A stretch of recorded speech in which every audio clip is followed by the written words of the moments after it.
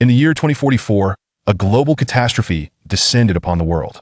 As hordes of the undead roamed freely, the protagonist, Han Shuo, was compelled to grasp his Tang sword and join the fray. Amidst the apocalypse, witness how Han Shuo perseveres step by step to survive. Chapter 1. The knock on the door at dawn. A ray of sunlight filtered through the gap in the curtains, casting its glow upon the ceiling as Han Shuo slowly opened his eyes. He stared blankly at the ceiling, his gaze somewhat dazed, likely a consequence of just awakening. His mind still clouded. After a brief moment of adjustment, he reached for his phone beside him to check the time. It was November 3rd, 2044. Not lingering in bed any longer, Han Shuo rose and donned his clothes. He entered the bathroom for a quick wash, then picked up a cup from the living room table to take a few sips of water. As per his usual morning routine, he picked up an unsharpened Tang sword, slipped on his shoes, and stepped out of his home. Perhaps due to the early hour, the community was still sparsely populated. With winter approaching, the morning air had a slight chill. Oh! He exhaled softly, warming his hands with his breath. As was his custom, Han Shuo prepared to commence his exercise regimen. His residence was adjacent to a verdant river, a place he frequented every morning. He began by jogging around the riverbank, gradually increasing his speed. After a few laps, he no longer felt cold. Coming to a halt, he carelessly tossed his jacket aside, revealing a thin, short-sleeved shirt beneath. Standing at a height of 1.75 meters, he was not particularly tall, and his physique could be described as slender. However, the muscles visible on his exposed arms betrayed a latent strength, a testament to years of rigorous training. Swish! He drew the Tang sword from its sheath. Unbeknownst to him, his gaze sharpened significantly. 1 stroke, 2 strokes, 3 strokes. Without further ado, he began his practice. The sword in Han Shuo's hands danced like a dragon, mesmerizing in its fluidity. Even those unfamiliar with martial arts could discern that he was a master swordsman. Having just turned 30, Han Shuo was aware of the saying that one should stand firm at 30, yet he did not subscribe to such beliefs. For today marked 5 months since he had last set foot outside his home. Half a year prior, his company had undergone layoffs. And as one of the most ordinary employees, Han Shuo had become a casualty of this decision. He had refrained from protesting. For him, money and work had never been paramount. After years of intermittent employment, he felt a sense of weariness. With few material desires, he resolved to take this opportunity to rest thoroughly. And thus, he had remained in seclusion until now. Gather, Han Shuo murmured to himself.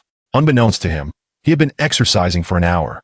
The Tang sword spun on the back of his hand, and with a gentle exertion, he flicked it into the air, not bothering to look up as he turned away. In that fleeting moment, the sword landed precisely in its sheath at his waist. Clap, clap, clap. Well done! A round of applause and cheers erupted from the riverbank, attracting the attention of passers-by, including several residents of the community. Since Han Shuo's arrival, such scenes had become a daily occurrence. Accustomed to the attention, he nodded slightly to the onlookers, draped his jacket over his shoulders, and made his way home. Upon returning, the clock struck 8 in the morning. After an intense workout, he was drenched in sweat. Han Shuo first took a shower, then retrieved a loaf of bread from the refrigerator to eat alone. After breakfast, he decided to check the balance in his bank account. Momo Yinhong, current account balance, 25,934 yuan. I'm over 20,000 left. I just paid the rent recently, so it should suffice for a while. Gazing at the balance, Han Shuo felt no urgency. For him, aside from daily sustenance and a bit of spending money for cigarettes, there were few expenses. This mundane existence continued for 2 days. However, on the 3rd day, an unfortunate turn of events unfolded. Han Shuo suddenly fell ill. It was November 6th, 2044. As usual, upon waking that morning, he felt dizzy and weak. Struggling to rise, he reached for a thermometer. Beep! 39.6 degrees. Goodness, I've got a fever. Han Shuo felt exasperated after years of regular exercise. He rarely fell ill. He hadn't anticipated such a fever today. Reluctantly, he attributed it to the seasonal transition. With no appetite, he returned to bed, hoping to sleep it off. His illness was quite severe this time. He lay there for 5 days, during which he did not venture outside, living in a daze, eating once a day to merely sustain his body. Most of his time was spent in slumber. Little did he know, during these 5 days of isolation, a cataclysmic event was rapidly engulfing the globe. On November 12th, 2044, knock, knock, knock. The sound of knocking jolted Han Shuo awake. After 5 days of rest, his fever had subsided significantly, yet he still felt somewhat weak. Who is it? Han Shuo pondered. Rarely did anyone knock on his door. He was accustomed to solitude and tranquility. Even a few decent friends seldom visited him. Knock. The knocking persisted. Reluctantly, Han Shuo rose from his bed, unsteadily making his way to the door. Knock, knock. The knocking showed no signs of stopping, lacking any discernible pattern. Han Shuo, too fatigued to inquire, approached the door. Just as he placed his hand on the doorknob and prepared to turn it, he heard a faint, labored breathing emanating from the other side. Along with the breathing, an unsettling odor wafted through the air. Strange? This momentary pause ignited a sense of unease within Han Shuo, prompting him to halt his actions. Knock! The sound rang out again. The fetid aroma sharpened his senses. Not rushing to open the door, Han Shuo moved the door's peephole cover aside to glimpse the visitor. The figure outside was hunched over, obscuring their face, dressed in filthy garments smeared with unknown stains, some red, some yellow. Through the disheveled hair, he discerned that it was a woman. A lunatic? Han Shuo concluded. He recalled that he did not recognize her attire, deciding against opening the door to avoid unnecessary trouble. He chose to wait in silence for her departure. After 2 minutes, the knocking diminished. Finally, she's gone. Han Shuo sighed, the incessant knocking having irked him. Dismissing the matter, he prepared to reposition the peephole cover and return to his room for rest. Unintentionally, his gaze flitted back to the peephole once more. That fleeting glance caused Han Shuo's pupils to dilate in shock, a wave of goosebumps cascading over him. Chapter 2. The undead. In that fleeting moment as the woman turned to leave, Han Shuo caught a glimpse of her profile. The skin on her face appeared to be peeling away, hanging limply over her crimson flesh, and her eyes were even more terrifying. The eyeball of her left eye dangled precariously. Yellowish liquid continuously oozed from the bloody cavity where her eye once was, creating an utterly repulsive sight. Han Shuo was uncertain what that liquid could possibly be, yet the stench wafting towards his nostrils became increasingly pungent. He hastily adjusted the barricade, leaning against the door. Thud! Thud! Thud! This sound did not emanate from the door. Instead, Han Shuo could distinctly hear the thumping of his own heart. The woman's visage incessantly surfaced in his mind, leaving him somewhat shaken. What on earth happened to that woman? Han Shuo found it hard to believe what he had just witnessed. It seemed as though the woman was oblivious to pain, moving like a soulless automaton, driven solely by instinct. Particularly unsettling was the crimson mark at the corner of her mouth. Han Shuo could assert with certainty it was blood. Unbeknownst to him, Han Shuo had been leaning against the door for a full 10 minutes. Perhaps the terror in his heart was gradually dissipating, or perhaps he sensed something amiss. Something feels off. Why is it so eerily quiet? Indeed, Han Shuo suddenly recalled. Since awakening, aside from the recent knocks, there had been an unsettling absence of sounds from the outside world. The silence was unnaturally profound. It's too quiet. There are no sounds of commotion from downstairs. Even the usual roar of cars on the adjacent road is conspicuously absent. As these thoughts raced through his mind, Han Shuo regained his composure and swiftly entered the room, retrieving his phone to check the time. It read, November 12th, 2044, 8 in the morning. Something is wrong. This was Han Shuo's immediate reaction, for he knew that this hour typically marked the peak of bustling activity. At 8 in the morning, the commuters were rushing to catch the subway, and the roads were teeming with vehicles. Even if his neighborhood were exceptionally tranquil, it should not be devoid of any sounds. Though he had been feverish and disoriented in recent days, it was not enough to deprive him of rational thought. Without hastening to investigate, he moved to the living room and drew back the curtains. Downstairs, his suspicions were confirmed. There was an utter lack of hurried passersby. Instead, he spotted a few scattered pedestrians, heads bowed, wandering aimlessly. These people are all abnormal. Han Shuo possessed sharp eyesight, discerning that the gait of these individuals mirrored that of the woman he had seen earlier. Their faces bore unmistakable signs of skin peeling, and in their eyes, the once black pupils had been replaced by murky yellow orbs. Zombies! The term flashed through Han Shuo's mind instantaneously. He had watched films of this genre before, and the appearance of these individuals fit the description perfectly. While Han Shuo was lost in thought, he noticed a man emerge from the entrance of the opposite building. The man appeared somewhat frantic, cautiously surveying his surroundings. This one is normal, Han Shuo discerned at a glance. When the man sensed no immediate danger, he dashed out, his target a luxurious car parked 50 meters away. Han Shuo observed intently. Before long, the man attracted no attention from the distant zombies. 40 meters, 30 meters, 20 meters, 10 meters. Just as he was about to reach the car, he remained oblivious to the figure lying motionless at the front of the vehicle. From Han Shuo's vantage point, it was visible, but for the man below, it was a blind spot. At that moment, the sound of the man's hurried footsteps caught the attention of the corpse on the ground. Han Shuo watched as the corpse slowly rose. Upon standing, it immediately spotted the man. The man gazed at the car within arm's reach, his face breaking into an expression of uncontainable joy. The instant he pressed the remote to unlock the door, the corpse lunged at him from the side, sinking its teeth into the man's shoulder. Ah! A scream escaped the man's lips. He had not anticipated that despite his cautiousness, he would still overlook the zombie lying on the ground. In a state of panic, the man shoved the zombie away and leapt into the car. Once, countless individuals advised him that in a harmonious and stable society, familiarity with bladed weapons served no purpose. They suggested that it would be far more prudent to invest his energies into achieving success in his career. However, what was once deemed inconsequential has now become the most vital means for Han Shuo's survival. After a flurry of activity, he finally sensed the fatigue weighing on him, although his fever had completely subsided. It was evident that his body still required sustenance to recuperate. A man is like iron, and food is like steel. Missing a meal leaves one feeling uneasy. Once his appetite returned, Han Shuo hastily retrieved a bag of bread from the refrigerator and began to eat. It had been several days since he had consumed anything substantial, and in a matter of moments, the last piece of bread was consumed. Gulp, gulp. He lifted his water cup and drained it in one go. Han Shuo felt significantly better. It seems that even if I ration the remaining bag of bread, it will last at most 2 days. Without clearing the trash from the table, Han Shuo lit a cigarette and leaned back in his chair, inhaling deeply. Though he typically maintained a tidy environment, given the current circumstances, he deemed it more beneficial to strategize his next steps rather than waste time cleaning. The tranquility of the neighborhood, combined with the number of infected, suggests that most people are likely hiding at home. Han Shuo's analysis proved accurate, for by nightfall, he discerned through the gaps in the curtains that only 4 or 5 lights illuminated the community. He refrained from turning on any lights, opting instead to pull aside a corner of the curtain, relying solely on the faint moonlight to illuminate the room. There was much he remained unaware of.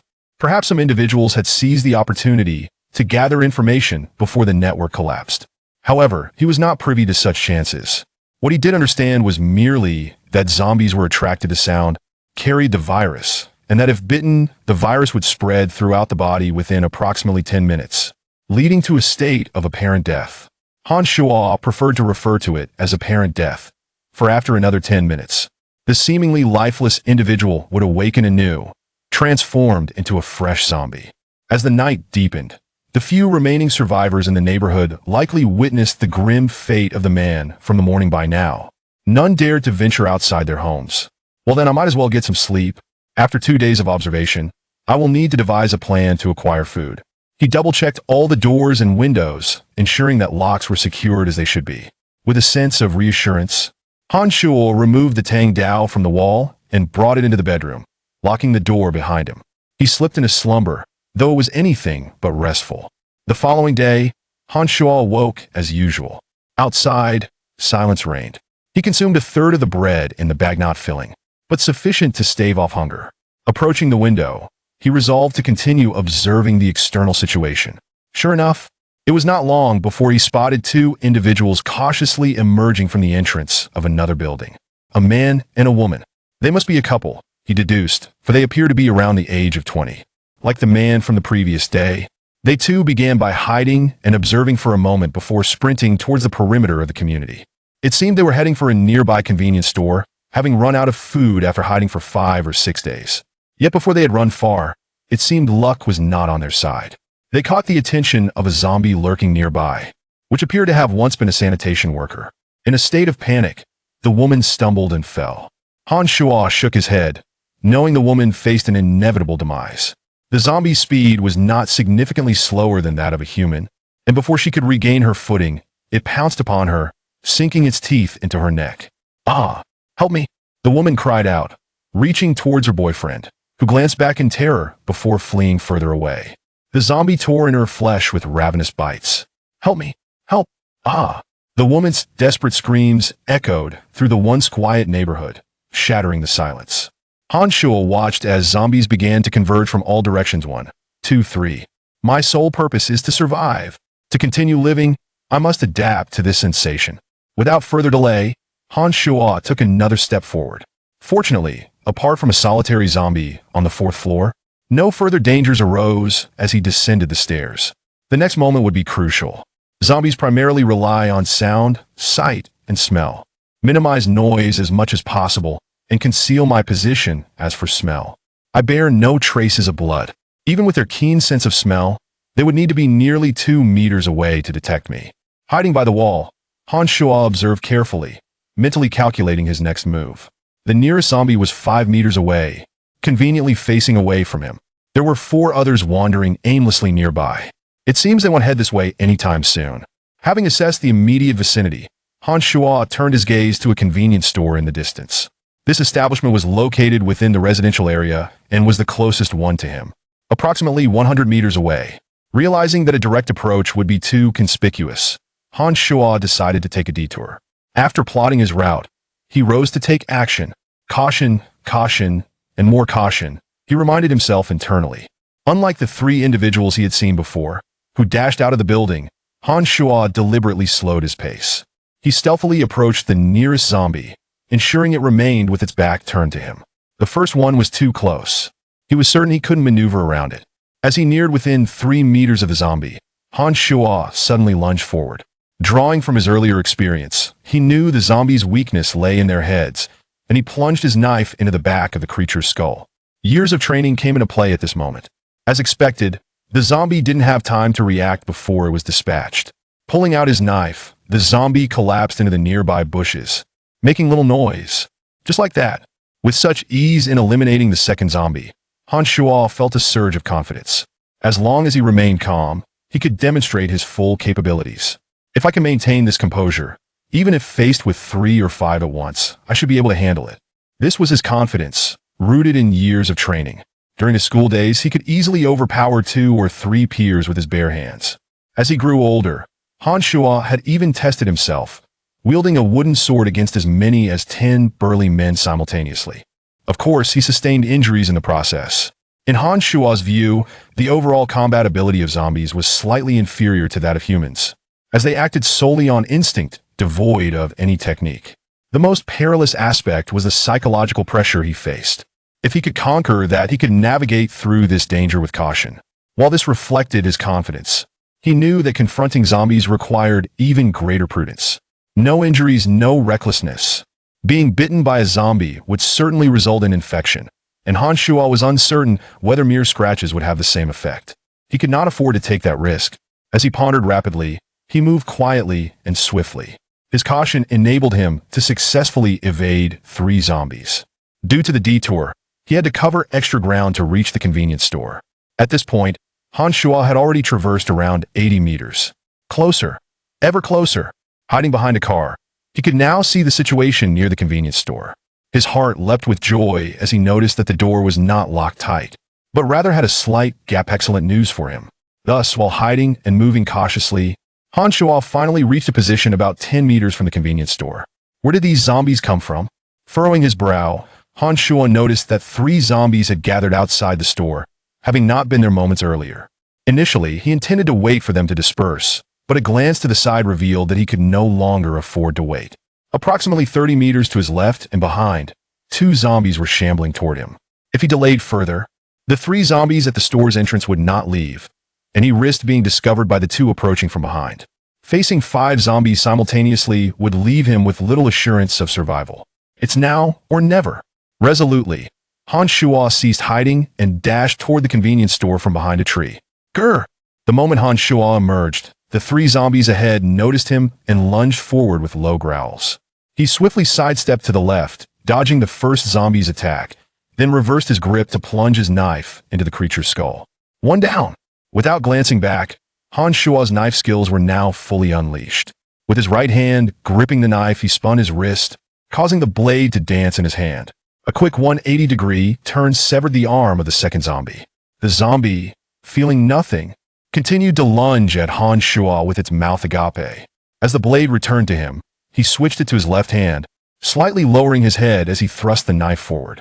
With impeccable timing and skill, he executed a downward strike, piercing through the zombie's jaw and out the top of its head. 2 down. Retrieving his knife and adjusting his stance, Han Shuo charged at the final zombie. In no time, the last of the creatures fell under his blade. The entire encounter 100 meters, 50 meters, 10 meters. This time, Han Shuo did not take a detour. He sprinted straight towards the corridor of his residence at an astonishing speed. Aside from swiftly severing the head of a zombie along the way, no other unforeseen events transpired. Han Shuo hurried upstairs, racing up to the 6th floor in one breath. He retrieved his keys, unlocked the door, stepped inside, closed the door, and secured it. A series of actions executed with remarkable speed. Han Shuo finally allowed himself to breathe easy. Safe at last. Leaning against the door, panting heavily, Han Shuo felt a wave of relief wash over him. The corners of his mouth curved upward slightly. Who would have thought? Who would have thought? Who would have imagined that I, Han, could adapt so swiftly in this apocalyptic world? This outing instilled profound confidence in Han Shuo. He was uncertain about the future, and even more so about how long he could endure. However, having cast aside the initial panic of slaying his first zombie, Han Shuo now felt a rush of exhilaration. He tossed the food he had brought back onto the sofa and first made his way to the bedroom to change into a clean set of clothes. The outfit he had been wearing was stained with yellowish grime. Han Shuo could not quite ascertain whether it was the blood of a zombie. Returning to the living room, he lit a cigarette and took a deep drag. Home truly is the best. Although the moments spent battling zombies were thrilling and invigorating, Han Shuo equally relished the comfort of being at home. With a cigarette perched between his lips, he emptied his backpack, meticulously sorting the food by type and expiration date. He had even procured 2 bottles of high-proof liquor from the convenience store. While he was not a habitual drinker, he found that alcohol helped him fall asleep quickly. The previous night had been far from restful for him. He casually opened a can of meat and began to eat. Oh my goodness, this is delicious.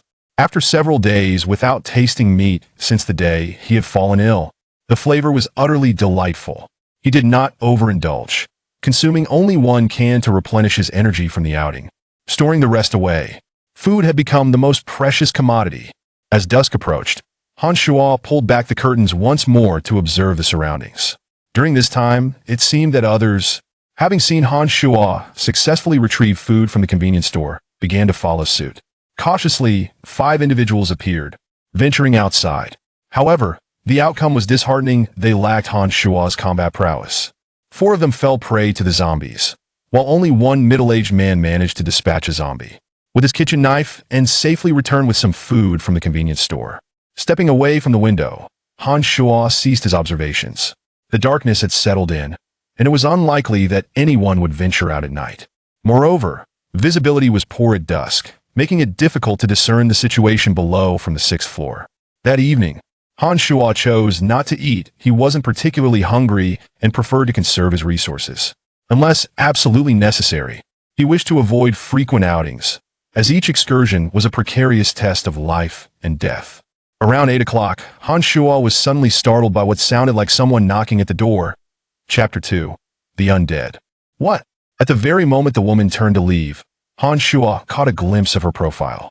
Her skin appeared to be peeling away, half hanging from the crimson flesh beneath, and her eyes were even more horrifying. The eyeball of her left eye had sagged down, and a yellowish liquid continuously oozed from the gaping wound. It was utterly repulsive. Han Shuo was uncertain of the nature of that liquid, and the stench at the tip of his nose seemed to grow more pronounced. He quickly adjusted the barricade, leaning against the door. Bang! Bang! Bang! This time, the sound did not originate from the door. Han Shuo could distinctly hear the pounding of his own heart. The visage of the woman kept reappearing in his mind. He was somewhat shaken. What on earth happened to that woman? Han Shuo found it hard to believe the events that had just transpired. It felt as though that woman was oblivious to pain, shambling about like a mere shell of her former self, driven solely by instinct. Particularly the crimson stains at the corners of her mouth was certain they were blood. Unbeknownst to him, Han Shuo had been leaning against the door for 10 minutes. Perhaps the terror in his heart had begun to subside. Or perhaps he sensed something amiss. Something is not right. Why is it so quiet? Indeed, it suddenly struck Han Shuo. Since he had awakened, aside from the earlier knocking, there had been no other sounds from outside. The silence was unnaturally eerie. Too quiet. There's no noise from downstairs. Not even a hint of the usual traffic sounds from the road beside. As these thoughts crossed his mind, Han Shuo regained his composure and hurried into the room to check the time on his phone. November 12th, 2044. 8 o'clock in the morning. Something has gone wrong. This was Han Shuo's first reaction, for he knew that this hour was typically when everyone was bustling about. 8 o'clock in the morning was the peak time for commuters rushing to catch the subway and drive to work. Even if his residential community were particularly tranquil, it should not be devoid of any sound. Though he had been feverish and disoriented these past few days, it was not to the extent that he would lose the ability to think altogether. Not rushing to venture outside, Han Shuo swiftly approached the living room and drew back the curtains. Below, just as he had suspected, there were no hurried passers-by. Instead, he observed a few scattered individuals, heads bowed, wandering aimlessly. These people are not normal. Han Shuo had excellent eyesight and could see clearly that these individuals moved in the same manner as the woman he had just seen. Their skin was noticeably peeling, and their eyes lacked the usual dark pupils, replaced instead by murky yellow dots. Zombies! The term flashed through Han Shuo's mind in an instant. He had seen films of this nature before, and these individuals fit the description perfectly. As he was lost in thought, he noticed a man burst out from the entrance of the opposite building. The man appeared somewhat frantic, cautiously surveying his surroundings. This is a normal person, Han Shuo surmised at a glance. Once he felt there was no danger, the man dashed out, aiming for a luxury vehicle parked 50 meters away. Han Shuo observed intently. Soon, the man seemed to have evaded the notice of the distant zombies. 40 meters, 30 meters, 20 meters, 10 meters. Just as he was about to reach the car, he failed to notice that a figure, seemingly lifeless, lay in front of it. This position was visible to Han Shuo, but constituted a blind spot for the man below. At that moment, the sound of the man's running footsteps caught the attention of the corpse on the ground. Han Shuo watched as the corpse slowly rose. The instant it stood, it spotted the man. The man, gazing at the car within arm's reach, could not hide the joy on his face. The moment he pressed the remote to unlock the car door, the corpse lunged at him from the side, sinking its teeth into his shoulder. Ah! A scream escaped the man's lips. He had not anticipated that despite his caution, he would still overlook the zombie lying on the ground. In a panic, the man shoved the zombie away and leaped into the car, locking the door and sealing the windows tightly, seeking refuge inside. As he pushed the zombie aside, Han Shuo noticed that the zombie had torn a chunk of flesh from the man's shoulder. The zombie, having been shoved away, once again crawled to the side of the car, banging against the window with fervor, as if the man before were a delectable feast. Han Shuo observed this scene from above with clarity. Soon, the man's scream attracted the attention of 5 more zombies nearby. Like the first, they emitted low growls, surrounding the car and relentlessly battering the windows. The man inside the car did not immediately attempt to drive away. Han Shuo first perceived the terror on the man's face, followed by his failure to tend to the wound on his shoulder, angrily pounding the steering wheel. Before long, after venting his frustrations for about half a minute, the man slumped against the backrest. At this point, he finally noticed Han Shuo watching from the window above. Their eyes met. Han Shuo felt as though the man let out a soft sigh at him, and from the man's gaze, he sensed a spectrum of emotions: fear, anger, resentment, regret, and finally, a trace of relief and tranquility. They held this gaze for about 10 minutes, until the man slowly closed his eyes, his head lolling against the car window. Han Shuo understood that the man had likely succumbed to death. Sigh, letting out a soft exhale, Han Shuo did not turn away, but continued to observe. He knew that, according to the pattern, the man would most likely transform into a zombie shortly. Han Shuo needed to ascertain the duration it took for this transformation to occur. Indeed, 10 minutes later, the lifeless body of the man began to convulse violently. The skin on his face appeared to sag significantly. Then, in an instant, his eyes snapped open again, now a murky yellow, fully assimilating with the zombies outside. At that moment, the 6 zombies outside seemed to lose interest, ceasing their frenzied assault and wandering off with their heads bowed, aimlessly. Han Shuo drew the curtains once more, his expression darkening as he sank into the sofa in the living room. This world has descended into chaos. At this moment, Han Shuo felt a sense of oppression in the man's dying gaze. He discerned the anger directed at him for not warning him about the zombie at the front of the car. Han Shuo was indifferent to such sentiments. For him, he had always been someone who shunned meddling in the affairs of others. Perhaps for the man, This was no trivial matter, merely a gesture of goodwill. But Han Shuo had far more on his mind. Just having awakened, he was entirely unaware of the situation at hand. He did not understand the nature of zombies, nor did he know if a mere warning from him could jeopardize his own safety. Han Shuo had never allowed the actions of others to influence his own well-being. Chapter 3. A deteriorating situation. Unbeknownst to him, the morning slipped away. Han Shuo remained seated on the sofa, ashtrays overflowing with cigarette butts, a testament to the countless cigarettes he had smoked in his contemplation. During this short span, he pondered many things. The cause of the calamity, whether it was natural or man-made, the number of survivors, whether the living outnumbered the undead, and the extent of the infection. Was it confined to his city, or was the situation mirrored globally? After much deliberation, his thoughts lingered most on the behavior of the zombies. Han Shuo felt fortunate that when the female zombie had knocked on his door, he had remained silent. Otherwise, it was highly likely he would have attracted her attention, or even that of more zombies. Now, aware that his food supply was dwindling after days of consumption, he surveyed his meager provisions. Aside from half a bucket of water, there were merely 2 bags of bread in the refrigerator. If zombies were to besiege his door, it would undoubtedly be the worst possible scenario. With this thought in mind, Han Shuo quickly rose from the sofa, cautiously making his way to the door once more. Peering through the peephole, he glanced outside. Thank goodness, there are no zombies outside. Han Shuo sighed in relief. The current situation was not entirely dire. He would need to venture out in search of food in 2 or 3 days. Residing on the 6th floor, he had only one exit route. He checked his phone, again still no signal. In the interim, he had attempted to log onto his computer, but as expected, the entire network system was inoperative. From these details, Han Shuo had already deduced, I must have intermittently slept for 5 days. It is implausible for the disaster to have occurred just within these 2 days. The entire network could not collapse in such a short span. It is highly probable that the calamity began on the very first day of my fever. As it turned out, regardless of how much the various service providers boasted about their reliability, when chaos ensued, the network system collapsed without any maintenance. In just 5 days, it could completely disintegrate. In the afternoon, Han Shuo meticulously organized what was available in his home. Aside from a small supply of food and water, he unearthed some everyday medications. His gaze then fell upon the Tang Dynasty hanging on the wall, a weapon he was most familiar with. Han Shuo felt no undue anxiety. Rather, for some reason, he experienced a vague thrill. Perhaps it was the monotonous routine of his life over the years that had become tiresome. Or perhaps it was the Tang Dynasty that offered him a greater sense of security. Han Shuo had practiced with the sword since childhood, calculating the years. He had been at it for over 20 years. Even he could not articulate the reason for his fondness. Once, countless individuals had advised him that in a harmonious and stable society, familiarity with bladed weapons served no purpose.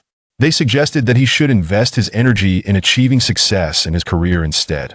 However, unexpectedly, what was once deemed insignificant has now become Han Shuo's most vital means of survival.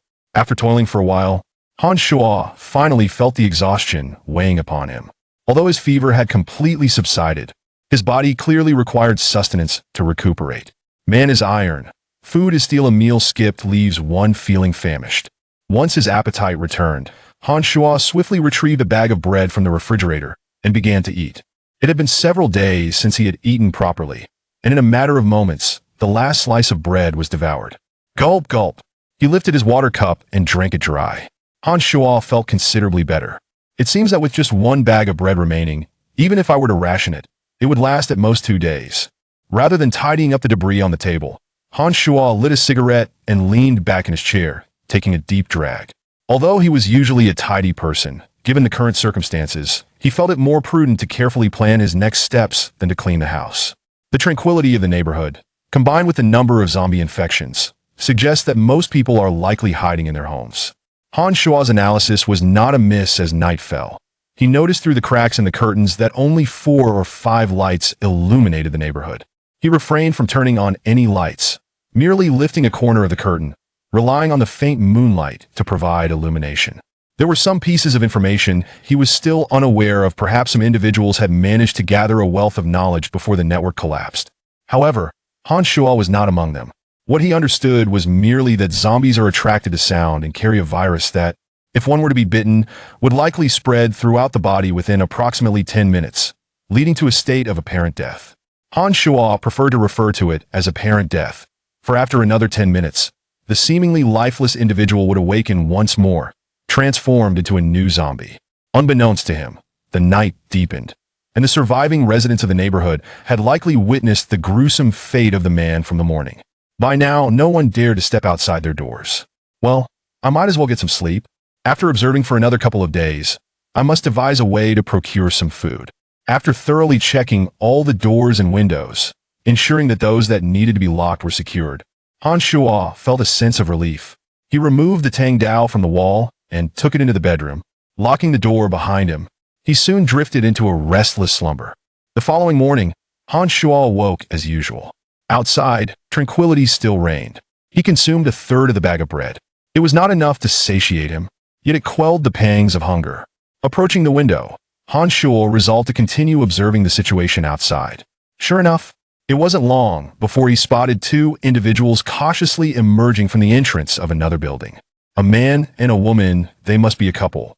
Han Shuo deduced they were not married, as they appeared to be around 20 years old. Similar to the man from yesterday, they initially hid and observed for a moment before darting towards the neighborhood's exit. Judging by their direction, they seemed to be heading to a nearby convenience store. After hiding at home for 5 or 6 days, they were out of food completely. Before long, whether by ill fortune or some other misfortune, they caught the attention of a nearby zombie. Based on its attire, it seemed to have once been a sanitation worker. In a panic, the woman stumbled and fell to the ground. Han Shuo shook his head, knowing she was doomed. The zombie's speed was not significantly slower than a human's, and before the woman could get back on her feet, it lunged at her from behind, sinking its teeth into her neck. "Ah, save me." The woman reached out towards her boyfriend, who glanced back in terror before fleeing. The zombie continued to tear at her flesh. "Help me! Help! Ah!" The woman's screams echoed throughout the once quiet neighborhood, shattering the silence. Han Shuo watched as zombies began to gather around. 1, 2, 3. In less than half a minute, more than 20 zombies appeared within his line of sight. Their numbers only continued to swell, with additional zombies pouring in from outside the neighborhood. Chapter 4. Venturing out. The scene sent chills down Han Shuo's spine as nearly 30 zombies quickly engulfed the woman. Her cries ceased altogether. Once the zombies had finished their gruesome meal, they resumed their aimless wandering, like soulless husks. "Damn, foolish woman," Han Shuo muttered under his breath. Initially, there had been only a handful of zombies in the neighborhood, but the woman's desperate cries had attracted many more from outside. These zombies remained in the neighborhood, showing no signs of leaving. It seems that by tomorrow at the latest, I must take action. According to his previous plans, with the Tang Dao in hand, he had some confidence. However, with the sudden influx of dozens of zombies, the difficulty of venturing outside had multiplied. At this rate, with each passing day bringing in more oblivious fools, attracting even more zombies, I fear I may starve to death at home. Time was of the essence. Han Shuo felt a sense of urgency, yet he forced himself to remain calm. Gazing down at the zombies below, he felt a tingle of fear, for he had unwittingly gathered nearly 10 zombies right outside his building. The streets outside were intermittently filled with zombies, yet none ventured out from the neighborhood. Han Shuo surmised that the pool of blood left by the woman had likely attracted them. As for her corpse, it had long since been consumed by the zombies, leaving no trace behind. I must act immediately. Han Shuo made a decisive choice. His food supply would only last him through tomorrow. Although one could survive for a short time on water alone, he did not wish to be rendered incapable of fighting due to hunger, as that would be no different from death. Resolutely, he consumed the remaining bread in his bag, leaving him with nothing. However, he needed his body to be in peak condition at this moment. If I can secure some food, there remains a glimmer of hope. If fortune turns against me and I perish outside, at least it will be swift. Death by starvation was the outcome Han Shuo could least bear to accept. As the last puff of his cigarette faded, Han Shuo retrieved another Tang Dao from his cupboard. This blade resembled the one he had practiced with, but this particular one was sharpened and had been kept at home as a collectible. He then strapped on the largest backpack available, intended for carrying food. He was now prepared. Gently, he caressed the Tang Dao in his hand. "Old friend, it's time to rely on you." With that, he opened the door and cautiously stepped outside. At that moment, No zombies awaited him beyond the door. He had already surveyed the area through the peephole. Quietly closing the door behind him, he avoided making any loud noises. Sixth floor. If only I had known, I would have rented a lower floor. As soon as he stepped out, Han Shuo felt a wave of anxiety. Descending from the sixth floor would not be easy. He refused to take the elevator. Although the lights were still on, indicating it was functioning, he did not wish to become trapped inside with a zombie upon exiting. Stairs it is. He surveyed his surroundings. The sixth floor seemed relatively safe, with no signs of zombies. The layout consisted of 2 units per floor, and he had no way of knowing whether anyone occupied the other unit at this moment. At least the door was firmly locked, sparing him the concern of a zombie bursting forth unexpectedly. Slowly, he descended from the 6th to the 5th, then to the 4th floor, moving cautiously to avoid making any noise. The atmosphere remained subdued, with no sign of zombies. With each floor he descended, he closed the stairwell door behind him first, to prevent any zombies from spilling out, and second, to ensure a safer return. I hope these creatures cannot open doors. Continuing his stealthy descent, he suddenly focused intently as he reached the 4th floor there. At the corner between the 4th and 3rd floors lay a pool of blood. He leaned sideways, peering through the gap in the stairwell. Indeed, just below him, on the next floor down, lay a lifeless body. His heart raced, but he remained composed enough not to panic. Han Shuo could not ascertain whether the corpse would rise again. As he continued down the stairs, he slowly drew the Tang Dao from his waist. 1 step, 2 steps. His blade was now aimed at the corpse. Just 1 more step, and he could pass by and proceed with his journey. Suddenly, he noticed the corpse's nose twitching slightly, as if it were sniffing something. No longer hesitating, he plunged the Tang Dao into the creature's skull. The moment he did, the corpse's eyes snapped open. Phew, that was close. This one has indeed turned into a zombie. Seeing the zombie fall completely still, Han Shuo exhaled a sigh of relief. However, his expression quickly changed as he fought to suppress the nausea rising within him. I killed someone? Though Han Shuo understood that zombies no longer belonged to the realm of humanity, the first time he had thrust a blade into a skull stirred significant emotions within him. Even in the confines of his room, he had mentally prepared himself countless times. Yet the reality unfolding before him was still unsettling. Even his grip on the knife trembled slightly. Ultimately, no matter how composed I may appear, I am still just an ordinary person. Quickly withdrawing the Tang Dao, Han Shuo stepped over the zombie and made his way to the 3rd floor. Leaning against the wall, he took a moment to steady himself, allowing his heart to calm. His grip on the Tang Dao steadied, and his gaze grew resolute. That my sole objective is to survive. To continue living, I must adapt to this sensation. No longer wasting time, Han Shuo took another step forward. Fortunately, apart from a solitary zombie on the 4th floor, no further dangers arose until Han Shuo reached the ground floor. Next came the most critical moment. Zombies primarily rely on sound, sight, and smell. Minimize noise as much as possible, and conceal my presence as for smell. I bear no traces of blood, even if a zombie possesses an acute sense of smell. It would need to be nearly 2 meters away to detect me. Hiding by the wall, Han Shuo observed while quickly calculating in his mind. The nearest zombie was 5 meters away, conveniently turned away from him. 4 more wandered aimlessly nearby. Judging by their trajectory, they are unlikely to approach here anytime soon. Having assessed the immediate vicinity, Han Shuo shifted his gaze toward a convenience store in the distance. This store was located within his residential complex, the closest one to him at present. The straight-line distance was roughly 100 meters, realizing that a direct approach would be too conspicuous. Han Shuo resolved to take a detour. With his route planned, he rose to action. Be cautious, be very cautious. He silently urged himself. Unlike the 3 individuals he had previously encountered, who sprinted out of the building, Han Shuo deliberately slowed his pace. Stealthily, he approached the nearest zombie, ensuring its back remained turned to him. The first one was too close. He was certain he could not bypass it. When he reached within 3 meters of the zombie, Han Shuo lunged forward. Drawing upon his initial experience, he knew that the zombie's weakness lay in its head, and he plunged his knife into the back of its skull. The skills honed over 2 decades manifested in full force at that moment. Chapter 5: The Convenience Store. As anticipated, the zombie had not even turned its head before being dispatched. Withdrawing the knife, the zombie fell forward into the nearby bushes, making little noise. Just like that, Having so easily dealt with the second zombie, Han Shuo felt a surge of confidence. As long as he remained composed, he could unleash his true capabilities. If I can maintain this composure, even facing 3 to 5 at once should be manageable. This was his confidence. Born from years of training during his school days, he could easily take down 2 or 3 peers with his bare hands. In later years, Han Shuo had tested himself, holding a wooden sword, and his record was to fend off 10 robust men simultaneously. Of course, injuries were inevitable. In Han Shuo's eyes, the overall combat ability of zombies was slightly inferior to that of humans, as they acted solely on instinct, devoid of any technique. The most perilous aspect was the pressure within his own mind. If he could overcome that, he could navigate the situation with caution.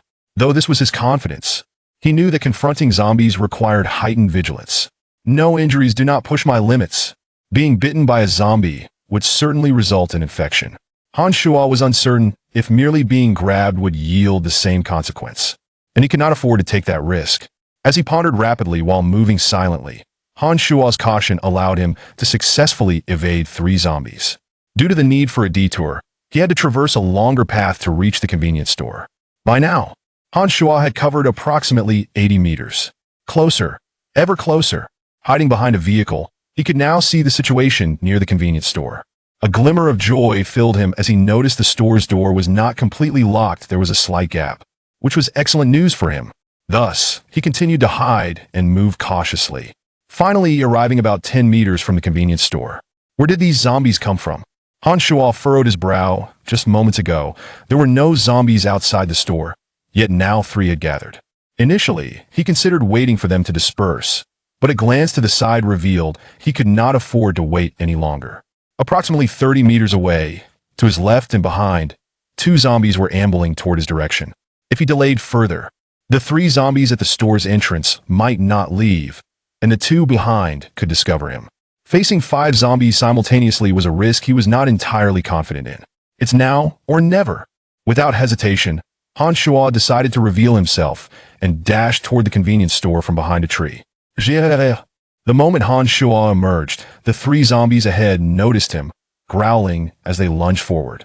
Han Shuo swiftly sidestepped to the left, evading the first zombie's attack, then retaliated by thrusting his dagger into the creature's skull. 1 down. Not glancing back, Han Shuo's knife skills came to the forefront. With his right hand gripping the knife, he executed a swift wrist rotation, causing the dagger to dance in his grasp. Performing a 180-degree turn, he severed the second zombie's arm. The zombie remained oblivious, mouth agape, lunging at Han Shuo. As he pivoted back, Han Shuo switched the dagger to his left hand, lowered his head, and thrust upward. By sheer coincidence, his exceptional technique, combined with precise calculations, enabled him to stab from the zombie's jaw up through to its skull. 2 down. Sheathing his knife and positioning himself, Han Shuo charged at the final zombie. Before long, the last creature succumbed to his blade. The entire engagement with the 3 zombies lasted less than 10 seconds. Just as the battle concluded in front of the convenience store, the distant zombies were drawn to the commotion, converging toward the sound. Han Shuo cast a glance back, but paid no heed, hastening into the store and securing the door tightly behind him. Unbeknownst to Han Shuo, a pair of eyes from an adjacent building peered through a curtain's gap, intently observing him. From the moment he exited the hallway until he entered the convenience store, the entire sequence was meticulously monitored by the unseen observer. Phew, momentarily safe. Feeling significantly relieved, Han Shuo entered the store and conducted a quick check. Finding no other zombies within, they probably fled in their vehicle as soon as the zombies appeared. Han Shuo had a good rapport with the store owner, who usually parked his car right in front of the convenience store. Since it was absent today, he presumed they had already departed, secretly hoping they had managed to escape safely. Without lingering, Han Shuo hurriedly stuffed food from the shelves into his backpack.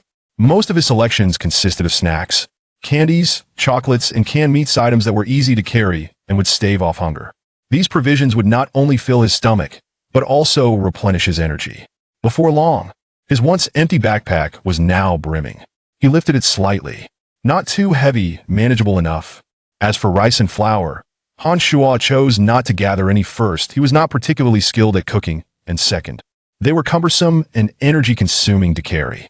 Ultimately, he slung the backpack over his shoulders and grabbed a box of instant noodles. The weight of the noodles was negligible, ensuring it would not overly hinder his return journey. As he prepared to leave, Han Shuo noticed a bundle of rope beneath the shelf.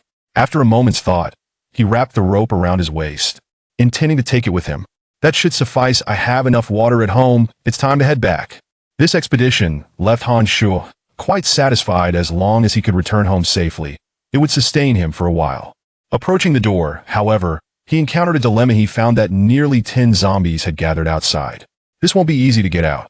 Seeing the zombies outside did not throw Han Shuo into a panic. Over the course of his descent, he had dispatched 5 zombies, and his mindset was far more composed than when he first emerged. I need to devise a plan to lure them away.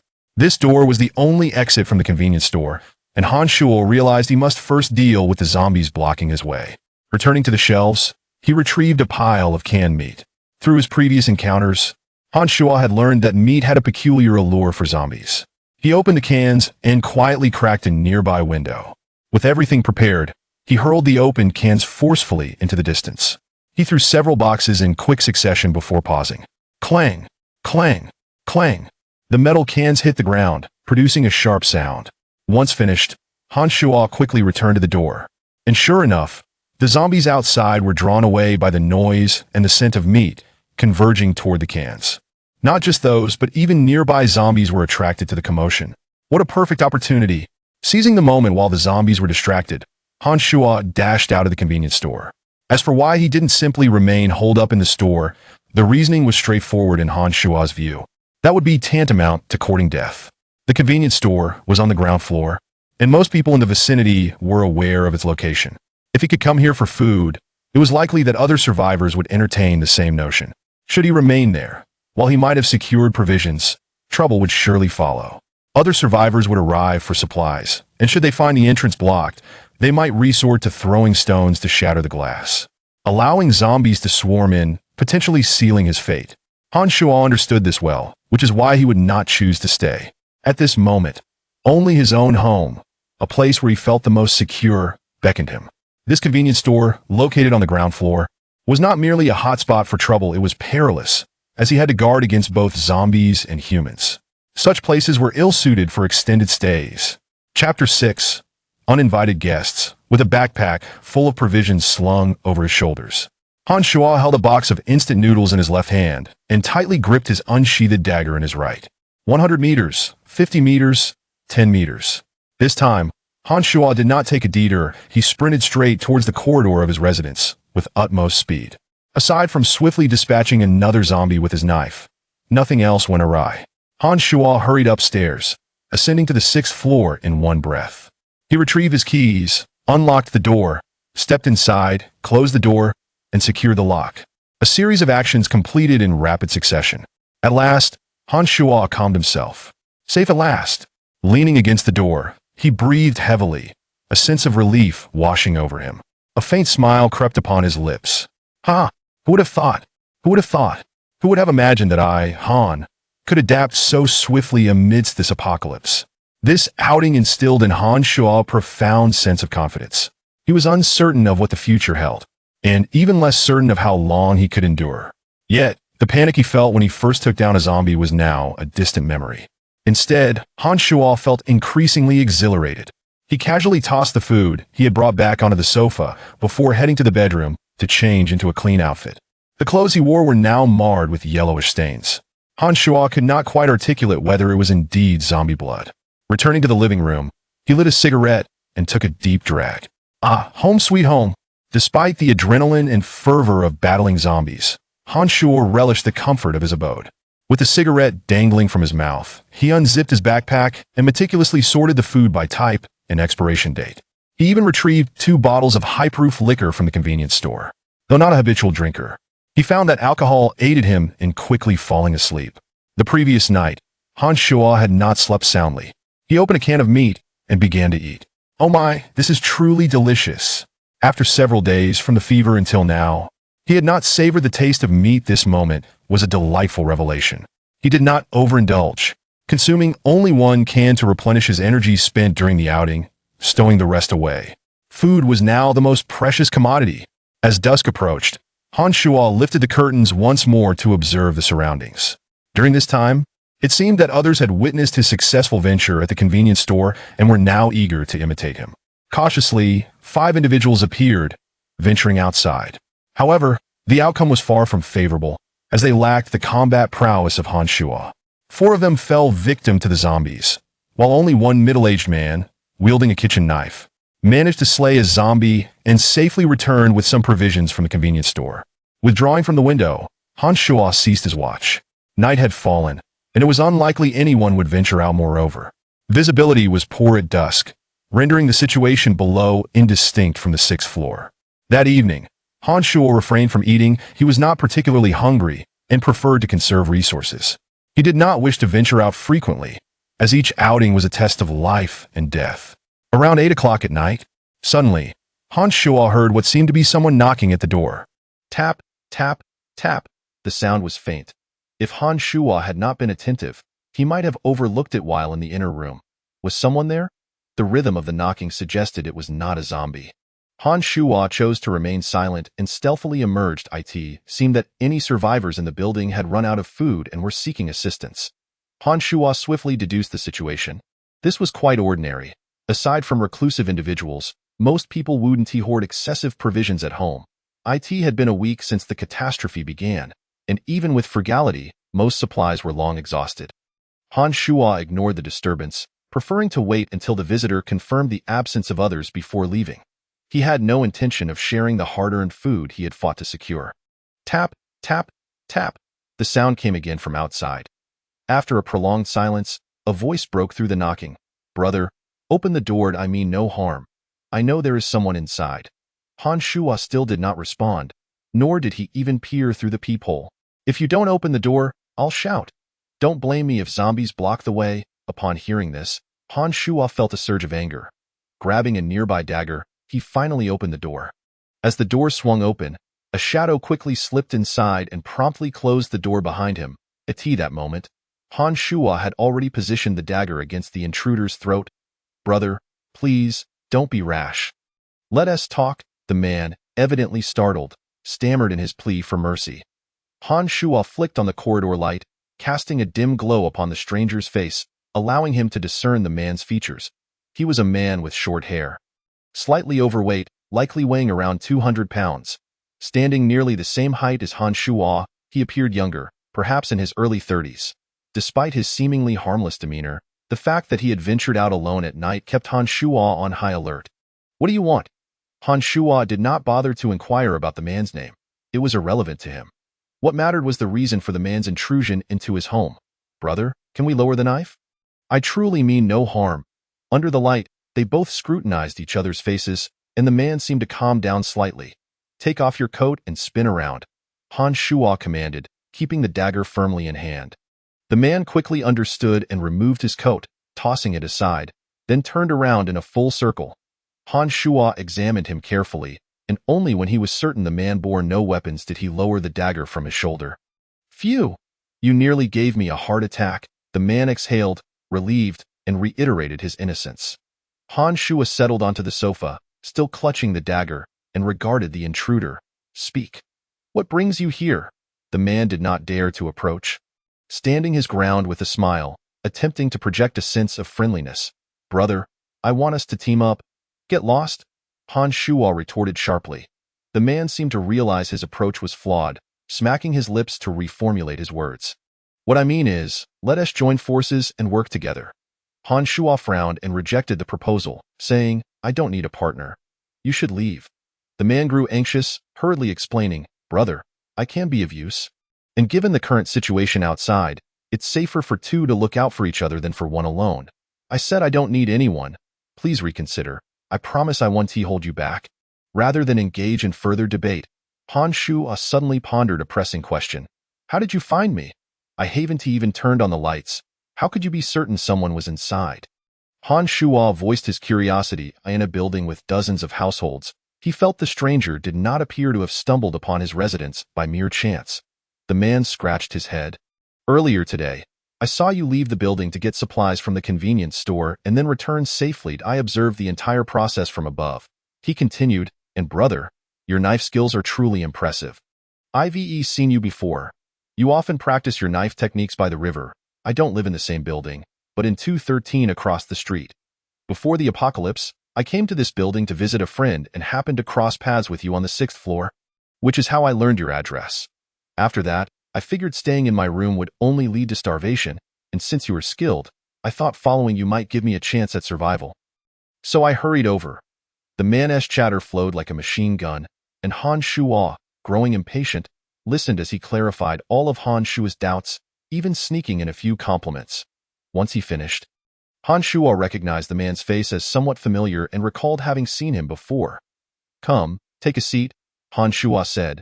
Despite not considering himself a virtuous individual, he was certainly not a cold-blooded killer. The man presented no threat, and traversing through zombies to reach this place indicated a degree of capability. Most importantly, Han Shuo had long desired to inquire about what had transpired during his feverish state that led to the current situation.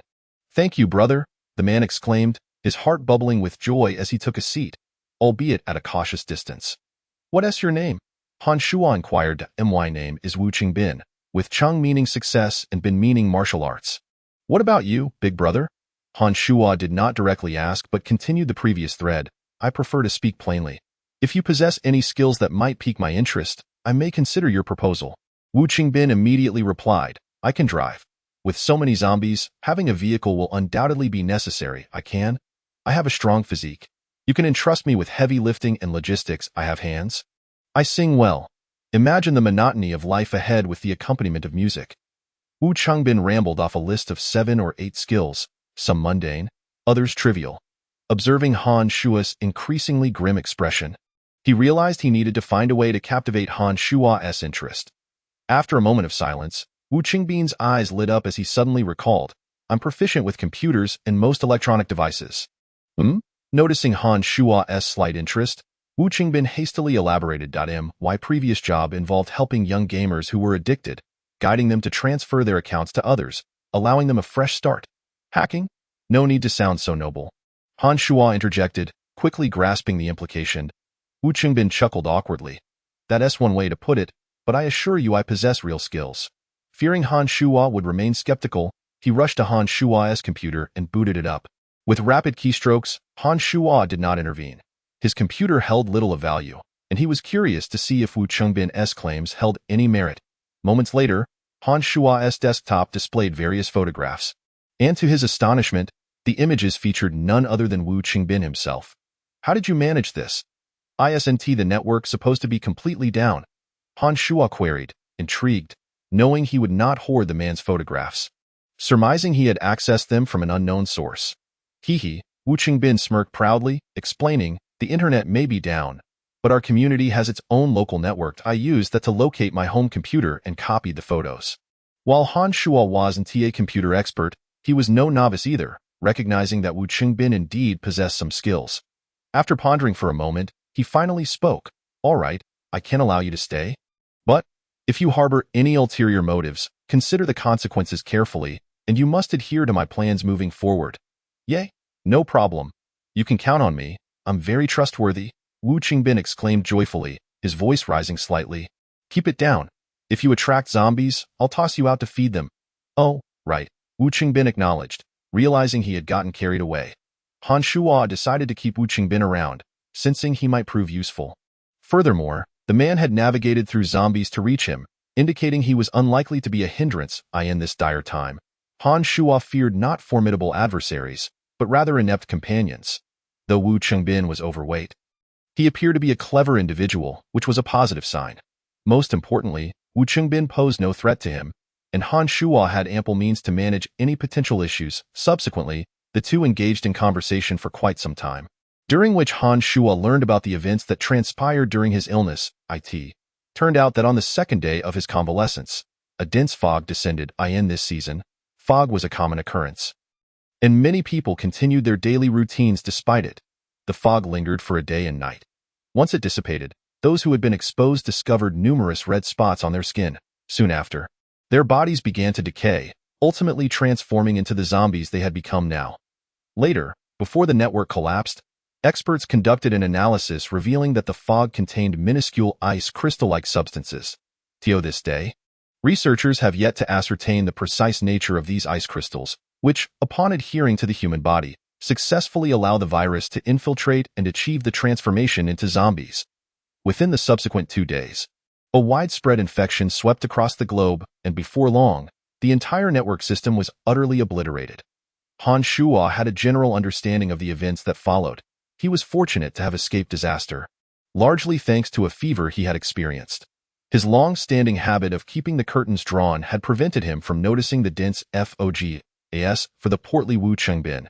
His immunity to infection could be attributed to his reclusive nature.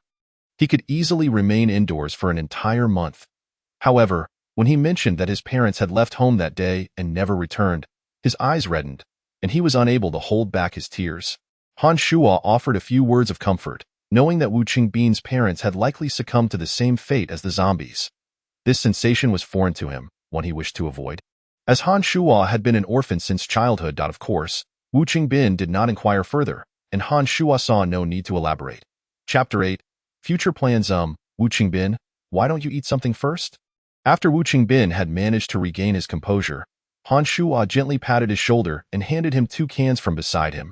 Thank you, big brother. You can just call me Fatty from now on. Wu Qingbin wiped his tears and forced a smile. Without hesitation, he opened one of the cans and began to eat ravenously. Han Shuo turned towards the window, lifting a corner of the curtain to gaze at the inky night sky. Reflecting on the situation, alas, the apocalypse has descended, and each person bears their own burdens. From Wu Qingbin's explanation, coupled with the timeline of the zombie outbreak, Han Shuo understood that only a small fraction of humanity remained alive. The nature of viruses is such that they spread exponentially. One infects 10, and 10 infect 100. Moreover, this particularly aggressive virus ensured that, even for those fortunate enough to have avoided the fog initially, the majority would eventually succumb to the onslaught of the undead. Humanity had long been accustomed to comfort, and this sudden catastrophe left everyone reeling. Big brother, I'm done eating, Fatty called out to Han Shuo. Han Shuo glanced back to see that Fatty had consumed only 1 can, placing the other back down. Without uttering a word, Han Shuo nodded in acknowledgement. Checking the time on his phone, he realized it had quietly turned 11 o'clock at night. All right, let us call it a night. You should head to the secondary bedroom and secure your door. Upon hearing Han Shuo's instructions, Fatty did not head straight to his room. Instead, he placed all the food Han Shuo had retrieved that day into Han Shuo's bedroom before returning to his own quarters. Quite clever and astute, Han Shuo mused to himself, appreciating Fatty's initiative. Working alongside an intelligent partner certainly spared him considerable trouble. Though they had only recently become acquainted, Han Shuo was naturally cautious. While he had agreed to let Fatty stay, he was not yet ready to place complete trust in him.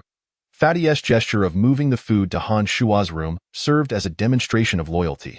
Not wishing to dwell on it, Han Shuo returned to his bedroom with the dagger in hand. In the following days, the two did not venture outside again. The food Han Shuo had brought back was sufficient to sustain him for more than half a month. Although Fatty's arrival had not been part of Han Shuo's original plan, the additional food supply would still last the two of them at least a week. Han Shuo did not skimp on Fatty's share. To prepare for any unforeseen circumstances, he maintained his physical condition. They ate 2 meals a day, with Fatty consuming the same amount as Han Shuo. Clearly, Fatty's appetite exceeded this, yet he voiced no complaints. In this apocalypse, having any food at all was a blessing. During this time, Fatty exhibited no suspicious behavior, which gradually eased Han Shuo's concerns. The only thing that troubled Han Shuo was the increasing number of zombies downstairs, indicating that the survivors in the community were dwindling. With only 2 days' worth of food remaining, Han Shuo resolved to take action once more. Fatty, come on, it's time for breakfast. In the early morning, Han Shuo roused Fatty, who emerged from his room, bleary-eyed and bare-chested. After several days of cohabitation, their relationship had relaxed considerably, settling into the realm of amicable friends. Wow, big brother, why is breakfast so lavish today? The table was adorned with several bags of compressed biscuits, 2 servings of instant noodles soaked in hot water, and the last 2 cans of meat. Fatty approached the table, saliva pooling at the corners of his mouth. After this meal, we'll only have a few biscuits left, right? Are you planning to take action again? With that, they both began to feast heartily. Actually, it was about time to take action. Dio, you know why I haven't gone out until now. What other reason could there be? We still have enough food, and it's definitely safer inside than out there. Fatty replied without turning back. That is partly true, but the most crucial aspect is that I have been waiting. Fatty furrowed his brow in confusion. Waiting for what? Han Shuo bit into a biscuit, washing it down with the noodle broth, and then smiled as he spoke. Primarily, I'm waiting to see if the zombies will disappear or if the military will come to handle the situation. Big brother, the chances of that happening are slim, aren't they? Yes, I'm well aware of that. Han Shuo continued, from the emergence of the zombies until now, it has been half a month, hasn't it? Fatty glanced at his phone to check the date. Indeed, it's been 17 days, counting today. This indicates two possibilities. First, the military is too preoccupied with their own issues to devote energy to rescuing others. And the second possibility? Han Shuo chuckled softly. This scenario is even more troublesome. The situation has spiraled completely out of control, and the military has succumbed. What? That can't be. They have firearms and various weapons. I don't feel that the current zombies are entirely unbeatable. While Fatty was intelligent, sometimes his thoughts lack the comprehensive depth of Han Shuo's reasoning. What if the zombies have infiltrated from within? Han Shuo's suggestion instantly struck a chord with Fatty. Are you suggesting that the military personnel themselves have also been infected? That shouldn't be possible, right? Such a well-sealed environment should be able to deal with a few zombies if they appeared. Before long, Han Shuo had finished his meal, wiping his mouth with his hand as he continued, I wouldn't know. But based on my analysis, if the military were secure, they would have deployed heavy weaponry by now, even if it meant annihilating several cities.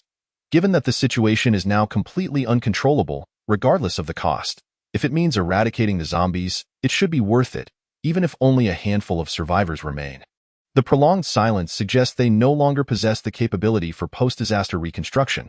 Han Shuo's words left Fatty astonished. He had not anticipated that Han Shuo would possess such a thorough understanding. The more he pondered, the more he found Han Shuo's reasoning compelling, causing him to shudder involuntarily. Noticing Fatty's state, Han Shuo spoke up. Never mind, let us not dwell on these matters. They are of little relevance to us. Instead, let us focus on how we can survive a few more days. Fatty snapped back to reality. Right, who cares? If the sky falls, there will be someone taller to hold it up if that taller person can't hold it. We'll just have to rely on ourselves. After breakfast, Han Shuo began to pack his belongings.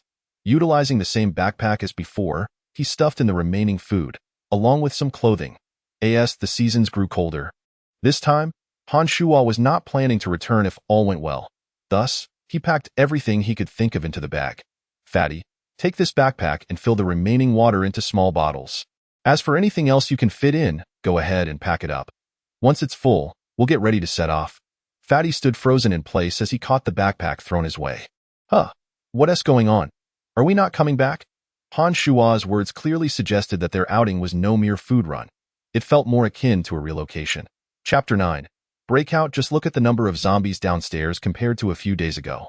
It has doubled. If we stay here any longer, we'll be completely trapped when they flood into the building. As Han Shuo spoke, he continued to pack his belongings without turning around. The convenience store we visited last time has probably been cleaned out by now. Given the current situation, even if we go back, we could easily get trapped inside. The first floor is certainly not as secure as the sixth. The zombies could breach at any moment. Fatty did not argue. He was well aware of these realities. Since Han Shuo had made a decision, he could only follow silently. Fatty understood that if they continued to hide here, they would likely starve to death. By escaping with Han Shuo, who possessed exceptional knife skills, there might still be a glimmer of hope. All right, I'll gather my things before long. The two were ready. Fatty approached. Han Shuo stood by the window, beckoning to Fatty. Coming, lifting the curtain, Han Shuo pointed to the urban population density has led to an increasing number of zombies. If the two of them could successfully escape to the outskirts, they would find themselves in much greater safety. In sparsely populated areas, the presence of zombies would naturally diminish. However, the fastest route from here to the suburbs would still require approximately 2 hours of driving, not accounting for any unforeseen circumstances that might arise along the way. Han Shuo could not afford to dwell on such thoughts. He would have to adapt to the situation as it unfolded. The two descended the stairs quietly, Han Shuo wielding a Tang knife while the stout man clutched a steel pipe. This steel pipe was the most practical weapon Han Shuo could find at home. Having been removed from the shower in the bathroom, although hollow, it was still quite sturdy. In contrast, his previously unsharpened Tang knife, due to the nature of its material, was only suitable for practice. It would likely break after just a few strikes against something solid. Comparatively, the steel pipe proved more reliable. As they descended from the 6th to the 5th floor, Han Shuo caught a whiff of a familiar, putrid odor and signaled to the stout man to proceed cautiously. They continued down 2 more floors without encountering any danger, and Han Shuo began to feel that perhaps he was being overly sensitive. It wasn't until they reached the 3rd floor that they found no zombies, save for the one he had previously dealt with. Just as they were about to return to the 1st floor, Han Shuo felt a surge of joy. However, he failed to notice that on the 4th floor, the previously closed stairway door had been left ajar, and the foul odor emanated from within. Behind that door lurked 1, 2, 3, 4. A total of 4 zombies lay in wait as Han Shuo passed by. The zombies caught the scent of flesh, and one of them slowly pushed open the stairway door to the 4th floor. At that moment, Han Shuo remained focused on his descent, his attention firmly fixed below. They had now reached the 2nd floor, and through the gap in the stairs, they could see the light of the exit. Han Shuo sidled around a corner to conceal himself, while the stout man quietly followed. From this vantage point, Han Shuo could discern the situation outside and counted 5 zombies. There was no choice. These zombies remained stationary, and if they ventured out, a confrontation was inevitable. Han Shuo knew he had to eliminate these 5 zombies. He signaled to the stout man behind him, preparing to take action. The stout man nodded in understanding, though he trembled slightly, gripping the steel pipe tightly. Just as Han Shuo was about to charge out, a loud crash erupted from behind. The stout man turned around, his eyes wide with shock. Behind them, the stout man exclaimed, and without needing further prompting, Han Shuo had already turned to assess the situation. The source of the noise was a zombie that had fallen through the gap in the stairs from above, and following it were 3 more. These 4 zombies had trailed down from the 4th floor. The sudden appearance of the zombies from behind took Han Shuo by surprise, and the noise drew the attention of the 5 zombies at the entrance, who turned to see the 2 of them. The zombies seemed to view them as a grand feast, and they were poised to rush into the building.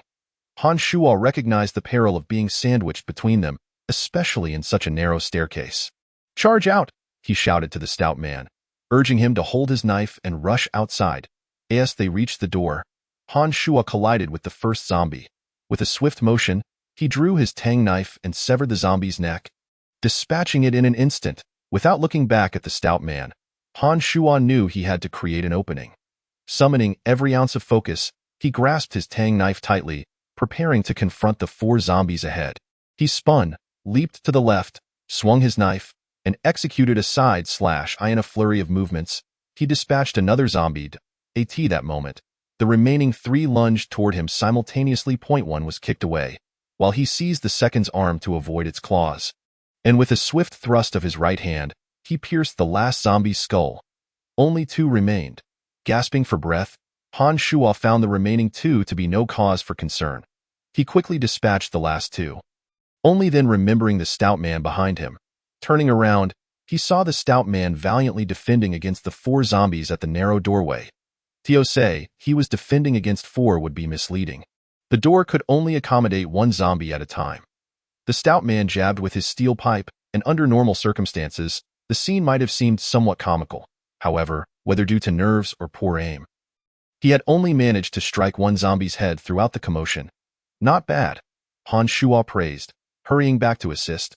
With a flurry of movements, he dispatched the 3 zombies behind them. "Let us go." Their commotion had already attracted the attention of zombies in the distance, and dozens of them began to converge on the 2. The crisis was far from over. They hastened toward the direction of the car. Fortunately, the vehicle was not far, and after crossing a patch of grass, Han Shuo reached the car. He reached for the driver's side door, and indeed, it was unlocked. Prepared for this moment, as he opened the door, he drove his knife into the head of a male zombie. Pulling the corpse from the vehicle, he also seized the car remote from its waist. Thus far, since the onset of the apocalypse, Han Shuo had eliminated a total of 15 zombies, wielding only his Tang knife. Chapter 10. Departure. At this point, the stout man had also arrived. "Get in." The 2 had already agreed upon their plan. Han Shuo quickly climbed into the car, moving to the passenger seat, while the stout man successfully entered as well. "Shut the door." The stout man, evidently familiar with cars, wasted no time and swiftly pressed a button below. Vroom vroom vroom. The engine roared to life, and the car successfully started. Han Shuo glanced around. This vehicle featured a one-button ignition, and had he been the one to drive, he might have taken some time to locate the start button. Soon, the car was in motion. The stout man quickly reversed, sharply turning the steering wheel to shift into drive. With a whoosh, the car sped forward, the nearby zombies trailing closely behind, unable to keep pace with the four wheels. Forced to inhale the exhaust fumes. Ha ha ha, you can't catch me, can't catch me. The stout man's mood was evidently buoyant, and he displayed considerable bravado. After breaking free from the zombie encirclement, he laughed heartily, tauntingly mumbling to himself. Han Shuo shook his head, feeling a sense of relief wash over him, his lips curling into a subtle smile. This journey had not been easy for either of them. Together, they had faced a total of 9 zombies. It was known that even one zombie could claim the lives of many, and while Han Shuo was a formidable force, they had both fought fiercely. Though you know the way, stout man? Piece of cake. Don't let my homebody appearance fool you. I've grown up here. The stout man chose the northern exit, as the community had 2 exits. The southern gate led to a main road, while the northern gate opened onto a smaller street. This lesser road was adjacent to the river, a place Han Shuo frequently visited for exercise. Compared to the main road, it was certainly less bustling, resulting in fewer zombies. As they neared the community exit, Han Shuo could already see the street ahead. Without needing any prompting from Han Shuo, the stout man rammed the car through the community's gate. Awesome. Once they had fully exited the community, the stout man shouted with glee. Drive along the road by the river to the west. Han Shuo surveyed their surroundings. Although the eastern route was closer to the outskirts, it was swarming with zombies, particularly around a distant intersection where several cars had piled up. Blocking the path ahead, we must go. The stout man disregarded traffic rules, steering in the direction Han Shuo indicated. He weaved in and out of lanes, sometimes crossing the line and occasionally driving against traffic, all the while evading the zombies drawn to the noise. Ha ha ha, I've always wanted to drive recklessly like this. It's exhilarating. Observing the stout man's exuberance, Han Shuo joined in the revelry, shouting out the window. Despite maintaining his composure these past few days, the tension he had felt was known only to him. After releasing some pent-up energy, Han Shuo retrieved a cigarette and lit it. Give me one. The stout man's craving for nicotine surfaced. Han Shuo casually offered his cigarette to the stout man, then lit another for himself. The stout man did not mind, taking a deep drag and exhaling a cloud of smoke.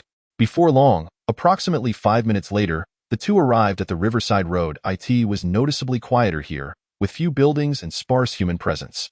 A zombie could be spotted every few dozen meters. The stout man deftly maneuvered the steering wheel to avoid any zombies that might stray into the path of the car.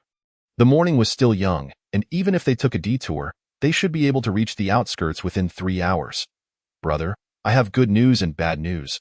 Which would you like to hear first? The stout man called out casually to Han Shuo. Han Shuo leaned back in his seat, eyes closed. The good news is that we've successfully escaped. Ha ha ha. Han Shuo felt as if the stout man had become increasingly eccentric since they left home. Perhaps their shared experience of life and death had forged a deeper bond between them. The stout man's cheerful nature was gradually revealing itself. Boring. Han Shuo replied with a smirk, resuming his rest. All right, no more joking, brother. There is indeed some bad news. Speak. The stout man smacked his lips. Our fuel may not be sufficient. We probably won't make it to the outskirts before running out. Upon the completion of the chubby man's words, Han Shuo hastily opened his eyes and turned to glance at the dashboard. Indeed, the fuel gauge indicated that the tank was nearly empty. The vehicle they were in was an SUV, and even Han Shuo, with his limited knowledge of cars, recognized its luxury and the fact that it consumed more fuel than a sedan. He sighed, realizing there was little he could do. Having a car to drive was already a blessing. They should continue onward for now, as they had enough fuel for a distance, opting for a more secluded route. He reminded himself to find a gas station with fewer zombies to refuel later on. As expected, things did not unfold as smoothly as Han Shuo had hoped. The beginning of any endeavor is often fraught with challenges. Now that they had successfully escaped, the issue of fuel seemed less pressing. After giving the chubby man a brief admonition, Han Shuo retrieved a bottle of water from his backpack, drank nearly half, and tossed the remainder to him. All right, big brother, just sit tight. There are plenty of gas stations around. Finding one shouldn't pose a problem. The chubby man downed the rest of the water in one go, then opened the window and tossed the bottle out. Gas stations typically have convenience stores, and their food supplies were dwindling. Even if they did not need to refuel, they had to figure out a way to secure some provisions. This thought struck Han Shuo as he took out the water bottle. If they were to drive straight to the outskirts, food would indeed need to be prepared in advance. If only you hadn't insisted on eating so much this morning, that's nonsense. How could I have the energy to fight zombies without eating? Unbeknownst to them, the chubby man turned on the radio, which was devoid of any broadcasts, playing instead music from a USB drive. The rather old song began to play, one that the chubby man seemed to know well. Singing along heartily, Han Shuo vaguely recalled the song's title, starting over, likely from the late 80s or early 90s. In 2044, such a tune could be considered ancient. The upbeat rhythm emanated from the speakers. The chubby man indeed possessed a good singing voice. And Han Shuo quietly listened. In a world where life and death hung in the balance, finding a moment to enjoy music was a delightful diversion. I do not wish to depart. I do not wish to exist. I do not desire to live too tangibly. I wish to leave. I wish to exist. I wish to be reborn after death. These two lines of lyrics echoed repeatedly in Han Shuo's ears. He found them quite appealing. Indeed, having chosen to leave home, this apocalypse could be seen as a form of rebirth. As for the days ahead, he would live on with this newfound self. Chapter 11. Refueling and Resupplying. Big Brother. I've just remembered something. While Han Shuo was dozing off, listening to the music, the chubby man's voice jolted him awake. What is it? The chubby man lowered the volume of the music and turned to Han Shuo, his face brimming with excitement. We need to get some guns. Having firearms would make us much safer. How easy do you think that is? Han Shuo had already contemplated this matter, setting aside whether they could even use them. Merely acquiring them posed a challenge. We could go to the police station. There must be some there. Han Shuo shook his head. While the chubby man's idea had merit, it was overly simplistic. How much fuel do you have left? Almost gone. I reckon we can still manage a few dozen kilometers. Han Shuo glanced at the fuel gauge, which showed it was nearly empty. He looked outside. Although they had not yet fully entered the outskirts, they could already see the highway bordering the city. The police station is in the city center. Do you really think we should head back there? We could find a place to refuel first. Even if we have to backtrack, securing a few guns would still be worthwhile. The mention of firearms only heightened the chubby man's enthusiasm. After all, what man hasn't dreamed of owning a gun? However, the city center was far from safe. One could only speculate about the situation there. Forgetting the number of zombies, just the congestion of vehicles could trap them. I certainly don't want to wade through that on foot. Han Shuo's neighborhood was not in the city center, but even so, zombies were accumulating on the main roads. He understood that possessing firearms would significantly increase their chances of survival, but he was not foolish enough to pursue a nearly suicidal endeavor. After a pause, Han Shuo recalled something else and continued, moreover, it's been half a month since the outbreak. Anyone living near the police station would have likely taken precautions and left long ago. By now, the guns would have been snatched up. Confident in his reasoning, Han Shuo felt assured that other survivors were not fools. Upon hearing Han Shuo's analysis, the chubby man nodded, dropping the subject of firearms. He understood that the availability of weapons depended on how long they could survive. The longer they lived, the greater their chances of acquiring them. After driving for about 10 more minutes, they stumbled upon a gas station. Han Shuo surveyed the surroundings. Apart from a staff member in the convenience store, there were no signs of zombies outside. Of course, it was possible that the staff member had transformed into a zombie. Trapped within at this point, Han Shuo and the chubby man found themselves on the outskirts of the city. Let us refuel. With that, Han Shuo exited the vehicle, while the chubby man grabbed the fuel nozzle. Han Shuo remained vigilant, scanning the area. He circled the gas station twice, confirming there were no zombies in sight. Relieved, he turned back to see the chubby man fiddling with the fuel pump, seemingly unable to get it to work. What are you doing? Hurry up and refuel. The machine requires a password to operate, the chubby man replied, frustration evident in his voice. Realizing the situation, Han Shuo strode towards the convenience store. He kicked open the door, brandished his knife, and swiftly dispatched the lone zombie lurking inside. Bending down, he rummaged through the remains and soon located a card. Returning to the car, he tossed the fuel card to the chubby man. The chubby man inserted the card, pulled the nozzle, and finally, gasoline began to flow. Awesome, he exclaimed, giving Han Shuo a thumbs up as he filled the tank. Keep fueling. Once you're done, we'll go inside together to gather food." Han Shuo tossed the car remote he had taken from the man earlier to the chubby man and turned back towards the convenience store. "Lock the car once you're done. We can't afford to have it stolen." Though no zombies were present, Han Shuo remained cautious. All right, from the exterior, Han Shuo could see that the convenience store was stocked with food. Given the presence of a zombie within, it was unsurprising that no signs of life had been observed for days. Furthermore, considering the location's seclusion, it was quite normal. He grabbed an empty box from beside the shelves and began to fill it with items, not bothering to scrutinize the types of goods. Before long, after filling 2 boxes, the chubby man entered. "Wow, so much food. We're in luck. If they could carry all the supplies, it would be enough to last them for months." However, it was evident that they could not fit everything into the vehicle, and Han Shuo had no intention of lingering. "Let us work quickly. We have plenty of time to eat later." He pushed several more empty boxes towards the chubby man's feet. In less than 2 minutes, the two of them had filled 5 boxes. Based on Han Shuo's estimate, their car could hold 6 boxes. 4 could go in the trunk, while 2 could fit in the backseat. Naturally, they would fill every available corner as much as possible. Food was not something to be taken lightly. Although finding food was relatively easy for the moment, in a few months, it would become increasingly difficult. Supplies would be depleted, and perishables would spoil the longer they waited. "The harder it would be that I'll take these to the car. You keep packing, understood." Han Shuo resumed his work without looking back. Once the 6th box was filled, Han Shuo stood up to stretch his back. The remainder was up to the chubby man. With nothing else to do, Han Shuo ventured into the back room to see if there was anything useful.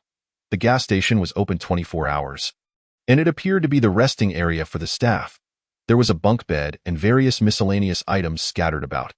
Han Shuo rummaged through the disarray but found nothing particularly useful, ultimately deciding to take 2 blankets from the bed.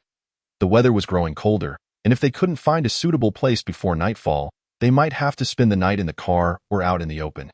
While he wouldn't freeze to death without blankets, Han Shuo preferred not to experience that discomfort.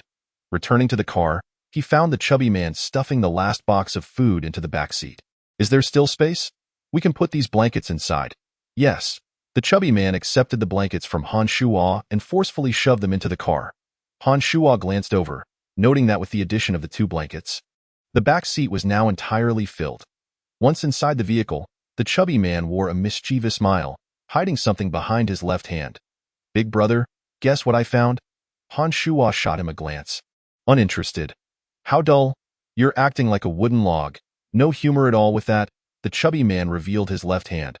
"Haha, 2 packs of cigarettes. What do you think?" At that moment, the chubby man displayed 2 unopened packs of Zhonghua cigarettes.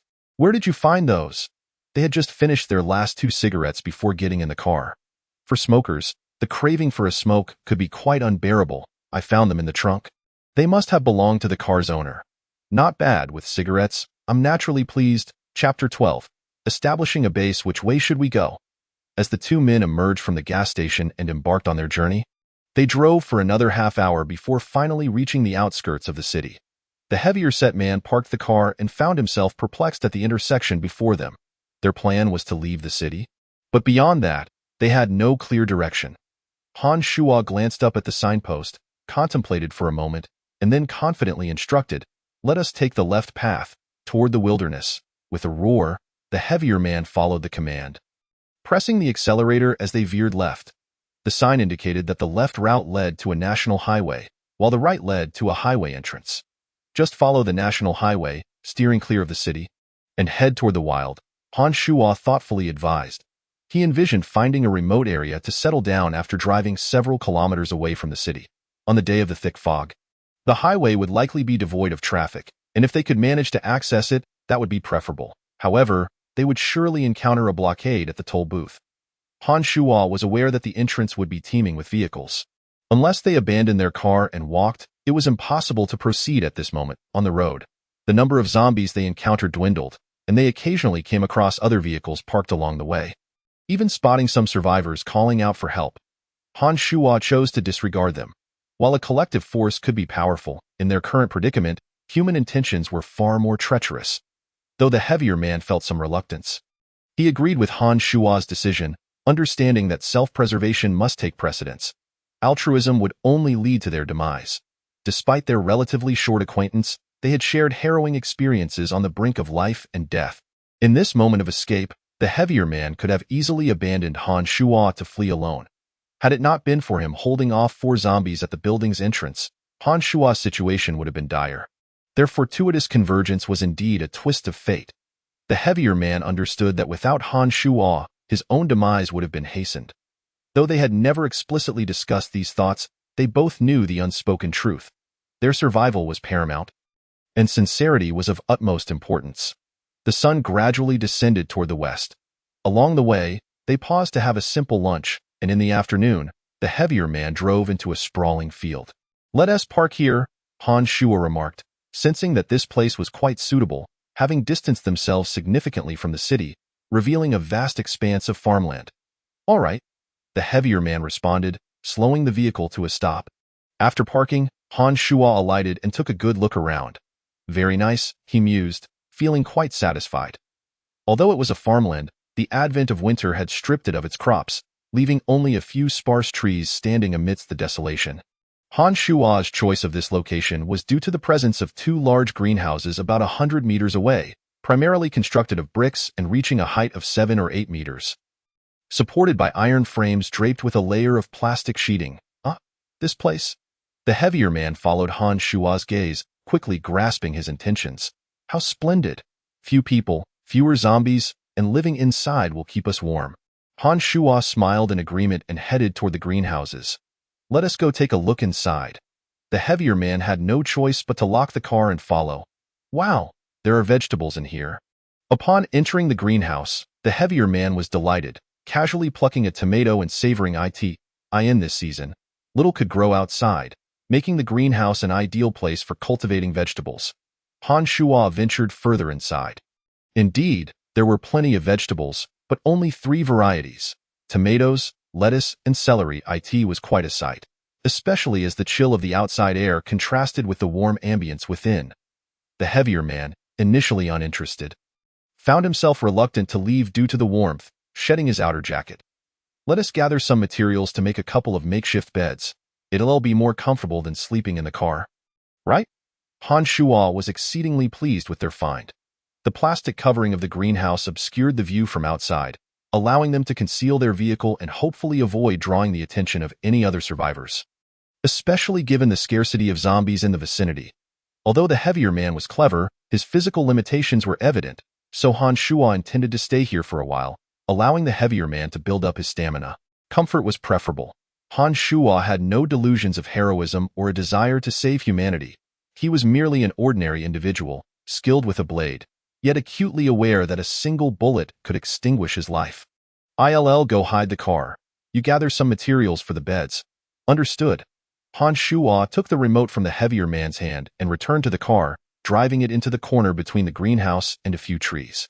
While it wasn't a perfect hiding spot, it was certainly the most discreet location nearby. The car needed to be within reasonable proximity to him in case of unforeseen events, in less than 2 hours. The two had fashioned 2 simple beds using stones and bricks, and they dismantled the seat covers and cushions from the car, layering them beneath their makeshift beds, which proved to be relatively comfortable. The temperature inside the greenhouse was just right, and covering themselves with their jackets would suffice for warmth during sleep. Thus, they had established a temporary refuge, avoiding the harshness of sleeping outdoors.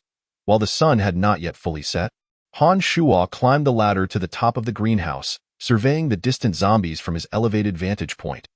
There were not many. He could count fewer than 10 visible to the naked eye, the closest being over 300 meters away. He decided that evening would likely pose no threat and resolved to deal with them in the morning. As night fell, moonlight streamed into the greenhouse, illuminating the interior and alleviating the gloom. They retrieved the food they had brought from the car and began their evening meal.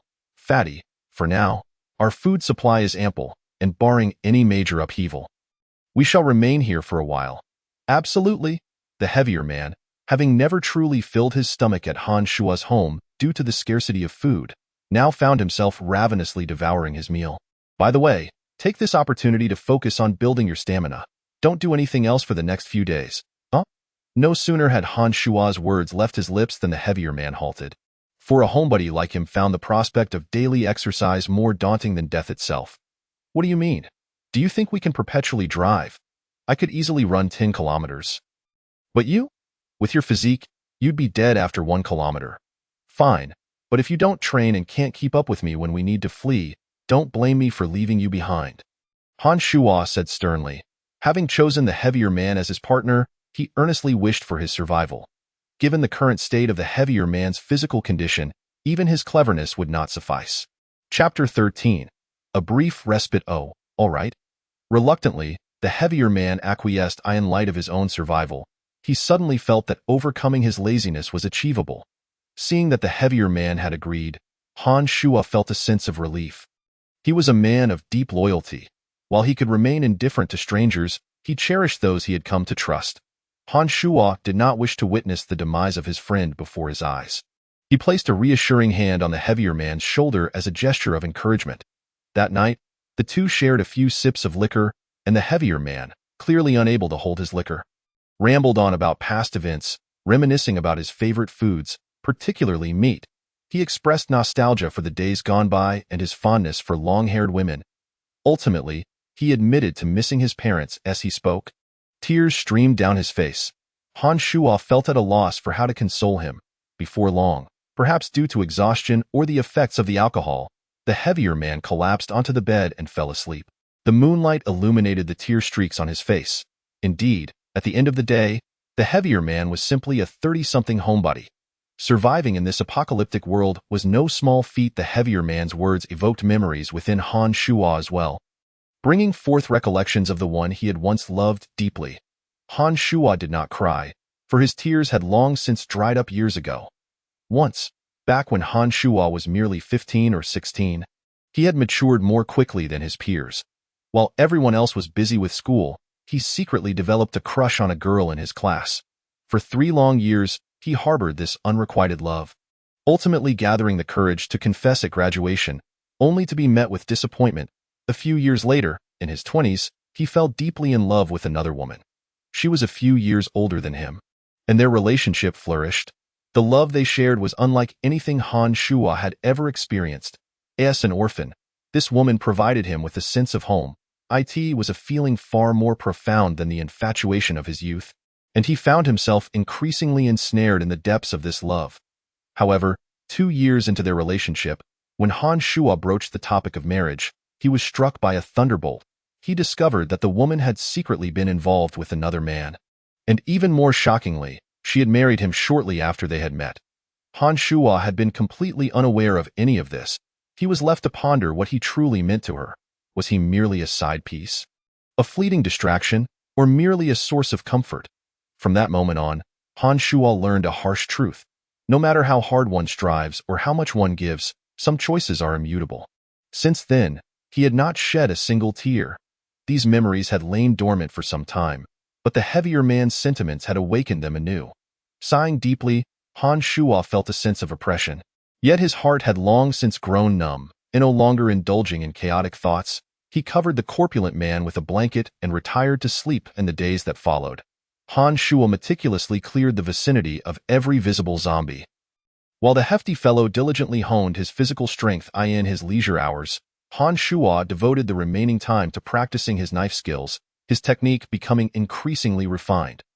After they had consumed half of their provisions, the duo had already established their camp for over half a month. "Come, let us spar," the hefty man shouted at Han Shuo. With a smirk, Han Shuo set down his Tang knife, rolled up his sleeves, and threw a punch at the rotund figure. Such scenes unfolded daily.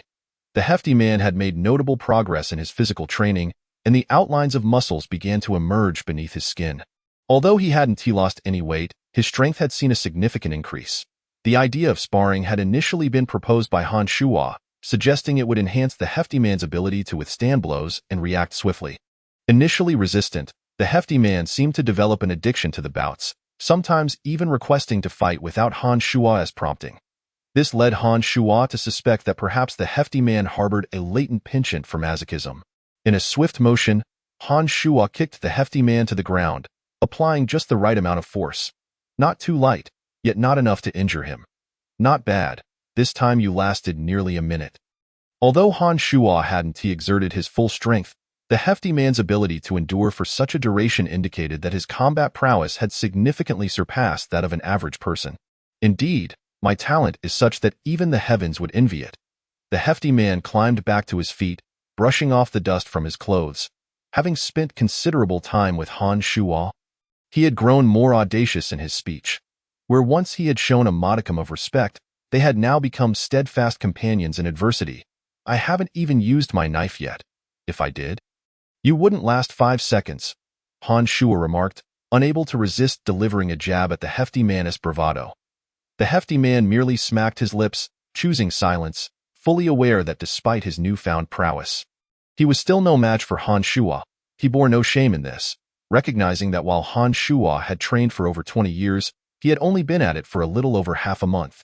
Let us call it a day. It's time for dinner, as was customary. After their evening meal, the two indulged in light conversation. Both had grown fond of their new encampment and even decided that barring any major upheaval, they would remain there long term. However, that night, an eerie cacophony jolted them from their thoughts, sending shivers down their spines. Roar, roar, roar. What is that sound? Han Shuo suddenly awoke, a cold sweat breaking out on his brow in the stillness of the night. The hefty man stirred as well, casting cautious glances around. The roaring continued, definitely not zombies nor human. It was a sound beyond what any human could produce.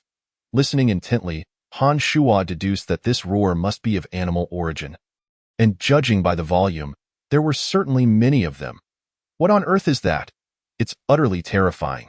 The abrupt shift from their previous tranquility left the hefty man somewhat flustered as the roars grew nearer. Han Shuo felt an ominous sense of dread wash over him. Arm yourself. Prepare for battle, he shouted to the hefty man, swiftly grabbing his Tang knife from beside his bed, entering a state of readiness. The hefty man, realizing the gravity of the situation, seized the steel pipe he had previously used, gripping it tightly as he positioned himself beside Han Shuo.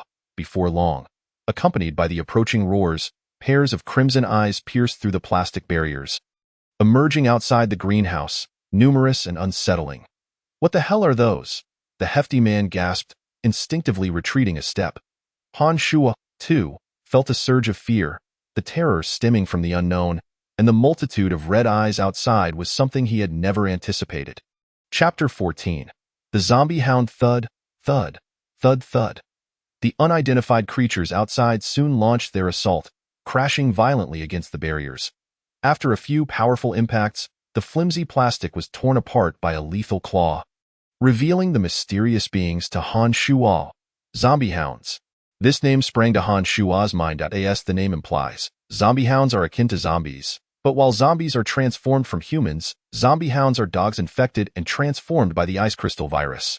Roar! One zombie hound darted through the gap, lunging towards the two men with incredible speed. Reaching Han Shuo in the blink of an eye. As it drew closer, Han Shuo finally discerned its form. It was of a size comparable to that of a dog, its teeth enlarged to more than double their original size, with sharp fangs protruding menacingly. The zombie hound's claws had also become exceedingly sharp, and with patches of fur falling away, exposed flesh and blood glistened ominously beneath. Most striking were its two pairs of red eyes, which conveyed a singular impression to Han Shuo. Ferocity, remaining composed. Han Shuo swiftly reacted. Despite the zombie hound's speed, he managed to strike, his knife slicing cleanly through the creature's midsection, severing it in two. Even after its body fell to the ground, it did not die. The front half continued crawling toward the two men. With a swift motion, Han Shuo plunged his knife into the creature's head. Only then did it finally lie still. 1, 2, 3. Just as Han Shuo withdrew his blade, more zombie hounds rushed through the torn opening. Fatty, get ready. The speed of the zombie hounds surpassed that of zombies, making them far more challenging to contend with, and Han Shuo found himself struggling. I know. The hefty man had regained his focus. His training alongside Han Shuo for the past half-month was not in vain. As the hefty man steadied himself, his movements became remarkably agile. He deftly avoided the zombie hound's claws while striking fiercely at it with his steel pipe. However, the pipe lacked the sharpness of Han Shuo's Tang knife. The hefty man's situation was becoming dire. While Han Shuo could accurately stab into the bodies of the zombie hounds, the hefty man could merely repel them with his pipe, struggling to achieve any lethal effect, as Han Shuo managed to fend off his own opponents. He sought opportunities to assist the hefty man. With the breaches widening, more zombie hounds poured into the greenhouse. Soon, Han Shuo counted no less than 10. This situation was untenable. Observing the chaos, Han Shuo quickly assessed their predicament. He was uncertain of how many more lurked outside, but the current number of zombie hounds inside was already overwhelming. If this continued, the hefty man would soon be overwhelmed, and Han Shuo himself would likely sustain injuries. "Fatty, we need to break out. We can't hold this position." "Where?" The hefty man felt a surge of panic, barely evading a lunging zombie hound that nearly bit into his neck. Han Shuo swung his Tang knife forcefully, temporarily clearing the zombie hounds around him, and swiftly dashed to the side, hacking a hole in the plastic covering of the greenhouse to make their escape. "Here, retreat towards the vehicle." Upon hearing Han Shuo's command, the hefty man ceased his resistance, turning to follow Han Shuo through the opening he had created. The pursuing zombie hounds, however, were not about to relinquish their prey easily. Hot on their heels, "Hurry! To the car!" Han Shuo shouted urgently, racing towards their hiding place. The car. Taking refuge inside was their only chance for survival. The hefty man closely followed Han Shuo, but the zombie hounds were much faster than humans. Even though the two had gained a head start, the distance between them was rapidly closing. The hefty man exerted every ounce of energy he had, grateful for the training Han Shuo had put him through. Without it, he would have already succumbed to the jaws of the zombie hounds. Fortunately, Han Shuo had parked the vehicle only a short distance behind the greenhouse. If it had been any further, they would undoubtedly meet their doom today. As Han Shuo rounded the corner, he spotted the front of the car. Just as it came into view, he pulled out the remote and unlocked the doors, taking several large strides to reach the vehicle. "Open the door." Han Shuo quickly climbed into the driver's seat, pressing the ignition button as swiftly as possible. "Fatty, hurry," he called, gesturing for the hefty man to enter the passenger seat. The hefty man was already in a state of panic, drenched in sweat, beads trickling down his forehead. He was not as swift as Han Shuo, and he was only a few steps away from the car. Behind him, the zombie hounds were growling fiercely, the fastest one only 2 meters away. "Faster. I must go faster." The hefty man urged himself, too fearful to look back. Han Shuo, watching the hefty man nearing the vehicle, gripped the steering wheel tightly, ready to start the car the moment the hefty man was safely inside. Finally, the hefty man reached the car. "Watch out." Suddenly, just as the hefty man stepped into the car, Han Shuo saw the fastest zombie hound lunging at him, its claws aimed for the hefty man's arm. "Ah!" The hefty man cried out in pain, narrowly avoiding disaster as he finally tumbled into the car. Slamming the door shut, the hefty man had been injured.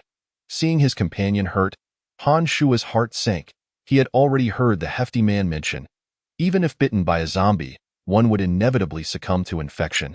Thus, while contending with the undead and zombie dogs, Han Shuo remained exceedingly cautious, fearful that a moment's inattention could lead to being bitten or scratched, resulting in viral contamination.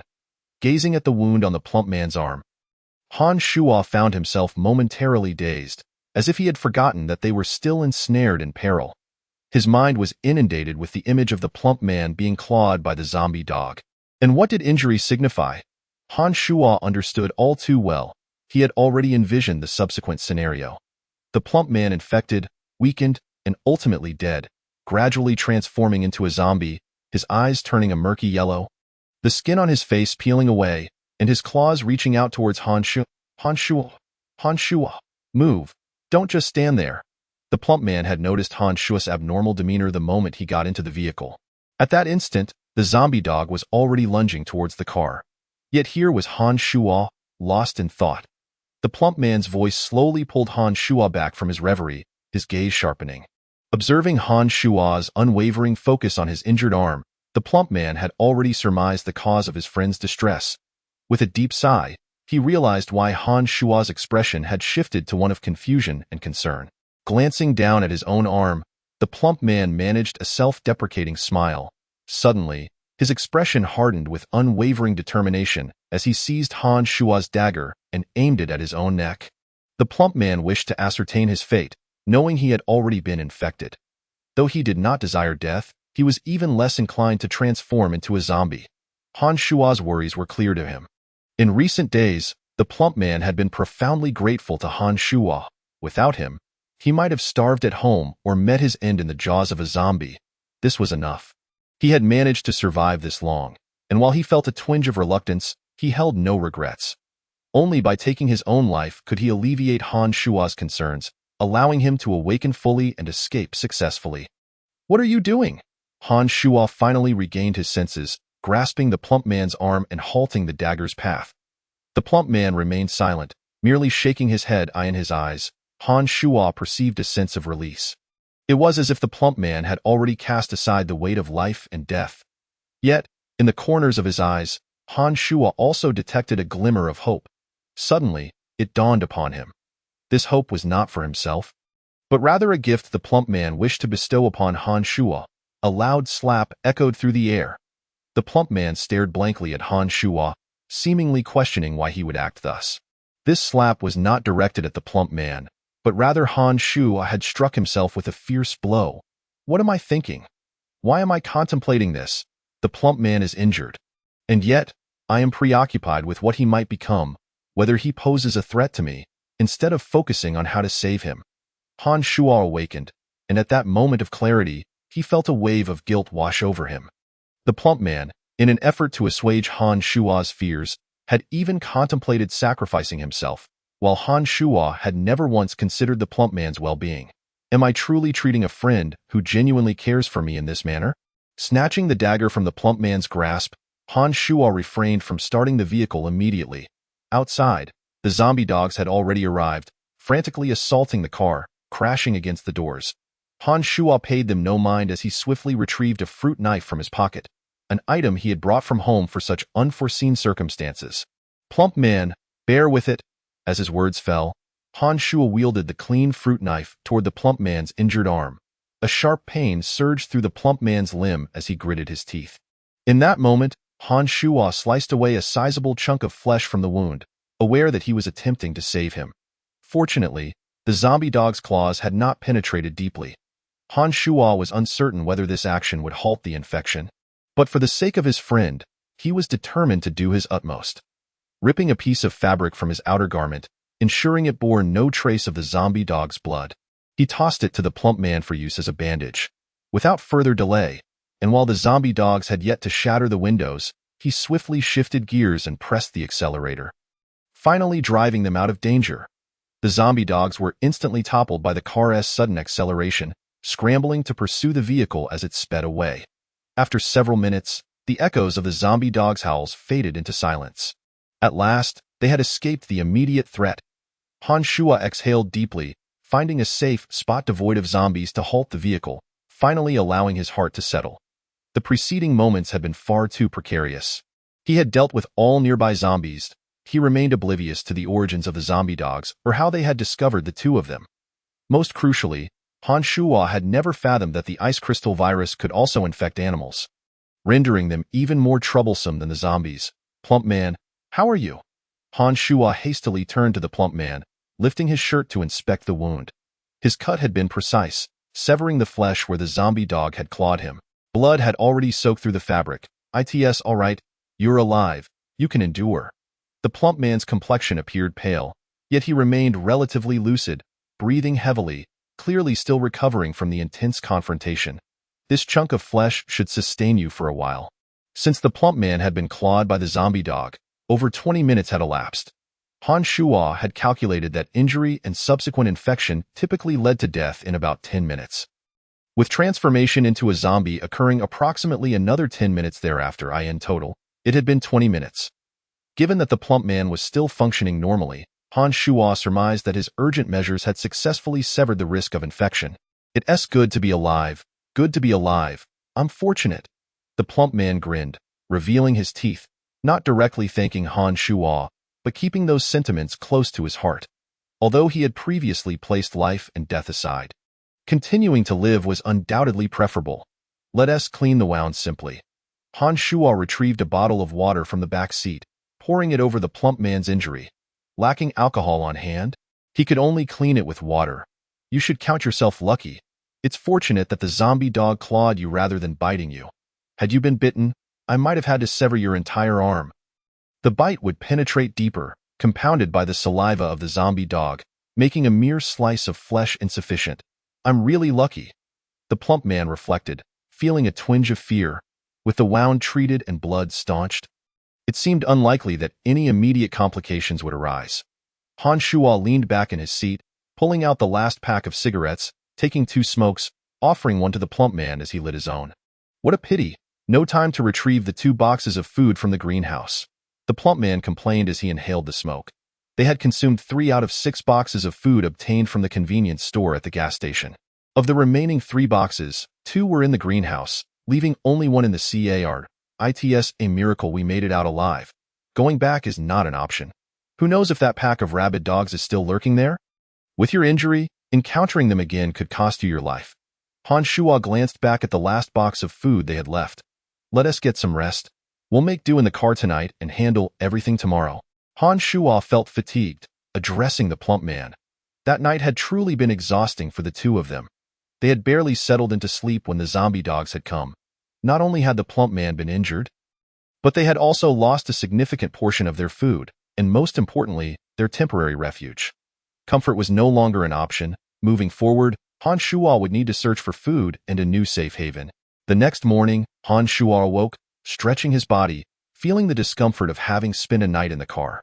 Turning to check on the plump man, he found him still asleep and chose not to disturb him. Outside the car, a zombie had wandered by unnoticed, and Han Shuo exited the vehicle, effortlessly dispatching it with his dagger. After dragging the zombie aside and wiping the blood from his blade with its clothing, he took a moment by the roadside. The sun had barely risen, and Han Shuo had only managed about 4 hours of sleep. Scanning the vicinity, he noted the absence of gas stations. He retrieved a bucket and a siphon from the car. Making his way to an abandoned sedan, prying open the fuel tank and inserting the siphon, he needed to stockpile some gasoline in advance. The car still had about half a tank, but he needed to find a new suitable refuge soon. He was uncertain how far he would have to travel. It had been over a month since the virus had emerged, and the number of zombies in the city had only increased. Many had begun to wander outward. Before long, he had filled 2 barrels with gasoline for his car, checking the fuel gauge to confirm it was nearly full before stowing the tools back in the vehicle. The plump man still hadn't stirred. He can really sleep, Han Shuo muttered to himself, opening the car doors repeatedly, astonished by how soundly the plump man was resting. That quality of sleep was indeed a source of envy for Han Shuo. Without further ado, he retrieved some food from the car, munching on breakfast while surveying the surroundings. Within a radius of several hundred meters, he had dealt with all threatening zombies, and subsequently, he discovered a map in a vehicle that had crashed into a tree.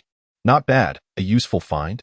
As he departed from home, Han Shuo's phone lost its connection due to a network failure, rendering him unable to ascertain their location, and it had long since run out of battery. Spreading the map on the ground, he estimated their current position based on the route and duration of their journey. He marked an approximate area with a pin he had scavenged from another vehicle. It seemed they were currently situated within this range. There might be some margin of error, but it should be minimal. Han Shuo had previously resided in City A, and after driving away with his companion, they had traveled for several more hours. Adjacent to City A was City B, placing them in a remote suburb between the 2 cities. Han Shuo decided to head towards City B, but he intended to avoid entering the city itself, opting instead to search along the outskirts for sustenance and daily necessities. The remaining food in the vehicle could sustain them for another week, which was already quite fortunate. Thus, he resolved to stick with this plan for the time being, postponing any decisions about where to establish a new base until they had secured ample supplies. After folding the map away, Han Shuo realized that over an hour had passed since he had exited the vehicle. Determined not to waste any further time, he prepared to return to the car and wake his companion to continue their journey. "Wake up, fatty, we're setting off," he called out as he climbed back inside the vehicle, pressing the ignition button to start the engine. "You really are a heavy sleeper. Hey, wake up." As Fatty remained unresponsive, Han Shuo increased his volume. "What are you, a pig?" Despite Han Shuo's raised voice, Fatty continued to slumber. Suddenly, Han Shuo sensed something was amiss. Normally, if Fatty were sleeping this soundly, he would be snoring. However, There was no sound of snoring at all.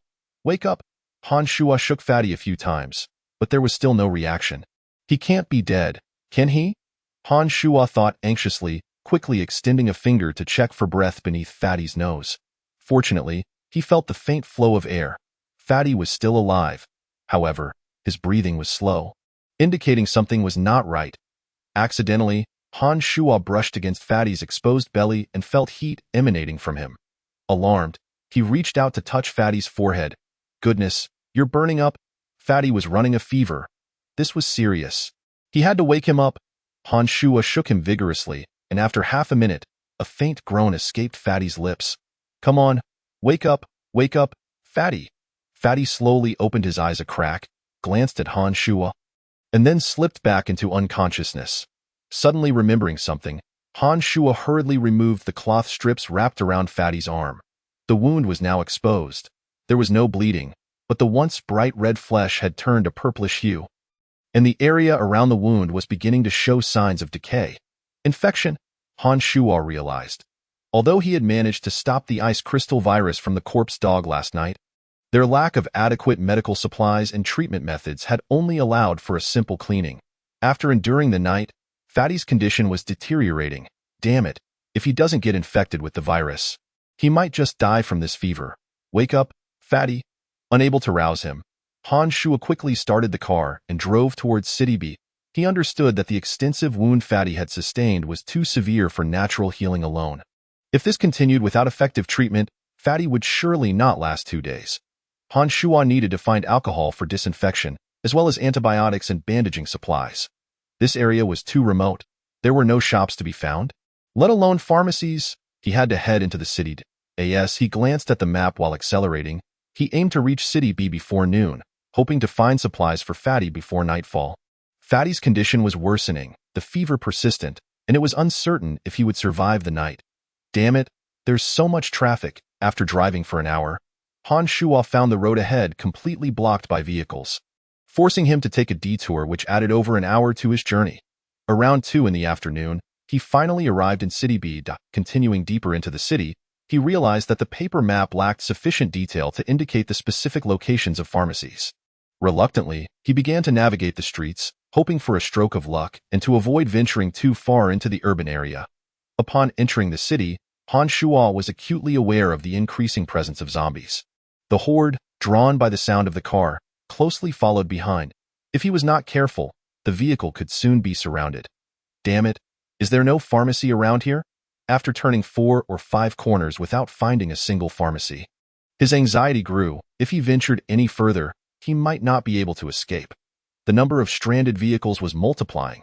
He could go 2 more intersections forward, but if he still didn't find a pharmacy, he would have to retreat and seek other options. As he contemplated this while dodging zombies, fortune seemed to smile upon him. Just before deciding to turn back, he spotted a hospital at the last intersection. However, the road ahead was now entirely blocked by cars. Chapter 17. City B Hospital. Hang in there, Fatty, there's still hope.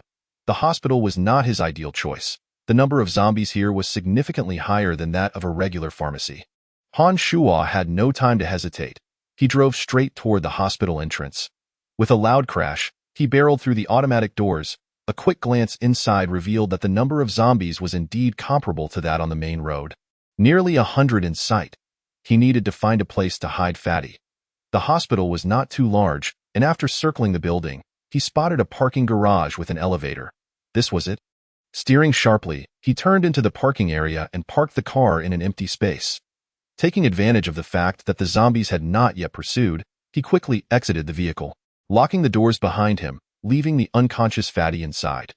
Han Shuo pressed a button on the nearby metal structure, and the car began to rise slowly into the air. Great, it still works, to his surprise. The elevator system had power even after more than a month.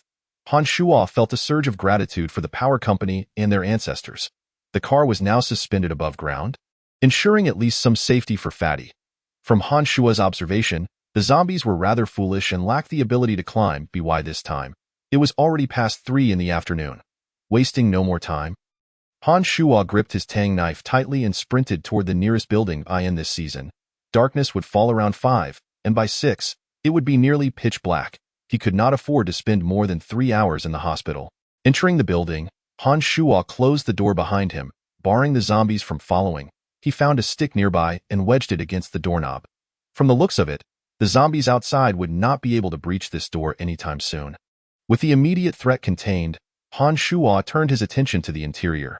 This seemed to be a side entrance to the building.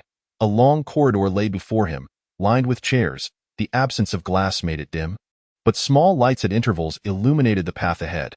Apart from a corpse leaning against the wall every few meters, there were no walking zombies in sight. Han Shuo cautiously advanced, treading lightly to avoid making any noise. After moving about 5 meters, he noticed a door with a sign that read, Orthopedics Department, Attending Physician, Su Sum. This appeared to be a medical office, but it likely held no medications or useful items. Continuing further, he dispatched a couple of zombies that emerged from the offices with swift strikes of his Tang knife. In the past, such sudden encounters would have startled him, but after so long, he had become desensitized to the sight of the undead falling beneath his blade. As long as he was not surrounded by too many zombies, a few of them posed little threat. Upon reaching the corridor's end, he found himself in the lobby. As soon as he peered out, he quickly recoiled. So many zombies. The lobby was evidently the most crowded area, filled with dozens of wandering zombies. Han Shuo noted from the overhead signs that the pharmacy window was directly ahead. This was his target, and if he could successfully reach it, he would find most of what Fatty needed. However, it was clear that he could not maneuver past the horde of zombies. Engaging them in combat would be tantamount to suicide, so after some internal deliberation, he decided to take the stairs up instead, hoping to search elsewhere. Upon reaching the second floor, Han Shuo glanced at the signboard. The layout was similar to the previous floor, another medical area, this time with specialized departments. Without hesitation, he took a quick look at the third floor and then proceeded directly to the fourth. The inpatient area. There had to be something useful here. When someone is hospitalized, it implies the presence of a designated treatment room. Han Shuo decided to search the fourth floor. Initially, his search went relatively smoothly, but unexpectedly, after turning a few corners, he found himself confronted by more than 10 zombies. Upon spotting Han Shuo, they let out low growls and charged towards him. As he attempted to retreat, he was caught off guard by the emergence of zombies from a room behind him. Surrounded, and with the narrow corridor proving unfavorable for wielding his knife, Han Shuo had no choice but to hastily open a door and slip inside. To his astonishment, he discovered that this room was also teeming with zombies. Leaning against the door, he observed the room's layout and deduced that it must be a doctor's lounge.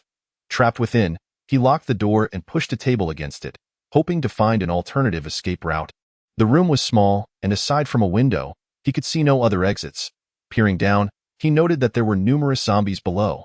This was not a viable option, regardless of whether he could handle the zombies below. Jumping from the fourth floor would likely result in injury. Shaking his head, he abandoned the idea of leaping from the window. As he paced the room, he found only a few rolls of gauze, while the zombies outside continued to growl incessantly. Anxiety began to creep in. Time passed, and before he realized it, Han Shuo had been trapped for nearly an hour. As the light outside began to dim, he could no longer afford to wait. If he spent the night here, the overweight friend he had left outside would either freeze to death or burn. Gripping the knife tightly, he resolved to break out through the door. Suddenly, just as he made up his mind, he looked up to see a ventilation duct in the ceiling. A spark of hope ignited within him. This duct appeared to be spacious enough to accommodate a person. Without hesitation, he fetched a chair, climbed atop it, and pried open a section of the ceiling, peering inside. Indeed, it seemed sufficient for him to crawl through. With a powerful push, Han Shuo effortlessly leaped up into the duct. The interior was dark, and he could barely see his hand in front of his face, forcing him to navigate slowly and cautiously. After traversing a series of twists and turns, he finally caught a glimmer of light ahead. He pried open the ceiling panel, revealing an exit that connected to other rooms. Leaning down to inspect, he saw no zombies below, so he descended, gripping the edge as he jumped down. The moment he landed and crouched, he felt a chill run down his spine. A cold scalpel was pressed against his neck. "Who are you?" Chapter 18. Survivors of the hospital. Someone was there. Han Shuo dared not turn to look, fearing that even the slightest movement might result in the scalpel slicing through his throat. "Don't be alarmed. I mean no harm." The voice belonged to a woman. Han Shuo lowered his knife and slowly raised both hands above his head as he stood up. The scalpel remained firmly against his neck. "Who are you?" The woman inquired again. "I'm Han Shuo, a survivor from outside the hospital," he quickly replied. "What are you doing here?" The woman continued to question. "I have a friend who is injured. I came to find medicine," Han Shuo explained, only to feel the scalpel press even closer against his throat. "Injured? You're not the only one?" she asked. Han Shuo quickly clarified, "Don't worry. My friend isn't here. He's unconscious and waiting in my car outside." Upon hearing his explanation, the woman's grip on the scalpel seemed to loosen slightly. In that fleeting moment, Han Shuo reacted, tilting his neck and swiftly snatching the scalpel from her hand, turning to press it against her throat. Reversing their positions, the years of training he had undergone were not without merit. He seized the opportunity with remarkable reflexes to escape the peril. "You possess quite the skill." The woman had not anticipated Han Shuo's escape. And although she was now the one being threatened, her demeanor remained composed. That moment, Han Shuo took a good look at her. She had long hair and was clad in a filthy white uniform that bore the name Onkong Hospital. Onkong Hospital was indeed the name of the facility he was currently in. Judging by her attire, she appeared to be a nurse or perhaps a doctor from this establishment. Seeing no panic in her eyes, Han Shuo inquired, "Aren't you afraid?" The woman let out a self-deprecating laugh. "In this world, what is there to fear? There are far more terrifying things than you. Dying at your hands could even be seen as a form of liberation." With that, she closed her eyes in silence. With a swift motion, Han Shuo moved the scalpel away and discarded it, embedding it into a nearby table. The woman opened her eyes in surprise and spoke. "You won't kill me? I told you. I mean no harm." Han Shuo ignored her and picked up a nearby knife, searching the room for anything useful. Without a weapon, the woman posed no threat to him, and he needed to find what his friend required urgently, as the darkness outside was rapidly encroaching. "What are you looking for?" The woman, realizing she was no match for Han Shuo, refrained from reaching for the scalpel again. "I wasn't lying. My friend is injured and needs supplies for treatment." "Injured? How did that happen?" "He was clawed by a zombie dog and is currently suffering from a fever and unconsciousness." The woman looked puzzled. "What's a zombie dog?" She had never heard that term before. Just as she was about to ask, Han Shuo's next sentence provided clarity. "A zombie dog is a dog infected with the virus. It is similar to a zombie daha." The woman scoffed coldly. "Then he's doomed, and no matter what you find, it will be of no use." Han Shuo shot her a fierce glare, taken aback by her seemingly mad and gleeful demeanor. "I've already treated the wound.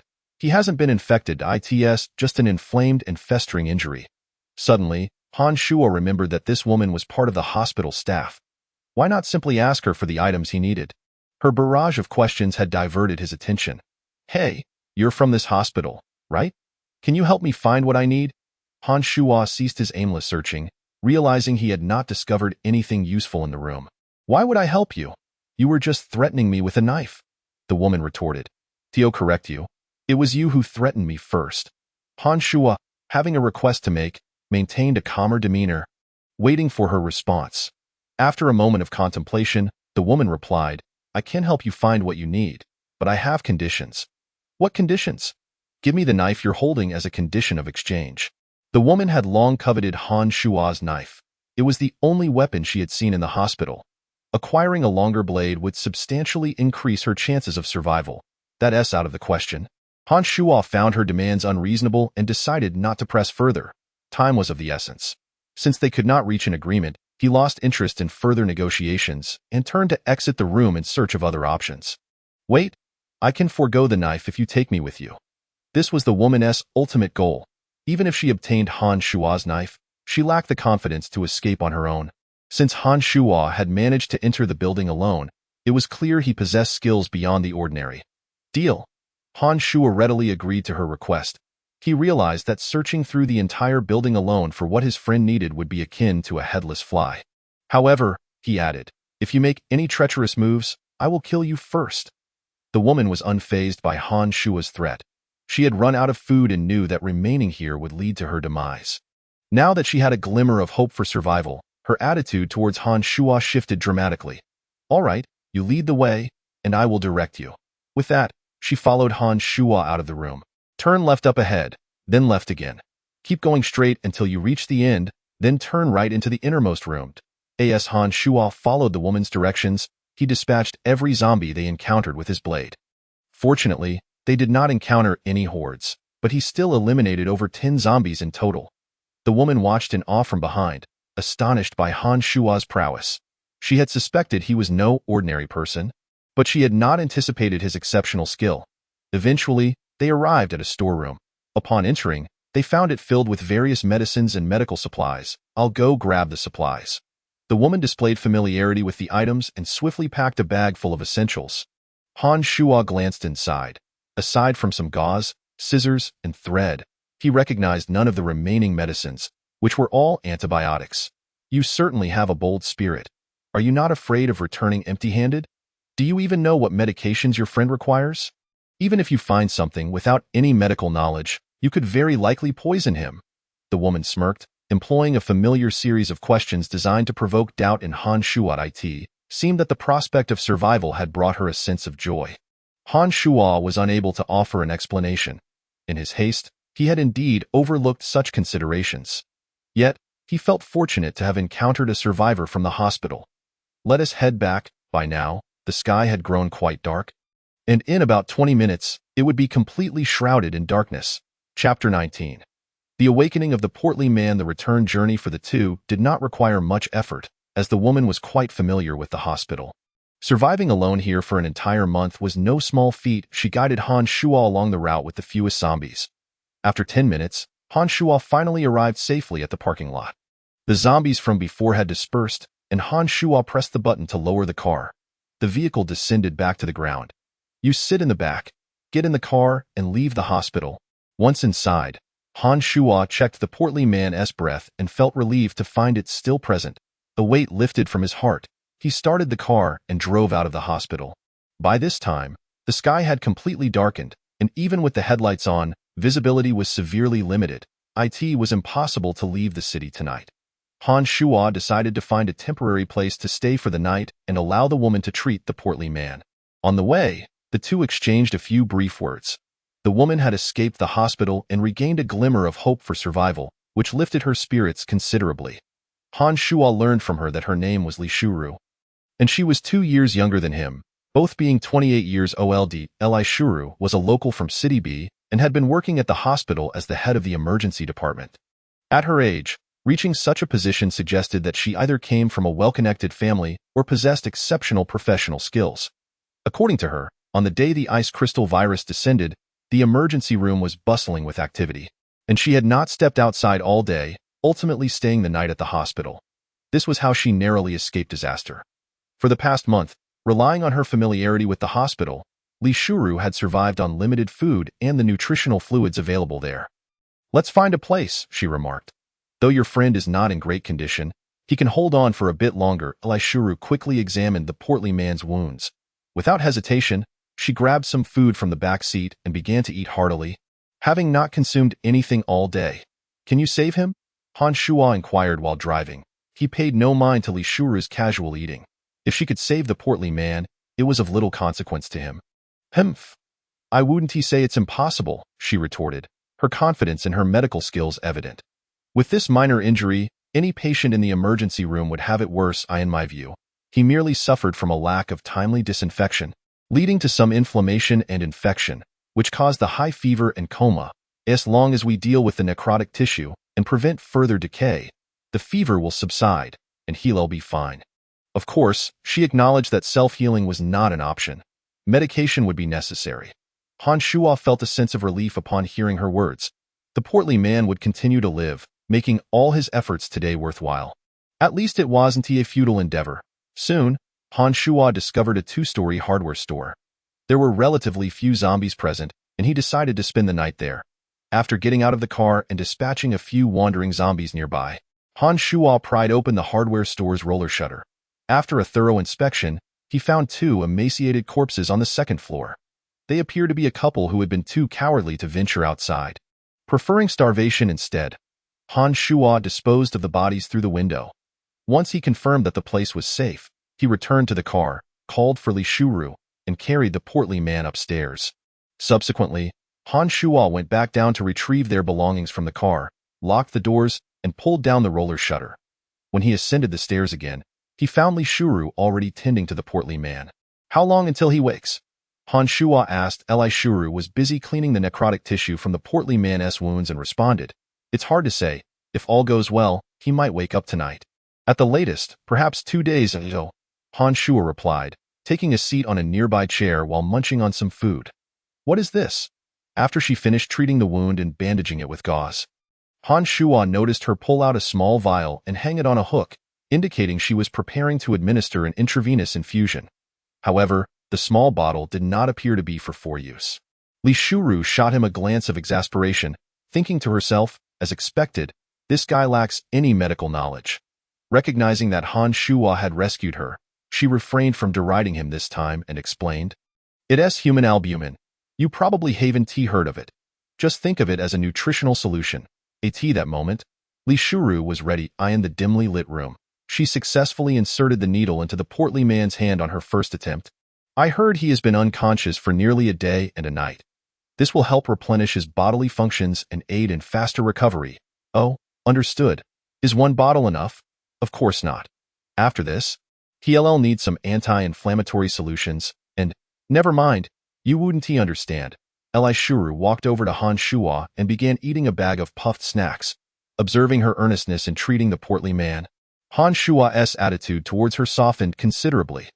The two engaged in light conversation for a while, during which Li Shuru changed several bags for the portly man, and once she was done with her tasks, she retreated to another room to sleep. After counting, Han Shuo realized that they had administered a total of 4 bags of nutritional fluid. Seeing that the portly man seemed to be out of immediate danger, he breathed a sigh of relief. After a long day of exertion, he felt quite fatigued. The first floor was unsuitable for sleeping, and there were only 2 rooms on the second floor. Reluctantly, Han Shuo made do with the sofa for the night. He fell into a deep slumber that lasted until dawn. The next day, Han Shuo woke up and left Li Shuru at the store to watch over the portly man while he ventured out alone to find some food. The agreement made yesterday in the hospital was for him to take her out. Yet, now that they were here, Li Shuru showed no intention of leaving. Rather, she seemed inclined to stay. Han Shuo understood that she valued his strength. With that in mind, he decided not to bring it up again. Although their first meeting had been somewhat unpleasant, it was evident that with only the portly man and himself in the group, they were lacking. That Li Shuru had a rather peculiar temperament, yet her being a doctor made it impossible for Han Shuo to refuse her presence. After wandering outside for half the day, Han Shuo managed to find only a few biscuits and some water. This meager supply, combined with what they had left from before, would suffice for the 3 of them for about 3 or 4 days once the portly man regained consciousness. Sighing, he reflected on how easy it had been to find food when they first left home. But now, after half a month, it had become significantly more challenging. When Han Shuo returned to the hardware store in the afternoon, the portly man finally woke up. "How do you feel? Is there any discomfort?" Han Shuo quickly approached to inquire about his condition. My head is a bit dizzy, and I feel weak all over," the portly man murmured, vaguely recalling the events of the previous night as he surveyed the unfamiliar surroundings. "Where are we?" "You had an infected wound that caused a high fever and led you to faint. We are in City B. City B? How did we end up here? I thought we were avoiding the city." The portly man was surprised, knowing that entering the city had always been Han Shuo's last resort. Chapter 20. A new weapon. Just as Han Shuo was about to explain, Li Shuru approached. "Enough with the chit-chat. I'm here to get you medication and treatment." "Huh? There's someone else?" The portly man, just awake, had not noticed that there were more than just Han Shuo and himself present. "Yes, this is Li Shuru, a doctor I brought to treat your wounds after rescuing you from the hospital," Han Shuo replied with a smile. Ignoring Li Shuru, the portly man felt a surge of joy at the sight of Han Shuo. "A hospital? In a densely populated area, there must be plenty of zombies. You?" The portly man was taken aback, not expecting Han Shuo to venture into such a perilous place to save him. However, he was interrupted by Li Shuru. "Shut up. You're a patient now. Take your medicine and drink water." For Li Shuru, the 2 men before her were dragging their feet. In her eyes, the portly man was a patient. Perhaps due to her profession, her innate caring nature surfaced unconsciously. "Oh, so fierce." While Li Shuru was assertive, the portly man complied obediently, accepting the medication and swallowing it with water. After over a day without hydration, he finally felt the dryness in his mouth. Once he drank the water, his complexion improved significantly. How long until he can get up? Han Shuo turned to Li Shuru and asked. Li Shuru reached out to check the portly man's temperature. He should be fine now. The fever has subsided. It was never a serious issue. P.S. Just a bit weak. Later, give him something easy to digest. After saying this, Li Shuru administered another 4-bag to the portly man. He has a good constitution. He'll be able to get out of bed tomorrow and will be back to his lively self in 2 days. After that, just change the dressings on his wounds daily. Thank you. Hearing Li Shuru's reassurance, the portly man realized he was no longer in danger. He expressed his gratitude to her and then turned to Han Shuo. Although Han Shuo had not detailed the specifics of his coma, the portly man could imagine the perils he had faced during that time, feeling genuinely moved. All right, less talking. Once you're healed, we'll have plenty of time to catch up, Li Shuru said before turning to return to her room. Han Shuo patted the portly man's shoulder, advising him to rest well and reassuring him that the three of them were relatively safe and need not worry. They would stay here for a few days until he recovered before continuing their journey. That evening, Han Shuo fed the portly man some food in the following days. Aside from searching for food outside, Han Shuo busied himself tinkering with things on the first floor of the hardware store while the portly man focused on his recovery. Li Shuru checked on the portly man daily and changed his dressings. The bond among the trio grew increasingly intimate in the blink of an eye. 3 days had passed, and the chubby man had finally returned to his normal state. Sister, come and change my bandages, the chubby man, now revitalized, energetically called out to Li Shuru early in the morning. Perhaps it was the presence of a woman that had rendered him more loquacious than ever. You fatso, have you fully recovered? How dare you address me like that? Li Shuru burst through the door, her eyes ablaze with fury, charging straight at him. Keep it down, you two, Han Shuo interjected with a hint of exasperation. He had grown accustomed to such scenes over the past few days. While fiddling with some items in his hands, he watched their playful bickering. Although Li Shuru was irate, she still tended to the chubby man's wounds after delivering a couple of kicks. Through their days spent together, she had come to understand their dynamics. Han Shuo was the leader of the group, a man who often resembled a wooden statue, perpetually lost in thought and strategizing. Calm and composed, that was the impression he left on her. Despite his formidable abilities, he lacked a sense of amusement. On the other hand, the chubby man was boisterous and candid, likely a result of spending so much time with Han Shuo. He had some strength of his own, but his incessant chatter often vexed her. Nevertheless, Li Shuru preferred the chubby man's company. At least he provided some entertainment. They had shared life and death experiences, forging a deep bond. She had contemplated that with Han Shuo at the helm, their chances of survival were significantly heightened. If she wished to integrate more profoundly into the team, she must fulfill her responsibilities diligently. All right, Wu Qingbin. If you dare call me that again tomorrow, you'll change your own bandages. Li Shuru swiftly attended to the chubby man's wounds with deft hands.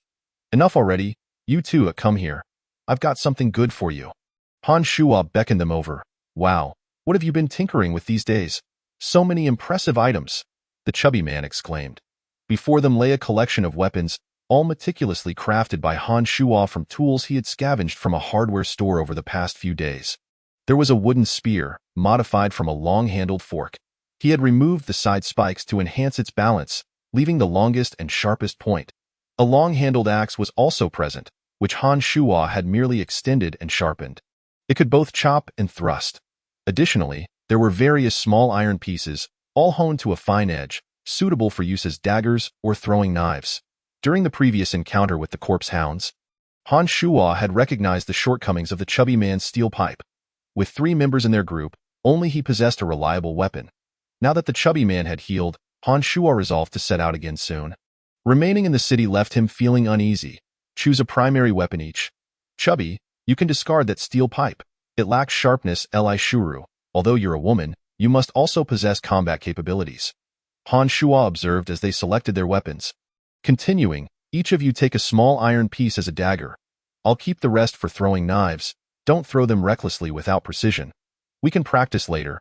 Ultimately, the chubby man chose the axe, which was more powerful yet heavier. After his recent training, he had built considerable strength. Li Shuru opted for the spear, appreciating its lightness and agility. Han Shuo was not surprised by their choices, as he had tailored the weapons according to their attributes. "This will suffice for now. It's far superior to my previous steel pipe." The chubby man was evidently thrilled with his new weapon, swinging it around with delight. "Watch it! You almost hit my hair." Han Shuo chuckled, shaking his head as the two resumed their playful banter. Though Li Shuru's name suggested gentleness, her fiery temper was evident. Just moments ago, Han Shuo had noticed that the chubby man's axe was at least half a meter away from her. He couldn't fathom how she had chosen the medical profession with such a temperament.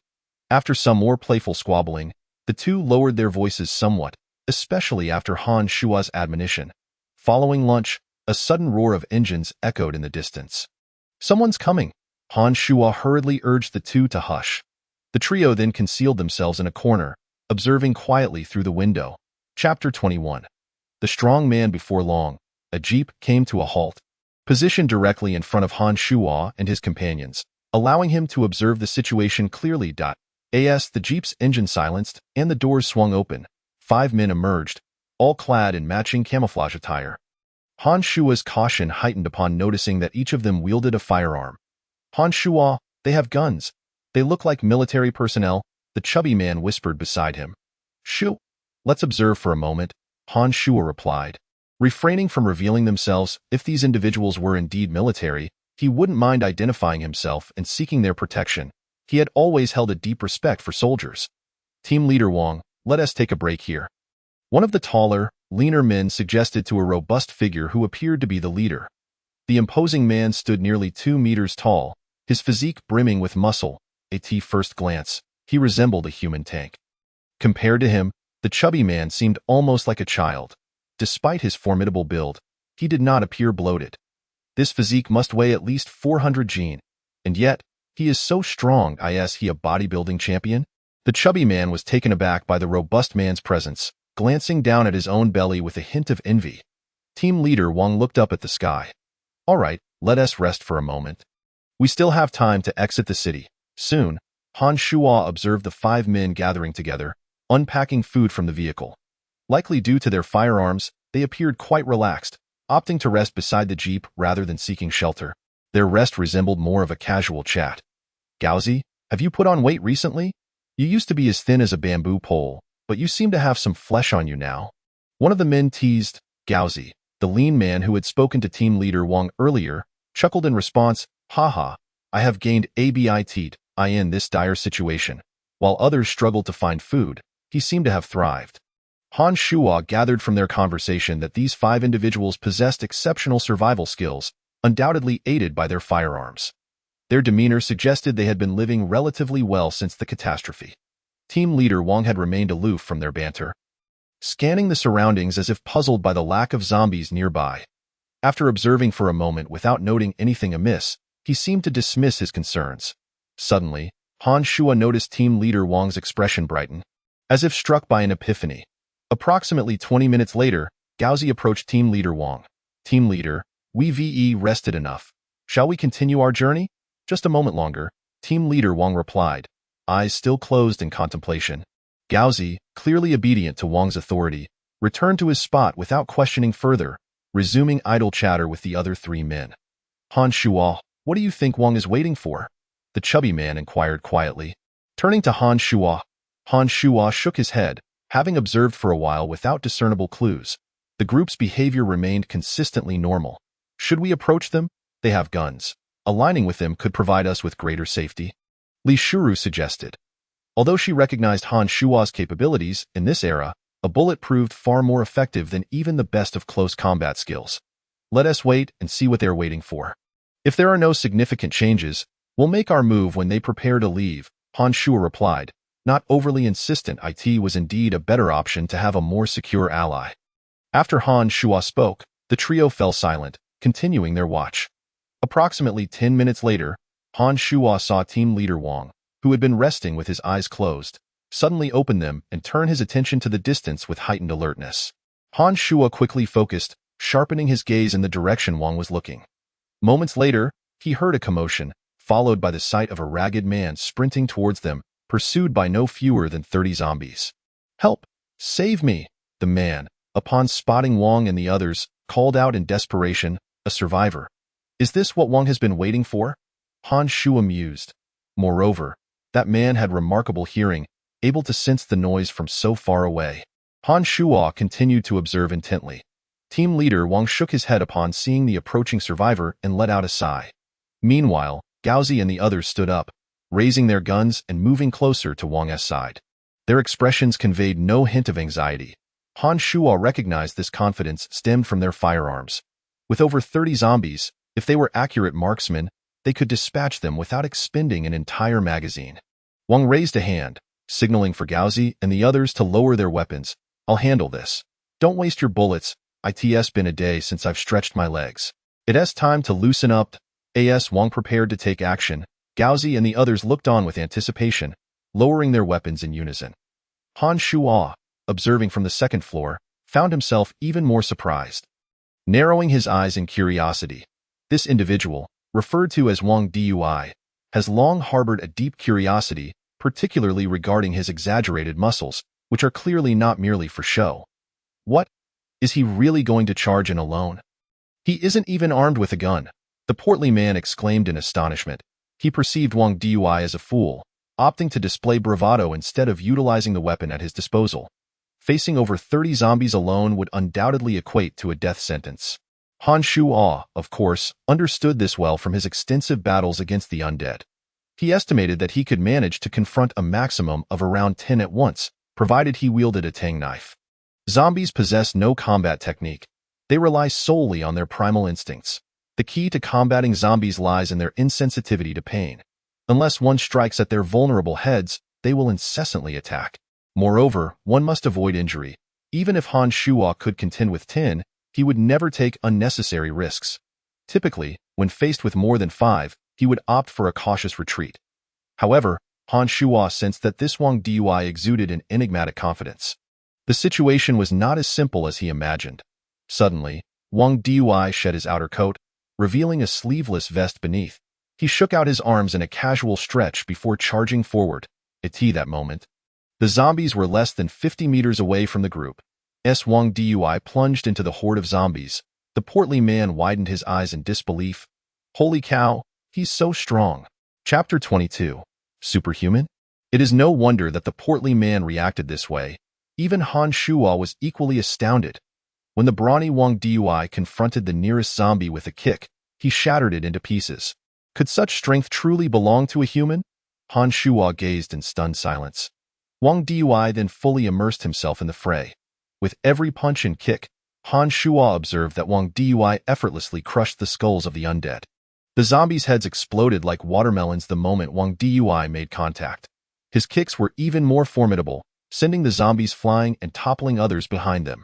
Each strike aimed at a single target resulted in the same obliteration as the first zombie. In an instant, a third of the zombies lay dead at Wang Dui's feet. The battle raged on, clearly a one-sided massacre. Wow, Wang Dui is as ferocious as ever, Gaozi shouted from the rear. His eyes gleaming with envy. Haha, witnessing Wang Dui in action always evokes a unique thrill. Last time, he only fought off 20 zombies. This time, there are a third more. Surely, there won't be any surprises. Shut up. Even with 50 here, Wang Dui would prevail effortlessly. Those 20 were clearly insufficient for him to hone his skills. As Gaozi and the others chatted, they admired the figure before them. Since the onset of the catastrophe over a month ago, the 4 of them had managed to survive in relative comfort, partly due to their firearms. However, the most crucial factor was the presence of the formidable Wang Dui leading the way. Han Shuo watched the unfolding battle with keen clarity. Given the present circumstances, victory was merely a matter of time. Wang Dui's displayed prowess was astonishingly unexpected. This is utterly, unbelievably exaggerated. Can a human truly possess such strength? The portly man stammered in awe. Although Li Shuru remained silent, her hands covering her mouth betrayed her shock. Is this strength even humanly possible? Han Shuo repeatedly pondered the portly man's words. His own combat abilities had far surpassed those of the average person. Yet in comparison to Wang Dui, he felt woefully inadequate. No. Han Shuo observed Wang Dui leap approximately 3 meters into the air to evade a zombie. This was impossible. The human vertical jump limit is roughly 1.2 meters. Even with a running start, it wouldn't be significantly higher. Han Shuo analyzed rapidly in his mind.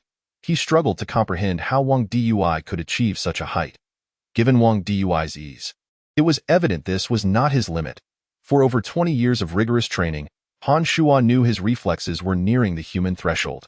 Yet, at this moment, Wang Dui's abilities, reflexes, strength, speed, jump, and explosive power far exceeded human capabilities.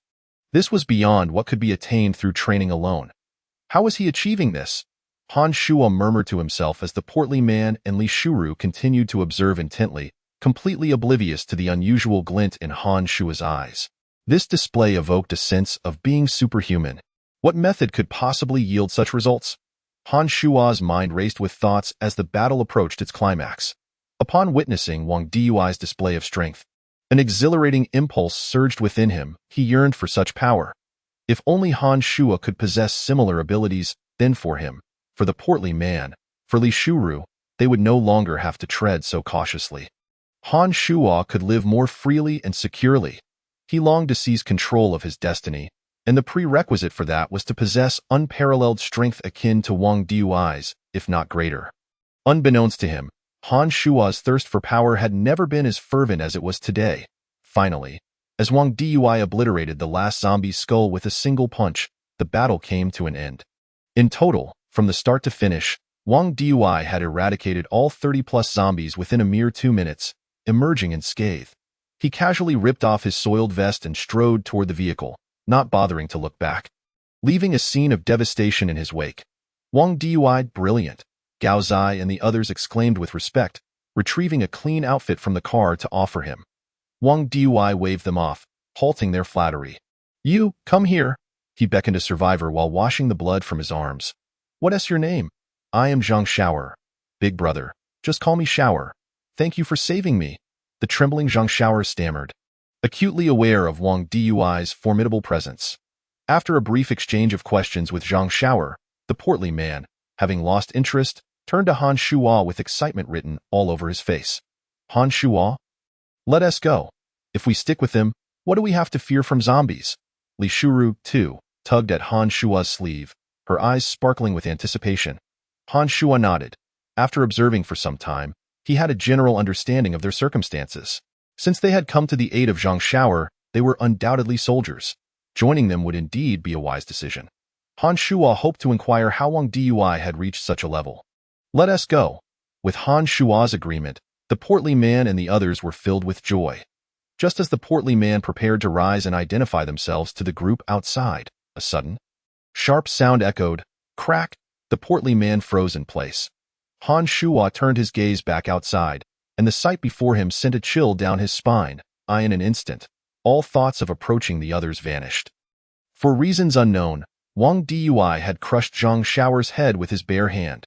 The noise had originated from that act. Silence. Han Shuo's pupils dilated as he softly commanded the portly man and Li Shuru. "These people are highly suspect." Han Shuo could not believe that if the 5 below were truly there to rescue survivors, they would commit such an atrocity. Indeed, the situation was far from simple.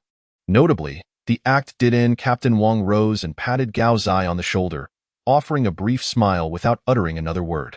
Shortly thereafter, the cigarette burned down to its end, and Wang casually discarded the remains. Taking his place in the passenger seat of the vehicle, time was of the essence. They had to depart. "Good, understood, Captain Wang," came the chorus of responses from the group, with Gao Zai at the wheel. In mere moments, the car roared away, vanishing from Han Shuo and the other's sight. Phew, that nearly scared the life out of me. After witnessing Wang and his crew depart, the hefty man exhaled deeply, his heart still racing. Just moments earlier, he had been on the verge of standing up and shouting. He shuddered to think of the potential consequences had he done so. It was evident that Wang and his companions were cold-blooded killers, showing no intention of rescuing any survivors. If the 3 were discovered, the hefty man feared they would meet the same grim fate as Zhang Shower. Han Shuo remained silent, his mind gradually settling. With a grave expression, he sat up on the bed, deep in contemplation. The hefty man and Li Shuru, sensing the seriousness of the moment, quietly exited the room and closed the door behind them, softly discussing the events that had just transpired. Han Shuo remained lost in thought for quite some time. To be honest, The overwhelming strength displayed by Captain Wang had somewhat shaken Han Shuo's confidence.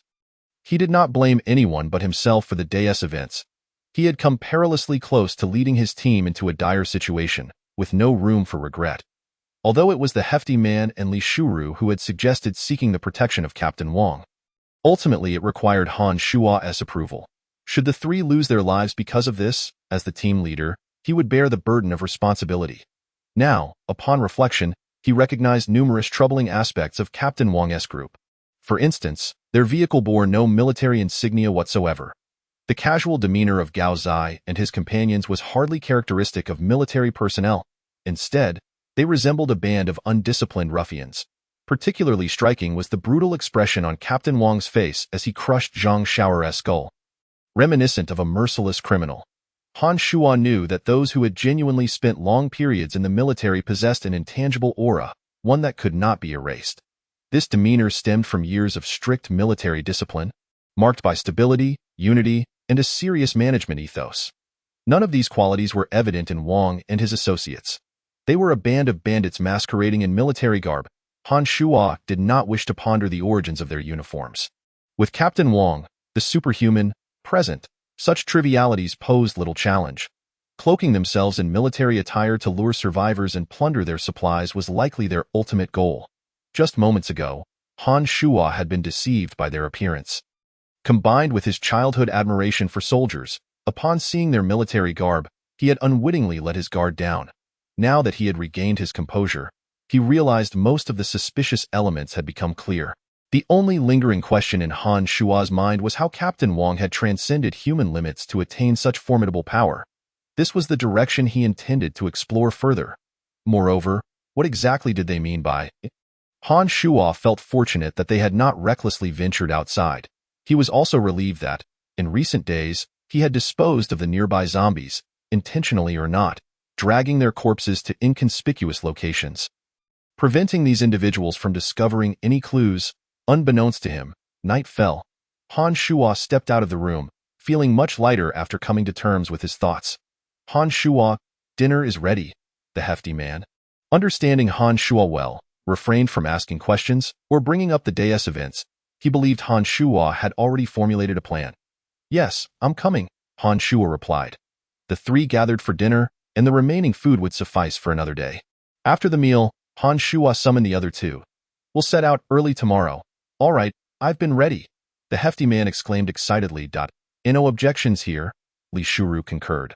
Han Shuo paused for a moment and added, try not to dwell too much on today's events.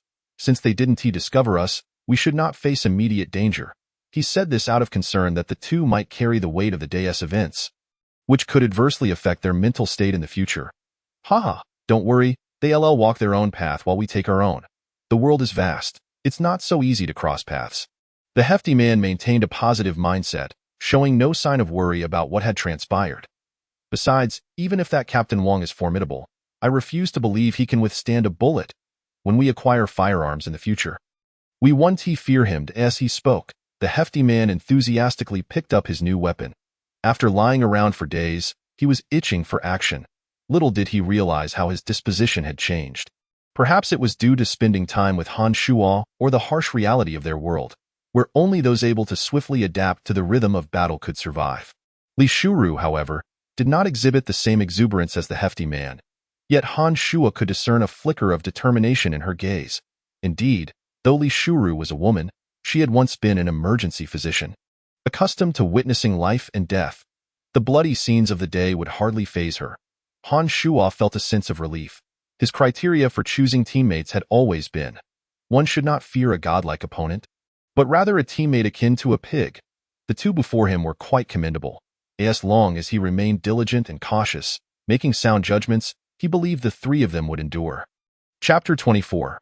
Onward again at dawn the following day, as the first light broke, Han Shuo and his companions packed their belongings, climbed into the car, and resumed their journey. The hefty man's persistent urging. He was finally allowed to take the wheel.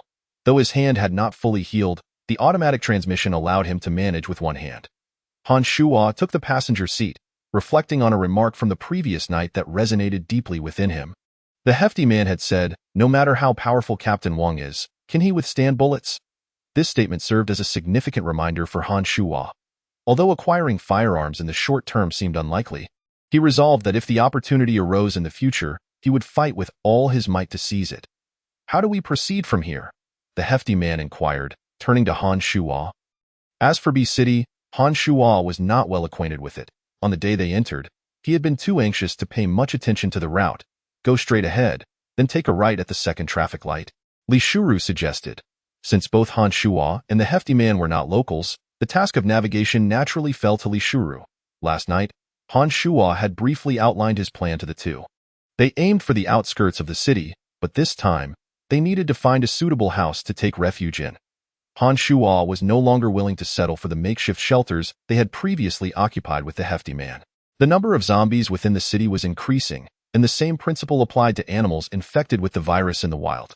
Although corpse dogs posed a greater threat than zombies, Han Shuo had encountered them before and felt he could handle a few if necessary.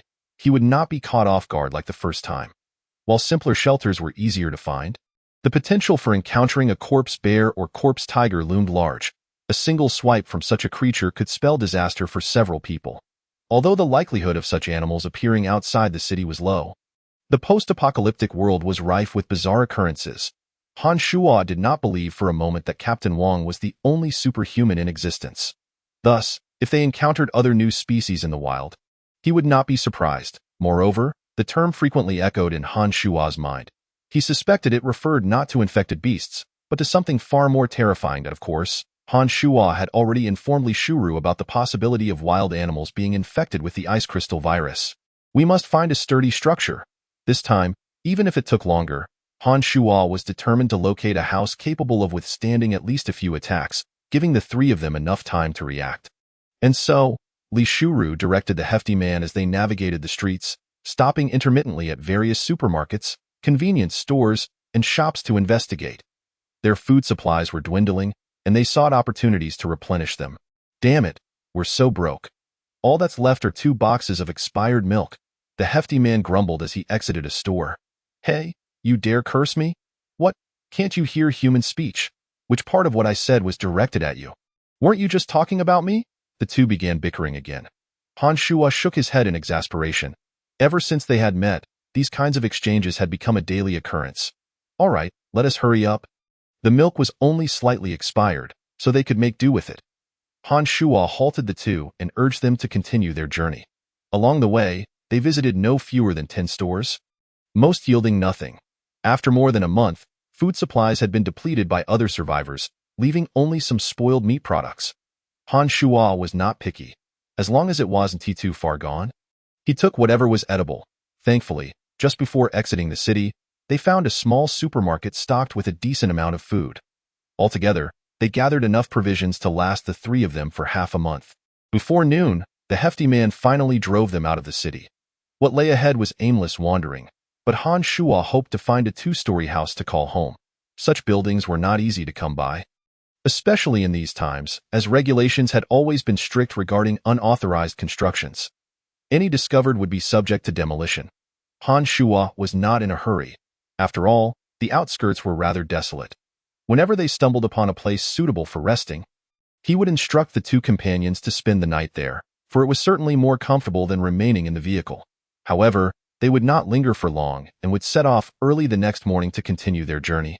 Thus, unbeknownst to them, 3 days passed without finding an appropriate place to settle.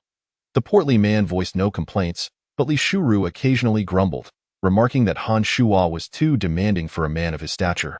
Having never truly encountered the horrors of the undead, Li Shuru was unaware of the ferocity and terror that infected creatures could embody. Therefore, Han Shuo remained unperturbed by her complaints. In the end, he had no idea how far they had traveled over those 3 days. The map he held had long exceeded its limits and was discarded out of the window. Ultimately, as dusk approached on the 5th day, their perseverance bore fruit. A farm featuring a 3-story villa appeared before them. "Ha ha! This place is truly delightful," exclaimed the portly man, his excitement palpable after days of driving, which had proven to be quite taxing. Han Shuo surveyed their surroundings with satisfaction. This was a private farm, not insignificant in size, bordered by 2 rings of fences, likely intended for raising cattle and sheep. However, The interior was overgrown with weeds, indicating it had been abandoned for quite some time. Beside it stood a hand-dug deep well, from which a faucet occasionally dripped water. Han Shuo felt a surge of joy. The issue of water was no longer a concern. His gaze shifted to the three-story villa, where he unexpectedly spotted some fresh vegetables, neatly tended and orderly in their rows. There must be someone here. Han Shuo quickly halted the portly man, who was eager to advance, and the three gathered together. Sure enough, an elderly gentleman emerged from the villa. With a head of graying hair and dressed neatly, the old man appeared well-preserved, his wrinkles not overly pronounced, suggesting he was in his 60s or 70s. Upon seeing Han Shuo and his companions, the old man exhibited a mix of surprise and delight, then turned to call out to someone inside, "Darling, come quickly. We have guests." Before long, a frail, elderly woman appeared. Leaning on a cane, her age similar to that of the old man. Upon confirming the arrival of the three, her face broke into a warm and benevolent smile. "Hurry, go greet our guests," she urged, giving the old man a gentle push. Seeing that the residents were an elderly couple, both the portly man and Li Shuru visibly relaxed their guard. From their conversation, it was evident they posed no threat. Han Shuo sheathed his Tang sword, having observed no weapons in the hands of the elderly couple. However, he was slightly puzzled. In a world overrun by zombies, how had these two managed to survive until now? "Children, you are survivors, are you not? What is the state of the outside world?" The silver-haired elder approached with a smile, his steps surprisingly steady despite his age. Han Shuo exchanged a glance with the portly man, who seemed to understand the unspoken cue. "Yes, the outside is teeming with zombies. We lost our way while escaping and ended up here." The portly man, being naturally loquacious, was evidently more suited for social interaction than Han Shuo at this moment. Han Shuo was still unable to fully gauge whether the elderly couple was as benign as they appeared, so he relied on the portly man to probe further. "Oh dear, poor children. My wife and I have not seen any other survivors in over a month." The old man lamented, empathy evident in his expression. "Indeed, the outside world is terrifying. We are merely fortunate to have survived," the portly man added, feigning a look of fright. "Darling, please prepare a meal. I'm sure the children are famished." Take your time, the old man instructed, turning to his wife. He then grasped the portly man's hands, smoothing them as if to dispel any lingering fear. "Thank you, sir," the portly man replied, visibly moved. Han Shuo noted that he appeared on the verge of tears, filled with admiration for the old man's kindness. Under the elderly couple's guidance, the three entered the villa. From their brief exchanges, Han Shuo detected no anomalies, though he sensed an excess of warmth from the couple. Naturally, it was understandable. With the number of survivors dwindling since the outbreak, it was likely that these two were simply overjoyed to see others after such a long time. As they stepped inside, Han Shuo observed that this family had clearly been quite affluent before the disaster. Not only did they possess an expansive private farm, but the villa's decor, while not ostentatious, featured expensive hardwood furnishings. In the center of the living room stood a table, with several paintings on the walls that Han Shuo could not decipher. There were no sofas, only wooden chairs, and several closed doors led to a bathroom, kitchen, and other rooms. At that moment, the elderly woman was busy in the kitchen. Overall, the layout of the first floor was quite typical of many homes. Han Shuo also noticed a hunting rifle tucked away in the corner cupboard. Upon seeing the weapon, his heart raced, though he maintained a facade of calm, revealing no change in expression. "Have you two always lived here?" the portly man began to inquire, attempting to draw closer to the elderly couple. The old man displayed no signs of wariness towards them, answering every question posed with a friendly smile. "Yes, we have lived here for over 20 years. Such a long time. Are the second and third floors where your children reside?" the portly man asked, glancing at the staircase. At the mention of children, the old man sighed deeply, a hint of sorrow creeping into his demeanor. "Alas, no. It's just my wife and I who reside here. Our children have their own homes in the city. Since the day of the Great Fog, they have not returned, and I fear." Han Shuo grasped the implication. If the old man spoke truthfully, then their fate was likely grim. The portly man feigned sympathy and offered a few comforting words before joining Han Shuo and Li Shuru. "Sir, I haven't introduced you yet. These are my friends. This is Han Shuo, and this is Li Shuru Dai Muqingbin." Thank you for your hospitality. Both Han Shuo and Li Shuru expressed their gratitude towards the elderly man. The old man brushed off the previous topic, his smile returning. You three are fortunate to have survived. Make yourselves at home. Feel free to sit wherever you like. Don't call me old man or elderly man. I'm just over 60. You can call me Jiangbo, all right, Jiangbo, the portly man replied with an air of familiarity. Within 10 minutes of their arrival, the portly man had already won Jiangbo's affection, making him laugh heartily with his light-hearted banter. Meanwhile, Li Shuru had gone to assist in the kitchen, while Han Shuo remained with the portly man, engaged in conversation with Jiang Bio. To avoid appearing overly inquisitive, their discussion revolved around mundane topics, with the portly man refraining from any further probing. Everything felt normal, however. When Jiang Bo was momentarily distracted, Han Shuo would discreetly cast glances at the hunting rifle. It remained in the cupboard, and for the moment, he could not discern its authenticity. Though he maintained an outwardly relaxed demeanor, inside, he was on high alert, ever since the incident involving team leader Wang. Soon enough, after approximately 20 minutes, as darkness fell and dinner was prepared, Han Shuo and his companions finally enjoyed a proper meal for the first time since the apocalypse, thanks to Jiang Bo and his wife's warm hospitality. Naturally, they waited until the elderly couple began eating before they dared to pick up their chopsticks. The table was filled mostly with stir-fried vegetables, all freshly grown by the couple outside, and at the center lay a platter of cured meat, which made the portly man's mouth water. The staple was rice. As they dined, they continued their conversation. Han Shuo learned that the couple had discovered the world had drastically changed through the television. Jiang Bo was aware of the existence of zombies, referring to them only as terrifying creatures. The elderly couple had a son and daughter who had been quite successful in their youth, amassing significant wealth to afford this place as a haven for their parents. Despite Jiang Bo's wife having some mobility issues with her right leg, both were still in relatively good health, which is why they had never hired a caretaker. After the outbreak began, their remote location meant that few ventured near, resulting in a correspondingly low zombie presence. While the couple's words seemed flawless, Han Shuo found it hard to believe they could have been so fortunate as to encounter no zombies at all. Thus, he decided to inquire further. Jiang Bo, have you two really never encountered any zombies? Zombies? Jiang Bo responded, slightly puzzled. Yes, those terrifying beings you refer to. They are now commonly known as zombies. Realization dawned on Jiang Bo, a smile still gracing his face. Oh, we've certainly encountered them. Don't let my age fool you. I'm quite brave and have dealt with them all. He puffed out his chest with a childlike pride. Impressive. Were you a soldier in your youth? You seem quite fit. Those creatures are not easily vanquished. Han Shuo probed further. Haha. I'm not as formidable as you think. My old bones can't take much more. I rely on this, Jiang Bo replied, gesturing to an invisible source of strength. Upon hearing the praises from Han Shuo, Jiang Bo's face flushed with a hint of embarrassment. He rose and sauntered over to the corner cabinet, retrieving the hunting rifle that Han Shuo had previously glimpsed. Chapter 26. The Hunting Rifle. Wow, Jiang Bo, you have a gun, exclaimed the plump man, his eyes widening as he shouted in astonishment upon seeing the firearm in Jiang Bo's hands. Of course, it's a replica.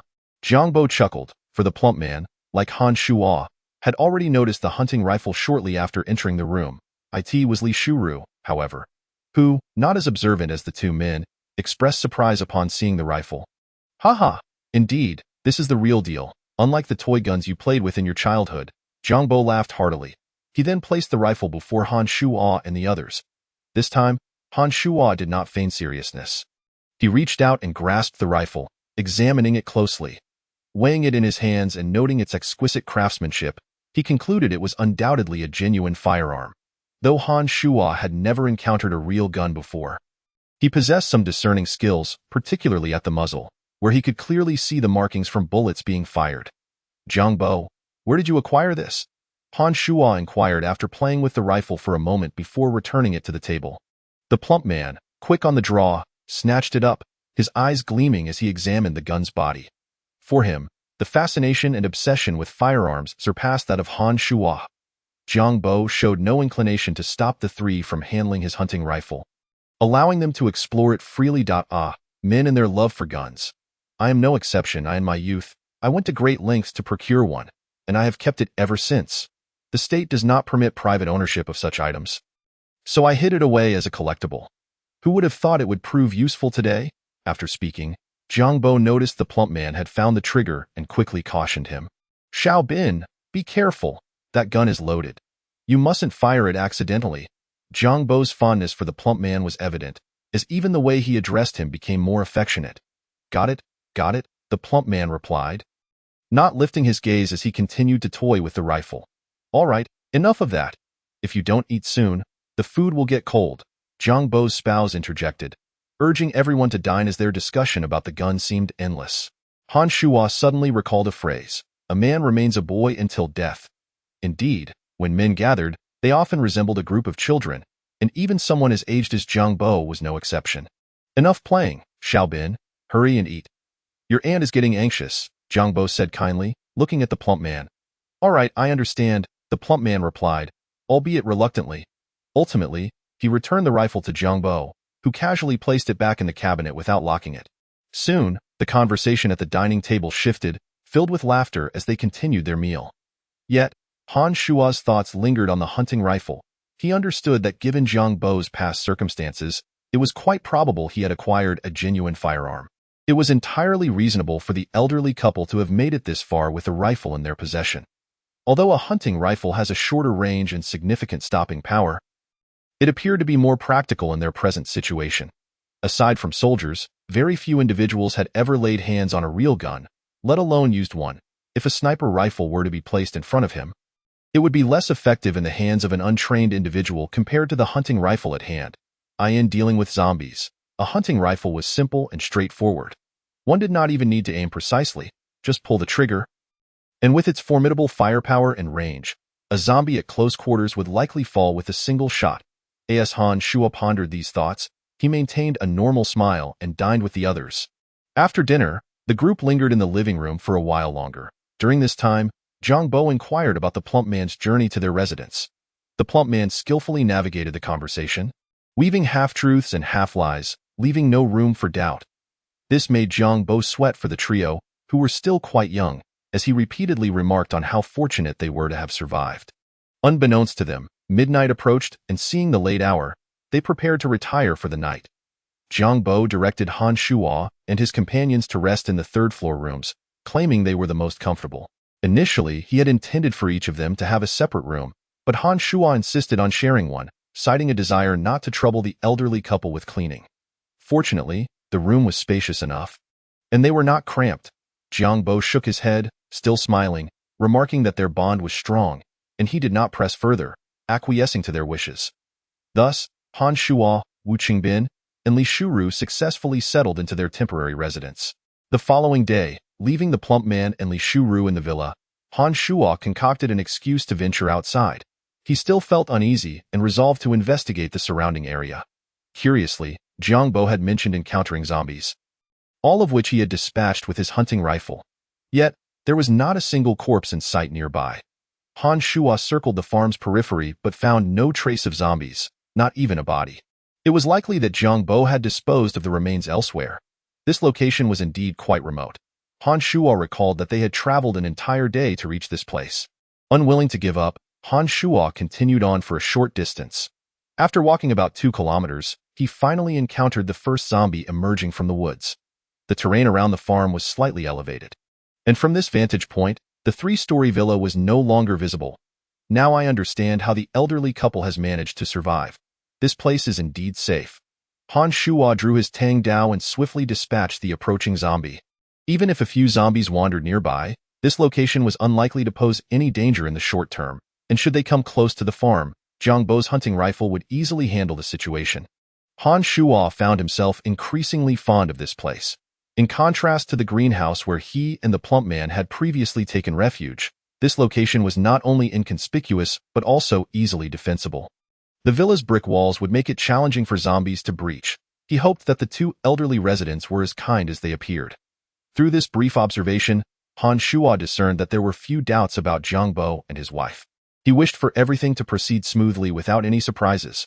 Well, it's time to head back, Han Shuo thought, realizing he had been away for quite some time and worried that the plump man and Li Shuru might be concerned. Suddenly, a pungent odor wafted through the air.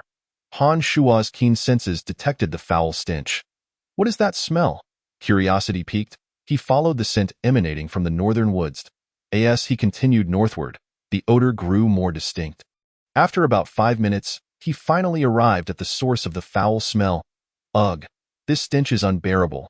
It was a depression filled with the remains of deceased zombies, some headless, others missing limbs. Han Shuo pinched his nose, contemplating whether to draw closer for a better look. Chapter 27. Doubts. As Han Shuo approached, he noticed that the zombies bore wounds, clearly gunshot injuries. This must be where Jiang Bo disposed of the bodies. He counted roughly 30 corpses, their state of decay indicating they had been here for quite some time. It appeared Jiang Bo had quite a supply of ammunition. For an old man to take down so many zombies with just one gun. Han Shuo's desire for firearms intensified. Yet, he also understood that the gun was not his, and given Jiang Bo's kindness, he was not a brigand who would seize it without reason. Inadvertently, amidst the pile of corpses, Han Shuo stumbled upon a severed arm. This arm differed from the others. Typically, the skin of those infected by zombies would show signs of decay. Yet this severed limb seemed dissimilar. The flesh had long since rotted. But Han Shuo felt an unsettling sense that this arm resembled that of a normal human. Clearly, the situation here was far from simple. Not wanting to linger, Han Shuo turned to leave. He could no longer endure the stench, and the odor clung to his clothes. This excursion was not in vain. This is getting increasingly intriguing, he scoffed, determination gleaming in his eyes. From this subtle discovery, Han Shuo began to piece together numerous theories. Were they hunters or prey? Who could say for certain? Back already? Li Shuru looked up as Han Shuo returned. It was noon, and she was seated in a chair, engrossed in a book. Where's the plump man? Han Shuo inquired. In the kitchen. He said he would cook today and asked Jiang Bo and his wife to rest in their room. Han Shuo glanced towards the staircase where Jiang Bo and his wife resided on the second floor. Nodding in acknowledgement without further comment, before long, the sound of footsteps echoed from downstairs as Jiang Bo descended. Little Han Shuo, you're back indeed, Jiang Bo. Why not rest a bit longer? I'm old. A little sleep is sufficient. I don't need too much, Jiang Bo replied, seemingly recalling something. With a smile, he asked, So, did you find anything on your outing? Nothing. I couldn't find any food, Han Shuo replied with an awkward smile. In truth, Han Shuo had concocted this excuse to search for provisions. You young ones, I've already said that there's enough food at home. Aren't you afraid of encountering those terrifying creatures outside? Jiang Bo remarked casually, casting a glance at the Tang Dao strapped to Han Shuo's waist. Feigning ignorance of Jiang Bo's gaze, Han Shuo continued speaking. Alas, it is not that I feel any remorse for old Bai and Jiang Bo. Rather, I simply wish to contribute in some small way. Haha, Xiao Han Shuo, you are far too polite. Given the current state of affairs outside, your presence here is serendipitous, and there is no need for such formality. Han Shuo offered a faint smile, choosing to say no more. Unbeknownst to them, the trio had already resided here for 3 days. Aside from the occasional wandering zombie, all had remained tranquil. During this time, Jiang Bo had even showcased a shotgun to Han Shuo and the others. Just as Han Shuo had anticipated, the shotgun possessed formidable power, and Jiang Bo effortlessly dispatched a zombie. Throughout these days, Jiang Bo and his companion continued to treat Han Shuo and his friends with kindness, as if they had adopted them as their own children. Even the cold and aloof Li Shuru had completely lowered her guard, growing increasingly close to the elderly duo. Yet, Han Shuo understood that this was merely an illusion. He had not disclosed to his companions the findings he had made that day. Han Shuo was acutely aware that such superficialities would never suffice to convince Li Shuoyu. As for the fatty, he was somewhat better off. Though he lacked Han Shuo's caution, he still retained a modicum of wariness. Han Shuo knew that in such precarious times, one could not afford to be careless. A storm was on the horizon, often heralded by an eerie calm. On the 4th night, Han Shuo and the fatty returned to their room. The previous day, Li Shuru could no longer tolerate the fatty's snoring and had retreated to another room to sleep. Before she departed, Han Shuo had deliberately reminded her to remain vigilant. Li Shuru shot him a glance and retorted, You are overly suspicious. It's quite irrational. Han Shuo chose not to respond. After all, his bond with Li Shuru was not as deep as that with the fatty. So, have you discovered anything? The fatty inquired softly after closing the door. Although Han Shuo had maintained a facade of normalcy over the past few days, The fatty knew his brother would not easily lower his guard and had been secretly probing for information. You must be extra cautious these past couple of days. Those two elders are not as simple as they seem, Han Shuo replied. The fatty drew the curtains, peeking through the door crack to ensure their conversation was not overheard. What do you think? Aside from the matter of the severed arm we discussed, have you noticed that Jiang Bo and the others seem to have an excessive amount of food? Indeed, now that you mention it, the portions prepared are roughly the same as on the first day, and the vegetables at the entrance are hardly sufficient. The fatty was adept at feigning ignorance, and when he pondered seriously, he was certainly more astute than Li Shuru. Exactly, and another thing. The clothes they prepared for you today fit surprisingly well. Han Shuo had seen photographs of Jiang Bo's children in his room. Although they were not recent, they were undoubtedly from the past 2 years. Jiang Bo's son had a physique similar to Han Shuo's, and even if he had gained weight over the years, he could not have ballooned to the fatty's size in such a short time. If there were no overweight individuals in the household, they certainly would not purchase oversized clothing. Upon hearing Han Shuo's insights, the fatty's expression turned serious, and he quickly began to piece together the implications. Are you suggesting that the affable demeanor of Jiang Bo and his wife is a facade? After pondering for a moment, the fatty continued, they are likely using this guise to deceive the survivors who have arrived here, waiting for them to let down their guard before. The fatty made a slashing motion across his throat. Han Shuo nodded in affirmation. What the fatty articulated aligned perfectly with his own analysis and conjectures over the past days. With Han Shuo's confirmation, the fatty shivered as for why Jiang Bo and his wife would resort to such measures. The fatty needed no further elaboration. They intended to plunder the food supplies of other survivors to replenish their own stock. Suddenly, the fatty felt that Jiang Bo and his wife were far more terrifying than the group led by Captain Wang they had previously encountered. Though Captain Wang and his crew were brutal, they were at least straightforward. In contrast, Jiang Bo and his wife were chillingly calculating, executing their schemes step by step. The fatty would never question Han Shuo's deductions. No one understood Han Shuo better than him. It was precisely Han Shuo's meticulousness and caution that had allowed him to survive thus far.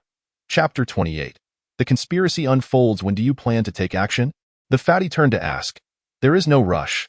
It is best to wait for them to make the first move, Han Shuo replied. Why? Have you not already ascertained their intentions? The fatty asked, somewhat confused. He knew Han Shuo well enough to expect that in such circumstances, he would typically strike preemptively. Han Shuo patted the fatty's shoulder and gestured toward the other room. Li Shuru is not like you. Her demeanor is not an act. Based solely on my analysis, killing those two elders would likely lead her to misunderstand the situation. That silly girl. The fatty slapped his forehead and then added, but she is alone in there. Won't she be in danger? She should be fine. If I were Jiang Bo, I would prioritize eliminating the one with the greatest combat capability first. The difference in fighting ability between men and women is quite apparent, especially since I always carry a Tang Dao at my waist. If they were to recklessly attack Li Shuru, it would only serve to alert us and raise our suspicions. That is true. The fatty felt relieved. Although Li Shuru held somewhat less significance in his eyes compared to Han Shuo, he still did not wish for her to meet an untimely end. Han Shuo felt the same. Li Shuru's identity as a doctor would be invaluable to him in the future, and after spending time together, there was undeniably some emotional bond formed. Han Shuo hoped for an even closer and more solid relationship with Li Shuru. However, this could only happen if Li Shuru fully trusted him, just as the fatty did at present. It was evident that Li Shuru did not meet Han Shuo's expectations. Very well, we shall adapt to the circumstances. Just let me know in advance when you plan to act. The fatty waved his hand, shedding his clothes in preparation for sleep. All right, tomorrow. Just maintain your previous demeanor. Do not reveal any flaws, rest assured. Fatty is a master of disguise. With that, the fatty burrowed under the covers, pulling his blanket over him. Han Shuo chuckled softly and ceased his contemplations. When soldiers come, let them be met with soldiers. When water comes, let it be blocked with earth. He climbed into bed to sleep. Hey, could you shift over a bit? I know that it's time to lose some weight. You take up too much space. Haha. You know, we fought together, shared a bed, and all that's left is to carry guns and sing together. The fatty laughed heartily, shifting to make room for Han Shuo while jesting. Naturally, when he spoke of fighting, he referred to battling zombies. Of course, we've shared the same window. Ignorance is truly terrifying. Time to sleep. As the two settled down for the night, deep within a room on the second floor, the typically amiable elders seemed to have transformed into entirely different individuals. Old man, when will you make your move? I wish to hurry as well. The fatty and that girl are manageable, but have you not noticed? The one with the knife is clearly different from the others we encountered before. His level of alertness and the probing nature of his words suggest he has not entirely let down his guard. Has he discovered anything? I do not believe so. We have been quite meticulous in our dealings. Hurry up. If we let them feast for another 2 days, the returns will not even cover our initial investment. Do not rush. I have already seen that they have plenty of food in their vehicle. Once this is all over, it will suffice for us for over half a month. Do not delay any longer. If other survivors arrive, we will miss our chance. I understand. If an opportunity does not present itself tomorrow during the day, we shall act by night. Humph. If Han Shuo were present at this moment, he would see through the moonlight outside that the once affable expressions of Jiang Bo and his wife had vanished, replaced instead by cold, fierce countenances. The following day, Han Shuo continued his routine as usual, conducting a brief patrol around the farm in the morning and dispatching 2 wandering zombies not far away. It seemed that the frequency of zombie appearances had been steadily increasing. Han Shuo recalled that during their initial 2 days, they had encountered not a single zombie, yet yesterday and today, a few zombies had wandered out intermittently. Were the zombies gradually making their way out of the city? Han Shuo pondered. If events unfolded as he suspected, it was highly likely that the city had been devoid of survivors for over a month. The zombies, unable to find food, might indeed be roaming outward. Regardless, even if that were the case, this location was sufficiently distant from the city, and for the time being, there should be no significant issues. After completing his patrol, Han Shuo chose not to dwell on the zombie situation any longer. The sporadic presence of a few zombies was not enough to disrupt their lives. Now, a matter of greater importance lay before him. In the afternoon, Han Shuo assisted Jiang Bo in tidying up various chores around the farm. Over the past few days, he had become quite familiar with the farm's layout. Jiang Bo's farm not only boasted its own deep water well, but also an independent generator. Han Shuo had gathered some understanding of the generator. It could be said that if sunlight persisted, the generator would continue to function, making it a relatively advanced model. Meanwhile, the fatty maintained his performance as a master of disguise, seamlessly blending in with Jiang Bo and his wife, to the point where it seemed he might as well call them Mom and Dee. Elishuru's previously frosty demeanor had also melted away. Treating the elderly couple as if they were her own family, displaying meticulous care that, of course, her actions were not merely an act. This illustrates that if one becomes accustomed to a life of ease, they will invariably come to relish the tranquility and simplicity it brings. Throughout the day, Jiang Bo found himself devoid of any opportunity to act, his heart heavy with anxiety, especially in the presence of the rotund individual before him, who elicited a growing sense of revulsion. Yet, he had to maintain the facade of his usual amiable demeanor. This sensation was unbearable, a fact that needed no elaboration. As for Jiang Bo's old companion, she could hardly endure the presence of Han Shuo and his cohorts any longer. To avoid revealing any signs of distress before others, she feigned discomfort and sequestered herself in her room for the entirety of the day. Han Shuo observed all of this with keen insight, fully aware that the moment was approaching swiftly. That evening, after dinner, the group retreated to their respective chambers. Old man, tonight, we must take action. Jiang Bo's face darkened as he continued. I have had enough of this. I cannot simply shoot them, can I? Although that would be the easiest method, eliminating a single individual was a simple task, yet allowing even one to escape would lead to dire consequences. Poison! Jiang Bo's companion interjected fiercely. We still have some of that powder left, do we not? You fetch it, mix it with the food, and I shall serve it to them. They usually dine with us. Making accidental harm less likely, I refuse to believe that, under the pretext of a midnight snack, we cannot manage to poison them. Upon hearing his companion's words, Jiang Bo's eyes brightened. Very well, you prepare some food, and I will retrieve it from the basement. With that, Jiang Bo descended the stairs and quietly lifted a section of the floorboards, revealing an entrance. This was a hidden basement on the farm, and he stealthily made his way down. Chapter 29. Preparations for action in the 3-story Western-style house. Han Shuo was engaged in idle conversation with the portly fellow. Suddenly, a faint, crisp sound echoed from downstairs. Han Shuo's ears perked up, and with a furrowed brow, he gestured for silence. The portly man, puzzled, had not heard anything and was bewildered by Han Shuo's sudden alertness. Ignoring his companion, Han Shuo swiftly approached the window. Having discerned that the sound had emanated from this very spot, the noise ceased. Han Shuo drew back the curtain and peered outside, noticing that the kitchen light was still on at this hour. Who could it be? He beckoned the portly man closer and whispered, "Check if Li Shuru is in her room." Realizing Han Shuo was not joking, the portly man complied, nodding as he moved to the door and cracked it open. Moments later, he returned, having shut the door again. Li Shuru's door is closed, but there is light seeping through the gap. She must be inside. If it wasn't Li Shuru in the kitchen, then it could only be those two old codgers. Typically, at this hour, they would have retired for the night. Are you suggesting they might make their move tonight? The portly man pondered aloud. It's possible. They've eaten well, so what could they be doing in the kitchen at this hour? Han Shuo remarked, as the saying goes, when everything appears normal, any sudden irregularity must be scrutinized. Could they be hungry? Thirsty? That possibility cannot be dismissed, but we must not let our guard down, especially at this hour. Should we act first? The portly man inquired. Han Shuo contemplated before responding. I need to ascertain the specifics first, and this alone probably won't convince Li Shuru. You can see her current impression of those two. Mention of Li Shuru caused the portly man some distress. That silly girl, how did she become so naive? He had observed keenly in recent days, while he pretended to be the old couple's son. Li Shuru genuinely regarded them as family. The only difference was that his affection was feigned, while hers was heartfelt. Even Han Shuo's occasional reminders fell on deaf ears with her. What do you propose we do? The portly man asked. Han Shuo had already formulated a plan. I will go down to investigate. You stay here. If there's any commotion below, be ready. He paused, then added, keep an eye on the door. If those two old geezers head upstairs while I'm down there, make sure to look after Li Shuru. Since the three of them had come this far together, Han Shuo resolved not to give up easily. But how will you get down from the third floor? Going down openly is too dangerous. They have a gun. The portly man expressed concern.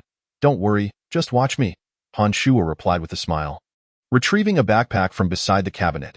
This was the same backpack they had brought from Han Shuo's home, previously used to carry food from a convenience store. To avoid unnecessary trouble, aside from Han Shuo's dagger and this backpack, all other belongings, including new weapons for Li Shuru and the portly man, were left in the car. Han Shuo pulled a length of rope from the backpack, and the portly man's eyes sparkled with recognition. He recalled it from their previous trip to the convenience store. I'll lower myself down using this rope, Han Shuo explained as he began uncoiling it. Tie one end around me. Once you're down, I'll pull the rope back up.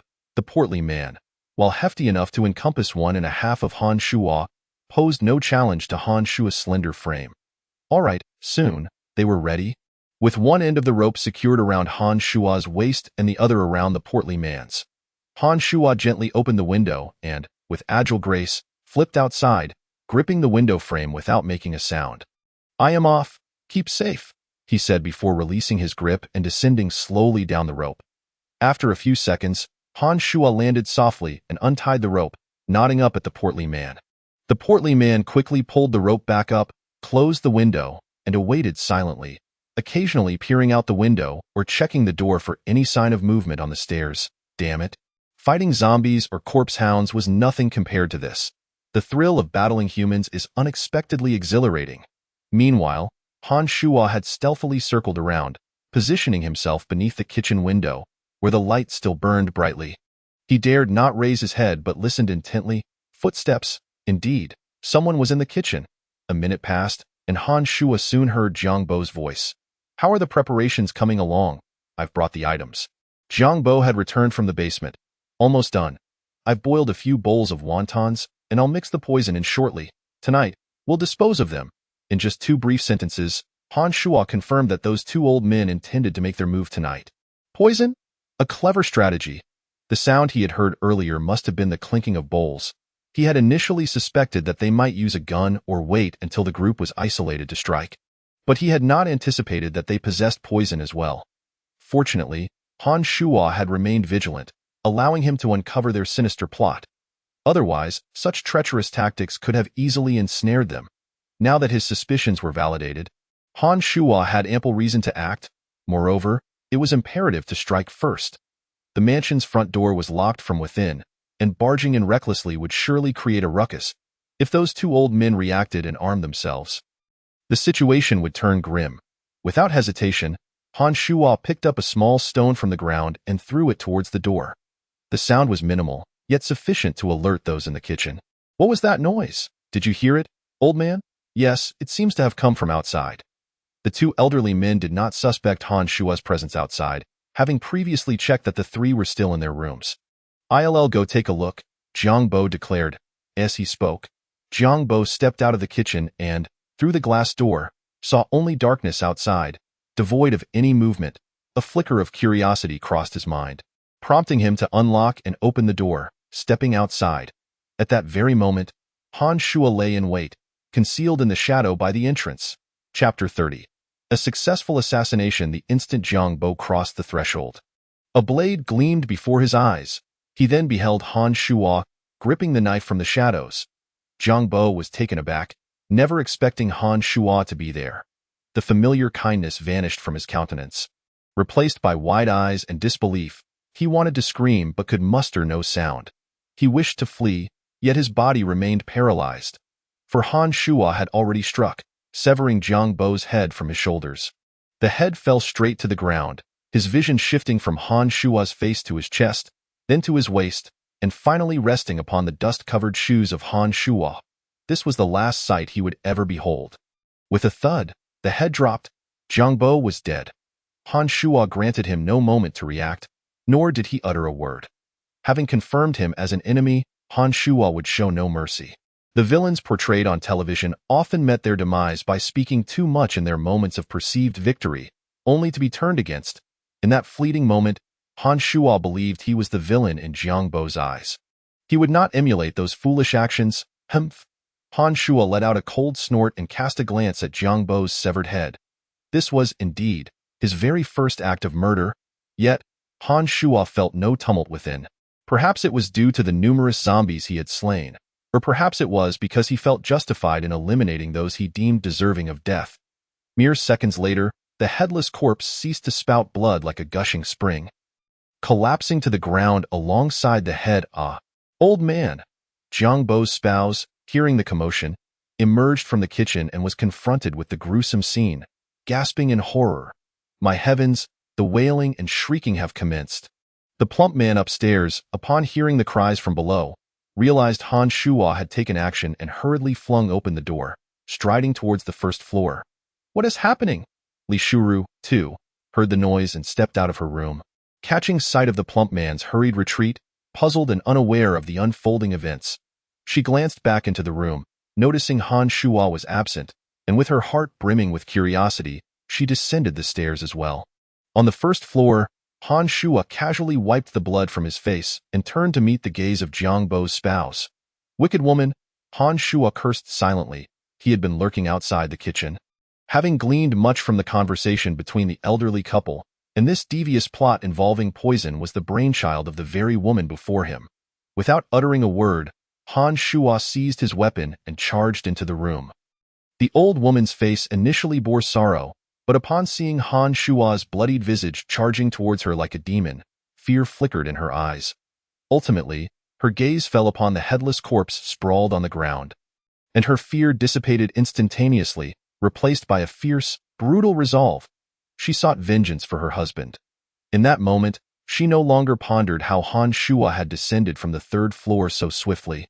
Since Han Shuo could so decisively eliminate her husband, it was clear he had unraveled their sinister scheme. She was determined to avenge her spouse, to slay Han Shuo before her. Even flaying his flesh and drinking his blood would not suffice to quench her rage.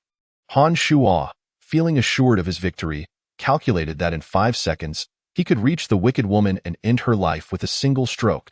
As if in a blink, Han Shuo suddenly realized the old woman had regained her composure. Discarding her cane and sprinting towards the corner of the living room. "Humph! I never imagined her leg injury was a ruse." She acted so convincingly. Though the old woman's legs had returned to normal, her age hindered her speed, and Han Shuo was confident even a child could outpace her. No, she aims to retrieve a gun. A jolt of alarm surged within Han Shuo. The gun lay less than 5 meters away in the kitchen. While he was approximately 20 meters from the door, that moment, the house's vastness revealed its flaw. Although Han Shuo had reached the living room, he still required around 2 seconds to close the distance. Meanwhile, the old woman had already opened the cupboard and grasped the shotgun. Her face radiated with manic joy, mingled with a terrifying smile. She merely needed to turn around and pull the trigger. With a single shot, she could extinguish Han Shuo's life. He could not allow her to fire. Panic surged within him. He understood the shotgun's lethal potential. At this proximity, aiming was unnecessary. If the old woman pulled the trigger, Han Shuo's demise was inevitable. Die for me, Han Shuo shouted, realizing he could not reach her in time, and hurled the Tang Dao in his hand. At that instant, the old woman pivoted, and Han Shuo's knife arrived simultaneously. Crack! The released Tang Dao embedded itself in the old woman's forehead, killing her on the spot as her body crumpled to the floor behind her. Huff! Han Shuo exhaled, the ordeal finally reaching its conclusion. Initially, he had been supremely confident in this undertaking, a confidence that persisted until he had slain Jiang Bo. However, he had not anticipated that the old woman's leg injury was a feigned act, nearly allowing her to arm herself. Had she fired, no matter how swift Han Shuo reacted, he could not outpace a bullet. Fortunately, he had timely adjusted his strategy, triumphing without peril. The sounds near the staircase grew increasingly proximate, and soon the plump man emerged from the corner of the second floor. Gazing at Han Shuo's blood-soaked face, he rushed forward, inquiring, "What happened? Are you hurt?" Han Shuo shook his head and replied, "It's nothing, no significant mishaps. The blood on my face isn't mine." The plump man turned to behold the old woman's corpse, the Tang Dao still protruding from it. "Why just one? Where's the other?" Han Shuo gestured towards the door, and the plump man followed his, indeed discovering another headless corpse outside. "This is rather brutal, isn't it?" The plump man chuckled nervously, his stomach churning at the thought of the meal they had just consumed. Swallowing hard to quell the urge to vomit, Han Shuo paid him no mind. He had grown accustomed to such scenes. The Daewang, the team leader, had crushed Zhang Shao's skull was far more gruesome than this. Han Shuo approached the old woman's corpse, stepping on her as he retrieved his Tang Dao. Li Shuru descended the stairs without the same urgency as the plump man. As she reached the first floor, she happened upon the sight of Han Shuo drawing his blade. Li Shuru stood transfixed, tears welling in her eyes as she beheld Jiang Bo's spouse's lifeless body. "Han Shuo, you killed her?" Chapter 31. Explanation. Han Shuo also noticed Li Shuru, offering no explanation as he sat down on a nearby chair, withdrawing his weapon. The plump man, sensing the tension, discreetly positioned himself behind Han Shuo. Li Shuru, in a daze, took hesitant steps towards the fallen Jiang Bo's spouse. Over these past days, she had come to regard the elderly couple as her own parents. Despite their advanced age, their attentive care had fostered a deep affection within her. Li Shuru cherished this feeling, particularly in this apocalyptic backdrop, as it felt like a warm flame crackling in the hearth, deeply comforting her heart. Unbeknownst to her, Li Shuru reached Jiang Bo's spouse, tears trickling down to the floor. She could scarcely believe that the person who had dined with her just hours ago was now irrevocably gone from this world. Suddenly, Li Shuru lifted her head, poised to question Han Shuo's actions when her peripheral vision caught sight of the corpse outside. Although the headless body was unrecognizable, Li Shuru instantly recognized the attire as Jiang Bo's. Rage ignited within her. Her eyes bore into Han Shuo with an unwavering intensity. This expression sent a shiver down the plump man's spine. "Han Shuo, did you kill them both?" Han Shuo cast a nonchalant glance at Li Shuru, replying, "Yes, I did." "What of it?" His words struck Li Shuru as extraordinarily indifferent, devoid of remorse. "What of it?" she scoffed, realization dawning upon her. Han Shuo was indeed a cold-blooded individual. He had taken lives without an ounce of guilt, merely questioning her reaction. Li Shuru, Han Shuo now embodied the very essence of a murderer. Those elderly souls had treated him with kindness, yet he had ruthlessly taken their lives. Li Shuru trembled with rage. "How did they treat me? Some things are not as you perceive them." Han Shuo averted his gaze from Li Shuru, lowering his head to explain while wiping the bloodied blade with a cloth. Upon hearing Han Shuo's words, Li Shuru suddenly recalled something, turning to see Jiang Bo's spouse clutching a shotgun tightly. Yes. She remembered that before their arrival, Han Shuo and the plump man frequently discussed firearms. Han Shuo had even once declared that if he could obtain a gun, he would spare no effort. In retrospect, when Jiang Bo had showcased the gun, Han Shuo's eyes had gleamed with delight. This was what he meant by going to any lengths. Li Shuru finally comprehended Han Shuo's motive for murder. He had killed to seize the weapon from the elderly couple. You heartlessly killed them for a gun. Li Shuru accused, pointing an accusing finger at Han Shuo. Han Shuo frowned and ceased his actions. Indeed, Li Shuru's resentment towards him deepened. The moment he had witnessed the severed arm, he had surmised the elderly couple's conspiracy. However, he had refrained from acting due to the lack of concrete evidence to convince Li Shuru. Today, as the couple's true nature was laid bare, it provided Han Shuo with the rationale to elucidate his actions. At this moment, it was evident that Li Shuru's fury had clouded her judgment. Han Shuo recognized that any further explanations would fall on deaf ears. In her eyes, he was simply a killer. Han Shuo stood and walked into the kitchen, retrieving a glass jar filled with the poison Jiang Bo had intended to use against them. He casually tossed the jar of poison into Li Shuru's hands.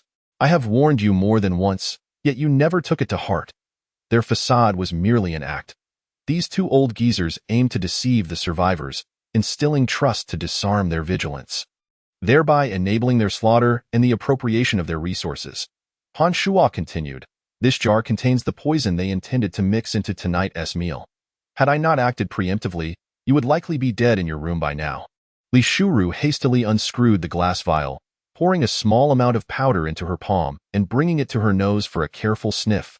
With her years of experience as a physician, she easily discerned that this white powder was indeed a poison, and a highly lethal one at that.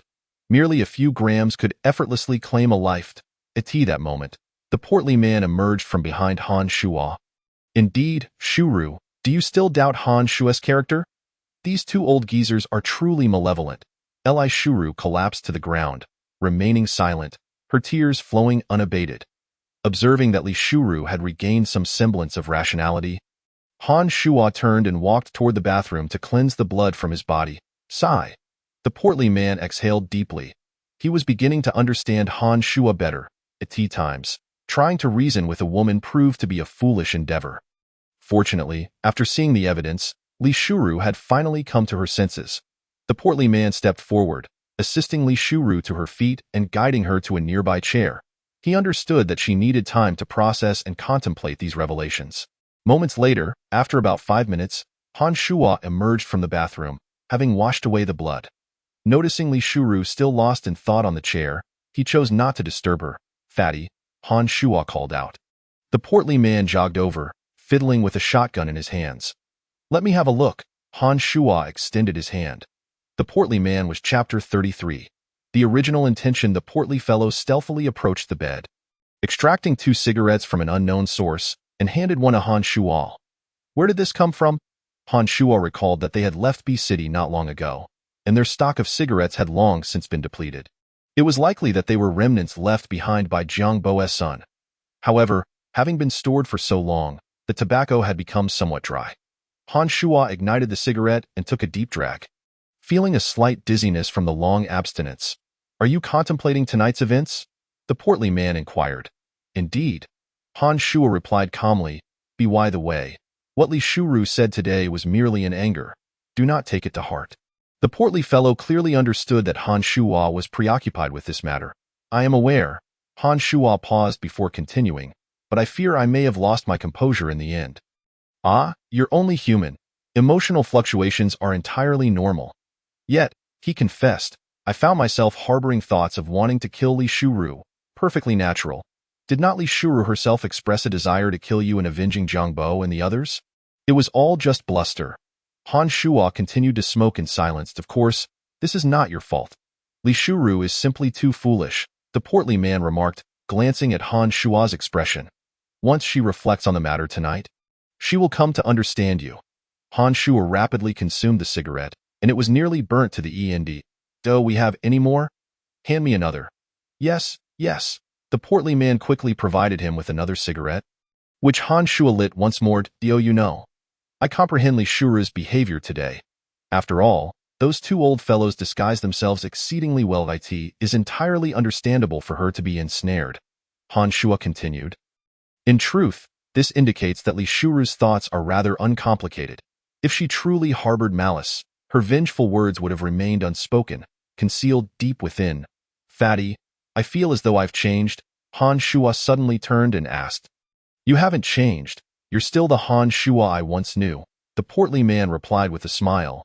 But, sigh, Han Shuo's words ultimately remained unspoken. Do you know why I've always believed in you without reason? The portly man countered. Why? Because I fully understand your character. Though you may struggle to express yourself and are decisive in matters of life and death, you possess a kind heart deep within. Han Shuo chuckled self-deprecatingly. Kind? Ha, you know, had you not spoken, I might have drawn my blade. The portly man suddenly found himself at a loss for words to console him. Han Shuo's speech harbored a hint of sorrow. As he had mentioned, had he not rebuked Li Shuru in the heat of the moment, allowing her to continue her reckless shouting, he might have truly resorted to violence. I am somewhat frightened by the person I have become. You see, I killed 2 individuals today, and even contemplated taking the life of my own comrade. My fear does not stem from the act of killing, but rather from the sensation that accompanies it, which, in some obscure way, even exhilarates me. Han Shuo appeared somewhat agitated, his voice rising involuntarily. Is my true nature that of a cold-blooded beast? The portly man felt anxious. This night had indeed left a significant impact on Han Shuo. A person who is usually calm and composed, when faced with a drastic shift in mindset, can yield dire consequences. Should Han Shuo fail to come to terms with his feelings tonight, he risks becoming utterly lost. Suddenly, an epiphany struck the portly man, and he hastily remarked, Stop your wild imaginings. Reflect on your original intention. Not that which emerged after the catastrophe, but rather that which existed before it. Original intention, original intention. Han Shuo murmured to himself, this moment. He earnestly pondered what his original intention truly was. After much contemplation, he deduced that his original intention could be understood as the innermost, most genuine desires of his heart. In the aftermath of the catastrophe, the most immediate desire he could articulate was simply to survive. However, the portly man had just urged him to recall the original intention prior to the calamity. Although only a little over 2 months had passed since then, Han Shuo suddenly felt as if it were a distant memory, as though he were reflecting on 2 entirely different worlds. 2 disparate attitudes towards life.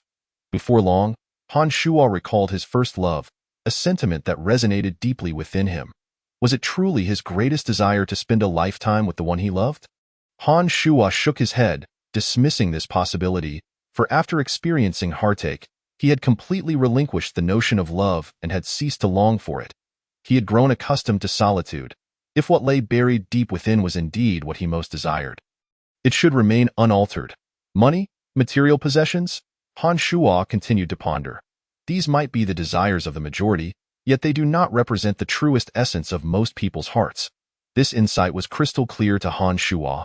Due to his upbringing and societal influences, many individuals had gradually assimilated into this rhythm, forever forgetting their initial aspirations. Ambition, comparison, appearances, a myriad of factors influence each person. Evidently, these 2 desires were not what Han Shuo sought. Suddenly, a vivid image surfaced in his mind. It was of his childhood, playing with a group of friends. This scene was somewhat hazy, as he could hardly recall the last time he had thought of it. His heart trembled. Those childhood days represented the most carefree, light-hearted, and joyful moments of his life. Han Shuo realized that, having been an orphan since a young age, he had never experienced the warmth of familial bonds. Thus, friends. Yes, friends were what he truly yearned for. It was only when he was surrounded by friends that he felt a sense of belonging. This was his original intention. Han Shuo wished for those he cared about, along with those who cared for him, to live well, and these individuals were his friends. The portly man noticed a gentle light flickering in Han Shuo's once dazed gaze and understood that Han Shuo may have found clarity. My original intention, friends. Han Shuo turned to the portly man and declared. Exactly, that's it. The portly man exclaimed with excitement, I am your friend, as is Li Shuru. Although your actions may appear to be solely for your own survival, in reality, much of it is for our sake. Han Shuo furrowed his brow, uncertain. But do I truly consider Li Shuru my friend? Absolutely. The person in the thick of things is often blind to the truth. While the observer sees clearly, I can see it plainly. It is merely you who have yet to realize it. The portly man pressed on. Do you remember what you said to me before you took action tonight? What? Han Shuo queried, puzzled. You told me to remain in the room, and if anything seemed amiss, to look after Li Shuru. Han Shuo recalled having indeed uttered those words. What does that prove? It proves that, subconsciously, you have already regarded her as a friend. Chapter 34. Discovering the basement. Are you a fool? Subconscious thoughts are something I am often unaware of, Han Shuo retorted with a chuckle, scolding the portly man. Unbeknownst to him, he had actually smiled at I know. I'm certain of it, the portly man proclaimed earnestly. Enough of this. Leave the cigarettes. You can depart now. You've been rambling on. Han Shuo playfully kicked the portly man off the bed. The portly man scrambled to his feet, unperturbed, as he recognized that Han Shuo's mood had significantly improved. He tossed a cigarette over and, grinning, scampered away. Subconscious? Perhaps, Han Shuo mused, unable to deny it, for otherwise, he would not have expressed such sentiments. After conversing with the portly man for so long, Han Shuo indeed felt considerably lighter. The comfort of having a friend to converse with during unhappy times was truly a wonderful feeling. In recent days, Han Shuo had not vocalized his concerns, yet he understood that he had been under considerable pressure, which had culminated in his emotional outburst today. He felt grateful to the portly man for his guidance. The following day, Han Shuo awoke to discover that it was nearly noon. He had slept soundly, free from worries about zombies or ill-intentioned individuals. It had been a long time since he had felt such relaxation. After dressing, he descended the stairs and found the portly man busy organizing supplies, transferring everything from the vehicle into the house. Now, with only the three of them remaining in the mansion, they could safely arrange their belongings. As for the bodies of the two old fellows, the portly man had already disposed of them and even cleaned the blood from the floor. Awake at last? The portly man greeted with a smile upon seeing Han Shuo. Yes, I overslept. Why didn't you wake me? Han Shuo rubbed his eyes and asked. Why should I? There was nothing to do. The portly man rolled his eyes. Indeed, there was no pressing matter. Han Shuo was still adjusting to the sudden relaxation. Aware that he had been overly cautious. Was the morning uneventful? He inquired. Quite safe. Just 2 zombies wandered over, and I dispatched them with a single axe. The portly man was quite pleased with his new weapon. Han Shuo nodded. What about Li Shuru?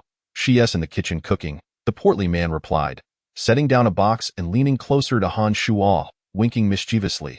She seems to realize her mistake, so best not to bring up last night. Do you think I'm that petty? Han Shuo retorted. The portly man fell silent and resumed his tasks. Han Shuo washed up briefly in the bathroom, and by the time he emerged, the meal was ready. The portly man and Li Shuru were seated at the table, and Han Shuo joined them. Suddenly, Li Shuru stood up from her chair, her posture as straight as a pencil. First, she deeply bowed to Han Shuo. And then she spoke. Han Shuo, I apologize for my inappropriate behavior last night. I misjudged you. I hope you can forgive me. Han Shuo was taken aback by Li Shuru's unexpected gesture. She had always been cold and hard-headed, making it exceedingly difficult to coax a soft word from her. What are you dawdling for? Hurry up and respond. The girl has already taken the initiative to apologize. The chubby one nudged Han Shuo. Realizing the awkwardness of the situation, Han Shuo quickly replied, It's fine. I didn't take it to heart. Let's eat. Upon hearing this, Li Shuru sighed in relief, a smile breaking across her face. She knew then that Han Shuo had forgiven her. Can't you say a few more words? The chubby one murmured quietly. What more is there to say? You glutton. Even food can't silence your mouth. With the tension lifted, Li Shuru returned to her usual self. I meant for Han Shuo to speak more. Why are you butting in? The chubby one shot back. The two resumed their playful banter while Han Shuo enjoyed his meal, amused by their quarrel. The atmosphere was quite pleasant. After lunch, Han Shuo did not allow the two to leave immediately. Li Shuru, how much food do we have left in the kitchen? He inquired. Not too much, excluding the outside crops. There's only enough for us to eat for 4 to 5 days. However, if we include what we had in the car, it should last us about half a month, she replied. Han Shuo found it strange. He couldn't believe that the two old men had only that little food. If that were the case, They certainly wouldn't have waited until last night to make their move. Have you looked elsewhere? He continued to ask that we searched, but found nothing. Li Shuru shook her head, indicating their lack of success. We need to search thoroughly again this afternoon. Having only this is definitely suspicious, Han Shuo instructed, then turned to the chubby one. You, go find some supplies we can use, especially shotgun ammunition. We must find it. Aside from the 2 rounds in the gun, there are fewer than 10 in the cabinet, which is absolutely insufficient. Got it? The chubby one replied eagerly. Off you go with that. The 2 busied themselves with their tasks. As for Han Shuo, he stepped out of the villa, once again patrolling the vicinity, but found no zombies. He approached a garage adjacent to the villa, which had always been locked. Previously, with the 2 old men around, Han Shuo had refrained from investigating. According to Jiang Bo, it was filled with debris that hadn't been used in years. Without a key, he resorted to prying it open. With a couple of swift strikes, the lock on the garage door yielded to his efforts. Rather than prying, it was more like chiseling. Han Shuo, opting for a straightforward approach, easily accomplished the task with a hammer. Once he opened the door, he found a pickup truck inside, alongside several barrels of gasoline. Han Shuo was not surprised to find a vehicle. If there had been no car, Jiang Bo would not have been able to transport the bodies to the hollow he discovered last time. The area was indeed clean. As he stepped inside, he noticed that the truck bed was devoid of filth, but upon inspecting the rear tires, he discovered some deep red stains. The blood had long since dried, yet Han Shuo could tell at a glance that it was human, not zombie. Zombie blood, much like their eyes, was a murky yellow, resembling the color of pus, and was utterly repulsive. Han Shuo pulled on the truck door, which was unlocked. The keys dangled from the ignition, and with a twist, he found that the pickup was operational. He also discovered a registration card inside, which bore the name Dai Tsongda.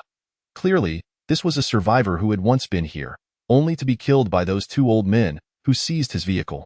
Han Shuo, Chubby, come quickly. At that moment, Li Shuru's voice echoed from inside the villa, and Han Shuo heard her from afar. Did you find something? Having inspected the garage sufficiently, Han Shuo lowered the door and made his way into the house. What is all the shouting about? He asked as he entered. Come quickly. There's a basement. The chubby one exclaimed excitedly, having already arrived at a basement. Han Shuo's interest was piqued as he hurried into the house. The door to this room was usually closed, and he had previously searched for an opportunity to enter, but had found nothing unusual. Now, however, a section of the floor had been lifted. Yes, it was discovered by Shuru. The chubby one said, peering down the dark staircase. Let me take a look. Han Shuo approached and confirmed that it was indeed a basement.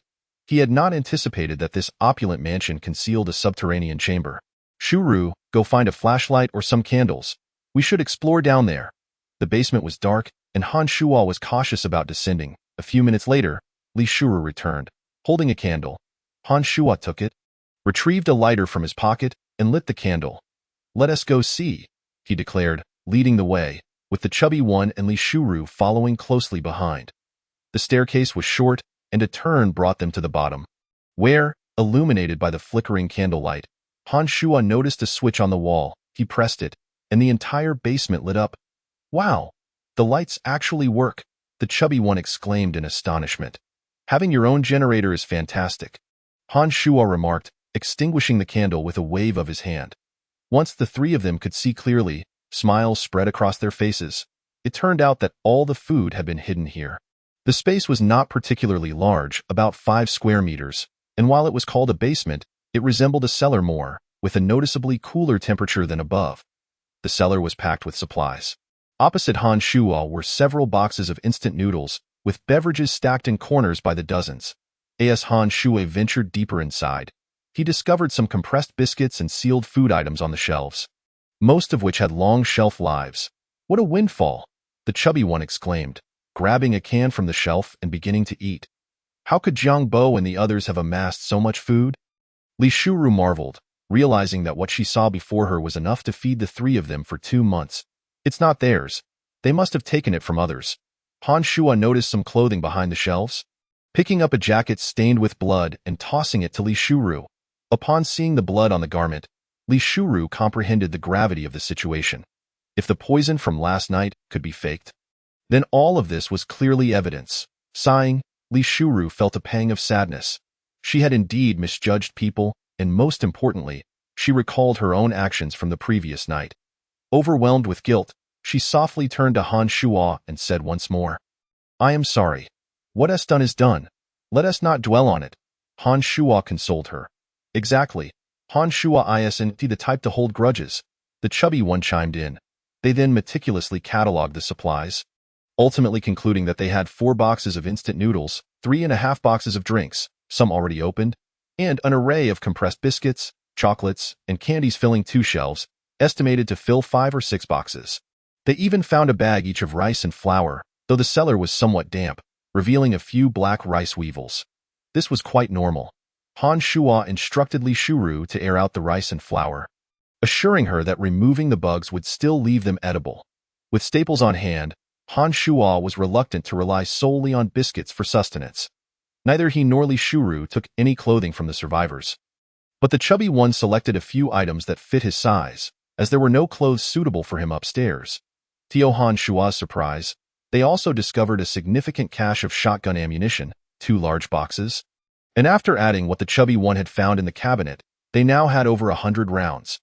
Han Shuo instructed the others, and the trio quickly transitioned into makeshift porters, transporting all the supplies from the cellar in under half an hour. As Li Shuru surveyed the bounty before them, she couldn't help but voice her thoughts. How many people must they have killed to gather all this? The chubby one, unfazed, replied, "Who cares? Ever since the disaster began. Can't you see? The number of bad people has increased." Han Shuo shared a similar sentiment. In this world overrun by zombies, human society had completely collapsed, and survival had become the singular goal for all. Yet, he found himself disagreeing with the chubby one. He believed that inherently good people, even if they changed, would not entirely lose their humanity. With a sigh, Han Shuo spoke, "It's not that bad people have increased. Rather, it's that the bad have simply aged." With that, he exited the room. In the days that followed, life continued without incident. With ample food at their disposal, they could have remained in comfort, yet Han Shuo had other plans. He first encouraged the chubby one to resume his training. After a few days of indulgence, the chubby one's excess weight became more pronounced. Aware that there would come a day when they would have to leave, he recognized the need to enhance his strength. During their excursions to clear out nearby zombies, with Han Shuo's permission, the chubby one even attempted to use the shotgun a few times, firing off more than 10 rounds in total. This was a precautionary measure. If a crisis arose, it would be unwise for the chubby one to have never fired a gun before. Li Shuru, in her daily life, not only prepared meals for everyone and tidied up their living space, but also devoted her remaining time to exercising. Although she was a woman, she exhibited an unwavering strength of character. Li Shuru was determined not to be a burden, a sentiment that resonated with Han Shuo's expectations. After observing for several more days, Han Shuo noted that while the number of zombies had undeniably increased, he reasoned that a massive influx of them was unlikely to occur in the immediate future. With this in mind, Han Shuo resolved to proceed with his plans. "What? You wish to venture out alone?" The stout man slammed his hand on the table. "I won't allow it. I stand with him."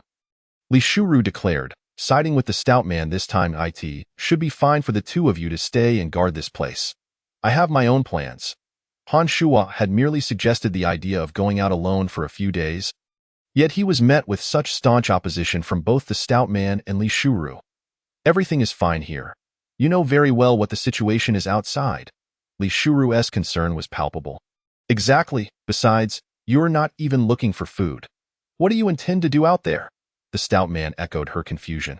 Since his last encounter with Captain Wang, Han Shuo had been consumed by a singular desire to grow stronger. Unlike the stout man and Li Shuru, he was acutely aware of his own physical limitations, which had nearly reached their peak. Mere exercise would yield diminishing returns. The only path forward he envisioned was uncovering the secret behind the superhumans like Captain Wang. "I wish to grow stronger and seek information about superhumans and aberrants," Han Shuo declared with resolute determination. "Are you out of your mind?" The stout man retorted.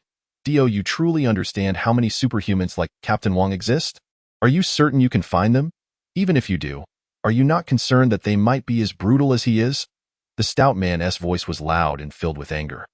"Furthermore, we have never even encountered an aberrant, but it is undoubtedly a more terrifying existence than zombies. Captain Wang sought them out, and you wish to do the same?" Are you sure you can handle it? Indeed, Han Shuo, you are already strong enough, Li Shuru added, startled by the stout man's fierce outburst. Sighing, Han Shuo appreciated their concern but felt an even greater yearning for power. You know me. While it is dangerous, searching for these entities is akin to looking for a needle in a haystack. If I do not seek, I will not even have the opportunity to find the needle. Then we will accompany you when it becomes impossible to stay here any longer. The stout man maintained his firm stance. After stating this, he turned away, uninterested in further debate, and retreated to his room. Han Shuo turned to Li Shuru. I know I cannot dissuade you. If you can convince Wu Qingbin, then you may go, she said nonchalantly before also departing. What a predicament! Han Shuo felt helpless. This decision had long resided in his heart, but he had lacked the opportunity to express it until now. Given the current stability, even if the stout man and Li Shuru remained behind, they could manage. Thus, he felt compelled to voice his thoughts today. Well, regardless of whether they agree or not, I will undoubtedly go. However, I must soothe their concerns. Han Shuo worried about potential extreme reactions from the two. With Li Shuru already pacified, only the stout man remained. Oh, you're still awake? Han Shuo entered the stout man's room. The stout man lay on his bed, turning away when he saw Han Shuo. Han Shuo approached without haste. Why do you act like a petulant child? Get lost. There's nothing to discuss. The stout man was evidently still irate.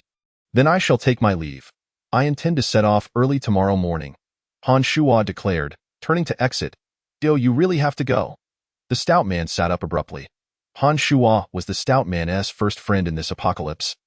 And after such a long time, he had come to regard Han Shuo as a brother. He did not wish for Han Shuo to undertake such perilous endeavors. I must go. Han Shuo's resolve was unwavering.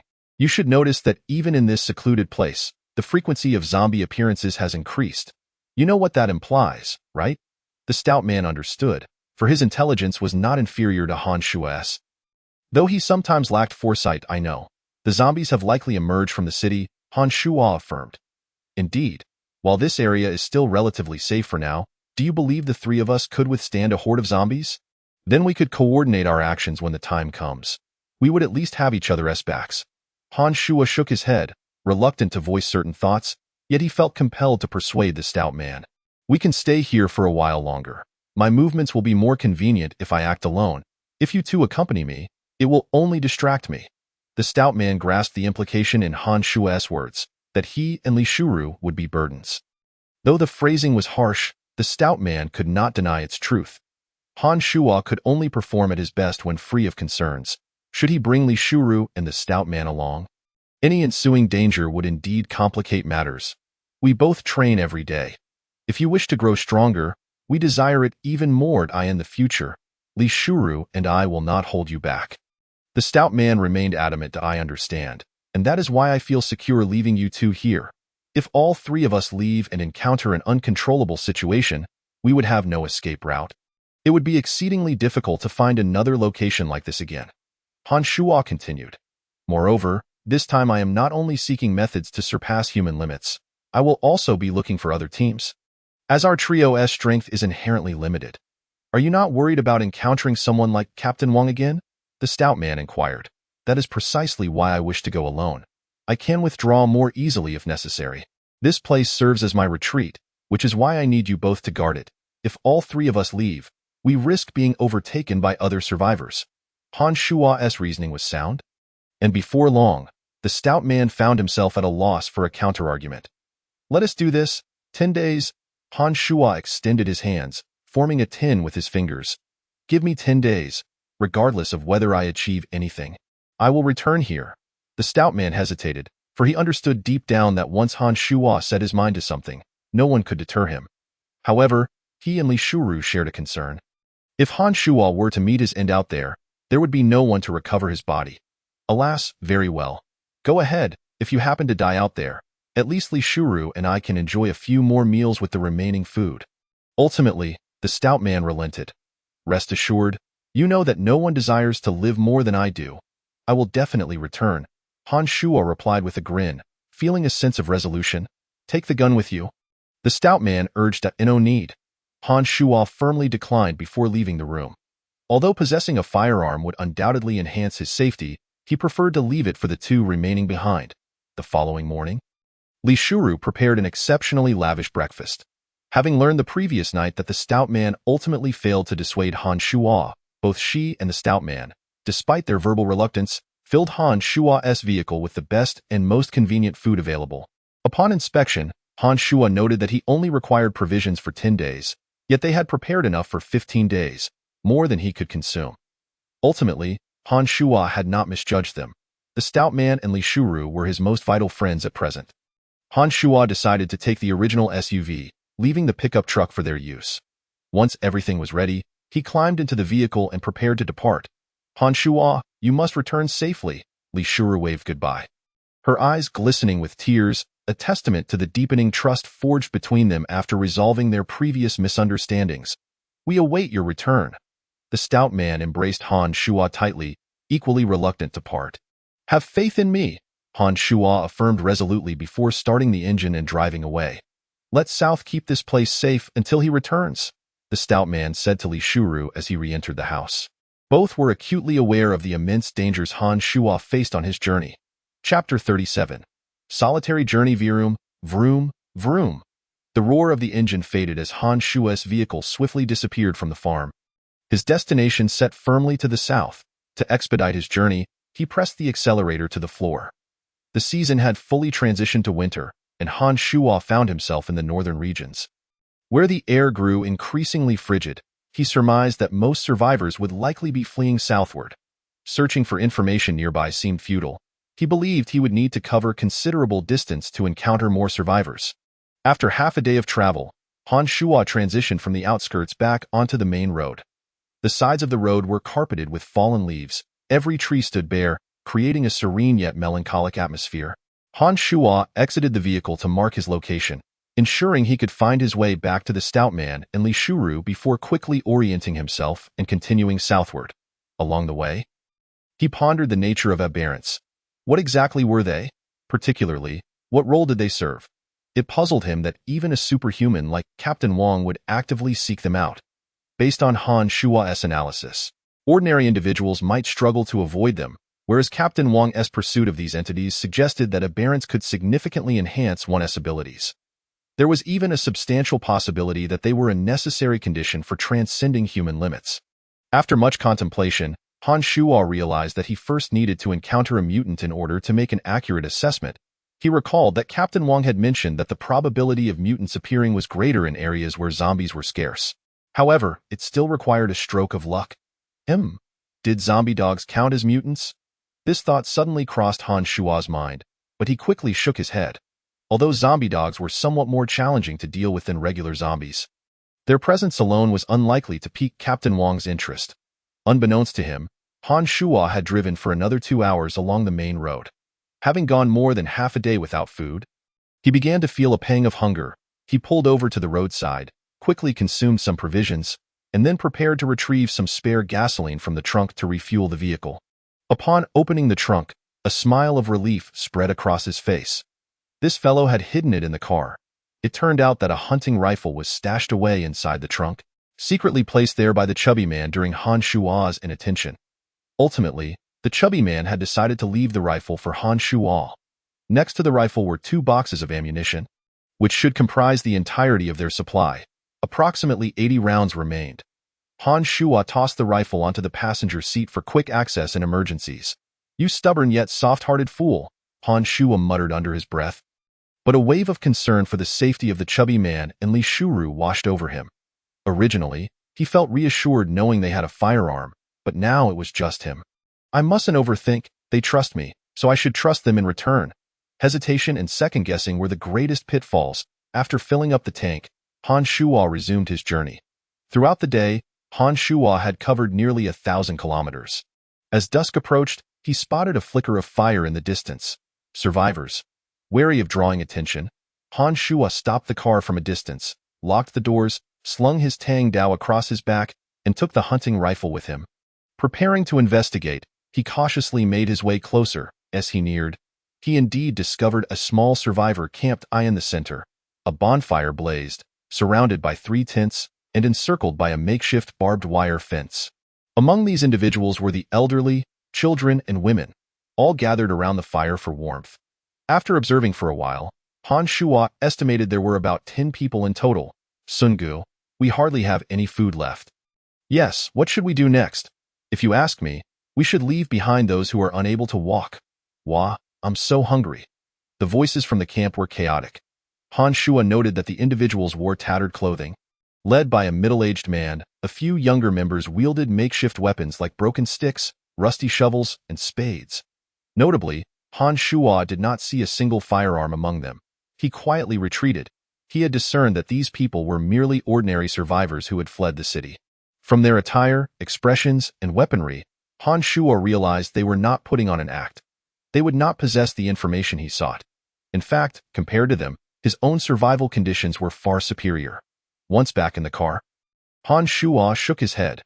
Based on what he had observed, he surmised they would not last long, especially as their food supply dwindled. Even if they did not perish at the hands of zombies, they would ultimately succumb to infighting among themselves. Han Shuo had no intention of wading into their murky waters, nor did he feel any sympathy for them. Such people were abundant nowadays, and Han Shuo resolutely drove on. He had promised the chubby man and Li Shuru that he would be gone for only 10 days. He could not afford to waste time in a place devoid of purpose. Han Shuo calculated that he could only drive for 2 consecutive days at most, pushing as far as possible. After all, given the current circumstances, the warmer and more southern he traveled, the more survivors he might encounter. Thus increasing his chances of finding what he needed in the subsequent days, he intended to stop and investigate thoroughly. If suitable groups presented themselves, he might even join them temporarily to gather information. Ultimately, Han Shuo resolved to allocate 2 days for his return journey. As night fell, he needed to find a suitable place to rest before darkness enveloped the land. However, things did not go as planned. After driving for another half hour, the night had fully descended. During that half hour, Han Shuo had failed to locate a suitable shelter, and traveling at night was far too perilous. After some consideration, he parked the car amidst a cluster of abandoned vehicles and turned off the engine. It appeared he would have to spend the night in the car. Though reluctant, he had no other choice. Exiting the vehicle, he dispatched a few scattered zombies in the vicinity to ensure safety, then ate a little before preparing to sleep. It was freezing. Han Shuo curled up inside the car. Although he had brought warm clothing, the nighttime chill was still biting. He dared not start the car to turn on the heater, as the engine's roar could attract unwanted attention, so he drifted in and out of sleep, unable to recall when he finally succumbed to slumber. Whenever he heard a sound during the night, he would awaken, check for danger, and then return to sleep in the car. He resolved to find a more suitable place to rest the following night. This sleeping environment was bearable, but he couldn't help but reminisce about the warm, cozy house and comfortable bed he had experienced at the farm. It truly dulled his fighting spirit. Chapter 38. First encounter with a mutant. That night was unbearable. At dawn's first light, Han Shuo awoke and quickly started the engine to warm the car. Activating the heater. After 10 minutes, the water temperature rose, and the cabin gradually warmed. After a moment, he had some breakfast and set off once more. Continuing along the main road, 2 hours later, Han Shuo spotted a sign for a highway entrance. With a sense of cautious optimism, he approached the toll booth. Remarkably, it was not completely blocked. The toll station was small, with a total of 4 lanes, 2 for entry and 2 for exit. One entry lane was backed up with a line of vehicles, while another was blocked by a barrier with a no entry sign. It seemed one of the lanes was closed for maintenance, leaving the other completely open. Han Shuo pushed aside the barrier and drove past. "Ha! What a relief!" he exclaimed, for due to the fog that day, not a single vehicle was on the highway. All had been stranded below. Once on the highway, Han Shuo's speed surged, and if all went well, he could easily cover 1,000 kilometers today. Most importantly, he would not have to waste time on detours. By following the signs, he could avoid getting lost. Within half a day, he had nearly consumed a full tank of gas, driving at a consistently high speed, averaging over 140 kilometers per hour. By noon, however, he began to feel fatigued. After a day and a half of continuous driving, his body was starting to wear down, especially after last night's restless sleep. "Fine, I won't push it. I'll find a service area to rest for a bit and refuel." Approximately half an hour later, Han Shuo arrived at a service area. He did not rush in, for he noticed several dozen cars parked inside. Some even crumpled and crashed into one another. It was likely that people had stopped to rest during the foggy day, so there was a high probability of zombies inside. Han Shuo pondered whether to proceed, as he could simply find a spot on the highway to park and rest without taking unnecessary risks. Yet, he sensed something was amiss. Not a single zombie was in sight. Instantly, he recalled Captain Wang's words.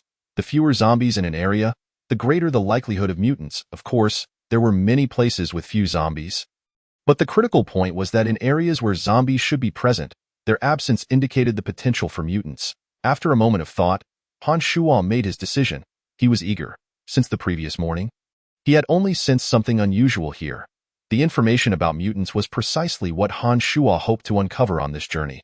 The thought invigorated him. He knew that if there were indeed mutants present, it would be perilous, yet he could not let any opportunity slip away. He only had 10 days. Glancing at the hunting rifle on the passenger seat, Han Shuo felt a surge of confidence. To grow stronger, he must remain fearless. With this resolve, he decisively drove down towards the service area. The speed was slow as Han Shuo carefully observed the surroundings. The vast gas station was eerily silent. Save for the rumble of engines, there must be something. His intuition intensified. With one hand on the steering wheel and the other gripping the hunting rifle, he refrained from refueling immediately. If there were indeed mutants, he would deal with them efficiently, leaving plenty of time for other pursuits. Conversely, if he were to fall victim to a mutant, all his prior preparations would be in vain. Han Shuo parked the car in an open area, took a dozen spare rounds of ammunition, and pocketed them. Armed with his Tang Dynasty rifle, he exited the vehicle. Finding nothing suspicious, he could see the building clearly ahead and proceeded inside. Indeed, there had once been people here.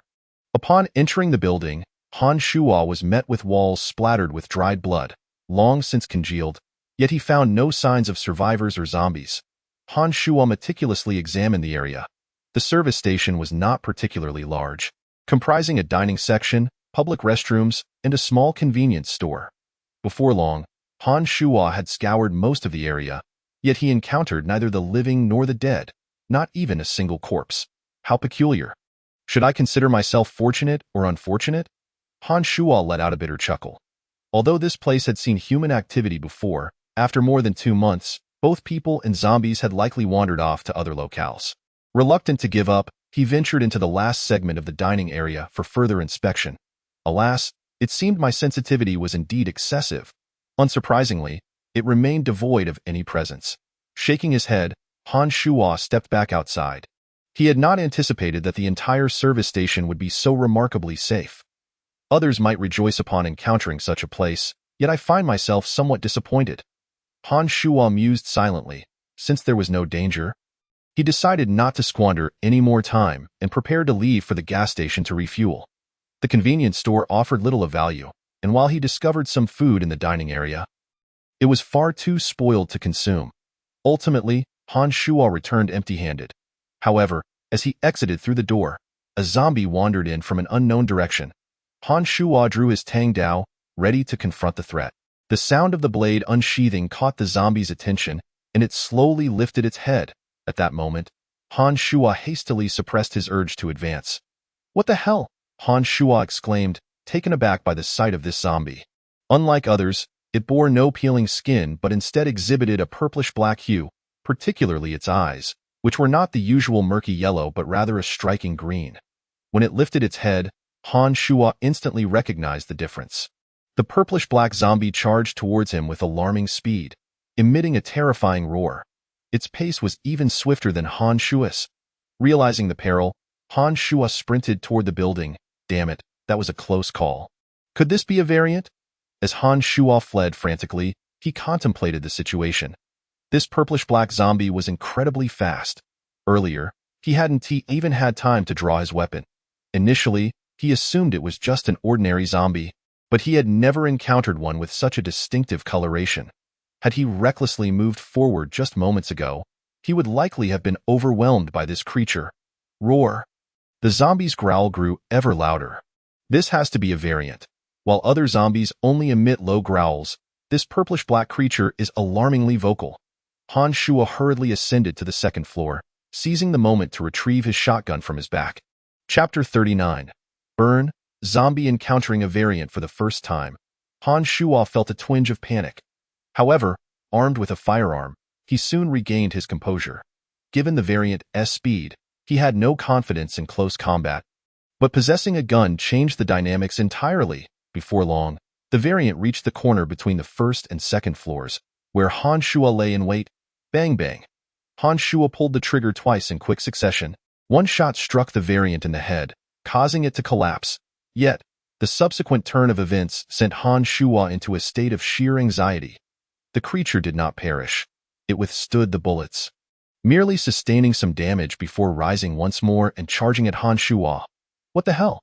Can't even take it down with a gun? Panic surged within Han Shuo. He never expected that the firearm he relied on for confidence would prove ineffective at this moment. He turned and dashed away, hastily reloading his shotgun. Although the gun couldn't kill this variant, it could at least provide a momentary reprieve. Bang bang. With the bullets loaded, Han Shuo fired 2 more shots. The variant fell once again. 2 seconds later, it was back on its feet. This is disastrous. Han Shuo's heart plummeted. The situation was dire. With the gun failing him, there was no need to even draw his Tang Dao. Captain Wang, are you certain you can handle this thing? Han Shuo recalled Captain Wang, who had demonstrated remarkable combat prowess that day. Yet after facing off against variants, Han Shuo felt that a zombie impervious to bullets was far more terrifying. No wonder when the subject of variants arose, Gao and his group exhibited such fear. Variants are indeed formidable. In truth, this variant belonged to a category renowned for its defensive capabilities, colloquially referred to as the ironclad zombie. Variants are so named due to their diverse nature. Some excel in speed, others in strength, and some even possess peculiar abilities. The one Han Shuo encountered was particularly noted for its defensive qualities. Of course, he would only come to learn all this later. At this moment, however, Han Shuo was no longer contemplating how to vanquish the variant. Instead, he focused on how to escape with his life intact. He had unwittingly reached the end of the corridor, with the variant closing in within a mere 10 meters. Roar. The deafening roar sent shivers down Han Shuo's spine. He quickly opened a nearby door. Darting into the room and hastily pushing a table against it for barricade. Bang! The variant slammed against the door, causing it to splinter. As Han Shuo retreated, he continued reloading his shotgun. Bang! The variant struck the door again. With another blow, a substantial hole appeared in the center of the door, through which Han Shuo could glimpse the purplish-black visage of the variant. Reloading completed, Han Shuo gripped the shotgun tightly. Bang! With a third strike, the door burst open. The instant the variant breached the threshold, Han Shuo fired 2 shots in quick succession. This time, one shot momentarily repelled the variant, while the other shattered the glass behind him. Seizing the opportunity, Han Shuo leaped out the window. After landing on the second floor, he rolled on the ground to cushion his fall. Fortunately, the drop was not significant, and he emerged unscathed. What now? Panic surged in his mind. The vehicle was still a distance away, and even if he managed to reach it, it was a last resort, igniting the engine, accelerating. All required precious time that this variant's speed would not permit. The gas station? Yes, the gas station. Han Shuo turned to see it, the nearest refuge, and he sprinted towards it. Meanwhile, the variant followed suit, leaping through the window, crashing to the ground, and quickly regaining its footing. Upon reaching the gas station, fortune favored Han Shuo this time. The machine had a fuel card inserted.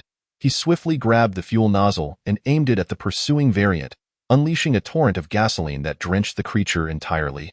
The variant showed no signs of discomfort. Now mere feet away, it raised its purplish-black claws to claw at Han Shuo in that moment of life and death. Years of training bore fruit. Han Shuo reacted swiftly, lifting the fuel nozzle to deflect the attack, instantly deforming it in the process. Then, with all his strength, he delivered a powerful kick to the variant, sending it staggering back 2 meters. Seizing the moment, Han Shuo retrieved a sharpened metal shard from his pocket, using it as a projectile before quickly reloading his shotgun and firing 2 more shots. Bang bang. Given the proximity, his aim was true. One bullet struck the metal shard, igniting a spark, which ignited the gasoline engulfing the variant. Burn, zombie! Han Shuo shouted. In an instant, flames consumed the variant in a fervent blaze. Roar. The variant, impervious to pain, continued its advance amidst the flames. Han Shuo sprinted towards the open area. This time, the variant lacked the strength to withstand the fire. After running a mere 10 steps, Han Shuo noticed the creature's speed visibly declining, transforming from a run to a walk, then to a sluggish crawl. To ensure his safety, Han Shuo halted 30 meters away from the variant. The flames had reached their peak, billowing thick, black smoke. After several agonizing moments, the variant finally collapsed. Struggling briefly before falling still, phew, Han Shuo exhaled deeply. Today marked the most perilous encounter he had faced in the past 2 months. With the variant finally vanquished, he slumped to the ground, though his ordeal had lasted less than 3 minutes. Those moments had been a race against death. A moment's inattention could have cost him his life. A slight delay in reaction might have led to being overwhelmed by the variant. What an exhilarating experience. Surviving such a harrowing ordeal must surely bring fortune. Han Shuo felt a surge of energy. His fatigue dissipated as he sat on the ground, beads of sweat forming on his forehead. Grasping his shotgun, thoughts of Fatty and the others surfaced. He felt grateful. Though the shotgun hadn't delivered a fatal blow, its deterrent effect was invaluable. Unbeknownst to him, a seemingly trivial gesture from Fatty had saved his life today. After resting for a moment, Han Shuo rose and approached the smoldering remains of the variant. The flames still flickered, and a foul odor permeated the air. After waiting for a considerable time, the flames finally began to subside. The entire burning process lasted over 10 minutes before the fire was completely extinguished. Before Han Shuo lay a charred corpse, unrecognizable and reduced to ash, he stepped closer, gazing down at the remains. A slight smile gracing his lips. This time, though he had gambled with his life, he had successfully resolved the encounter. Now, it was time to uncover the secrets that Captain Wang had long sought regarding the variants. Chapter 40. City. How strange. There's nothing here at all. Han Shuo unsheathed his Tang knife and began to poke and prod at the dry corpse before him, meticulously examining it from foot to head. Leaving the entire body in a state of disarray, even the bones reduced to mere fragments. Could it possibly be destroyed by fire? Han Shuo, still not ready to give up, pondered that since Captain Wang was in search of the anomalous species, it must surely harbor some secrets. Yet, the creature before him revealed no clues whatsoever. While alive, its skin had been as tough as iron. Now, in death, it resembled a typical corpse post-cremation. What could have caused its skin to transform in such a manner? Han Shuo mused, unwilling to relent. He fetched a broom from beside the gas station to sweep the dry corpse aside, hoping to conduct a final inspection of the ground for any unusual signs. What is this? Suddenly, Han Shuo spotted a blob of liquid on the ground. His eyes lit up. His efforts had not been in vain. The liquid was pure white, nearly imperceptible at first glance, and it was hard to fathom how it had survived the intense heat of the flames. Logically, it should have evaporated by now. Han Shuo refrained from touching it directly. Instead, he returned to his vehicle to retrieve a card and a bottle.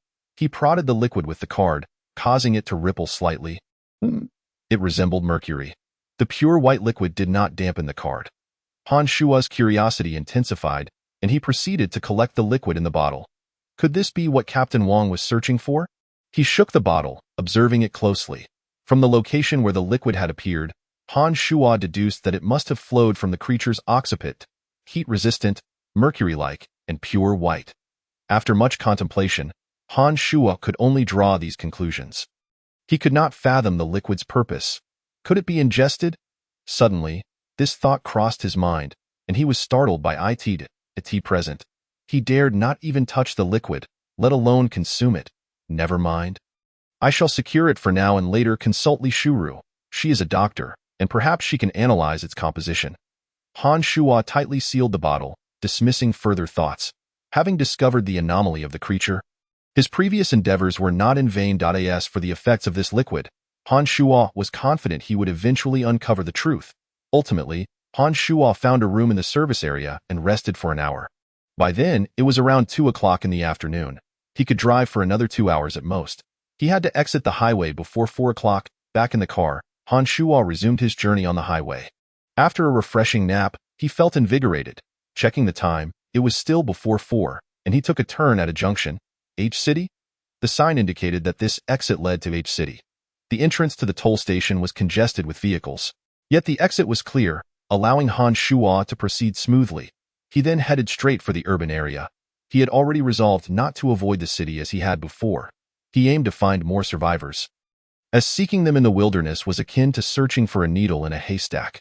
With some time left before nightfall, and having entered the city, Han Shuo could easily find a place to rest for the night, thus avoiding the cramped confines of his vehicle as he had done the previous night.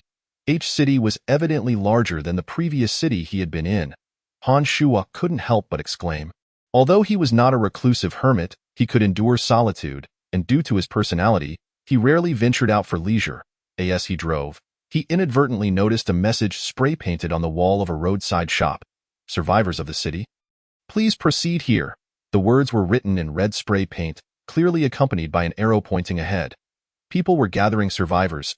Han Shuo immediately understood. With zombies rampant in the city, despite 2 months having passed and many wandering outside, the density of the urban population meant that the number of zombies remaining in the city was still terrifying. Moreover, it was winter. Considering only the zombies, the outside was undoubtedly safer than the city. However, one must not forget the presence of food, warmth, shelter, and a myriad of other factors. Thus, the survivors remaining in the city far outnumbered those outside. Now, someone had made a mark to gather people together. As the strength of one was limited, everyone understood the adage that many hands make light work. Previously, Han Shuo had exhibited remarkable survival skills, which led the three of them to choose to camp outside. However, having settled down, Han Shuo's thirst for strength ignited like a spark into a blazing fire. Upon seeing the words on the wall, he felt a surge of joy and steered his vehicle in the direction indicated by the arrow. In the past, he would have avoided crowded places. Now, it was quite the opposite. He murmured to himself. He had no other choice. Having no inkling of how to transcend human limits, aimlessly searching alone was utterly impossible. He could only seek out areas with greater populations. Where there are people, there are bound to be more stories. Those who had survived until now either had good fortune or possessed their own resources. Soon, following the direction of the arrow, Han Shuo drove through 2 intersections and indeed discovered a new marker. This time, the marker indicated a leftward arrow. Han Shuo furrowed his brow, for the left road was entirely blocked by vehicles. He made a U-turn, attempting to navigate around the obstruction. Perhaps his luck had run out today. After countless twists and turns, he found himself thwarted at 4 or 5 intersections. Ultimately, with no other options, Han Shuo returned to his original position, resolved to abandon the car. Of course, it was not a complete abandonment, as the vehicle still contained many supplies he could not afford to lose. He simply planned to leave it parked here, with the intention of returning for it when the opportunity arose, as he would need it for the journey back. The Tang knife and gun were essential to take along. These two were his weapons for survival. He packed enough food into his backpack for 2 to 3 days, discarding the remainder into the trunk of the car. Once everything was in order, Han Shuo set off on foot. Indeed, the deeper he ventured, the more obstructed the roads became, rendering vehicular passage impossible. After approximately half an hour, Han Shuo had traversed several kilometers, and every road was choked with abandoned vehicles. He had dispatched dozens of zombies with his Tang knife along the way. Now, these solitary, ordinary zombies posed no threat to him whatsoever. When encountering groups of 10 or 8 zombies, he would avoid confrontation, as direct engagement still carried the risk of injury. Alas, it was soon approaching dusk. During this time, Han Shuo discovered 5 new markers. After another half-hour of progress, darkness enveloped the surroundings, and no longer pressed for time. Han Shuo casually sought out a shop to spend the night. The next morning, Han Shuo awoke early. The previous night had been relatively uneventful. He had securely locked the shop's door. However, upon entering the city, the number of zombies had notably increased, and throughout the night, Han Shuo frequently heard the low growls of zombies outside. With his Tang knife sheathed and hunting rifle in hand, he donned his backpack filled with food and opened the door to eliminate 2 zombies lurking at the threshold, then continued in the direction indicated by the arrow. After traversing 3 intersections, Han Shuo suddenly heard some commotion ahead. Cautiously, he crept along the alley, peering around the corner. He spotted a young man standing atop a bus, approximately 50 meters away, surrounded by a throng of zombies below. The young man clutched a metal rod, his body trembling, and his face was etched with despair. The zombies below grew in number, coalescing into a mass. stretching their arms toward the top of the bus. Although the young man was positioned high enough to avoid immediate danger, he was cornered with no escape, forced to await his fate. Han Shuo observed for a while. And indeed, the zombies soon formed a flesh wall, with the zombies at the bottom being trampled underfoot. 1, 2, 3, 4. Unbeknownst to him, the zombies behind continued to pile higher, nearly reaching the roof of the bus. Ah, go away! Go away! The young man frantically waved his metal rod, attempting to fend off any zombies attempting to climb up. 1 down. 2 more take its place. 2 down. 3 more climb up. Han Shuo had already foreseen the outcome and chose not to remain hidden. Stepping directly out of the alley, his destination was not the young man's position. That moment, all the zombies were fixated on the young man, and even as Han Shuo emerged from the alley, he drew no attention from the horde. In mere moments, the number of zombies congregated near the bus had exceeded 100. As Han Shuo revealed himself, the young man atop the bus noticed him, waving his arms desperately, shouting, "Help me! Help me!" Han Shuo glanced over with indifference, choosing to ignore him. He understood all too well that he was merely an ordinary person. He would not engage in actions that would invite danger. Fighting against 100 zombies was a fool's errand. The odds of rescuing the young man were infinitesimal, and should he charge in, he would be instantly overwhelmed by the tide of corpses. Soon, after 10 minutes, Han Shuo discovered another new marker, indicating a straight path. As for the young man from before, he had nearly forgotten him. Continuing his journey, Han Shuo encountered an artificial lake ahead. On either side of the lake were 2 identical arched stone bridges. The left bridge had several zombies wandering upon it. Han Shuo opted for the right bridge, where he noticed no signs of zombies. Upon reaching the bridge, he found himself intrigued enough to pause and admire the lake's beauty. The scenery was quite pleasant, with a finely carved statue at the center of the artificial lake. If it were not for the dozens of corpses drifting upon the lake's surface, wandering here would truly be an enriching experience. The scenery is far superior to that of the small moat near community at Han Shuo made this comparison. After observing for 2 minutes, he promptly descended the bridge and made his way to the opposite bank of the lake. As soon as he stepped off the bridge, he noticed 2 cats by the shore, their heads lowered as they feasted upon a corpse. Zombie cats. Han Shuo naturally named them as such. These creatures were evidently infected with the ice crystal virus. Resembling the undead dogs but larger in size, their fur severely matted. Particularly striking was the red glow emanating from the eyes of these 2 felines. The moment Han Shuo spotted the zombie cats, they noticed him as well. Meow, meow. The sounds they emitted were far from adorable. In comparison to normal cats, the cries of the zombie cats were much more piercing. The 2 zombie cats simultaneously abandoned their meal and lunged toward Han Shuo. "So swift!" Han Shuo exclaimed, narrowly dodging to the side. Frustrated by their failed attack, the zombie cats landed and turned to pounce again. Han Shuo swiftly drew his knife, positioning it defensively in front of him. Clang, clang. The claws of the zombie cats struck against the blade, producing a crisp sound as Han Shuo adeptly parried both of their assaults. Although their speed was impressive, their strength was negligible. This brief encounter allowed Han Shuo to analyze the situation. As he had surmised, the advantage of the undead dogs lay in their powerful bites, albeit at a slower pace. In contrast, the zombie cats exhibited swifter movements but lacked considerable force.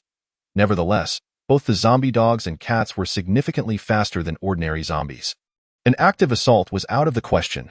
These zombie cats reacted far quicker than he did. Cautiously, Han Shuo retraced his steps, his mind racing with strategies for counteraction. He had no choice but to wait for them to attack. Seizing the opportunity when they lunged in midair, the zombie cats charged once more. One aimed for Han Shuo's face, while the other targeted his chest. With no time to swing his knife, Han Shuo tilted his head and crouched to evade the first attack. Immediately afterward, he placed his hands on the ground and executed a swift flip into a handstand. As the second zombie cat approached, he timed it perfectly and kicked it squarely in the stomach. The second zombie cat was launched into the air, reaching a height of approximately 5 meters. Han Shuo hastily regained his footing and retrieved his knife. Being airborne, the zombie cat could not adjust its landing. As it descended, Han Shuo had already prepared his blade, extending his right arm to position it precisely. The cat's head impaled upon the knife's tip. 1 down. Han Shuo encouraged himself to that moment. The other zombie cat turned and lunged at him once more. But this time, it was met with the dark muzzle of a gun bang. Han Shuo fired, shattering the zombie cat's skull. Done. Han Shuo stowed away the shotgun and sheathed his knife. The two zombie cats had posed little threat to him. Han Shuo felt that the zombified creatures were rather foolish, relying solely on instinct to attack, devoid of any discernible tactics. As long as he remained composed and performed at his best, he could generally escape unscathed. Of course, the caveat was that their numbers could not be excessively high. Whether they were zombies, zombie dogs, or zombie cats, if their numbers were sufficient, they could easily overwhelm Han Shuo in an instant. This encounter with the zombie cats had sounded the alarm for Han Shuo. Over the course of 2 months in the city, most household pets had already bolted from their homes. Moreover, Han Shuo had made another observation. Animals not only consumed humans but also fed on the corpses of zombies. In normal households, there were no cats or dogs infected with the ice crystal virus. However, if driven by hunger to the point of consuming zombie flesh, they too could transform into infected beings. The two zombie cats he had just encountered were examples of this, as he had seen them devouring a zombie's remains. Han Shuo had never witnessed zombies engaging in cannibalism, but the fact that animals would consume zombies was something he felt warranted further attention. Chapter 42. Survivor gathering place. As noon approached, Han Shuo finally reached the location indicated by the marker. From a distance, he could hear voices conversing in a courtyard ahead. He crept closer through the gap between two buildings. Concealed behind a garbage bin in the shadows, Han Shuo observed intently, now very near the courtyard. It was a single-story house, surrounded by walls several meters high, obscuring his view of the courtyard's interior. However, large letters were clearly spray-painted on the wall. Survivor gathering place. He realized he had found the right spot. Adjacent to the courtyard was the main entrance, a wrought iron gate where two soldiers in military uniforms stood guard.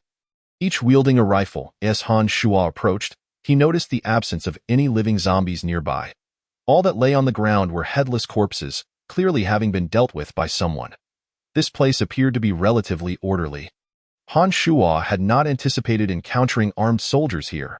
He refrained from approaching directly. Though the walls obstructed his view of the interior, the sounds from within indicated that there were indeed many people inside. He needed to investigate thoroughly. Han Shuo slowly retreated from the shadows, making no sound as he moved. He then entered the building, heading straight for the rooftop. Upon reaching the rooftop, he crouched at the edge and peered down. Perhaps due to concerns about blocking sunlight from the lower house, this building was not particularly tall, only 8 stories high, allowing Han Shuo to clearly observe the courtyard below. He counted approximately 50 people in the courtyard. Among them, over 40 appeared to be ordinary survivors. The remaining 8 were all in military attire. 2 of the survivors were cooking at a makeshift stove, wisps of white steam rising into the air. This was not a gathering organized by survivors. Initially, Han Shuo had thought it was a spontaneous assembly of survivors in the city, but upon closer observation, he realized that the individuals in military uniforms must have marked the walls throughout the city to gather any surviving individuals in need of rescue. At that moment, a middle-aged man emerged from within the building, also clad in military garb but unarmed. When Han Shuo spotted this individual, his eyes lit up. The man was rather muscular, although obscured by clothing. Han Shuo could discern the strength beneath. Seeing this figure reminded him of team leader Wang. Indeed, there was a resemblance. However, it wasn't about physical appearance. It was the man's physique and demeanor that bore similarity to the superhuman presence of team leader Wang. Han Shuo felt a surge of excitement and focused intently on this individual. The man's musculature was not as exaggerated as team leader Wang's, and he was significantly shorter. Han Shuo made a quick comparison. His body type and height were comparable to that of a stocky individual, but he was more akin to a muscular version of a hefty person, devoid of any excess fat. This man was very likely another superhuman. This was an instinctive feeling. Han Shuo generally did not trust his instincts, but today, that sensation was particularly strong. The middle-aged man approached the 2 soldiers stationed at the entrance and inquired, "How has this morning been?"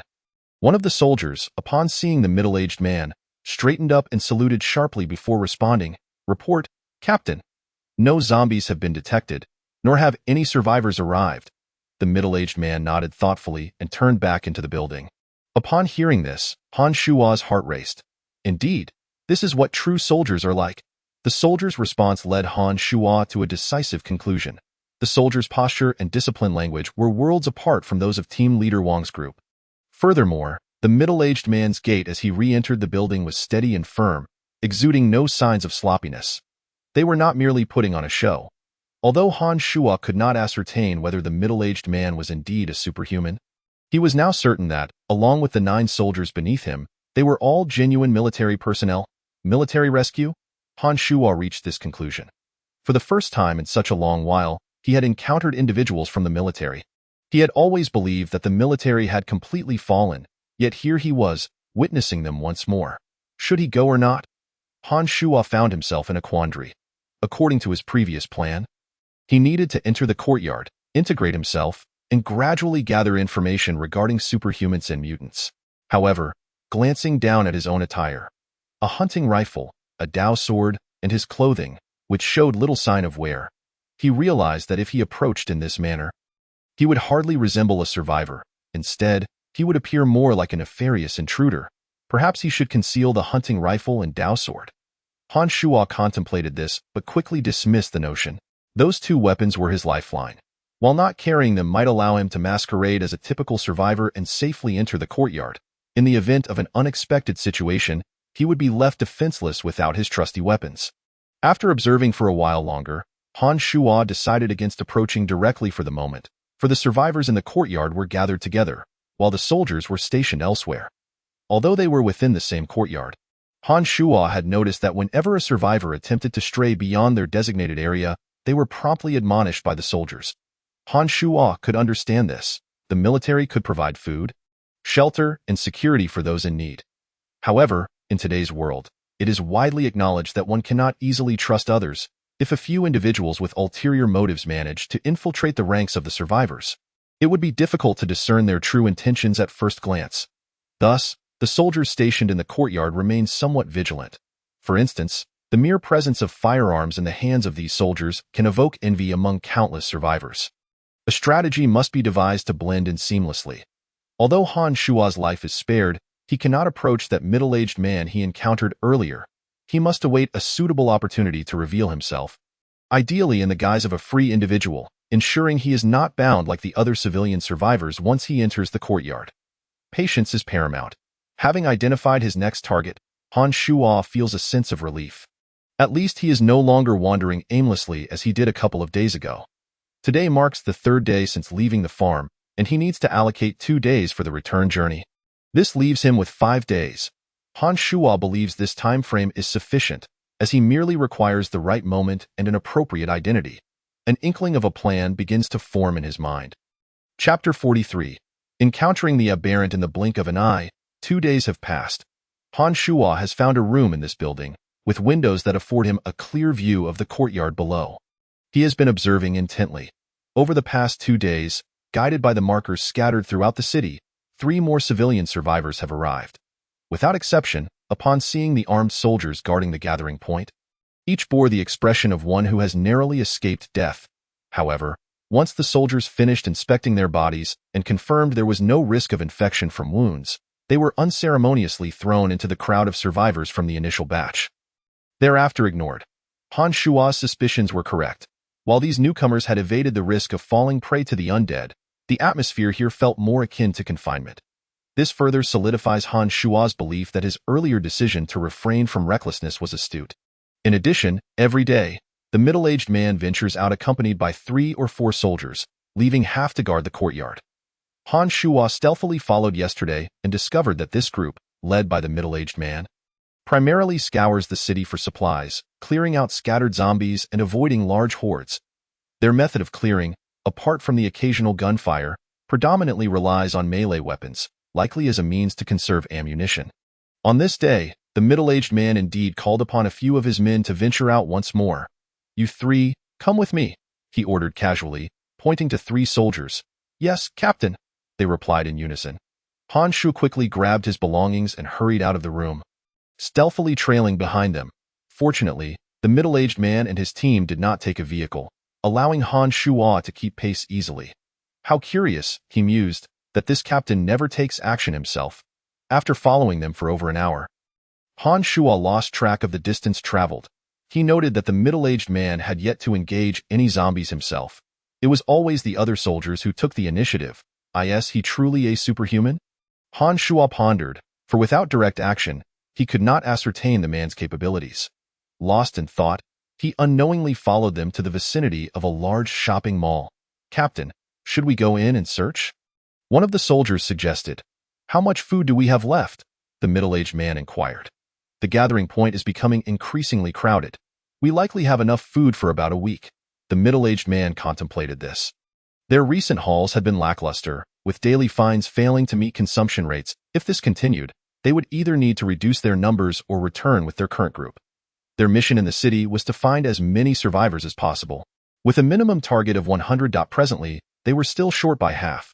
The shopping mall was not his preferred destination due to its complex environment, yet if they did not proceed, they would struggle with food supplies as well. "Let us go in."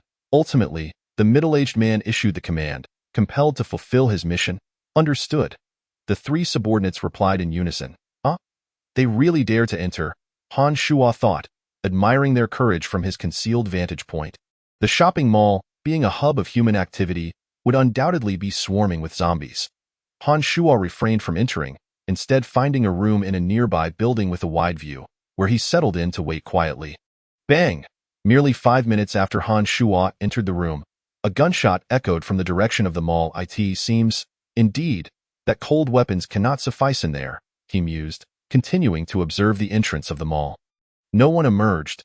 It seemed they had dealt with the threat, which was reassuring, and no further gunfire followed.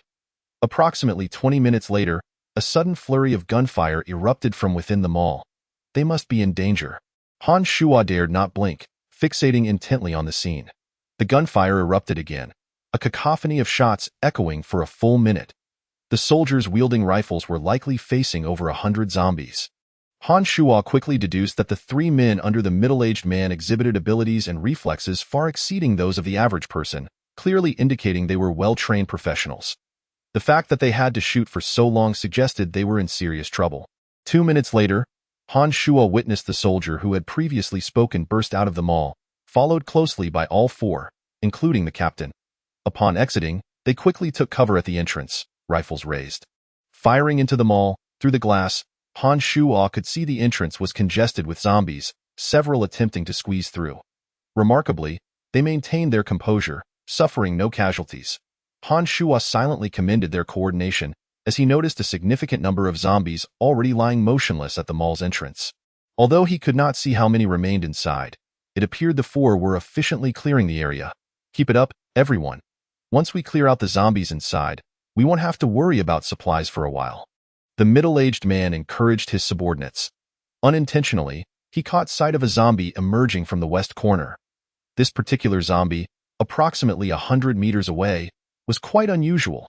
It bore no clothing, its skin entirely shed, revealing a gruesome display of raw flesh, and its eyes shone not in murky yellow but in vibrant green. An aberration. Han Shuo's heart raced upon spotting this creature from his vantage point. The skinless zombie turned and noticed the four below. A piercing, ear-splitting scream emanated from its mouth. Han Shuo instinctively covered his ears. Even from such a distance, the sound left him slightly disoriented. The scream lasted a mere 2 seconds. Subsequently, Han Shuo observed the middle-aged man's expression darken. "Xiao Zhao, switch to the sniper rifle. Redirect fire." The others continued shooting, maintaining pressure on the zombies inside the mall. The middle-aged man swiftly adapted. He understood the terrifying nature of this zombie. The soldier named Xiao Zhao showed no signs of panic, releasing his finger from the trigger, discarding the rifle, and swiftly retrieving a sniper rifle from his back. Loading the ammunition, chambering a round, aiming, firing. The sequence of actions was completed rapidly. Yet the shot was not precise, possibly due to lingering disorientation from the skinless zombie's scream. The bullet did not find its mark in the creature's head but instead grazed just beneath its neck. Chapter 44. A certain doom bang. A burst of blood mist erupted from the skinless zombie's body, yet the shot failed to take its life. The middle-aged man, witnessing the outcome, shouted urgently, "Retreat, retreat," with that. He braced against the pressure and dashed to the mall's entrance, swiftly closing the door and equipping a military shovel at his side. The zombies within were now trapped, no longer able to spill forth. "Hurry, move," After securing the door, the middle-aged man waved his hand, leading his three subordinates towards the eastern exit. The skinless zombie remained stationary at the western corner, oblivious to their escape. Just then, Han Shuo observed that the four had barely taken a few steps when a surge of zombies suddenly flooded from the intersections on either side. This, Han Shuo's eyes widened in shocked eye. In a matter of moments, he could visibly see hundreds of zombies converging below. Looking left and right, he noted that beyond the throng of zombies below, others were continuously streaming towards the mall. The earlier scream from the skinless zombie, could it attract other zombies? Suddenly, Han Shuo recalled that sharp, piercing roar, realizing that these zombies were behaving unusually, as if responding to an unspoken command, converging towards this location. Given the skinless zombie's appearance, Han Shuo recognized it as yet another aberration. This marked his second encounter with such a creature. Unlike the previous one, this aberration had appeared here. Team leader Wang had once mentioned that aberrations typically emerge in areas devoid of zombies. Why then was this one the exact opposite? This is not the most crucial aspect. The paramount concern lies in the terrifying abilities of this aberrant creature. It possesses the capacity to summon all nearby zombies. While Han Shuo pondered this, the four individuals below had already been forced back to the entrance of the shopping mall by the sudden onslaught of zombies. The only escape routes were to the east and west. At this moment, both sides were choked with an endless horde of zombies, leaving the four with no means of retreat. Aside from the middle-aged man, the younger Zhao, who had just wielded a sniper rifle, was equally aware of the capabilities of this aberrant creature. The skinless monstrosity was known as the Linghui zombie. Zhao had previously reviewed the data on it, which indicated that the Linghui zombie possessed weak offensive power, comparable to that of a typical zombie. Its unique trait, however, lay in its ability to emit a piercing scream upon detecting humans, which would attract all nearby zombies. Once the other zombies arrived, it would retreat to the rear of the horde, as if it possessed a degree of intelligence. This name was derived from that very ability. At this moment, the Linghui zombie had vanished from sight, swallowed by the mass of corpses, gazing at the seemingly infinite swarm of zombies before him. Zhao felt a pang of guilt, mingled with despair. Had he successfully shot the Linghui zombie in the head earlier, they would not be trapped in such a dire predicament. The middle-aged man noticed Zhao's distress and placed a reassuring hand on his shoulder, saying, "It is not your fault. Do not give up." The middle-aged man bore no intention of placing blame. Zhao was the individual he valued most among the soldiers, as his marksmanship was unparalleled, with an almost perfect accuracy rate. This recent miss was due to their ignorance of the Linghui zombie's scream, which also induced a disorienting effect. This seemingly trivial detail had disrupted Zhao's aim. Even he was unaware of this, as their data had not recorded this specific trait of the Linghui zombie. Indeed, if the captain has not given up, then neither shall I. Zhao's despondent gaze reignited with determination as he raised his rifle and began to fire wildly. At that moment, the encircling horde of zombies was merely 50 meters away. The four stood back against the mall, prepared to fight against the odds, fully aware that their chances of survival were less than 1%. Yet none wished to surrender. If one could gaze down from above at this moment, they would witness a relentless tide of zombies converging on the mall from a radius of 3 kilometers. Numbering well over 10,000, "I'll handle the front. You three take care of the zombies on the sides." The middle-aged man discarded his empty rifle and seized Zhao's military shovel, charging toward the front. As he rushed forward, Han Shuo felt a flicker of joy, quickly replaced by regret. For, from the instant the middle-aged man engaged in close combat, Han Shuo's suspicions were confirmed. Indeed, he too was a superhuman. The middle-aged man exhibited strength far surpassing that of an ordinary person, effortlessly smashing the heads of zombies with a single punch and toppling several with a swift kick, with the military shovel in hand. He dispatched numerous zombies in mere seconds. However, upon closer observation, Han Shuo sensed that this individual seemed slightly weaker than Captain Wang. Of course, he was still several times stronger than Han Shuo himself. The ferocious and brutal combat style exhibited by Captain Wang was etched in Han Shuo's memory, as he charged into the horde with ease. In contrast, the man below merely danced along the fringes of the zombie mass. Engaging in skirmishes, though he had undoubtedly surpassed human limits, his combat prowess differed. Han Shuo was filled with an indescribable sentiment. He knew that should he engage with the middle-aged man, he would undoubtedly acquire the information he sought. Yet, The sheer number of zombies below was overwhelming. If it were only the middle-aged man alone, there might have been a chance to break free, but it was evident that he was unwilling to abandon his soldiers. Although the three behind him were firing with great intensity and had ample ammunition, as time wore on, they would eventually exhaust their supplies, and the middle-aged man would inevitably tire as well. Han Shuo believed that if they were only facing 100 or 200 zombies, the four below, armed with a superhuman and their firearms, could potentially prevail. What was truly despairing, however, was the endless wave of zombies approaching from the distance. And there, in the midst of it all, was the instigator. The Linghui zombie, now wandering nearby, seemingly reveling in the chaos it had orchestrated. Sighing heavily, Han Shuo lamented that, barring any unforeseen circumstances, the only fate awaiting the four below was death. Boom! Zhao pulled a grenade from his pocket and hurled it into the zombie horde, the pressure proving too great. In the midst of reloading, the encirclement of zombies had advanced by another 2 meters. Boom! Boom! After one grenade, the other two also threw one in quick succession. The grenades proved effective. Due to the dense clustering of zombies, each grenade easily claimed the lives of a dozen or more. Yet, soon after, more zombies filled the gaps, and the situation worsened. They had not anticipated that they still possessed grenades. If they had enough, they might endure for a while longer. Casually, Han Shuo cast a glance at the Linghui zombie. The four below were oblivious, yet he could see it clearly from above. The Linghui zombie had now appeared at the southeast corner of Han Shuo's building. After a brief observation, he averted his gaze and continued to monitor the situation outside the mall. Fortunately, the middle-aged man had responded swiftly, blocking the entrance to prevent zombies from entering the mall during their initial withdrawal. Otherwise, they would be facing a scenario with zombies closing in from all sides.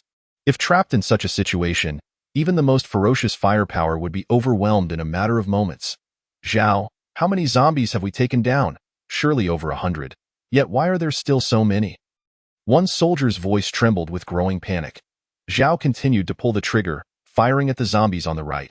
The disorientation had fully dissipated, allowing Zhao to demonstrate his true marksmanship. With each magazine containing approximately 30 rounds, Zhao managed to hit more than half of those rounds squarely in the heads of the zombies. It is worth noting that this was a spray of bullets, not single shots. Such a hit rate was indeed commendable. Previously, I had heard that a single Linghui zombie had decimated an entire armed squad. Each of their teams comprised precisely 10 members. The same was true for the team led by the middle-aged man. Aside from the current 4, there had been 5 remaining at the gathering point, one of whom had fallen victim to the zombies along the way. TS over. The soldier who had posed the question felt his heart plummet. Yet, despite uttering those words, he fired even more vigorously. Zhao's statement was devoid of exaggeration. If given enough time, the Linghui zombie could summon an even larger horde. Not just 10, but even 100 would meet their end. The sole solution to eliminate the Linghui zombie lay in taking it down before it could gather more zombies. The middle-aged man had reacted swiftly, yet they still failed to eliminate the Linghui zombie in time. If it remained unaddressed, they could only retreat, yet they were ultimately too late. Once the horde formed, even if they managed to kill the Linghui zombie, preventing the distant zombies from converging, finding the Linghui zombie again would be akin to scaling a mountain. The three continued to fire, while the middle-aged man remained at the forefront, wielding his military shovel and drenched in a murky yellow liquid. Alone, he held back countless zombies pressing forward. The corpses of dozens of zombies lay at his feet. Yet the pressure forced him to occasionally take a step back. Boom! Another grenade detonated, taking down a swath of zombies.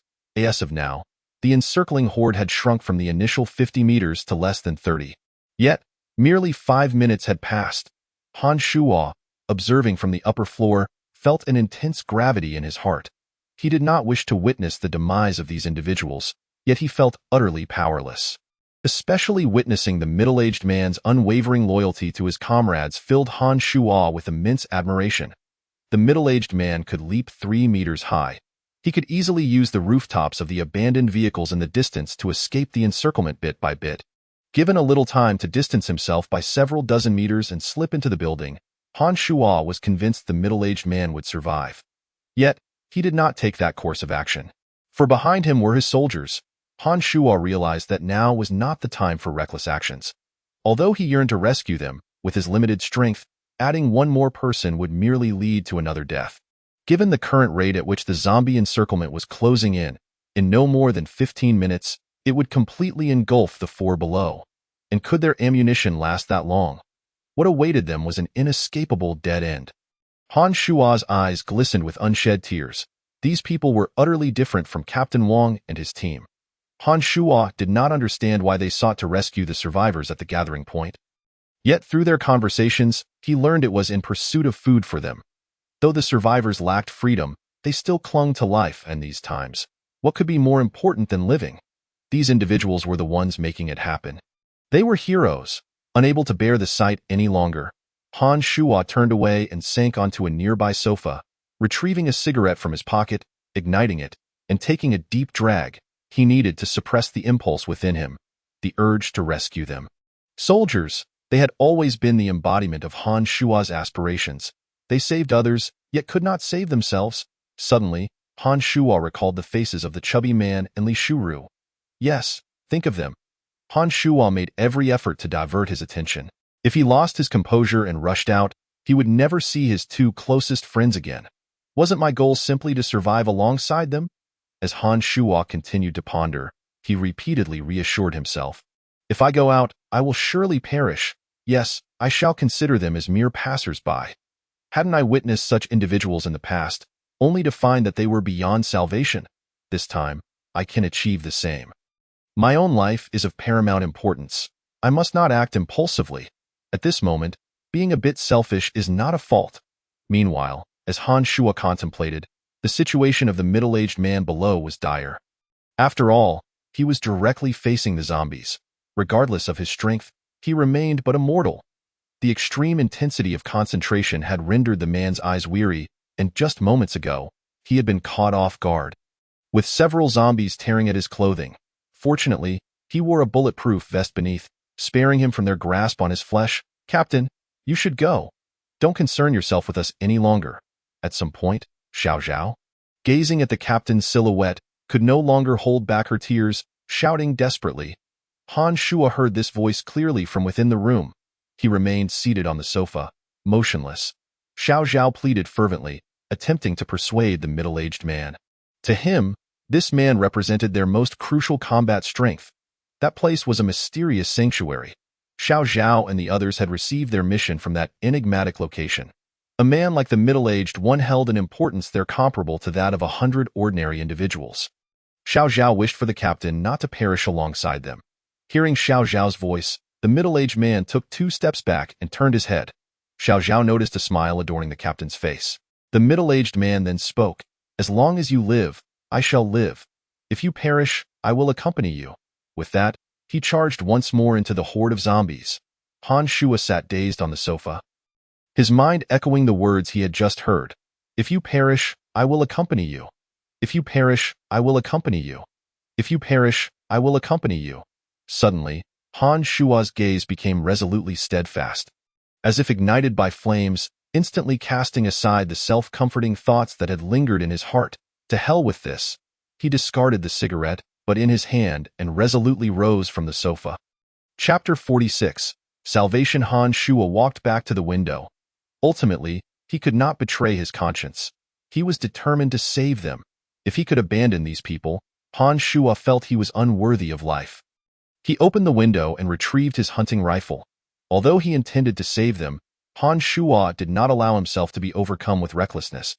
He aimed to use the gunfire from this room to draw the attention of the 4 individuals below. If he could attract enough zombies toward himself, the 4 below might have a chance to break free. Although this would also place him in peril, at this moment, Han Shuo could not afford to think of anything else.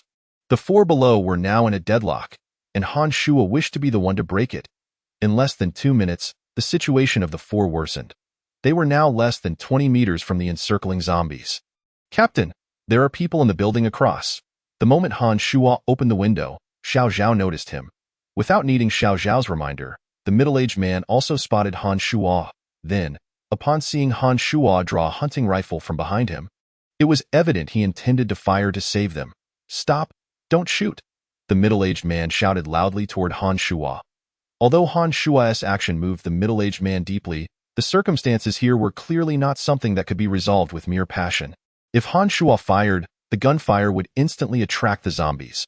While Han Shuo was currently positioned 7 stories high, once the zombies surrounded the entire building, he too would have nowhere to retreat. The middle-aged man had already resigned himself and his teammates to their inevitable demise. He did not wish to drag an unrelated person into danger, even though his heart was genuinely touched. He could not bear the thought, "Don't shoot. We don't need you to save us. You cannot save us." The middle-aged man kicked a charging zombie away, continuing to shout at Han Shuo. "Yes, you cannot save us. Just take care of yourself," Xiao Zhao and the others echoed in unison. Han Shuo did not fire the hunting rifle. After a brief pause, he lowered the gun and closed the window once more. The middle-aged man felt a wave of relief wash over him as Han Shuo ultimately heeded their pleas and seemed to have come to an understanding. If he were to endanger others because of himself, the middle-aged man would not find peace even in death. Han Shuo's retraction of the gun did not signify a relinquishment of his desire to save them. He had long since filtered out the words of the four below in his mind. His action of putting away the gun was born from a sudden emergence of a better idea. Out of the corner of his eye, Han Shuo noticed that the intelligent zombie had appeared directly beneath him. Was it possible that by eliminating this skinless abomination, the surrounding zombies would cease to gather? Han Shuo's thoughts raced. He did not possess the same understanding of the anomaly as the middle-aged man. Yet based on the situation, he instantaneously deduced this possibility. It was highly likely that ordinary zombies lacked any intelligence and would not rush here from such a distance. Han Shuo's mind was clear. He was inherently a thinker. Yes, if that were the case, killing this aberration was indeed the key to breaking the deadlock. In that brief moment of opening the window, Han Shuo could not deny that he had felt a surge of fervor. However, now, as he calmed himself to reflect, he had recognized the crux of the solution. Time was of the essence. The four below had been in this precarious situation for quite some time, and no one knew how much ammunition remained. The moment the rifle fell silent, their chances of survival would vanish. Furthermore, if the intelligent zombie were to move again, he would lose the most precious opportunity. But how am I to descend? This was a dilemma. However, Han Shuo soon discovered a drainage pipe extending from the rooftop to the ground in the adjacent kitchen, and an idea sparked in his mind. He quickly opened the window, slung the hunting rifle over his shoulder, and strapped the Tang knife to his waist, cautiously making his way down the pipe. Meanwhile, the intelligent zombie remained directly beneath him. "What the hell, Captain? That guy has appeared again," Xiao Zhao shouted, and the middle-aged man immediately looked up. Indeed, he saw Han Shuo climbing down the pipe. A cold sweat broke out on the middle-aged man. Goodness, this was a 7-story height. Setting aside why Han Shuo had reappeared, the mere height itself, with no safety measures in place, posed a grave risk. If he slipped, he would plummet to his death, a fate far more unjust than being devoured by zombies. "What on earth are you doing? Go back," the middle-aged man shouted at Han Shuo. Han Shuo ignored him, his entire focus on his arms, each movement meticulously gripping the pipe. He understood that a fall would mean certain death. However, he was acutely aware of his own physical condition. Han Shuo was confident that descending was not beyond his capabilities. The middle-aged man, seeing that Han Shuo remained undeterred, shouted once more, "Brother, we appreciate your good intentions. Listen to me, it's not too late to climb back now. Yes, brother, our chances of survival are slim. We cannot drag you down with us," Xiao Zhao echoed. Han Shuo furrowed his brow. The incessant shouting from the others distracted him, yet he could not respond. The reason was that the zombies had yet to detect him. If he were to reply to the middle-aged man, it would undoubtedly attract the attention of other zombies, and at that moment, the intelligent zombie would surely shift positions. All would be for naught. To maintain his focus, Han Shuo turned his head and gestured with one hand toward the lower area, subsequently mouthing a few words. He conveyed only 4 characters, meaning, "It is below." Han Shuo was uncertain if his distant gesture could be comprehended. But at present, he could only do so much. He then returned to his descent without further distraction. Xiao Zhao and the others were utterly baffled by Han Shuo's meaning. However, the middle-aged man, having surpassed human limits, possessed extraordinary observation skills. He quickly deciphered Han Shuo's gesture, understanding the 4 characters. "It is below? Who is below?" Coupled with Han Shuo's gesture, the middle-aged man swiftly conjectured a possibility. Could it be? The intelligent zombie was beneath this young brother? Indeed, It must be so. The middle-aged man was instantly filled with elation. If what Han Shuo said was true, they might actually have a glimmer of hope for survival. The prerequisite was that Han Shuo could successfully eliminate the intelligent zombie. Everyone, hold on. The intelligent zombie is likely right beneath that young brother. Once he kills the intelligent zombie, the surrounding zombies will cease to gather here, and we will still have hope. The middle-aged man's words undoubtedly rekindled the flickering flames of hope in Xiao Zhao and her companions' hearts. Chapter 47, Breakthrough and Sacrifice. Little brother, the intelligent zombie possesses combat capabilities akin to those of ordinary zombies. Please exercise caution. The middle-aged man cautioned Han Shuo, falling silent thereafter. Firstly, there is a concern that Han Shuo might be distracted. And secondly, the number of zombies in front of him is increasing, necessitating his full attention to cope. It turns out this particular variant is known as the Linghui zombie. Han Shuo learned the name of this variant from the middle-aged man. Through their exchange, Han Shuo discerned that they understood his earlier hint. In fact, without the middle-aged man's reminder, Han Shuo had already surmised that the Linghui zombie was not particularly formidable in direct combat. This conclusion was supported by the fact that Xiao Zhao's sniper rifle had successfully penetrated the Linghui zombie's body, revealing its lack of defensive capabilities. Unlike the first variant he encountered, which had a shell as impenetrable as iron. Moreover, this zombie had chosen to hide at the rear of the zombie horde, indicating a fear of confrontation with humans. These 2 points suggested that as long as Han Shuo could close the distance, he would undoubtedly be able to eliminate it. The middle-aged man's warning served as a reassuring reminder for Han Shuo. His only concern was that the Linghui zombie might relocate, leaving Han Shuo with nothing to show for his efforts. This was also Han Shuo's worry, prompting him to hasten his descent, having now reached the 3rd level. At this height, the distant zombies had already caught sight of Han Shuo and were desperately trying to rush toward him. However, the sheer volume of zombies ahead made it impossible for them to advance, compounded by the fact that ordinary zombies acted purely on instinct and could not communicate. For the time being, Han Shuo found himself in no immediate danger. Unbeknownst to him, the encirclement of the 4 individuals at the mall entrance had shrunk to about 10 meters. Finally, when he was approximately 3 meters from the ground, Han Shuo came to a halt. At this position, he was poised to strike. The Linghui zombie was now within his sight. Without hesitation, Han Shuo hooked his foot onto a water pipe, releasing his hands, and allowed gravity to position him head down, legs up. In midair, he swiftly drew his Tang knife, no longer concerned about sound, and aimed a decisive strike at the Linghui zombie's head. The sound of Han Shuo drawing his blade naturally drew the Linghui zombie's attention, but it was far too late to react. With a swift motion, Han Shuo severed the Linghui zombie's head, and as it fell, he expertly used the tip of his knife to lift it. Knowing that valuable treasures lay within the variant's cranium, success. Following this, the surrounding zombies immediately turned their attention to Han Shuo, lunging towards him in a frenzy. Han Shuo quickly pushed off with his legs, propelling himself back onto the water pipe. Using one hand and both feet, he ascended to the 4th level with great speed, a height deemed sufficiently safe. Subsequently, Han Shuo surveyed the distance. Indeed, upon the death of the Linghui zombie, the ordinary zombies in the vicinity had ceased their advance, appearing disoriented like flies without a sense of direction, returning to their aimless wandering state. It was truly feasible.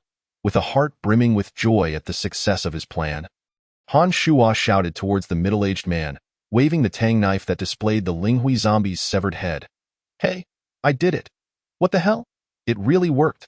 exclaimed the middle-aged man upon seeing the severed head dangling from Han Shuo's knife tip. The Han Shuo was not in a hurry. It was still morning when he followed out, and it was just noon. He could afford to wait another couple of hours. Although it was unlikely that there were no zombies downstairs, by that time, their presence would be of little consequence. Returning to the kitchen, Han Shuo cast a glance at the head of the Linghui zombie that had been discarded on the floor. "Never mind, I won't collect the pure white liquid for now. I will wait and see if they mention it when they arrive." Feeling a bit hungry, Han Shuo searched through the room for food but found nothing. The owner of the house had only left him 2 bottles of mineral water. Taking out his own provisions, he ate compressed biscuits with water. Meanwhile, the middle-aged man led Xiao Zhao and another person to safety. Discovering a room with its door wide open on the 5th floor, the 3 hurried inside, locking the door tightly behind them. Only then did the middle-aged man finally relax. "Captain, We, we survived, Xiao Zhao stammered. Trembling slightly, indeed, we have survived, echoed another soldier. The middle-aged man sat on the floor, looking at his two subordinates, his previously stern expression replaced by a smile as he wiped the sweat from his forehead. Therefore, never give up until the last moment. However, Xiao Zhao couldn't help but remember Huzi, tears streaming down his face. Huzi was 5 years older than Xiao Zhao and had always cared for him like an older brother. Sigh. The middle-aged man sighed deeply. He too was heartbroken. Parents, relatives, friends, now all gone. The closest people to him were these 9 individuals in the team, all of whom he had trained himself in the military. Yet today, one more had perished. Although they had long since faced life and death with equanimity, the moment of parting was still unbearably painful. The middle-aged man stood up and patted Xiao Zhao and the other soldier on the shoulder. Huzi sacrificed himself for us. We must live on. Xiao Zhao wiped the tears from his eyes and nodded vigorously at the captain. All right, don't think of anything else. Rest for a while. IT will take a few hours for the zombie horde below to disperse. This place is safe for now. After saying this, the middle-aged man tore off his filthy clothes, needing to find 2 new garments in the room. Yes, Captain, Xiao Zhao and the other soldier replied in unison. Turning to rest in the room, the 3 were indeed exhausted. Their rest lasted even longer than Han Shuo's, and when they finally rose, the middle-aged man saw that the number of zombies below had returned to a normal level. Around 30 by this time, he had changed into clean clothes, though they were evidently a size too small, tightly clinging to his body. Xiao Zhao, you two should tidy yourselves up and prepare to set off. Are we going to meet the person who saved us? Xiao Zhao asked, quickly gathering his belongings along with the other soldier. Indeed. Without that young brother taking down the Linghui zombie and subsequently attracting attention, we would not have survived. Yes, we must express our gratitude to him, the other soldier added. That person is truly audacious. He climbed down from such a height without any safety gear. Is he one of the civilian survivors here? Xiao Zhao inquired, puzzled. The middle-aged man shook his head.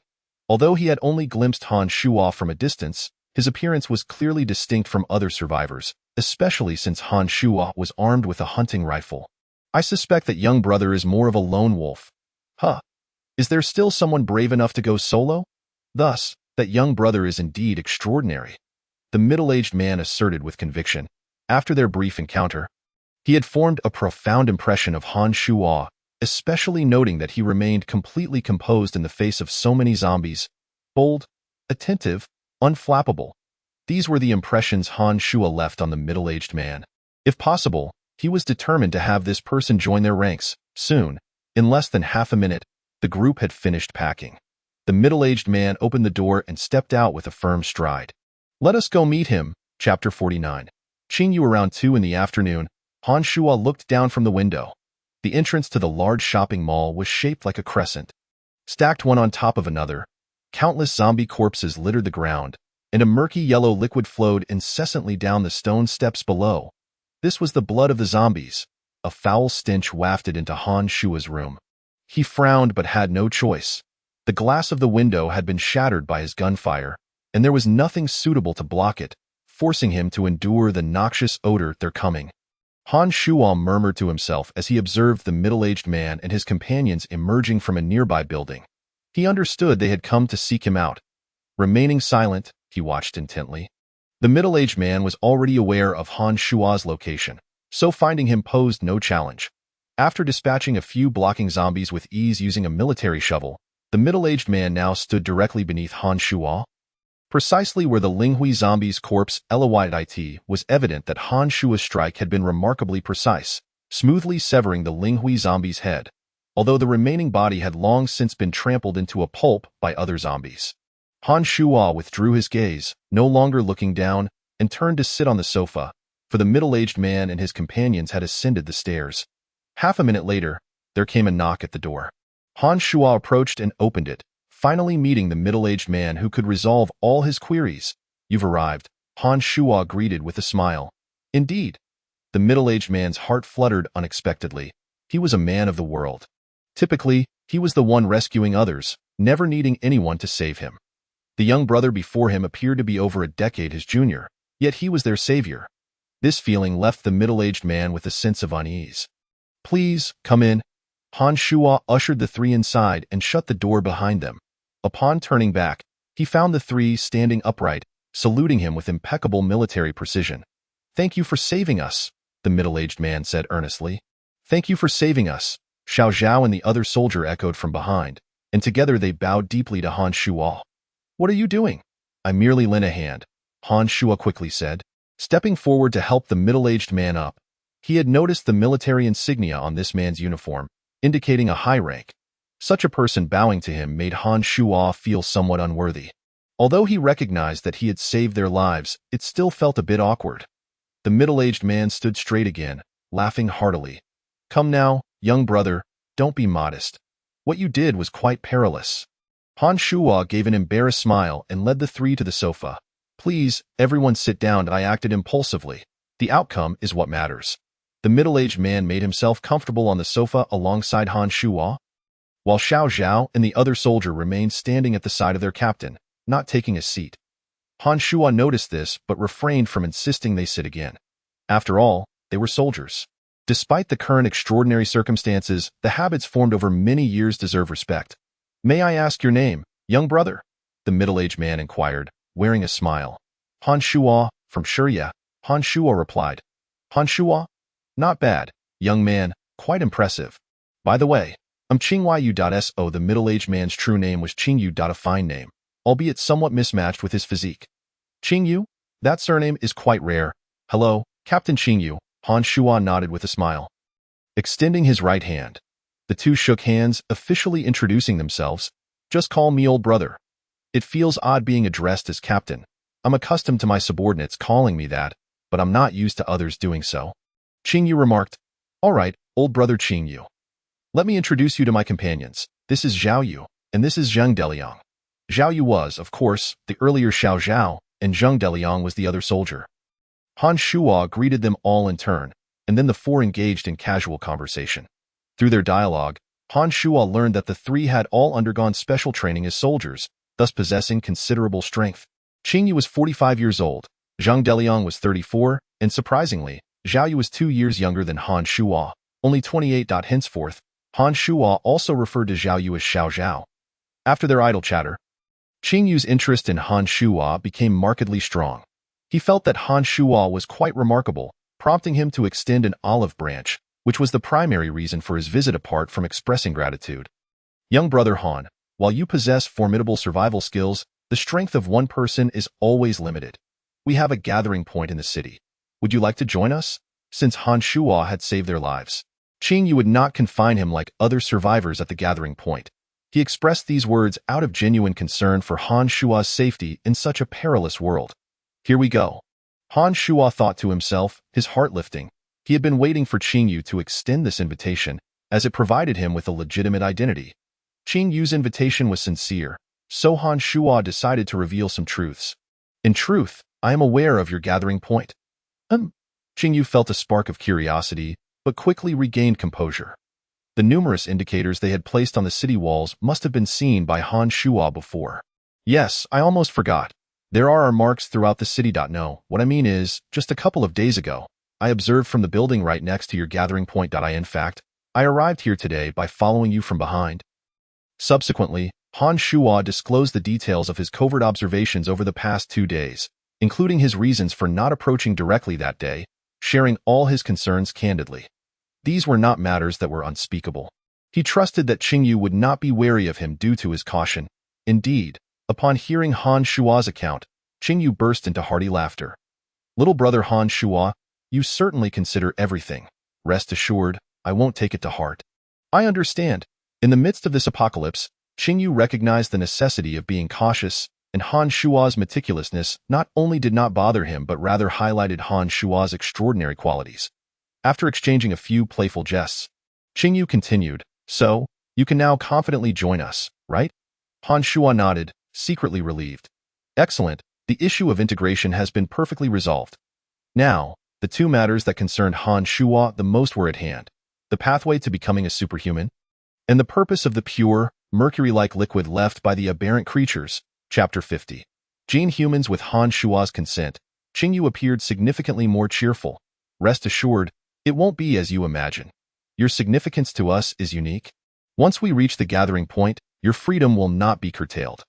Qingyu made this promise to Han Shuo. All right, brother Qingyu. Although I am accustomed to solitude, the situation is becoming increasingly complex in order to survive. I shall certainly comply with this. Han Shuo had achieved half of his mission. They could not linger at the farm for long. Should a horde of zombies descend, a swift retreat would be imperative. Han Shuo planned to stay with Qingyu at the gathering point for a couple of days before temporarily bidding farewell to Fetch Fatty and Li Shuru. If all went smoothly and the three successfully returned, it was highly likely they would engage in prolonged collaboration with Qingyu and his group. This would serve as a safety net, a reliable support, far superior to the aimless wandering of the trio. A lifestyle that could lead to untimely demise at any moment. Little brother Han Shuo, do you fancy using blades? Qingyu had already noticed the Tang Dao at Han Shuo's waist. He had seen Han Shuo wield it previously to behead a Linghui zombie. Yes, I've had a liking for them since childhood. To be frank, I find using a knife much more instinctive than a gun. Han Shuo succinctly explained, Haha, perhaps in the future, I could seek your guidance? There aren't many adept with cold weapons these days, Qingyu jested. Seeing Qingyu's lightheartedness, Han Shuo seized the opportunity to delve further into the conversation. Brother, please don't jest. I witnessed your prowess amidst the horde this morning. Speaking of which, you must have surpassed the limits of human capability, haven't you? Oh? You are aware of the limits of the human body? Qingyu regarded Han Shuo with a thoughtful smile. Such terminology might be familiar to many. Yet few truly understand the specifics of those limits. Only those who have trained to the utmost can grasp this level, experiencing the nuances of their own physique. Much like the Olympic records that had remained unbroken for decades. Those records signify that the record holders have reached the limits of human potential, a feat not achievable through mere continued training. This is because the human body structure is confined within certain parameters. To some extent, yes, haha, brother, no need to take it to heart. I merely inquired casually. Han Shuo feigned embarrassment, chuckling lightly. The research surrounding the breakthrough of human limits had not yielded any notable advancements over the years, suggesting it was an exceedingly guarded secret. Although he had once rescued them, Han Shuo was not fully acquainted with Qingyu's character and did not wish for Qingyu to misconstrue his act of salvation as having ulterior motives. If his intentions were too overt, it might provoke caution in Qingyu, which is why he had chosen to be somewhat circumspect. He understood that, having said this, Qingyu would undoubtedly share with him, as anticipated. Qingyu pondered for a moment before speaking. In truth, this matter is not entirely unspeakable. To everyone outside, it is indeed a secret, but for you, my brother, it is not. Ask me anything you wish to know, and I shall divulge it all, outside. Han Shuo's mind immediately latched onto this significant term. Qingyu referred to them, the survivors, as being outside. If there is an outside, there must be an inside. Through rapid contemplation, Han Shuo reached a conclusion. The outside is unsafe, while the inside should be secure. Furthermore, Qingyu and his companions, including team leader Wang whom he met that day, must have emerged from the inside. However, Han Shuo refrained from further speculation on the specifics of the inside. He needed first to clarify the issue of the superhuman. Since you are so magnanimous, I shall not hold back. There are indeed aspects I do not comprehend and would require your insights, brother Qingyu. Han Shuo spoke directly this time. I wish to know how to break through the limits of the human body and become a superhuman like you. With the conversation reaching this point, Han Shuo adopted a serious demeanor. This was not a moment for continued subtlety. If one remains overly polite, others may perceive it as insincerity and dismiss it. Superhuman? That term is somewhat accurate. Well, how shall I put this? It is not easily explained in just a few words. Qingyu contemplated for a moment, seemingly organizing his thoughts, while Han Shuo patiently awaited his response. After approximately half a minute, Qingyu spoke. Before I answer your question, let me first explain our situation. This may provide you with greater clarity. All right, Han Shuo surmised that he had deduced correctly. They were indeed different from other survivors. Simply put, we originate from a place known as the Underground Research Institute. The Underground Research Institute? Han Shuo had never before encountered such a place. Yes, it can be deemed the nation's greatest secret, established a decade ago and never disclosed to the public, Qingyu continued. The purpose of the Underground Research Institute is primarily to develop highly classified projects. Staffed largely by the top-tier researchers, alongside a contingent of us, the elite selected from the military, tasked with ensuring their safety. Han Shuo nodded. Even the mere name Underground Research Institute conjured numerous implications. Most importantly, one of the key projects was referred to as gene modification. Han Shuo understood that the crux of the matter had arrived. This implied they were attempting to create stronger humans through various genetic combinations, essentially a type of weapon. They had been researching human genetics for a considerable time. Yet the progress had been less than optimistic, prompting a gradual shift towards the genes of other species on Earth. Each species possesses its unique genetic traits, and through continual analysis and experimentation.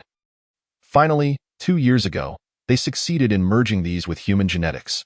Upon the successful integration with the genes of other organisms, the potential of the human body would be fully unleashed, breaking free from its shackles, resulting in evolution and the acquisition of powers that transcend limits, what you refer to as superhumans. However, the accurate nomenclature should be gene humans. Following the project's success, they commenced human trials in batches, and I was fortunate enough to be selected. After several successful modifications that broke through human limits, I gained even greater strength in subsequent evolutions, officially becoming a member of the gene humans. At this juncture, Han Shuo had acquired a general understanding. However, what he had not anticipated was that the disaster would strike 2 months ago, with the onset of the mist, the ice crystal virus nearly infecting the entirety of humanity, leading to a zombie apocalypse. Therefore, in pursuit of more survivors and resources, the Underground Research Institute dispatched several gene humans for rescue operations. Qingyu exhibited no trace of concealment, although this had previously been classified, given the current external circumstances. Survival had become the utmost priority, and the rigid regulations had long been cast aside. Chapter 51. The secret of the liquid. What do you think? Are you intrigued? Little brother, do you wish to become like me? Qingyu asked, grinning broadly at Han Shuo. At present, Qingyu held a favorable position within the Underground Research Institute, and he recognized Han Shuo's potential. If he were to recommend him, it would not be difficult for Han Shuo to secure a gene modification opportunity. Han Shuo was naturally tempted. He harbored an intense yearning for power, yet he still held some reservations and inquired, I am indeed interested, but does becoming a gene human come without any side effects? You are quite prudent. There are indeed side effects, Qingyu replied, patting his own chest. In this case, you will experience a sudden increase in muscle mass, becoming a muscle man like me. Han Shuo understood now. Both Qingyu and team leader Wang were gene humans, which explained their excessive muscularity. This particular side effect was rather negligible. While Han Shuo did not mind gaining some muscle, he found the extent of their musculature somewhat exaggerated. Having a bit of muscle was certainly beneficial, but when it reached an extreme level, it could be rather daunting. The thought of potentially transforming into a muscle man himself made Han Shuo feel somewhat uncomfortable. The side effects are not too significant, Han Shuo awkwardly replied. Haha, it wasn't so exaggerated at the beginning. There will be further transformations. You could interpret it as evolution. The more times one undergoes transformation, the stronger one becomes. Moreover, as technology continues to advance, the side effects should be resolved. Is there a level system for evolution? Then, what level of evolution do you belong to, Brother Qingyu? Han Shuo inquired. Currently, I am at the 3rd level of evolution. The first level is merely breaking through the limits of the human body, and as one progresses, it becomes increasingly unimaginable. Previously, if someone had told Han Shuo such things, he would have been utterly incredulous. However, now, with an increasing number of inexplicable phenomena, he was gradually coming to accept and understand. Considering that even zombies could mutate into different species, it seemed reasonable that humans could evolve as well. Speaking of different species, Han Shuo suddenly remembered he still possessed the head of a sentient zombie. He hurried to the kitchen, retrieved the head, and after tossing it onto the ground, he crushed it with his foot. Drawing out his Tang knife, he opened the head, revealing a pure white, mercury-like liquid spread across the floor tiles. This liquid did not adhere to anything, making it easy to observe. The mysterious liquid from this aberrant head is surprisingly more abundant than the last one. Han Shuo mused. The previous metallic-like aberration had yielded only about 2 Xiaozhao and Zheng Deliang's skills were well understood by Qingyu. They were indeed exceptional, standing out among the elite soldiers, which was why they had been selected by the Research Institute. However, in comparison to Han Shuo, who wielded the Tang Dao, he appeared to possess even greater prowess. Indeed, Brother Han's knife was the finest I had ever seen in use. Xiao Zhao, being the youngest, was noticeably more exuberant and couldn't help but praise. This knife is truly a hallmark skill. Without it, I am far from your match. Han Shuo humbly acknowledged Xiao Zhao's compliment. Ha ha, I underestimated you. Qingyu laughed heartily, unable to conceal his joy. Han Shuo's performance genuinely surprised him. With such skills, coupled with his cautious and composed demeanor, Qingyu thought it imperative to bring him into the research institute. A person like him is most valued, and if Han Shuo could successfully undergo evolution, he would undoubtedly become a formidable asset for the entire institute. All right, brother Qingyu, no need to flatter me. Let us hurry and grab the supplies. Unbeknownst to them, the four had already entered the supermarket. Yes, the task at hand is of utmost importance. Han Shuo and I will gather the food. Xiao Zhao will maintain vigilance. And Liang Zi will fetch a cart. Let us aim to collect as much as we can. After Qingyu's instructions, they all set to work. This time, there were no significant mishaps. Zhao Deliang procured a cargo cart, which made things considerably more convenient.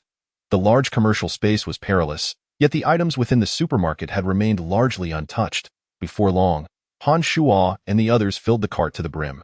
The cart was nearly filled with rice and flour, while the remaining corners were crammed with oils and seasonings, along with some miscellaneous long-lasting food items to stave off hunger. The gathering point.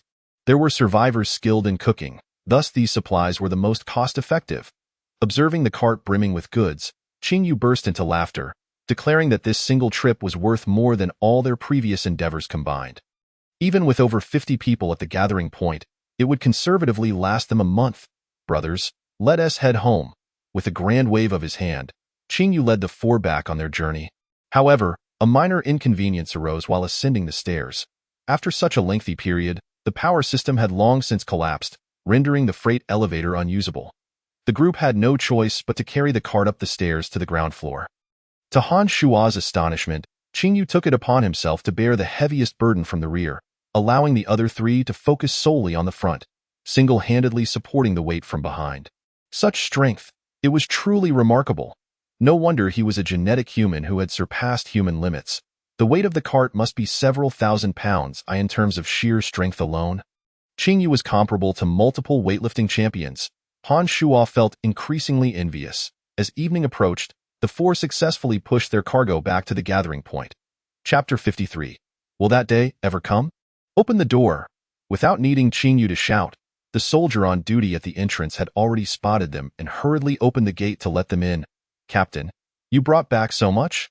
The soldier's eyes widened with delight at the sight of the laden cart. Yes, this will last us quite a while. Please store these supplies and set aside some for the survivors. Qingyu instructed the soldiers who had gathered around. Not only the soldiers, but Han Shuo also noticed the survivors inside wanting to gather closer, their eyes filled with envy at the bounty of food. Step back, a soldier barked, brandishing his rifle, causing the curious survivors to retreat. Captain, where is Hu Zi? One soldier noticed Hu Zi's absence, only to find an unfamiliar face among them. As Hu Zi's name was mentioned, the joy in Xiao Zhao and the others' eyes faded, replaced by waves of sorrow. I'm sorry, everyone. Hu Zi did not return, Qingyu said, his voice laden with guilt, his eyes welling up once more. In truth, Qingyu understood that compared to himself, the bond between the soldiers and Hu Zi, who had shared days and nights together, was undoubtedly much deeper. Hu Zi? Not back. The soldier who had asked stood frozen in disbelief. Captain, you can't be serious, can you? Hu Zi must be out there. I'll wait for him outside. Aside from Han Shuo and the other three, the remaining 5 soldiers were unwilling to accept Qingyu's words, with some even rushing outside to wait. Enough. I need you all to face reality. Qingyu shouted angrily. Sorrow would not solve the problem. In fact, not only Hu Zi, but if it weren't for this young brother's rescue, the 3 of us would not have returned either. Qingyu suddenly felt a lump in his throat, unsure how to confront the brothers who had fought alongside him. Han Shuo and I will go in. Xiao Zhao, please explain the details to them. With that, Qingyu walked into the room. For the next moment, his tears might flow, and he felt more guilty than anyone else. Yet as the captain, he could not show his weakness to the group. Xiao Zhao, what on earth happened? Yes, why hasn't Hu Zi returned? After Qingyu left, the soldiers surrounded Xiao Zhao and Zheng Deliang, eager to learn what transpired. Han Shuo sighed softly, opting not to linger, and followed Qingyu into the room. Qing Yu's room was simply decorated, containing a table, a few chairs, and a bed. Nothing more to my condolences, Han Shuo said awkwardly, struggling to find the right words. Qing Yu turned his head. At that moment, he had managed to regain his composure. It's all right. Some things, once past, remain in the heart. After all, the journey ahead is still long. Qing Yu spoke with depth. When do you plan to return to the Underground Research Institute? Han Shuo, wishing to redirect the conversation away from painful topics, shifted the subject. We need to wait a bit longer. There should still be some survivors in the city. It might take gathering around 100 before we head back. Qing Yu replied, Oh. Han Shuo did not press for reasons. If Qing Yu wished to share, he would, and honestly, Han Shuo had little interest in matters that did not directly concern him. After a few brief exchanges, silence fell in the room. Han Shuo casually took a seat, retrieving a handkerchief from his pocket to wipe the grime off the Tang Dao. Once Han Shuo's curiosity was satisfied, he had no further questions and returned to his typically taciturn self. Unlike the loquacious fatty, the atmosphere grew somewhat awkward, and ultimately, it was Qing Yu who broke the silence. This rescue of the survivor civilians is actually a mission from the Research Institute. There must be a quota for the mission, so it is mutually beneficial. We can protect these survivors while also providing some labor for your institute. Since Qing Yu had initiated the conversation, Han Shuo followed suit. It's pretty much as you described. Resources at the Research Institute are not infinite. We need to have some people come up from underground to seek usable supplies. And with those who come up, there will inevitably be casualties. Thus, new blood is required to replenish the ranks. Otherwise, the blood will eventually run dry. After Qing Yu finished speaking, Han Shuo nodded in understanding. However, do you know what the most important aspect of rescuing these survivors is? Qing Yu, knowing Han Shuo was astute, encouraged him to guess further. Half a minute later, Han Shuo inquired, What is it? This time, he could not guess. Repopulation? When this crisis is fully resolved, and the zombies are eradicated, humanity will need these individuals to reproduce quickly. Upon hearing Qing Yu's words, Han Shuo couldn't help but smile wryly and shake his head. Brother Qing Yu, I'm not trying to discourage you, but do you truly believe there will ever be such a day again? Even without precise statistics, Han Shuo felt that the number of zombies was at least 1,000-fold, if not 10,000-fold, greater than that of humans, not to mention other animals and beasts infected by the ice crystal virus. The extent of the fog was simply too vast.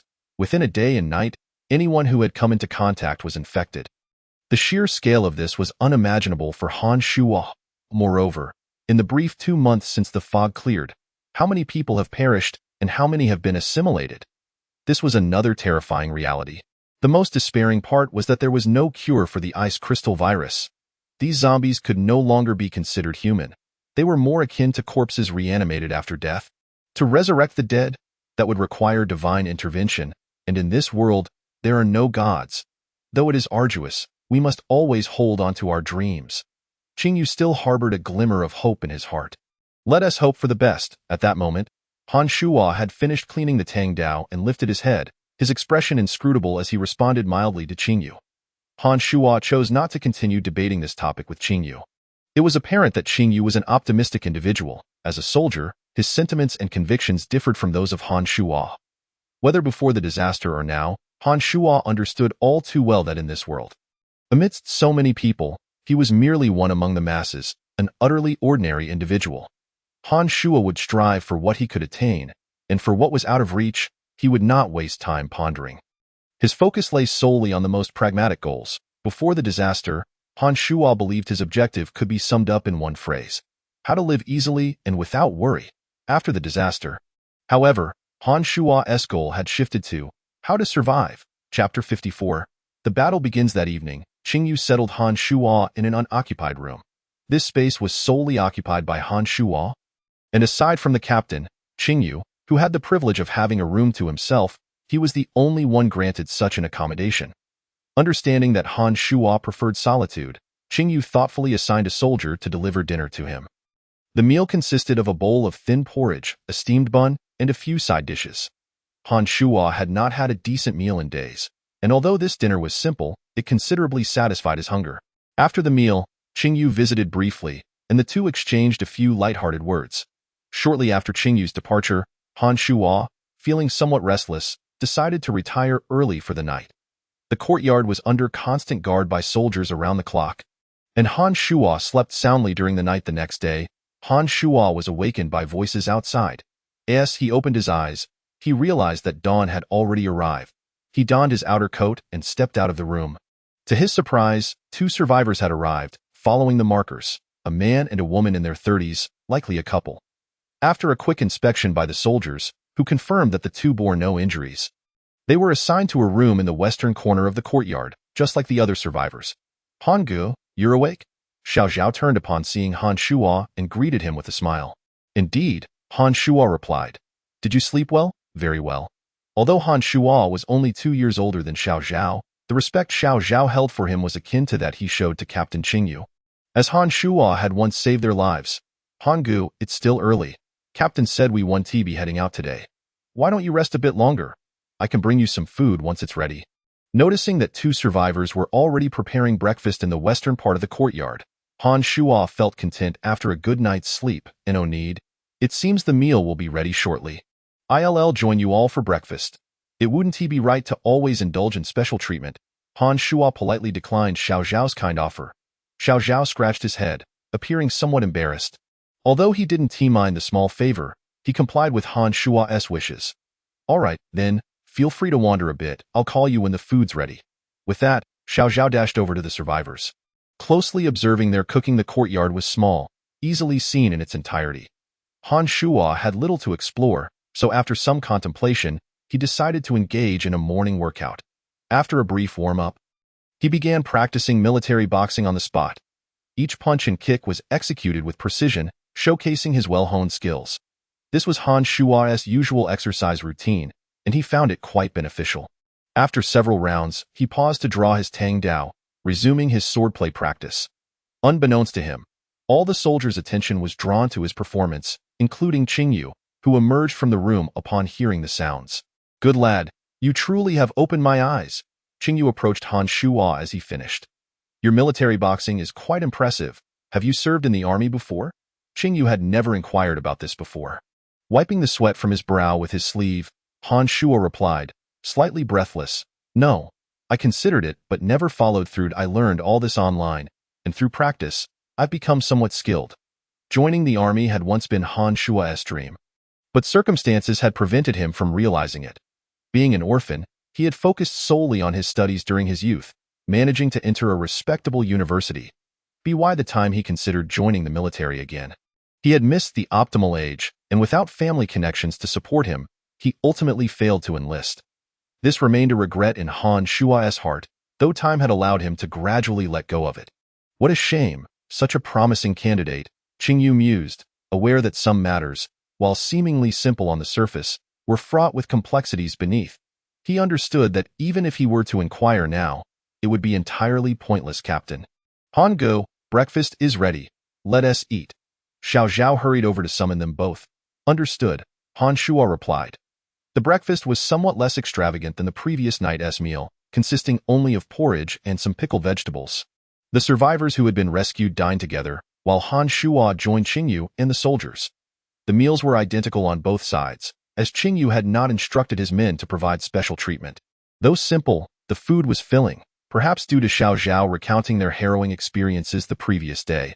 All the soldiers' eyes were on Han Shuo as they ate. They regarded him with a mix of gratitude and curiosity, as if he were a spectacle in a zoo. Han Shuo could sense their appreciation. Without his intervention, Xiao Zhao, Zheng Deliang, and even Captain Qingyu might have already perished in the onslaught of the undead. Reflecting on it now filled them with dread. Breakfast concluded quickly, and within 5 minutes, the soldiers returned to their posts, leaving the remnants for the survivors to clean up later.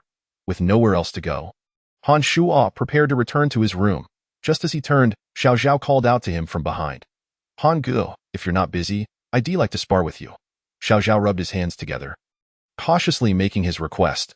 During his time in the army, he had enjoyed finding someone to spar with during his leisure hours. Young and full of energy, he was particularly eager to engage in combat. Having observed Han Shuo's performance during their encounter with the zombies, Xiao Zhao saw him as the perfect sparring partner. Hearing Xiao Zhao's proposal ignited Han Shuo's interest as well.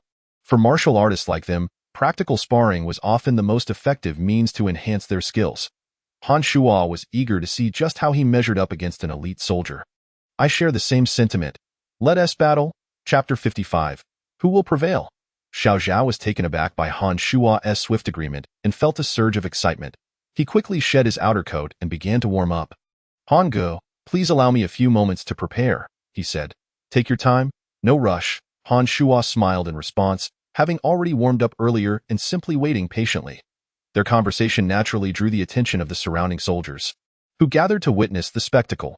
They knew Xiao Zhao well. Despite being the youngest in their ranks, his talent was indeed enviable in their routine training. Whether with firearms or physical conditioning, he had consistently performed on par with the seasoned veterans. Due to his youthfulness and quick reflexes, many of the soldiers had previously lost to him in sparring matches. It was no wonder he had earned Captain Qingyu's utmost trust.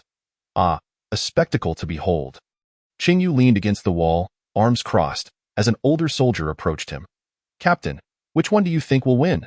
The older soldier inquired, his gaze fixed on Han Shuo's Tang Dao. Should Han Shuo choose to employ his sword, Xiao Zhao will undoubtedly lose.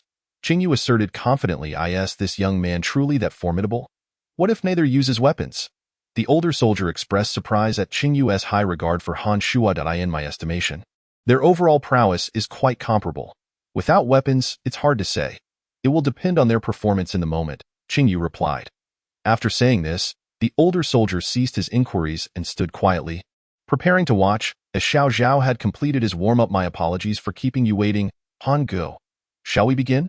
Xiao Zhao had adjusted himself and retreated several paces.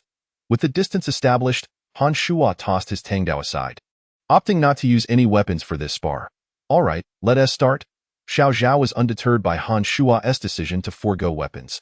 He knew his familiarity with cold weapons was limited to two, the dagger and the military shovel, both of which paled in comparison to the Tang Dao. Although this was a friendly spar, the competitive spirit was palpable, allowing them to engage freely. Here I come, Han Ge. With that declaration, Xiao Zhao launched the first attack, his fists flying toward Han Shuo's face with remarkable speed. However, Han Shuo had anticipated this move. He deftly evaded the punch by tilting his head slightly. To come without reciprocation is indeed a breach of etiquette. Since Xiao Zhao has launched an attack, Han Shuo naturally will not simply retreat. He counters with a swift blow. This time, unlike Xiao Zhao, who aimed for the face, Han Shuo directs his punch straight towards Xiao Zhao's abdomen. Having just seen the punch aimed at his face, Han Shuo is confident that Xiao Zhao can respond in kind. However, targeting the abdomen is a different matter altogether. The area is larger and much harder to evade. As the saying goes, come at me, and I shall not flinch. Xiao Zhao silently muses, disregarding the punch aimed at his stomach, for he knows that Han Shuo's angle is particularly cunning and their proximity leaves him no room to dodge. Xiao Zhao raises his leg to deliver a swift kick towards Han Shuo. Boom. Crack. Both combatants land a strike on each other simultaneously. Xiao Zhao retreats 2 steps while clutching his abdomen, and Han Shuo, holding his arm, sidesteps 4 or 5 steps to dissipate the force behind him. Han Shuo's arm trembles slightly, feeling a bit numb. Wow, that really packs a punch, one soldier exclaims in astonishment. Within just 2 exchanges, both Han Shuo and Xiao Zhao have sustained pain, igniting an electrifying atmosphere among the onlookers. Even Qingyu is taken aback. He had not anticipated such ferocity from the two, both opting for an exchange of blows rather than defense. Unwilling to assume the role of the passive party, they understood that to defend first would be perceived as weakness, leading to a relentless barrage of follow-up strikes that could leave them at a disadvantage. The soldiers watching Xiao Zhao, who was continually rubbing his abdomen, can't help but feel a twinge of concern. This young lad truly is remarkable, a seasoned soldier remarks in surprise. Despite his youth, Xiao Zhao's ruthless and cunning attack methods are well known within the ranks, and he had not expected Han Shuo, a newcomer, to harbor such fierce tenacity. Those familiar with Xiao Zhao realized that a typical person would likely be knocked down by his strike. Yet Han Shuo withstands it, showcasing his formidable physical prowess. However, noticing that Han Shuo needed to sidestep a couple of times reveals that he might still be slightly inferior in strength compared to Xiao Zhao. After a moment, both fighters regain their composure and draw closer to engage once more. In the courtyard, they trade blows. You throw a punch, I deliver a kick. Their rapid movements and fierce strikes connect without restraint. After half a minute, they both retreat. Xiao Zhao gasps for breath, his expression growing more serious.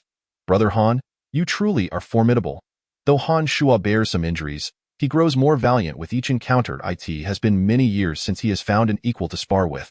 Faced with a worthy opponent, Han Shuo feels his blood surge with excitement. Haha, bring it on. Han Shuo exclaims, taking the initiative to charge at Xiao Zhao again. Xiao Zhao possesses immense strength, but Han Shuo is no pushover. Years of relentless training have equipped him with considerable stamina, and he is also faster. In the midst of their entanglement, Xiao Zhao, perhaps a moment too slow to react, finds himself vulnerable. Han Shuo seizes the opportunity and delivers a powerful kick that sends Xiao Zhao flying. What? Could this little brother actually win?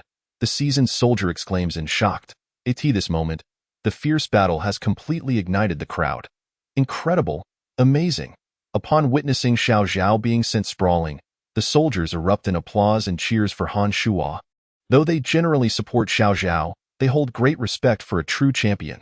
Han Shuo does not grant Xiao Zhao a moment of respite in midair. He charges forward once more, eager to conclude the bout swiftly. Brother Han, I haven't lost yet. Xiao Zhao shouts, using his hands to brace himself in midair, executing a backflip and landing smoothly. With a powerful push from his legs, he surges forward to meet Han Shuo. Delivering a punch aimed at his shoulder, both fighters are now fully engaged. This punch could easily be evaded by Han Shuo, but if he does so, Xiao Zhao would regain his composure and position. Such a rare opportunity would then slip away from Han Shuo. In an instant, clarity washes over Han Shuo's mind as he makes a decisive judgment. With resolve, he chooses not to dodge. He intends to withstand the punch because only then can his next counterstrike land squarely on Xiao Zhao's face. Chapter 56. Farewell to Qingyu. Alright, let us call it a day, unbeknownst to them. Qingyu has appeared between the two, extending his arms to block their fists, one left and one right. If you two land that punch on each other, you will surely sustain serious injuries. As Qingyu speaks, both Han Shuo and Xiao Zhao gradually calm down, gasping for breath, realizing they had both become too caught up in the moment. Xiao Zhao, you lost. Brother Han, this match was truly spectacular. Qingyu gives Han Shuo a thumbs up. Xiao Zhao remains silent, harboring a sense of dissatisfaction. He believes that had he merely evaded Han Shuo's punch, the outcome could have been different. Xiao Zhao, do you know where you lost? Qingyu turns to ask sternly, Captain, where did I falter? You lost on that final punch, which you directed at Han Shuo's shoulder instead of his face. Qingyu discerns the lingering defiance in Xiao Zhao's eyes. Alas, you could have won, but you hesitated at the last moment. I know you were concerned about injuring Han Shuo, hence the chosen target. Qingyu sighs, patting Xiao Zhao on the shoulder, his expression softening as he continues. While your choice was not wrong in a friendly spar, it is a grave mistake against an adversary. You know the force behind your punch. Had it landed on Han Shuo's face, he would have fallen before you. Or if he dodged, you could have readied yourself to continue the fight, significantly increasing your chances of victory. Han Shuo's triumph lies in his greater ruthlessness. He chose to take your punch head-on, leaving you with no retreat. In a spar, there is no concern for life or death, but he treated you as an enemy, aiming for your face with his final strike. Do you think you could withstand his last punch without falling? Qingyu's analysis of their battle is meticulous and precise. After listening to Qingyu, Xiao Zhao lowers his head, acknowledging that the captain speaks the truth. He indeed hesitated at the crucial moment. The difference between two punches of similar strength, one to the face and the other to the shoulder, is apparent to Xiao Zhao. Though he still feels a twinge of reluctance, he concedes that in terms of decisiveness, he is not as resolute as Han Shuo. Brother Han, I concede. Ha ha, I was just fortunate, merely fortunate.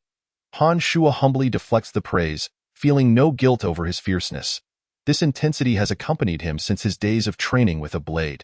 Han Shuo recognizes the importance of maintaining this mindset, ensuring that when faced with danger, he can rely on instinct to react appropriately without hesitation. Enough. Even now, you remain modest. You've won my respect. And besides, you haven't even used a blade. Qingyu smiles, thoughtfully addressing Han Shuo. Just as he finishes speaking, the surrounding soldiers, caught up in the excitement, swarm around Han Shuo, lifting him into the air without giving him a chance to respond, tossing him up and down in celebration of his victory. After 2 minutes of this jubilant celebration, Qingyu finally interjects, calling for calm. and Han Shuo lands back on the ground. Everyone, you are quite enthusiastic. Han Shuo shakes his head, feeling slightly dizzy from the exhilaration. Ha. Who told you to shine so brightly? Qingyu praises him heartily. Brother Han, from now on, you shall be my role model. I will strive to keep up. Xiao Zhao expresses admiration, devoid of jealousy, youthful and accomplished. The seasoned soldier glances between Xiao Zhao and Han Shuo, reminiscing about his own glory days in the current tense atmosphere. This scene significantly alleviates the pressure felt by everyone. All right, everyone else disperse. Although you two are not severely injured, you are still looking a bit battered. Come to my quarters for some ointment. Qingyu waves his hand, dispersing the onlookers and leading Han Shuo and Xiao Zhao to his room. After applying the ointment, Qingyu inspects their injuries, relieved to confirm there are no serious issues. Thus, Han Shuo remained there for another 2 days.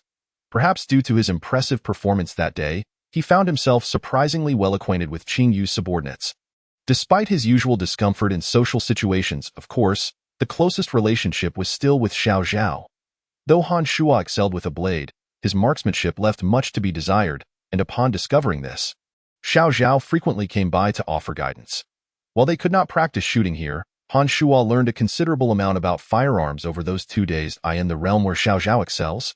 Han Shuo genuinely came to realize that this lad is indeed a prodigy, displaying a plethora of diverse skills, precision aiming, discerning wind interference with unconventional techniques, and a myriad of other eclectic abilities that have greatly benefited Han Shuo. By the 3rd day, Qingyu's ointment had proven remarkably effective, rendering Han Shuo's bruises nearly invisible.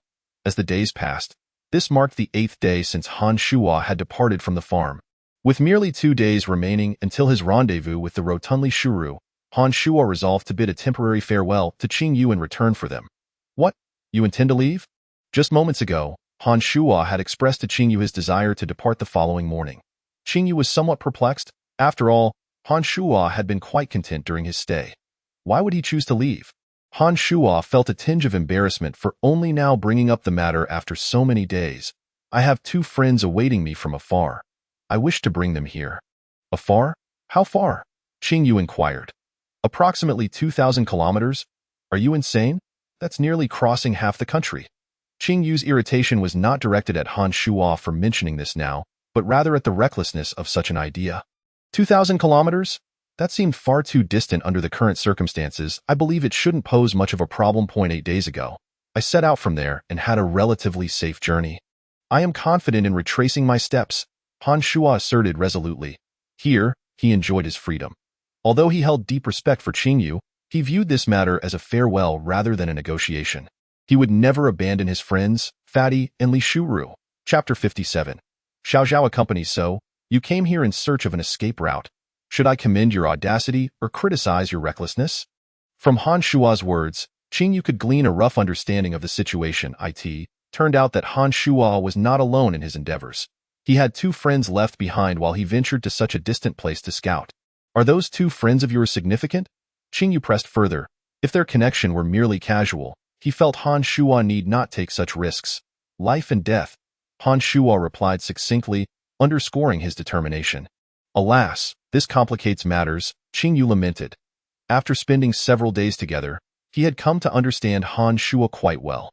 This lad was not only bold but also meticulous, with an extraordinary level of calmness and clarity in thought regarding all matters.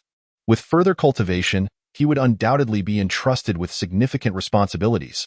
Ultimately, Qingyu knew how deeply Han Shuo valued friendships, and he also recognized his stubbornness. Once he had made up his mind, it was challenging to persuade him otherwise. I agreed to meet them in 10 days. I've calculated the journey will take 2 days. If all goes smoothly, I should return within 5 days. Han Shuo declared with a smile, as if this perilous undertaking seemed utterly devoid of fear to him. I know I cannot dissuade you. Qingyu suddenly recalled something and continued. Are your friends located in the south or the north? At that moment, they were situated in H City, which lay in the central region. The north? Why? Han Shuo responded, puzzled. Upon hearing this, Qingyu's expression darkened. Given that it was winter, the northern terrain was rather harsh. This was not the primary concern, however. The most pressing issue was that the teams from the underground research facility were operating in batches. This batch assigned to the current mission consisted of no fewer than 10 squads, yet only 2 were headed north for rescue. What did this imply? It indicated that the research facility must have received intelligence suggesting that very few survivors remained in the north. And with fewer survivors, one could infer that there would be a greater number of zombies. The north was far more perilous. If you were heading south or to a closer location, I could send a few men to assist you. But the north, Qingyu hesitated. From this statement, Han Shuo could already envision many scenarios. He understood that Qingyu had no confidence in the north and could not risk the lives of his subordinates by venturing into danger alongside him. Nevertheless, Han Shuo did not mind. He had intended to go alone all along. Although Qingyu had capable men at his disposal, this place clearly required their presence more. Brother Qingyu, I understand. You need not feel burdened. Trust me, I can manage. Han Shuo's eyes shimmered with determination. Qingyu fell silent, turning away momentarily. In that fleeting instant, he contemplated much and ultimately decided to take a gamble. I will send Xiao Zhao with you. Just as Han Shuo was about to refuse, Qingyu interrupted. Do not be so hasty in your rejection. I have my reasons. I respect your wishes, but you must also respect my decision. Upon saying this, an impish smile crept across Qingyu's face. If you refuse this request, I will bind you here, rendering the journey moot. You are well aware of my capabilities. Han Shuo was left speechless. He had not anticipated Qingyu employing such a rogue tactic. While he knew that Qingyu meant no malice, merely concerned for his safety, having Xiao Zhao accompany him would undoubtedly yield greater efficiency, especially considering his marksmanship, which would bolster Han Shuo's efforts. Ironically, this made Han Shuo even more reluctant to involve Xiao Zhao in the risks of his journey. Xiao Zhao was the most promising among the 7 soldiers here. Should any mishap occur, Han Shuo would find it difficult to explain to Qingyu. Yet, Qingyu understood him, just as Han Shuo comprehended Qingyu. The latter was a man of his word, and that previous statement left Han Shuo in a bind, making refusal nearly impossible. Thus, Han Shuo was left with but one path: to acquiesce. Very well. Han Shuo shot Qingyu a sidelong glance, then exited the room. This lad is becoming increasingly unruly. Watching Han Shuo's retreating figure, Qingyu chuckled and shook his head. The following morning, Han Shuo packed his belongings, consisting solely of a Tang knife and a backpack filled with provisions, as for the hunting rifle he had brought earlier. He returned it to Qingyu due to the lack of ammunition. After Han Shuo's departure the previous night, Qingyu had summoned Xiao Zhao and assigned him the task of accompanying Han Shuo to safely retrieve his friends. Han Shuo had also inquired about Qingyu's plans. Based on the current number of survivors being rescued, Qingyu estimated he would remain there for at least another 10 days, barring any unforeseen circumstances, which would be ample time for Han Shuo to return. With his belongings in order, Han Shuo stepped out of the room. Xiao Zhao had been waiting at the door and approached him as he emerged. Brother Han, I will trouble you to take care of me along the way. This statement made Han Shuo feel somewhat embarrassed, as armed Xiao Zhao was undoubtedly far more capable in combat than he was. Haha, Xiao Zhao, you needn't worry about looking after me, Han Shuo replied politely. Like Han Shuo, Xiao Zhao carried a backpack and was armed with 2 firearms, a rifle and the sniper rifle he had previously used. Let us go, Han Shuo said. Qingyu and the other soldiers awaited them at the entrance, ready to bid farewell. Brother Qingyu and all the brothers, rest assured, I will bring Xiao Zhao back safely. Han Shuo bowed deeply to everyone, grateful for their care over the past few days. Go on. I prefer not to see you off, Qingyu retorted, though he stepped forward to embrace Han Shuo tightly. Liang Zi, bring the supplies. With a wave of his hand, Zhang Deliang emerged from the crowd, carrying 2 rifles, 3 grenades, and some ammunition. Qingyu took the items and stuffed them all into Han Shuo's arms. Take these. They will surely be of some use. Han Shuo had not anticipated Qingyu's generosity and hastily declined. Brother Qingyu, you should keep these for yourselves. Xiao Zhao has enough firepower. Giving me this would only waste ammunition. I said take them. These 2 rifles were surplus. One belongs to Huzi, and the other belonged to a previous soldier. Everyone else has their own, and excess is of no use, Qingyu remarked, casting a sidelong glance at the survivors in the vicinity. If you take them, it will save them from worrying. Han Shuo, realizing the wisdom in Qingyu's words, ceased his refusals. All right, I will accept them all. Originally, they had prepared ample ammunition for their journey, but unfortunately, they had expended far too much during their last encounter, leaving them with little remaining. With the bullets here combined with those Xiao Zhao carried, they should have around 200 rounds. Use them sparingly, Qingyu advised, patting both men on the shoulders before stepping aside to see them off. "Take care, everyone." Han Shuo and Xiao Zhao slowly made their way through the gates. Regardless of whether dangers lay ahead, Han Shuo would do everything in his power to return. Take care. Chapter 58. Return to the service area. Once they exited the encampment, Xiao Zhao followed Han Shuo's lead, moving swiftly. Han Shuo directed their path towards the location where they had parked previously, as they needed to retrieve that vehicle for long-distance travel. Although numerous abandoned cars dotted the nearby area, they were too close to the city center, where the roads were nearly all blocked. Before long, Han Shuo arrived back at the vicinity of the artificial lake. While crossing the bridge, Xiao Zhao spotted the corpse of a zombie cat. "Brother Han, did you kill it?" Xiao Zhao inquired, having discerned from the knife wound that it had met its end by a blade. "Indeed," Han Shuo replied succinctly. On the opposite side of the bridge, 4 or 5 zombies meandered toward them, but the duo swiftly dispatched them without pause. Subsequently, Han Shuo found himself on a street where a toppled bus lay in the distance. This location was familiar to him. However, the bus was now devoid of the location of the car was not too close to the gathering point. The two of them managed to avoid encounters with zombies along the way. And when evasion was impossible, they had no choice but to deal with the threats, yet they faced little danger overall. They hadn't even fired their rifles. Finally, around 2 in the afternoon, Han Shuo returned to the position of the SUV. He had initially expected to arrive by noon, but their pace had proven slower than anticipated. Reflecting on their journey, he recalled that he had spent a night resting on his way here, and in the grand scheme of things, they had already saved a considerable amount of time. However, they needed to hasten their pace. There was no time to waste, as darkness descended swiftly. Han Shuo decided to spend the night at the previous highway service area. Upon seeing the car still there, Han Shuo let out a sigh of relief. Although he had parked in a relatively inconspicuous spot, he had been anxious that other survivors might have driven it away. He wasn't particularly worried about losing the vehicle itself, as he could easily find another. What concerned him was the food left inside. "Get in!" Han Shuo exclaimed as he pulled out the remote control and unlocked the doors. Once Xiao Zhao got into the car, he noticed a large box of food in the back seat, his eyes lighting up. "Han Gu, no wonder you were so adamant about retrieving this vehicle. There's so much food." When Han Shuo had departed, Fatty and Li Shuru had prepared approximately 15 days' worth of provisions for him, and now there was enough for at least 10 days for one person. Food was becoming increasingly scarce in these times, so every bit counted. As Han Shuo spoke, he started the engine, first backing out from the abandoned car, then accelerating onto the road. "Xiao Zhao, you should eat something," he suggested. Xiao Zhao, not one to be polite, retrieved some food from the box and began to eat. These next 2 days were crucial. They both needed to maintain their optimal condition. Half an hour later, guided by his memory, Han Shuo successfully drove the car to the outskirts of H City. Next, he intended to take the highway, firstly for speed, and secondly to retrace their route as closely as possible. For without a map, it was easy to get lost. "Han Gu, why don't you eat something and take a break?" "Let me drive," Xiao Zhao proposed. "Wait a moment. We'll reach the toll station in about 10 minutes. We'll stop there." "Taking the highway?" Xiao Zhao was unclear about Han Shuo's route. "Yes, I took that same road on my way here. Returning the same way is safer," Han Shuo explained. "Oh right, I remember now. You mentioned that armored zombie was encountered at the highway service area." In no time, 10 minutes later, both of them looked up to see the toll station sign on the horizon. The entrance was congested with cars, prompting Han Shuo to drive against the flow towards the exit. Upon reaching the toll booth, he halted the vehicle and they switched places.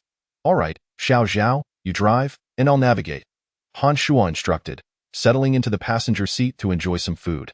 Xiao Zhao's driving skills were evidently superior to Han Shuo's. Previously, in Qingyu's team, he had been primarily responsible for driving, being the youngest and thus often looked after by others. Once on the highway, the speed of the car increased significantly, allowing Han Shuo to relax a bit as he pointed out directions, leaning back in his seat to rest his eyes. The highway remained uneventful, and just as dusk began to fall, Han Shuo spotted the service area from that day. "Xiao Zhao, here, let us stop at this service area for the night," Han Shuo directed. All right, Xiao Zhao reduced the speed and turned into the service area. He had already heard Han Shuo mention that this was where the armored mutant had appeared, and indeed, there were no zombies in sight, as it was quite isolated.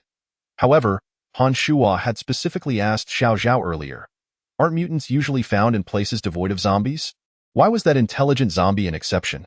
Xiao Zhao explained that the research materials from the underground laboratory indicated that only the intelligent zombies exhibited such peculiarities, possibly due to their ability to attract other zombies. As for the other mutants, they generally did not have such anomalies, confirming Han Shuo's earlier suspicion. After exiting the vehicle, they took all the essential supplies and firearms upstairs. Han Shuo selected a building closest to the gas station, as it was the only one with beds, ensuring a more comfortable night's rest. Before heading upstairs, Xiao Zhao caught sight of a charred corpse and said nothing as he ascended. This detail had been specifically noted by Qingyu, who had instructed Xiao Zhao to observe the situation should they have the opportunity to come here, to verify if Han Shuo's claims were indeed accurate. Despite Han Shuo's rescue, Qingyu, being a seasoned individual, had lowered his guard around Han Shuo, but he naturally wished for confirmation from his own team to feel more at ease. Even if Han Shuo were to learn of this, Qingyu trusted that he would understand the intent behind such caution. Being prudent was not a fault. Chapter 59. Inquiring for information. The service area had 3 floors, and they were on the top level. The environment was relatively pleasant, devoid of any unsightly filth.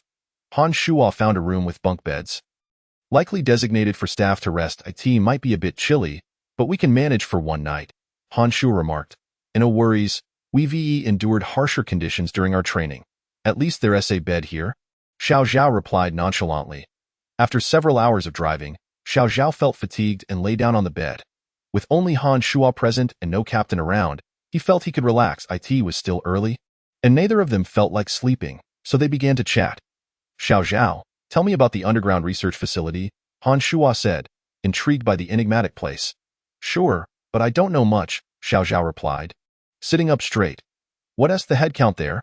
Han Shuo inquired at That first question is a bit tricky. Xiao Zhao scratched his head, calculating carefully. People like us usually form teams of 10. Initially, we primarily safeguarded the underground research facility. But now, due to circumstances, most have gone out to search for survivors and supplies. There should be fewer than 100 teams. Just how many of you are there? Han Shuo asked, surprised. Fewer than 100 teams means nearly 1,000 people. I never imagined a research facility would require so many guards. Not quite. The initial guard teams were fewer than 50. The others were formed later from those selected for their physical prowess after the disaster struck. Xiao Zhao clarified. Oh, that makes sense, Han Shuo acknowledged, continuing with his inquiries. Aren't all the team leaders gene-enhanced humans? Most of the original guard teams had gene-enhanced leaders, but not many of the later formations do. Xiao Zhao responded. How does the strength of those gene-enhanced leaders compare to Qingyu? Han Shuo was keenly interested in this topic. Well, there are only a few at level 4 evolution, around 10 at level 3, and the rest are levels 1 and 2, Xiao Zhao divulged without reservation. Qingyu mentioned he is at level 3 evolution. Then your team's strength is quite respectable within the research facility. Hearing Han Shuo's praise, Xiao Zhao beamed with pride, as Qingyu's team indeed ranked above average among all the teams. However, I've heard that there's a level 5 gene-enhanced human in the research facility, one of their own, but I've never seen him in action, Xiao Zhao added. Han Shuo nodded, refraining from further inquiries, as he had grasped the general situation. In the underground research facility, there were over 50 gene-enhanced individuals. Based on Qingyu's level 3 evolution, it seemed that the Captain Wang he had encountered was among the few at level 4 evolution. Han Shuo felt a headache coming on at this thought.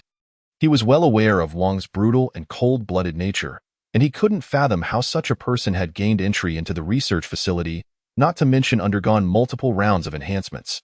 According to Han Shuo's future plans, whether for safety or to merge the turbid liquid and enhance his strength, he would certainly venture into the underground research facility. However, he was quite apprehensive about encountering Captain Wang there.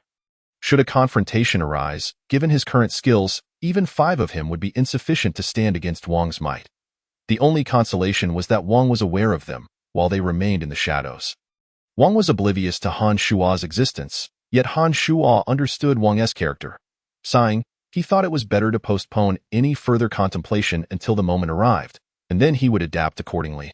For so many days, Han Shuo had refrained from bringing up the matter of Captain Wang. Though he trusted Qingyu's character, he was certain that their relationship with Wang was not amicable. Yet, what if? The two individuals were indeed quite close, maintaining a friendly rapport. When Han Shuo recklessly broached the topic of Team Wang's indiscriminate killings, It was conceivable that Qing Yu might not even require Wang's intervention. He could have swiftly dealt with Han Shuo himself. Presently, Han Shuo would not entertain the notion that he had saved Qing Yu's life, expecting him to remember it for eternity. Just as Qing Yu rescued those hapless survivors, there would invariably be those with ulterior motives seeking more. The human heart is the most inscrutable of entities that day, as he crushed the head of the Ling Hui zombie and inquired about the murky liquid. Han Shuo keenly observed the instantaneous shift in Qing Yu's expression. Although he feigned ignorance, if Han Shuo could deduce this, then so could Qing Yu. Both esteemed one another and were sincere, yet their brief acquaintance necessitated personal validation before fully lowering their guard. Of course, to outsiders, this would merely appear as Han Shuo's fanciful musings, and he himself understood the odds were minimal. However, his desire to survive surpassed all else, and thus, he allowed no room for carelessness in any matter. Very well, Xiao Zhao, please continue. Han Shuo ceased to dwell on the previous topic. Aside from what I just mentioned, the research facility is not lacking in personnel, likely numbering around 1,000 individuals, Xiao Zhao remarked. This already totals 2,000 individuals. The remaining populace consists of ordinary workers hired post-establishment of the research institute, perhaps numbering 100 or 200. Xiao Zhao was uncertain. When all was tallied, I estimated there would be just over 2,000. In conclusion, Xiao Zhao provided Han Shuo with a total count. Is that all? Han Shuo inquired. That is all. Xiao Zhao's thoughts were evidently less convoluted. He approached matters with simplicity. Excluding what Xiao Zhao had mentioned, Han Shuo was acutely aware of one crucial detail, the mission for their expedition. According to Xiao Zhao, each team was tasked with rescuing at least 100 survivors and locating all usable supplies. Nearly 100 teams, each composed of 10 members, were dispatched to various cities. 1 team per city. Han Shuo believed that in such vast urban areas, finding 100 survivors would not pose a significant challenge, merely a matter of time. If these individuals were included in the count, then the research institute would swiftly exceed 10,000 personnel. Naturally, one must not assume the best outcome. It was improbable that every team would successfully complete their mission. Even so, Han Shuo conservatively estimated that if half were to be deducted, nearly 5,000 survivors could still be brought back. In this light, upon their arrival at the underground research facility, the total population inside would undoubtedly approach 10,000. Having grasped the general situation, Han Shuo ceased further inquiries, as Xiao Zhao was indeed not well versed in more critical information regarding the institute. Xiao Zhao's time at the research facility could succinctly be described with a few phrases: eating, sleeping, training, and guarding. Lastly, he often sought out others for sparring. The two continued to engage in casual conversation for a considerable time, and before they realized it, the hour was approaching midnight. To ensure a good night's sleep, they both lay down to rest. Chapter 60. The flock of crows in the stillness of the night. Caw, caw, caw. A raspy call echoed through the tranquil darkness, rousing Han Shuo from his slumber. What is that sound? Han Shuo quickly sat up in bed. Xiao Zhao also awakened upon hearing the noise. Brother Han, what is it? Xiao Zhao inquired, still somewhat groggy. Shuo. Under the moonlight streaming through the window, Xiao Zhao discerned Han Shuo's gesture. As a soldier, Xiao Zhao reacted swiftly, shaking off the remnants of sleep, and soon he too heard the sound. Caw, caw. The calls were not loud, but it was evident they came from a considerable distance. Han Shuo analyzed the situation rapidly. This sound was certainly not produced by zombies, but he could not immediately identify the creature responsible. Xiao Zhao, being on the lower bunk, was quicker to act than Han Shuo. Rushing to the window to peer outside, Brother Han, come quickly. There is a fire across the way. It seems there are people, Xiao Zhao whispered. Han Shuo hastily donned his outerwear and strode to Xiao Zhao's side. Indeed, he saw flames illuminating a 2-story building in the service area across the way, but it was rather far, and he could discern little beyond the flickering light. Caw, caw, the distant calls persisted. Here, take this. Suddenly, Xiao Zhao produced a pair of binoculars from his backpack and handed them to Han Shuo. You have this? Han Shuo exclaimed in surprise, turning to ask. Yes, I picked it up before leaving the gathering point. There were many in the military. Without further inquiry, Han Shuo adjusted the binoculars and gazed across. Truly, there were people on the opposite side. Moreover, there were quite a few. Han Shuo counted 13 individuals in the second-floor restaurant. Identifiable as survivors from their attire, 13 people. 9 men and 4 women, with no elderly or children present. Each individual was scantily clad. The second floor appeared to be a dining area, likely due to the cold. They had gathered around tables to ignite a fire for warmth, which was the source of the flames Han Shuo had noticed. He could hardly believe that in such a remote location, they would fortuitously encounter others.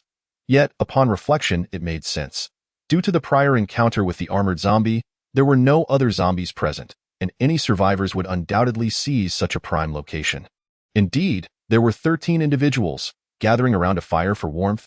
Han Shuo murmured, passing the binoculars to Xiao Zhao. "Let me see." Xiao Zhao lifted the binoculars to investigate as well. Han Shuo paid no further attention to Xiao Zhao. He did not regard the individuals at the service area as a threat, for even should they encounter one another in conflict, he was confident that the two of them posed no danger. Armed as they were, Han Shuo remained vigilant, however, regarding the calls from afar, having scanned the nearby windows and finding nothing but darkness, devoid of any suspicious signs. Caw, caw, the unknown creature's sounds grew closer and closer. "Come quickly! My goodness, Brother Han, what are those flying creatures in the sky?" Suddenly, Xiao Zhao exclaimed, his eyes glued to the binoculars. Han Shuo's heart sank as he swiftly seized the binoculars to take a look. What he beheld next left him momentarily breathless. A dark mass of birds was soaring toward the second-floor restaurant of the service area, their numerous red eyes densely filling the sky. Even with conservative estimates, Han Shuo surmised there were at least thousands of them. Most crucially, those red eyes could only belong to infected creatures. Soon, the flock reached the exterior of the building, their wings flapping as they relentlessly crashed against the windows. As they drew nearer, the brightness of the flames allowed Han Shuo to see the birds in detail.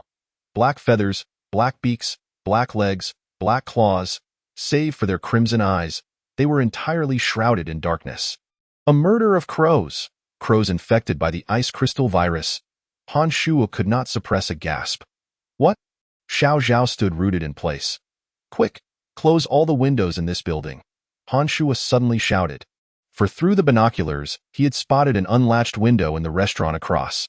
The flock of crows had quickly detected this opening, pivoting to swarm toward that very spot.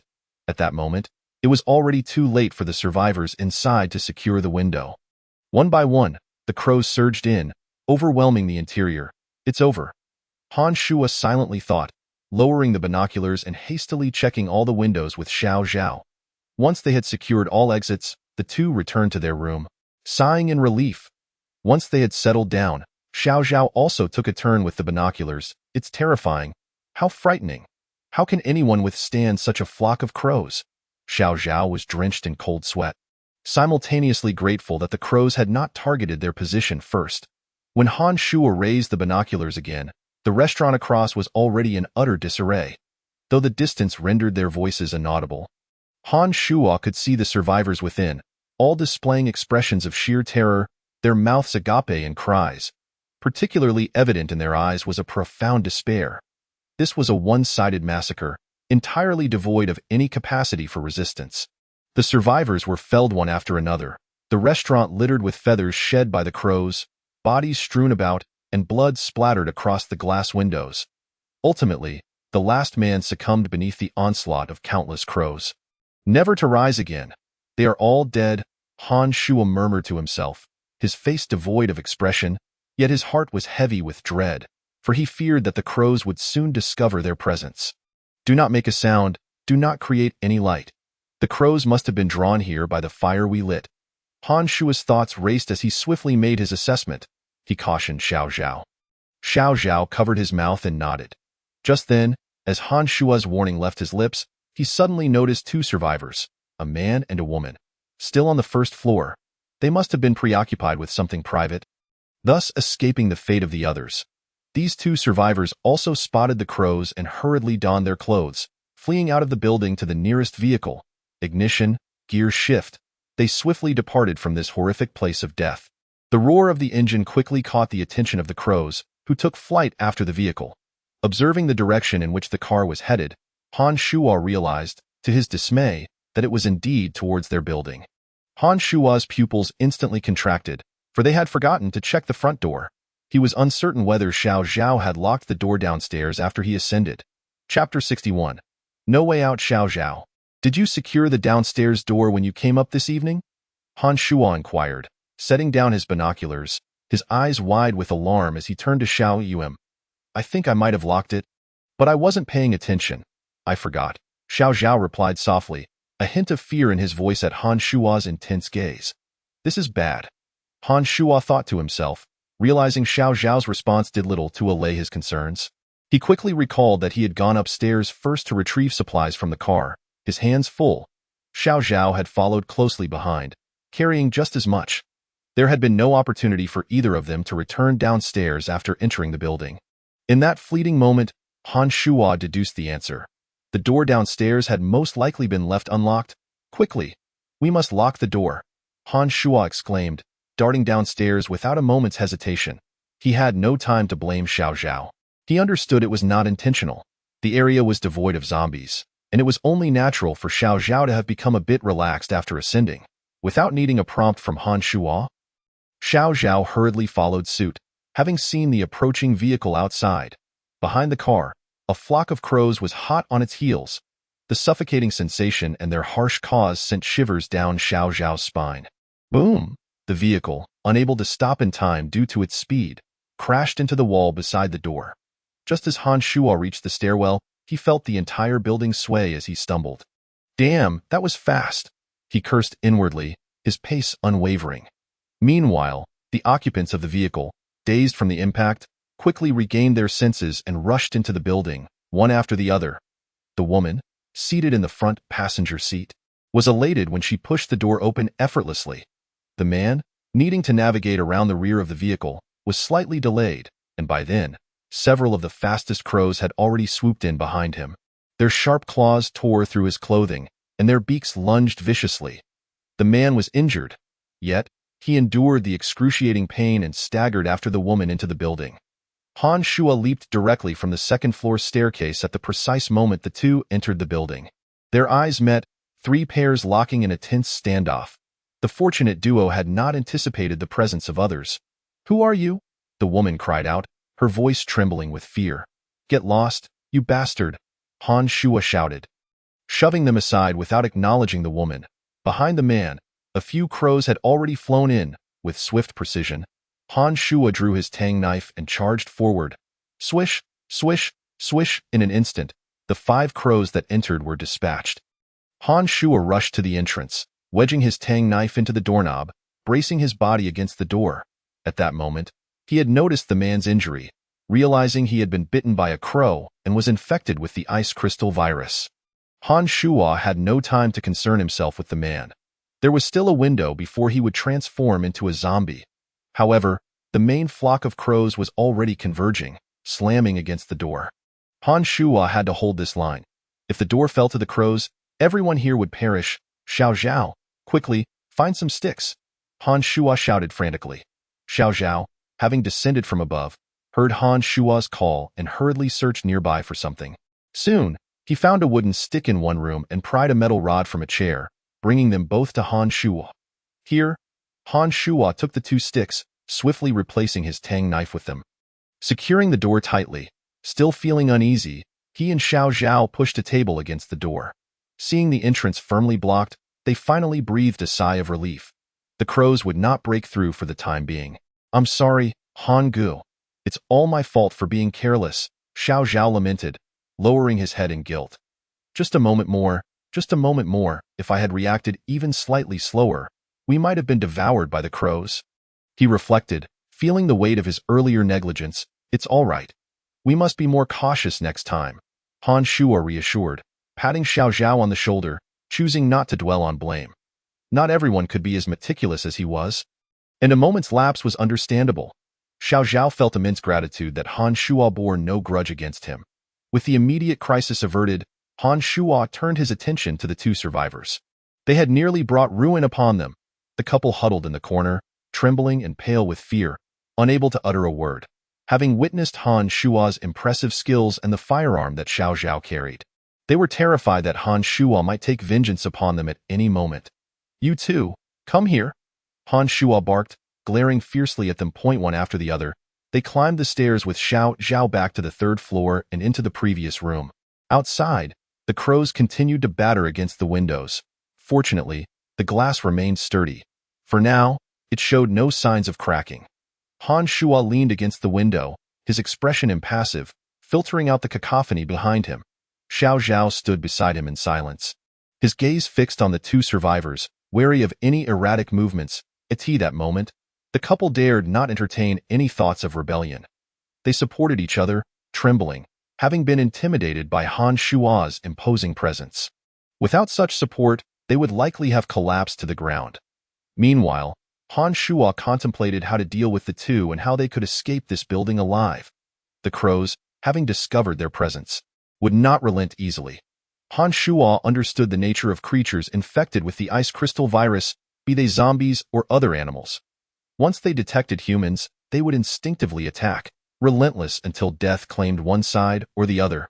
The situation was grim. Even if the glass and door held for hours, Han Shuo had no faith they would remain unbroken indefinitely.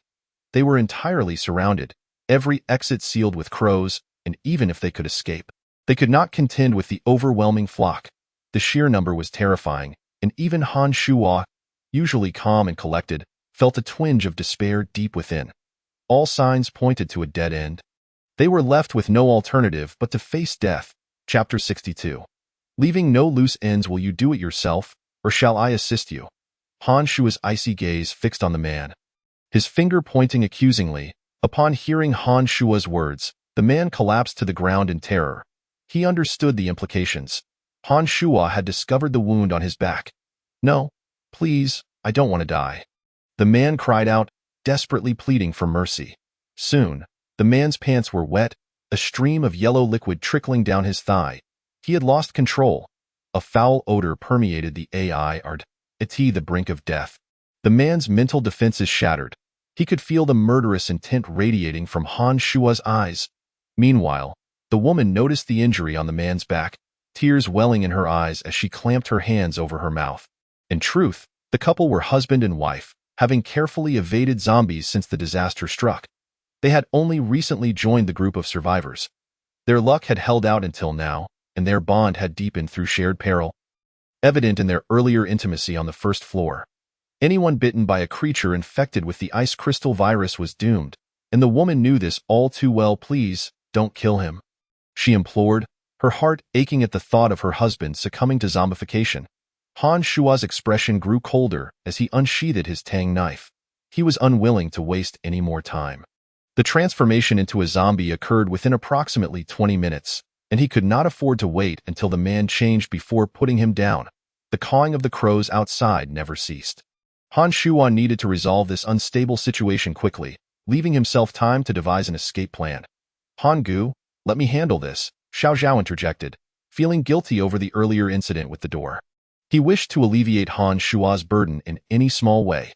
Han Shuo glanced at Xiao Zhao, nodded, and sheathed the Tang knife, turning his focus back to the pressing issue of the crows.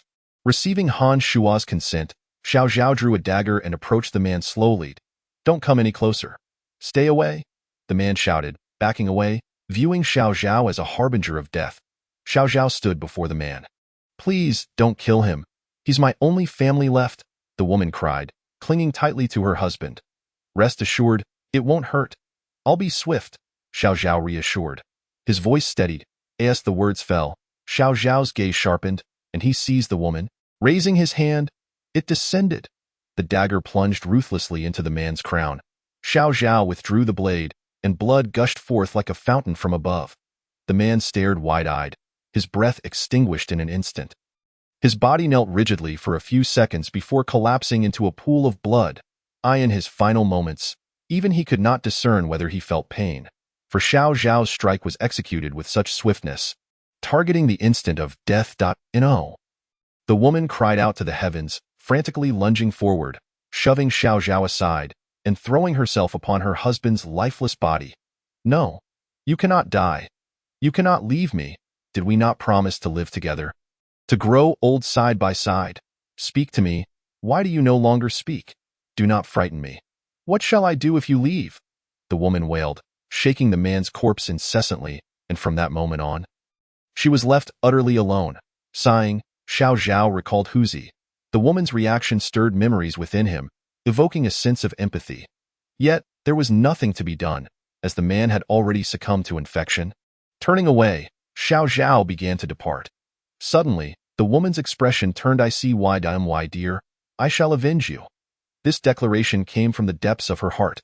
In the blink of an eye, her husband had been taken from her, leaving this world forever, a reality that she could not bear, especially since her husband had not yet transformed into a zombie, but had been slain by Xiao Zhe. At that moment, the woman was consumed by madness. Her heart ablaze with fury, she vowed to exact vengeance upon the demon before her. Yet, she was not blinded by her rage. She understood that she was no match for Han Shuo and his companion.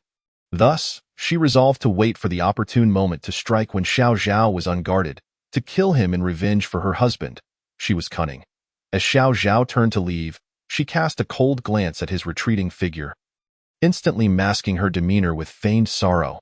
Unfortunately, it was in that fleeting moment that Han Shuo detected the shift in her gaze. Sometimes, the desire to kill cannot be concealed, merely overlooked by those who fail to perceive it. This woman, she cannot be spared. Han Shuo's eyes narrowed, realizing that the woman harbored thoughts of revenge, a notion he could not tolerate. With crows gathering outside and this ill-intentioned woman within, Han Shuo refused to allow himself to be caught in a situation of being besieged from all sides. Step by step, he approached the woman, passing by Xiao Zhao with an impassive expression. Xiao Zhao glanced at Han Shuo, puzzled. What could he possibly be up to?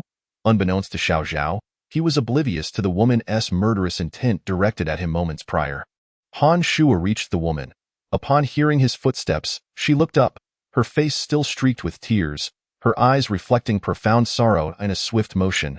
Without uttering a word, Han Shuo drew his Tang knife and plunged it into her brow. Withdrawing it with practiced ease, the action was seamless, and he turned to leave. The woman collapsed beside her husband, dying alongside him. Until her last breath, she could not fathom that Han Shuo would act with such decisiveness. Not even granting her a chance to explain in this act, Han Shuo inadvertently fulfilled her wish to join her husband in death. Yet, she died without having avenged him, a regret that would remain buried within her heart. Xiao Zhao turned to witness the scene, unable to comprehend why Han Shuo would suddenly strike down this woman who posed no threat to them. Han Gu, you? Xiao Zhao stammered in shock. She had murderous intent towards you. Han Shuo responded coolly, returning to the window, gazing silently at the crows crashing against the glass. How did you notice, Han Gu? I didn't see it at all. Is it too? Xiao Zhao's words were cut short by Han Shuo's interruption. Do you trust me, or do you trust her? Chapter 63. Never give up, I trust you. Xiao Zhao replied without hesitation. The choice between a stranger and a familiar savior was clear. Moreover, having spent years in the military, Xiao Zhao understood a fundamental truth. Obedience. Do not question too much. Now, as they journeyed together, Han Shuo was the leader, and Xiao Zhao would unquestionably follow his commands, trusting his decisions. All right, let us put that discussion to rest. Now we must focus on the issue of the crows outside. Since spotting the flock through the binoculars, Han Shuo had yet to smile. The weight on his heart was immense, constantly pondering the potential consequences. If he misstepped or failed to devise an escape plan, the repercussions would be unbearable. That consequence was death. Han Gu, I feel that we really might not make it today. Xiao Zhao forced a bitter smile. The cacophony of crows outside gnawing at his nerves, suffocating him, leaving him in despair. Xiao Zhao could not envision any possibility of survival. The situation echoed the day they encountered the Linghui zombie at the mall entrance. That day, when the tide of corpses surged forth, it had already become a deadlock. Even though they fought back, they understood the inevitable conclusion. The only reason the outcome had shifted was due to Han Shuo's sudden appearance. Now, there were no others besides the two of them, and no other Han Shuo would emerge outside, and even if one did, would there be any hope against such a swarm of crows? In truth, Han Shuo's emotions mirrored Xiao Zhao's. Teetering on the brink of collapse, desperately searching for an escape. Were it not for his unquenchable thirst for life, his spirit might have shattered entirely by now. We cannot give up yet. Han Shuo was uncertain if his words were meant to comfort Xiao Zhao or himself, for he still had not conceived a feasible plan. In the ensuing 10 minutes, neither spoke. Xiao Zhao stood quietly, while Han Shuo pondered in silence, still lacking a solution. Just as he was about to offer another word of encouragement, Xiao Zhao suddenly spoke. Han Gu, it's all right. I willingly accompanied you today. Captain Qingyu consulted me before making the decision. I was eager to join you and bring back your friend. Xiao Zhao's words sounded odd, as if he were delivering a farewell. So, even if I die here tonight, I won't hold it against you. Han Gu, I truly won't blame you. Do not bear such a heavy psychological burden. Upon finishing, Xiao Zhao felt a weight lift, his eyes glistening with tears, yet a smile graced his face. Xiao Zhao's words became the final straw that broke Han Shuo's psychological defenses. Gazing at Xiao Zhao's smile, Han Shuo slid down the wall, collapsing onto the ground. This time, he found himself utterly bereft of ideas, feeling helpless. Xiao Zhao, I'm sorry. Sitting on the ground, Han Shuo's eyes had lost their spark. Han Gu, I will stay with you. After all, this wretched world has turned into such a nightmare. Dying early is a blessing. Xiao Zhao had accepted reality, his mindset transcending the despair. Damn it, when the glass shatters, let us each take a hand grenade and blow ourselves up, taking as many of these dead crows with us as we can. As he spoke, Xiao Zhao muttered a curse under his breath. Hearing Xiao Zhao's words, a rare wry smile crossed Han Shuo's lips as he contemplated. Grenades, grenades. Yes, we still have grenades, given to us by Qingyu before she left. However, there were only 3. What good could that do? The crows outside were simply too numerous. Self-detonation, taking a few along for the ride wouldn't be so bad. As Han Shuo chuckled at his own folly, a sudden spark of inspiration flashed in his mind, rekindling the brightness in his eyes. No, perhaps there might still be a chance. Just then, when Xiao Zhao mentioned the grenades, a plan instantly formed in Han Shuo's mind. If this plan succeeded, they might truly have a chance at survival. In a burst of exhilaration, Han Shuo leaped to his feet, rushing to Xiao Zhao, shaking him with fervor and even planting a passionate kiss on his forehead. Xiao Zhao, you are truly my lucky star. Han Shuo's seemingly nonsensical exclamation left Xiao Zhao bewildered. What is going on, Han Ge? He asked, puzzled. Han Shuo ignored Xiao Zhao's inquiry, quickly dashing to another window, peering through the gaps in the flock of crows outside. Yes, that's it. The gas station? Han Shuo was filled with elation.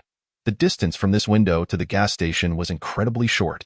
In the evening, as they had arrived, the building Han Shuo had chosen was adjacent to the gas station. And this gas station represented Han Shuo's only avenue of survival. Xiao Zhao, trust me, I will ensure we both live. Han Shuo declared excitedly. Xiao Zhao stood frozen, realizing that Han Shuo would not speak such grandiose words without reason. He must have devised a plan. Han Gu, have you thought of a solution? Indeed. We will blow up the gas station.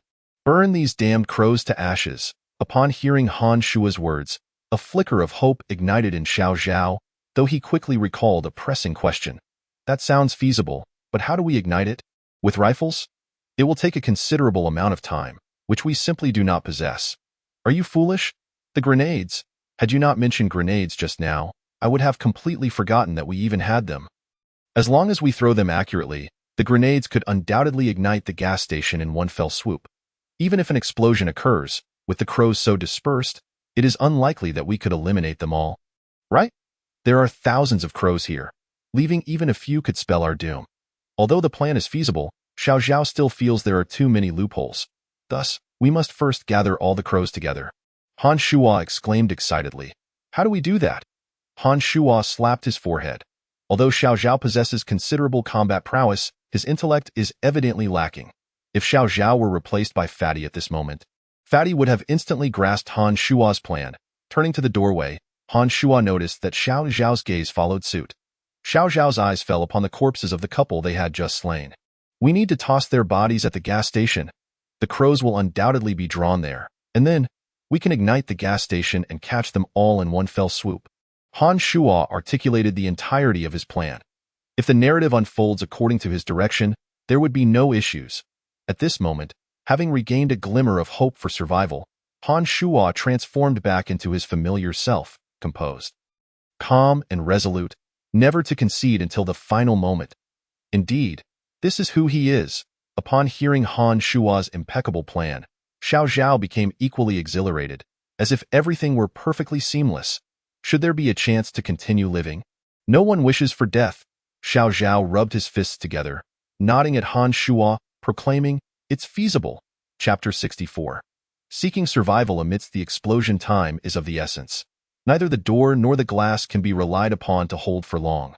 With a plan now in place, Han Shuo and Xiao Zhao promptly commenced its execution. "Come, Xiao Zhao, let us first move these two corpses," Han Shuo commanded, and the two sprang into action. Before long, the bodies were relocated to the window nearest the gas station. Gazing at the crows outside, Xiao Zhao found himself perplexed once again. "Brother Han, we need to figure out how to drive the crows away first. I can't open the window. Just watch me." Han Shuo had already conceived a plan in his mind, turning to pull Xiao Zhao into the adjacent room. "Let us stack the tables and chairs from this room in the center. Anything combustible should be piled together." This time, Xiao Zhao's mind did not falter. He understood that Han Shuo intended to use fire to temporarily gather the crows outside this room. Excellent. The two continued their labor. And soon, all the flammable items were amassed in the center. Han Shuo retrieved a lighter from his pocket and ignited a piece of cloth. "Let us head back." The flame had just ignited. This flickering light was evidently insufficient. They needed the fire to burn for a while, fully illuminating the room to have any hope of attracting the crows. The two rushed back to their original room. And before leaving, Han Shuo thoughtfully closed the door to prevent any potential flames from spreading into their space. "Xiao Zhao, prepare the grenade." All right. Once everything was set, the two needed to conceal themselves, if the crows outside could still see them. Even with the firelight, they would not easily change direction. Han Shuo motioned for Xiao Zhao to crouch in the corner with him, making a shushing gesture. "Hush! This spot could be deemed the room's blind corner. Hidden here, the crows would not spot them." The remainder of the time was spent in waiting. Han Shuo trusted in his analysis and, more importantly, was gambling that the crows would indeed be attracted by the firelight. At that moment, both felt a tension in their hearts. Approximately a minute later, through the window's crack, Han Shuo could vaguely see a glimmer of light. Yet, it was not enough. Only a scant few crows had been drawn in. 2 minutes later, the flames grew, and the sounds of crows colliding with the window diminished significantly. Han Shuo continued to wait, needing to seize the moment when all the crows had flown away from that window. In those fleeting minutes, it felt as though time had slowed to a crawl. Perhaps 3 minutes, or maybe 5. The fire in the adjacent room had finally erupted into a full blaze. Suddenly, a sound came from the window, and the crows ceased their collision. "Now," Han Shuo signaled to Xiao Zhao, and they quickly rose to the window. Indeed, all the crows had momentarily been captivated by the firelight from the neighboring room. Han Shuo cautiously opened the window, ensuring it made not a sound. There were no protective bars installed outside. Xiao Zhao reacted swiftly, lifting the man's corpse and approaching the window, waiting for Han Shuo to grasp the second body. Once they were both ready, Han Shuo nodded. Receiving the cue, Xiao Zhao exerted all his strength to hurl the corpse towards the gas station, swiftly shifting to the side to clear the way for Han Shuo. Han Shuo moved even faster, advancing a step to toss the woman's body out as well. Thud, thud. The two bodies landed one after the other, positioned closely against the gas station. Seeing that nothing had gone awry, Han Shuo firmly closed the window once again. This time, they did not hide but stood beside the window, watching intently. The swarm of crows was soon drawn by the scent of blood in the air. Pivoting towards the two corpses on the ground, the sky soon darkened with crows, flocking towards the bodies. In less than 5 seconds, half of them had already settled. Xiao Zhao's eyes sparkled with joy as he retrieved a grenade from his backpack. Just a moment longer. At this juncture, Han Shuo no longer felt the need to suppress his volume. The crows were acting purely on instinct, paying no heed to the two. Crows continued to fly around the building. They needed to gather all the crows before igniting the gas station. This opportunity was singular. Should they detonate too early, the remaining crows would consume them, and if they waited too long, the crows might devour the two corpses entirely. Blocking the window once more. Thus, Han Shuo needed to master this critical moment. Approximately 10 seconds passed, and Han Shuo's eyes brightened as he shouted, "Now, Xiao Zhao, throw the grenade." As soon as the words left his mouth, Xiao Zhao pulled the pin from the grenade, and just as Han Shuo opened the window, the grenade soared forth, duck. Without needing further instruction, Xiao Zhao understood. Ding, ding, ding, ding, ding, ding. The grenade hit the ground, rolling a few times before coming to rest beside the fuel pump. 2 seconds later, Boom! The grenade exploded, demolishing the entire machine, and the gasoline that had been trapped in the line began to flow freely. Soon, the gasoline ignited, the flames racing up the line directly into the fuel depot. And in the next moment, the gasoline within the depot was entirely engulfed in flames. Accompanied by the fire's ascent, a deafening explosion rang out, boom. The gas station was obliterated. Han Shuo felt the ground tremble violently beneath him, and then, within the room, every shard of glass shattered. Raining down upon the two, a rush of heat swept over Han Shuo's head. After the explosion, Han Shuo hurriedly rose to gaze towards the gas station. He witnessed the entire structure reduced to rubble at the epicenter of the blast. A raging inferno erupted, flames spiraling upward, releasing plumes of black smoke. The mass of crows had vanished in an instant. With a significant portion lost to the explosion, the remaining crows were propelled into the air by the intense heat, simultaneously igniting in the fiery storm. The sight was utterly spectacular. The flames enveloping the crows illuminated half of the night sky. Magnificent! Han Shuo shouted in excitement. Xiao Zhao was equally awestruck by the scene before him. His mouth agape, but alas, Han Shuo did not afford him time for further admiration. Quickly, grab the gear, get in the car, and drive away. The crisis had not yet fully subsided. The infected creatures felt no pain, and some crows, although ablaze, would not perish immediately. The glass in the entire building had shattered. It was no longer safe here. And soon, the surviving crows would instinctively flock towards them. After hastily gathering their belongings, the two leaped from the third-floor window. At this height, it would not be fatal, but an ordinary person would surely suffer injuries or fractures. However, Han Shuo and Xiao Zhao were different. Both were agile enough that with a proper landing, they would emerge unscathed. Chapter 65. Approaching arrival outside, two figures descended from the building, landing and rolling safely to their feet. Hurry, I'll drive. Han Shuo shouted without looking back, striding towards the car. The vehicle was parked nearby, and soon, they were inside. At this point, the car's windows were also riddled with cracks, yet the quality was evidently superior. The shards clung together, refusing to fall. Han Shuo ignited the engine, flooring the accelerator as they sped away. Behind them, a number of flaming crows were still lunging towards them, perilously close. This one to do. It would take a few seconds to gain speed. Xiao Zhao thought, then opened the passenger door, leaning out to fire his rifle backward. Rat-a-tat-tat-tat-tat-tat. The windows would shatter at the slightest impact, but the crow's strikes could not be tolerated. Xiao Zhao had to hold them off. Well done.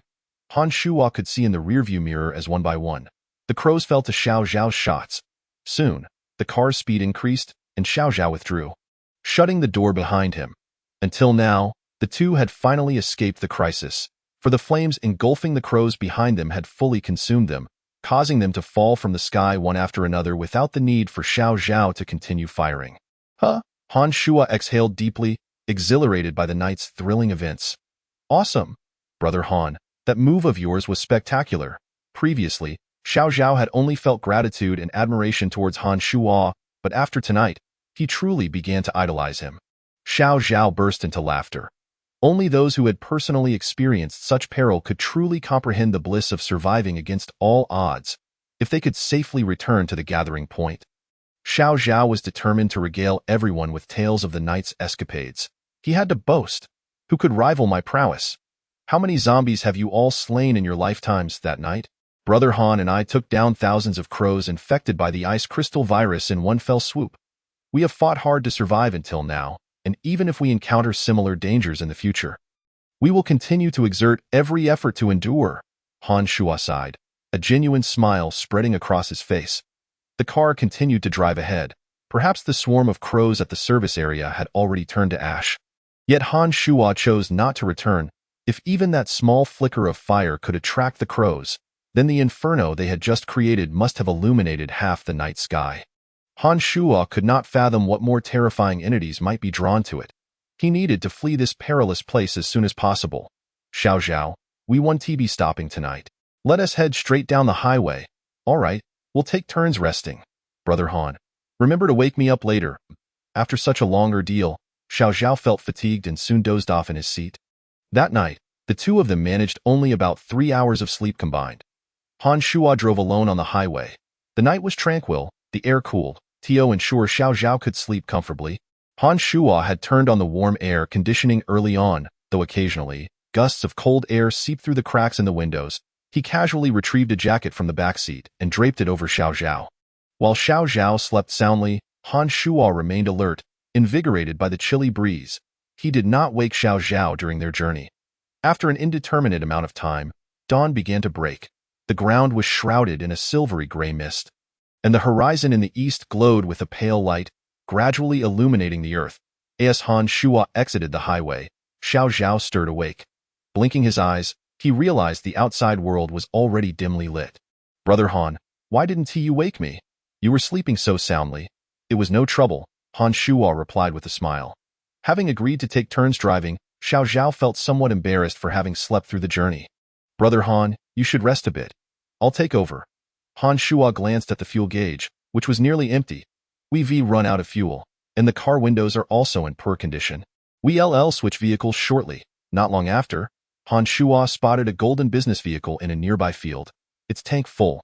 After switching cars, Xiao Zhao resumed driving, and the two continued towards the farm. Once they picked up Fatty and Li Shuru, their group would expand to 4, necessitating a larger vehicle for everyone's comfort.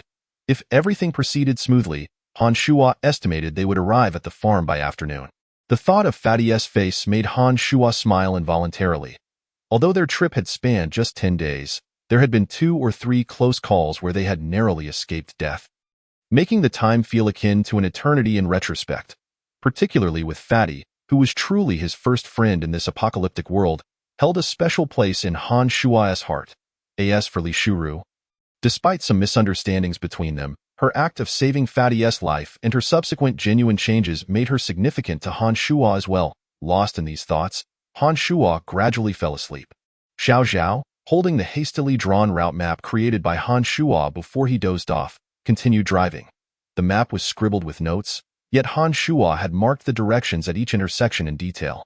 As long as Xiao Zhao avoided any wrong turns, reaching the farm was merely a matter of time. At noon, Han Shuo awoke. "Brother Han, are you awake?" Xiao Zhao offered him a water bottle on him. Han Shuo twisted open the cap and gulped down the water, feeling considerably more alert afterward.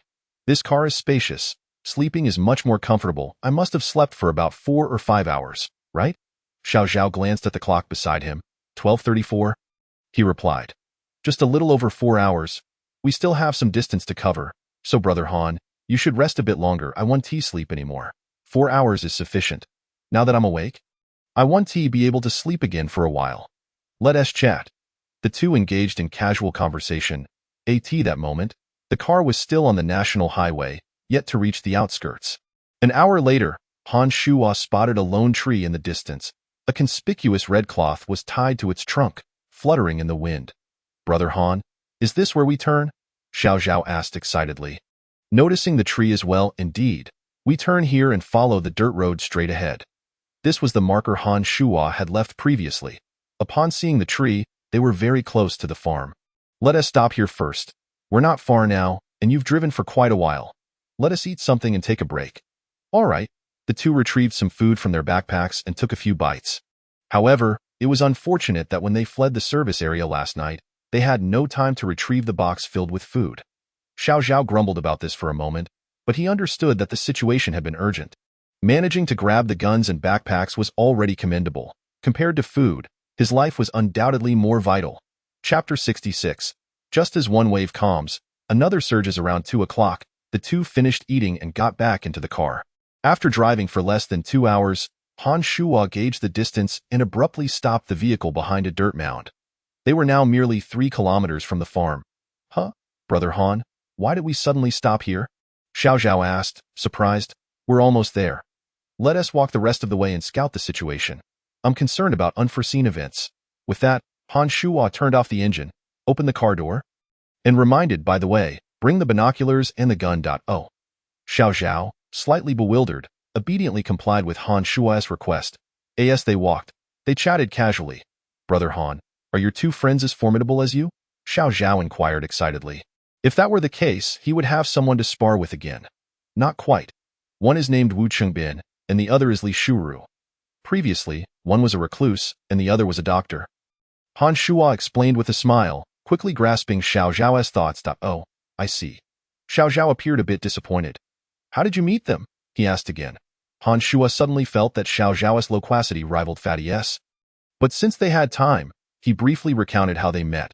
Thus, the two walked for about 20 minutes, and Han Shuo could finally see the three-story villa. Xiao Zhao, pass me the binoculars, sure. Han Shuo crouched behind a tree with Xiao Zhao. Wanting to scout the situation first. 10 days was neither a long nor a short duration. Although the area was quite remote, Han Shuo remained cautious, fearing that unexpected changes might have occurred at the farm during his absence. Grasping the binoculars handed to him by Xiao Zhao, Han Shuo began to survey the scene. Oh no! As he beheld the situation at the farm, his heart raced.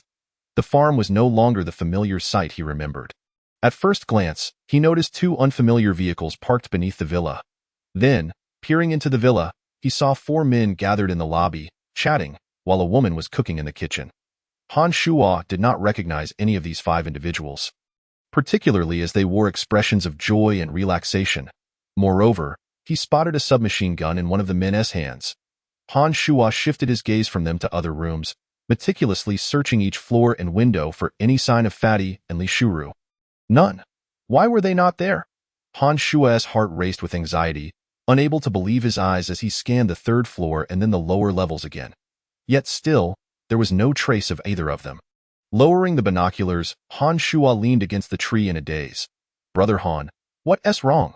Xiao Zhao noticed the change in Han Shuo's expression, which had shifted from joy to a vacant stare after using the binoculars. The farm has been taken over by others. I didn't see Fatty and Li Shuru inside. Han Shuo replied weakly, his mind already conjuring the worst possible outcomes. As his words fell, Xiao Zhao quickly took the binoculars to look for himself. Indeed, the scene matched Han Shuo's description. Some things did not need to be articulated, they both understood. Brother Han, don't think too negatively. Maybe your 2 friends noticed the intruders and evacuated in advance? Xiao Zhao offered words of comfort. That I know. Until I see bodies, I will not believe it. Fate is an unpredictable thing. Just as one wave calms, another surges. The 2 had just quelled the crow issue the previous night. Yet today they faced intruders. With Fatty and Li Shuru's fates uncertain, Han Shuo knew he had to approach closely to confirm his suspicions and ascertain the truth of the situation. For instance, did they manage to retreat in time after discovering the invaders, or were they captured? Or were they directly slain by the intruders? Observing from a distance with only a telescope provides only a vague overview. Many areas within the villa remain obscured. Thus, although Han Shuo felt a weight in his heart, he knew he must rally his spirits. The sun had yet to set, making it impossible to approach. He resolved to wait until nightfall, when he could stealthily observe the vicinity. Han Shuo stated. All right. For the next 2 hours, Han Shuo kept his eyes closed, striving to suppress his anxiousness. Only by calming himself could he engage in a more rational analysis. This was of utmost importance for his actions later that night. Xiao Zhao had never seen Han Shuo in such a state, sitting quietly beside him, offering silent companionship. The night gradually deepened, and the villa, equipped with its own generator, illuminated its lights. After a brief pause, when darkness fully enveloped the surroundings, Han Shuo opened his eyes, in the moonlight. Xiao Zhao could discern the chilling coldness in Han Shuo's gaze. Though Han Shuo appeared remarkably composed at that moment, Xiao Zhao understood that such extreme suppression, once unleashed, could be far more terrifying than any overt display of rage. Xiao Zhao, you stay here. I need to get closer to confirm a few things. Han Shuo said expressionlessly. All right, from this position, my sniper rifle guarantees 100% accuracy. Brother Han, give me a signal before you act, and I will provide cover. Han Shuo nodded, opting not to carry a firearm, bringing only his Tang knife, as it proved more effective for close combat. Moreover, his marksmanship was indeed questionable. Do not fire recklessly. I will handle them one by one. You need only keep your focus on the man wielding the submachine gun. Han Shuo left those words behind as he ventured forth alone. Understood. The night wind was fierce, and at this time, around the end of January, the northern temperatures had plummeted. The biting cold wind lashed against Han Shuo's face like a blade. Yet, at this moment, his heart felt even colder. Proceeding cautiously, Han Shuo made a wide detour, alternating his pace. sometimes hiding behind trees, other times crouching on slopes. 500 meters, 400 meters, 300 meters, 200 meters. Han Shuo drew closer to the villa, shrouded in darkness, without attracting the attention of the intruders inside. Finally, he circled to the rear of the villa, where Xiao Zhao had also lost sight of Han Shuo. One of the windows on the third floor was ajar. Rather than climbing directly, Han Shuo continued to tread softly along the base of the wall. His primary objective was to ascertain the situation in the garage. If the vehicles were absent, then Han Shuo could be certain that the fatty and Li Shuru had escaped in time after discovering the intruders. Then he could rest assured. As long as they were alive, he would find a way to locate them. Soon, Han Shuo arrived at the garage, where he had previously drilled a hole in the lock of the rolling shutter. Peering through the hole, he saw one vehicle and two corpses. Chapter 67. Are they dead? Han Shuo's heart seemed to leap into his throat. He recognized the vehicle. It was the same pickup truck they had been in before. The fact that the truck remained parked indicated that Fatty and Li Shuru had not managed to escape in time. The two corpses in the corner plunged his heart to the depths of despair. The sudden surge of emotions caused Han Shuo to feel a metallic taste in his throat, nearly choking on his own blood. But he could not make a sound. Han Shuo could only force himself to swallow it back. Though the two bodies lay in the dim corner, he only caught sight of bloodstains on their differing arms and could not see their faces. However, in this farmhouse, who else could it possibly be besides Fatty and Li Shuru? Are they dead? The arrival of the intruders, the presence of the pickup truck, coupled with the two corpses in the garage, left Han Shuo unable to contemplate the details any further. For at that moment, his heart was consumed by boundless fury. Han Shuo turned and made his way toward the villa, this time directly approaching its side. Utilizing the faint light, he coldly gestured across his throat and then prepared to infiltrate the villa through the previously opened window. He intended to eliminate everyone within. He sought vengeance for Fatty and Li Shu. He descended the stairs at a leisurely pace, each step taken with utmost caution to avoid producing even the slightest sound. At the corner where the second floor met the first, Han Shuo halted. Chapter 68. You all must die. Advancing further would expose him to the glare of the lights below. Han Shuo crouched down, peering through the gap in the staircase towards the hall on the first floor. Inside, 4 men and 1 woman were gathered around a table. The table was adorned with several plates of food, though little remained, as they were currently engaged in their evening meal. The 2 individuals Han Shuo had dealt with upstairs had likely just departed from this very spot after finishing their meal. Han Shuo refrained from acting impulsively. These individuals were presumably the last 5 intruders remaining in the mansion. Even if he were to confront them head-on, he was confident in his ability to handle the situation, though it would undoubtedly take some time.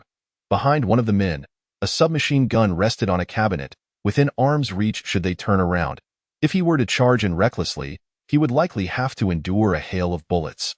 Han Shuo trusted that Xiao Zhao was keeping a watchful eye from afar and believed in his sharpshooting skills. The first person to seize the submachine gun would surely be met with a fatal shot from Xiao Zhao. But once the gunfire erupted, the remaining 4 would be alerted. Reloading a sniper rifle takes time, and that window would allow the second man to retrieve the weapon. Thus, Xiao Zhao could only take down one adversary from a distance. Observing the jovial demeanor of the group below, Han Shuo felt an intense fury brewing within him, yet he knew he must not let anger cloud his judgment. He needed to conduct the most accurate analysis and make astute decisions to orchestrate his next move. Rest assured, brothers, following me guarantees a life of luxury, one of the middle-aged men at the table declared. He appeared to be under 50, with unkempt hair, a hawkish nose, and a beard that complemented his bandit-like appearance. A deep scar on his arm only served to enhance his menacing visage. At that moment, he had his left arm draped around the sole woman present, the same woman Han Shuo had observed in the kitchen through his binoculars. From his words, it was evident that this man was the leader of the intruders. Biao Gu has experience on the streets. This situation is perfectly suited for him, someone complimented. Indeed, indeed. Biao Gu is the epitome of the ideal man. The woman chimed in, moving closer into Biao Ge's embrace. Her actions incited envy in the 3 other men present. Who do you think I am? When I sensed something amiss, I immediately secured a firearm. With a gun in hand, what do I have to fear from those filthy creatures outside? Biao Gu relished the praise, continuing to recount his heroic exploits. And just 2 days ago, 2 fools dared to sneak close to here? I shot them twice, sending them on their way, as if this place were a rescue center, Biao boasted. However, Biao, you acted too swiftly. They hadn't even spoken before you ended them, someone retorted. True, true. The man is dead, but the woman was quite beautiful. It's a pity she perished no matter how beautiful. She can't compare to the beauty in my arms, Biao laughed, his hand gripping the woman's rear firmly. How distasteful. The ensuing conversation was filled with unsavory remarks, and at that moment, Han Shuo felt a surge of fury, threatening to compel him to spring into action, as they seemed to reference Fatty and Li Shuru. It was only now that Han Shuo grasped the situation. From their dialogue, he discerned that Fatty and Li Shuru must have initially escaped safely after discovering these intruders. However, they had stealthily returned, only to be tragically discovered and ultimately lose their lives. Han Shuo's eyes brimmed with tears as his mind conjured the horrific imagery of their demise. As for why Fatty and Li Shuru had chosen to return, it was clear to Han Shuo. They must have calculated the days, knowing their 10-day agreement with him was approaching. Concerned about encountering these intruders upon his return, they likely sought to reclaim what was rightfully theirs. Alas, they were unaware that these individuals were armed. Why were you so foolish, having already escaped? Han Shuo lamented, a single tear cascading down his cheek. Ding! Inadvertently, his tang knife struck the handrail of the staircase, producing a faint sound. What was that noise? Biao, ever alert, detected the sound. Han Shuo quickly wiped away his tears, becoming vigilant, daring not to make another sound. It must be that little fool upstairs, the woman remarked sarcastically. Haha, that's true. We are all well fed now, while the little fool keeps watch upstairs. This comment failed to raise Biao suspicions. After all, aside from them, there was no one else in the house. Forget it, third brother, go upstairs and call the little fool down for dinner, Biao commanded with a laugh, waving his hand dismissively as he continued to tease the woman in his embrace.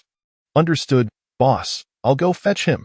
The man designated by Biao stood up and made his way upstairs. Plans never survive contact with reality. The man ascended the stairs rapidly, leaving Han Shuo with no time to retreat. Since evasion was no longer an option, he would have to face them head-on. After all, it was inevitable. With a steely resolve, Han Shuo crouched quietly at the corner of the staircase. The man, having consumed some alcohol, staggered toward Han Shuo's position, his face flushed. Among the group, third brother was the only one who had a good rapport with the little fool, as the latter was the youngest and often bullied by the others. Despite his youth, the little fool had a dubious reputation, having been incarcerated multiple times before the cataclysm. After the disaster, the little fool had once saved third brother, who felt gratitude towards him. He was the only one who treated the little fool kindly. As third brother rounded the corner, he spotted Han Shuo, who, drenched in blood, appeared like a demon, startling the man. Who are you? He yelled, but before he could finish his sentence, a glint of cold steel flashed, and Han Shuo swiftly severed the man's head. Thud, thud, thud, thud. The severed head rolled down the stairs. Only then did the 4 individuals below realize something was amiss. Third brother, Biao shouted as he sprang to his feet. Having caught sight of third brother's severed head, in that instant, a figure, smeared with blood and wielding a tang knife, leaped down the stairs. Han Shuo had arrived. You all must die. Chapter 69. Han Shuo went berserk. The onlookers gazed at the unfamiliar figure before them, their faces etched with panic and fear. Han Shuo's appearance was terrifying. His face was drenched in blood, which dripped onto the floor in steady drops. Particularly chilling was the frigid, merciless glint in his eyes, as if he were gazing upon the dead. They could not fathom how such a person had suddenly emerged from upstairs, while the individuals above had failed to raise any alarm. Damn it, grab your weapons!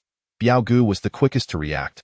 This was no time for contemplation, as the newcomer clearly harbored ill intentions. The woman in Biao's arms could do nothing but scream. Biao pushed her aside and rushed towards the submachine gun behind him. He believed that once armed, he could easily neutralize Han Shuo, no matter how terrifying he appeared. The 2 men across the table had also regained their composure. One tall and one short, they grabbed the wine bottles from the table and charged at Han Shuo, fully aware of the disparity between the bottles and the tang knife, yet compelled to press forward in this dire situation. Die! Han Shuo uttered a single word, his left hand swiftly rising, a glimmer of light flashing. Ah! The tall man screamed as he staggered backward, a thin metal shard embedded in his forehead. The blade was sharp, piercing through the man's skull, and he fell lifelessly to the ground. This iron shard had been painstakingly crafted by Han Shuo from materials at a hardware store, intended for use as a throwing knife in critical moments. 5. Han Shuo continued to tally the count in his mind. I will kill you. As he witnessed his companion fall, the shorter man became enraged, swinging the beer bottle violently toward Han Shuo's head.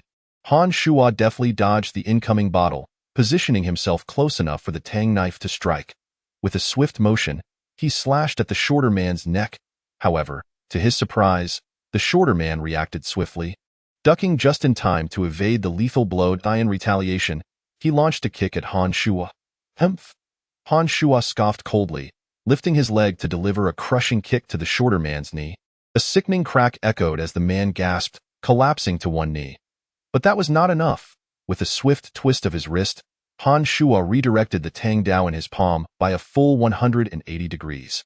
In the next moment, he gripped the hilt with his other hand and, with a fierce thrust, plunged the blade into the back of the short man's skull. 6 down now, among the intruders still breathing within the room. Only the woman and Biao Gu remained. You bastard, die, Biao Gu shouted, having seized a submachine gun, their eyes locking in a deadly stare. In but a second, he could pull the trigger, yet this unexpected guest had effortlessly dispatched so many of his men. This was intolerable for Biao Gu. He yearned to pierce Han Shuo's body, to inflict pain without granting him the mercy of immediate death. Biao Gu intended to keep Han Shuo alive, to savor his torment as a means of venting his own fury. However, Han Shuo's own rage demanded release upon them. Yet, as their gazes met, Biao Gu was taken aback. He couldn't fathom why Han Shuo exhibited no trace of panic, maintaining a calm demeanor despite being armed. This question was quickly answered. 4, 1,000 meters away, Xiao Zhao, upon seeing Biao Gu wield the submachine gun, had already squeezed the trigger. Bang! A gunshot. Where did that come from? This was the last flicker of consciousness left in Biao Gu before he met his end. The sniper's bullet soared over 1,000 meters, braving the biting wind, shattering the glass barrier, and accurately piercing Biao Gu's skull, the bullet's remaining force driving deeply into the wall behind. Xiao Zhao's marksmanship was truly reliable. Biao Gu was dead, his body crumpled to the ground, the submachine gun slipping from his grip point. 7 down. Han Shuo murmured softly to himself as he charged towards the last woman. Clearly terrified, she was panicked and fearful, yet her instinct to survive prevailed. A clever person does not plead for mercy. Instead, she would arm herself to retaliate. The fallen submachine gun lay just behind her, and she hastily reached for it. Xiao Zhao was still reloading his sniper rifle. But this time Han Shuo could handle it himself. With a powerful stride, Han Shuo reached the edge of the table, his left hand braced against it, using sheer arm strength to support his body. He leaped diagonally, delivering a kick that sent the woman sprawling. She had not yet grasped the gun and slid 2 meters across the floor. The moment she turned her head from the ground, Han Shuo was already standing beside her. At that instant, with terror in her eyes, she began to plead for her life. Please don't kill me, spare my life, and I will serve you. But would her pleas hold any weight? Clearly, they were futile to Han Shuo, especially for someone as resolute as he. Though the woman possessed considerable beauty, in the next heartbeat, Han Shuo ruthlessly ended her life with a single stroke. Thus, all intruders had been vanquished. 8 down.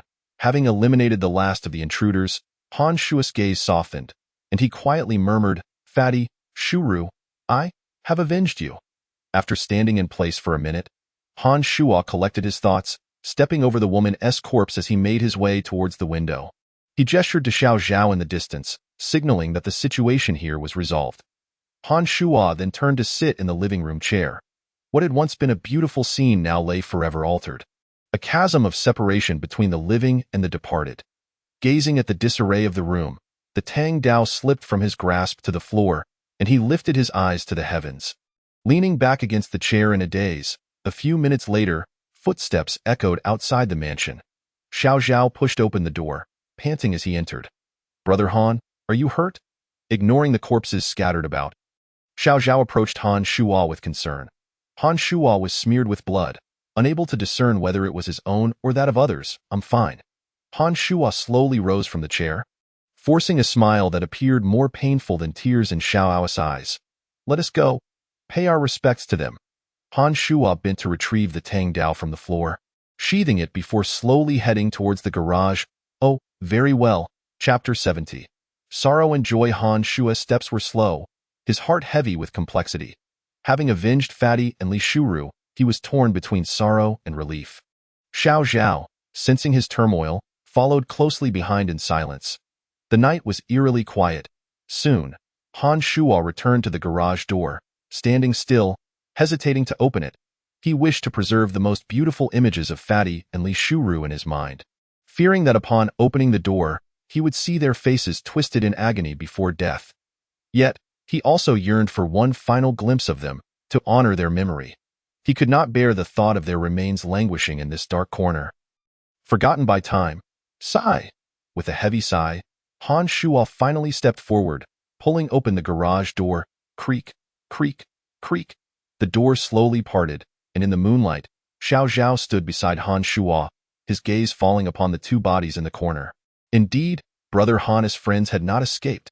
Xiao Zhao thought to himself, observing the gruesome demise of the man and woman.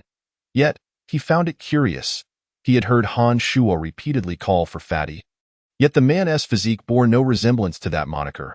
However, this was not the time for such musings, given the somber atmosphere. Although Xiao Zhao did not know the two, he understood Han Shuo's current state of grief. Resigned, he could only feign sorrow, knowing that the death of two strangers could hardly evoke genuine sadness within him. Xiao Zhao rubbed his eyes, attempting to summon tears, but to no avail. Compared to the acting prowess of the late Fatty, his attempts were laughably inadequate. In a low voice, Xiao Zhao sighed, turning to gauge Han Shuo's expression. Brother Han, please accept my condolences. After all, the dead cannot return. The final word hung on his lips. For he suddenly realized that Han Shuo stood frozen, gazing at the two bodies in the corner, a smile seemingly gracing his lips. What the? Xiao Zhao rubbed his eyes to ensure he was not mistaken. And upon reopening them, he confirmed that Han Shuo was indeed smiling, the grin widening. Was this joy amidst sorrow? A term popped into Xiao Zhao's mind. He had only heard of joy turning to tears, yet had never seen someone so deeply pained that they could still smile. Ah ha ha ha ha. Just then, Han Shuo erupted into hearty laughter. This is it. Brother Han has truly lost his mind, driven mad by the killings. It is all over. Xiao Zhao believed that Han Shuo was unable to cope with the loss of his friends, his psyche utterly shattered. Ha ha ha. Han Shuo continued to laugh, clutching his stomach in mirth. In Xiao Zhao's eyes, this behavior was utterly abnormal, leaving him dumbfounded, as though Han Shuo had transformed into a different person. Brother Han, please don't be overly sorrowful. I believe your friends in the afterlife wouldn't wish to see you like this. Xiao Zhao attempted to console him. Ha ha ha. What are you saying, Xiao Zhao? Han Shuo turned to face him, excitement coursing through his words. It's not them. Xiao Zhao, do you understand? I don't even know these two people. They are neither Fatty nor Li Shuru. Huh? Xiao Zhao was left dumbstruck, frozen in place like a statue.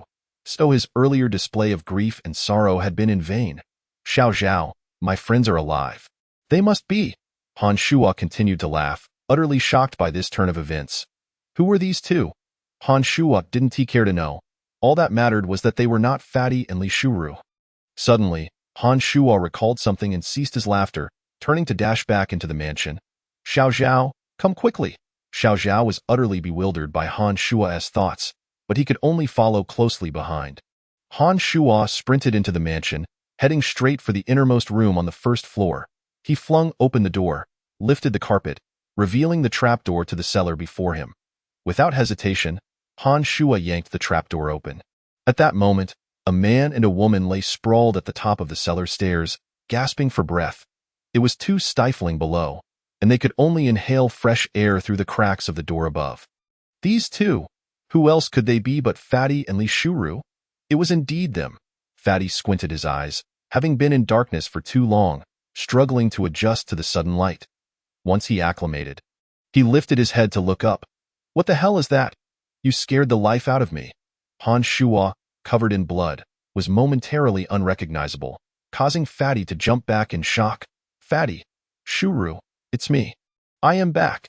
Tears of joy welled in Han Shuo's eyes, for his friends were indeed alive, hidden all along in the mansion's cellar.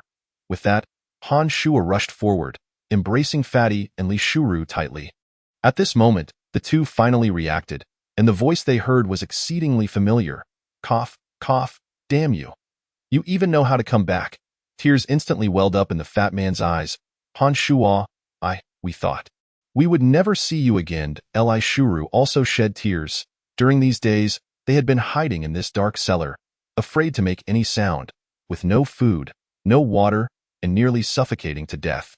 Now, seeing the light of day again and reuniting with Han Shuo, all the grievances in their hearts erupted. "Xiao Zhao, quickly, help me get them out." Oh, got it. Han Gu." Han Shuo patted the fat man's back, offering a gesture of comfort, and then carried him out of the cellar. Xiao Zhao came forward and, in a princess carry, lifted Li Shuru. Han Shuo and Xiao Zhao, one in front and the other behind, placed the fat man and Li Shuru onto the bed. Han Shuo sat beside them, his gaze soft as he looked at the two, while Xiao Zhao stood behind him. "Cough, cough. Who is this?" the fat man asked. His mouth dry and hoarse, he had already noticed the unfamiliar person, dressed in military attire and carrying several guns on his back.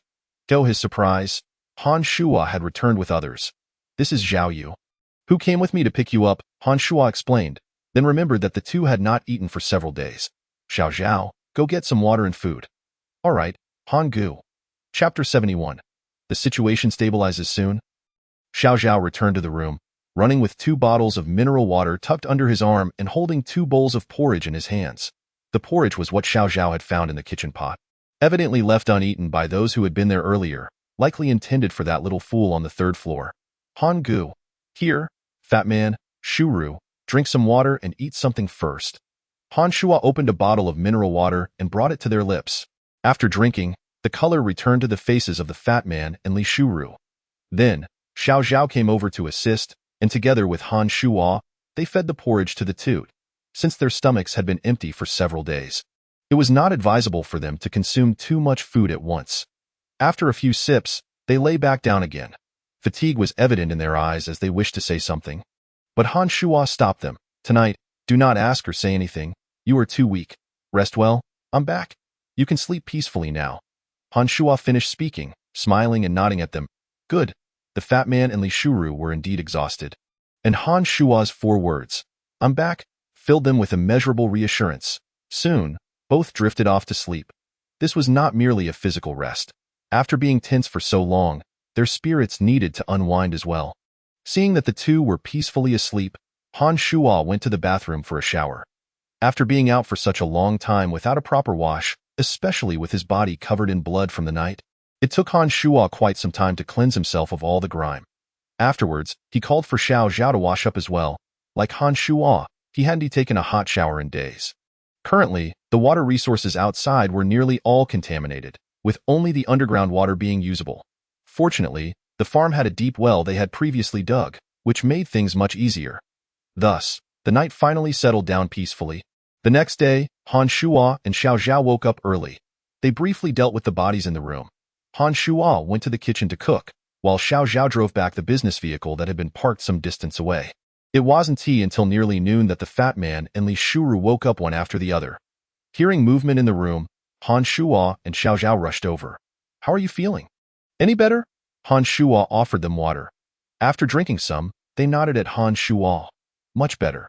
It wasn't any major issue, just that I was starving. After I eat a couple of good meals, I'll be bouncing back to life." The fat man stretched his neck, feeling his strength returning. "Yeah, Han Shuo, I'm fine too," Li Shuru said softly, though her complexion was noticeably worse than the fat man's. This was understandable, as their physical conditions had always differed. During those days in the cellar, the fat man's extra weight had actually helped him. Seeing that they had regained some strength, Han Shuo smiled and began to introduce the two to Fat Man. "Shuru, as I mentioned last night, this is Zhao Yu, who is also 28 years old like you. Xiao Zhao, this is the doctor I told you about. Her name is Li Shuru. The other fat man is called a Wu Qingbin." Han Shuo hesitated momentarily when introducing the fat man, almost forgetting his real name after calling him just Fat Man for so long. The situation turned a bit awkward as the Fat Man shot Han Shuo a fierce glare. He quickly guessed the reason behind this oversight. "Zhao Yu, hello," Li Shuru greeted politely. "Just call me Fat Man, it's fine." The Fat Man said generously, "Han Gu calls me Xiao Zhao, so you can call me that too." Xiao Zhao was a bit shy. With that, the three were fully acquainted. The four chatted for a while longer until the Fat Man's stomach growled. The meal had already been prepared by Han Shuo, who instructed Xiao Zhao to bring it over as they began to eat while discussing the events of the previous night. "I say, have those people outside been dealt with?" the Fat Man asked with his mouth full, making it difficult to articulate. "Yes, Xiao Zhao and I took care of them last night," Han Shuo replied casually. He did not believe he had done anything wrong in killing those people. The two corpses in the garage were proof that they were ruthless killers. Moreover, their invasion had posed a genuine threat to the safety of his friends. Had he hesitated even slightly, he might have been the one to perish. One must not harbor ill intentions, yet one must remain vigilant.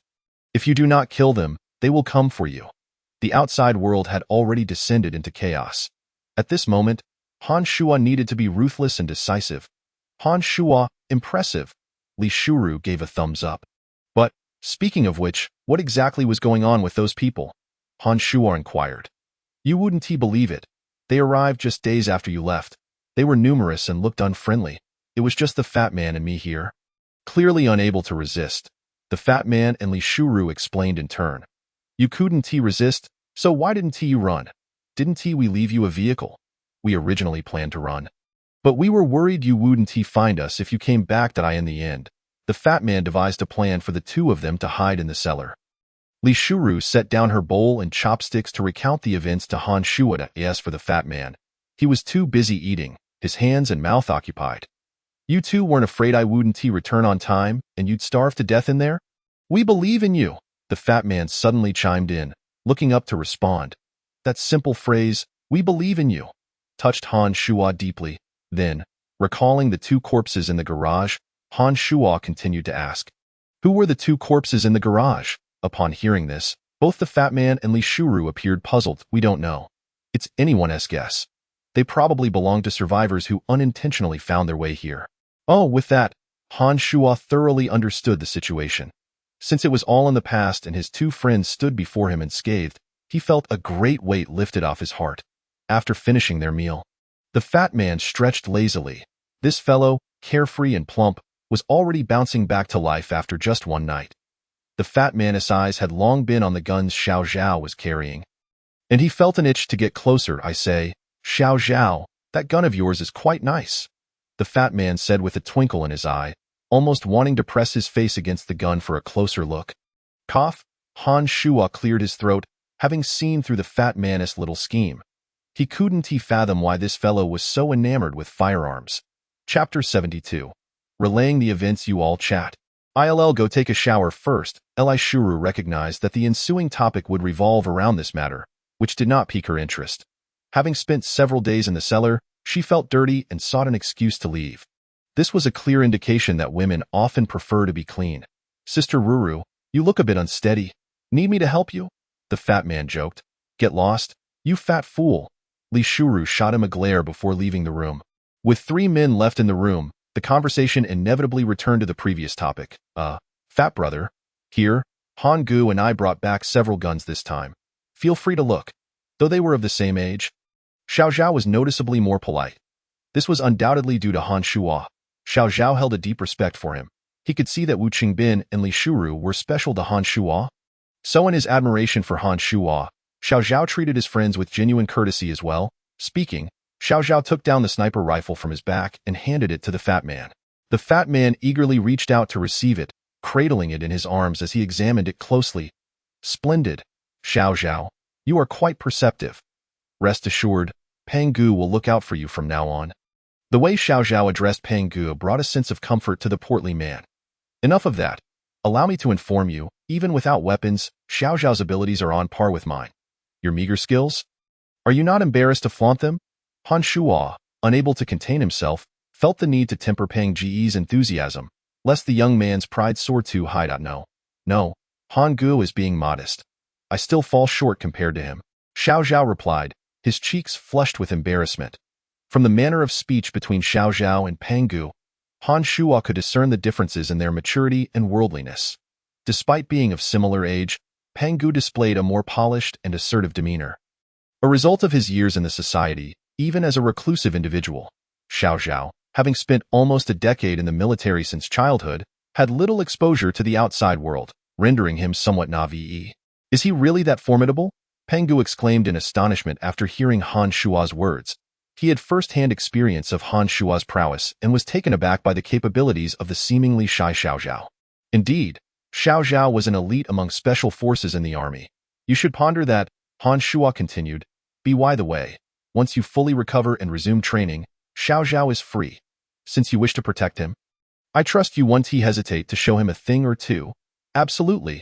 I'm all in, Han Gu, Xiao Zhao exclaimed with excitement, having long felt a yearning to engage in combat. During their journey with Han Shuo, despite encountering dangers, Xiao Zhao had merely fired a single shot the previous night, while Han Shuo had dealt with all the intruders.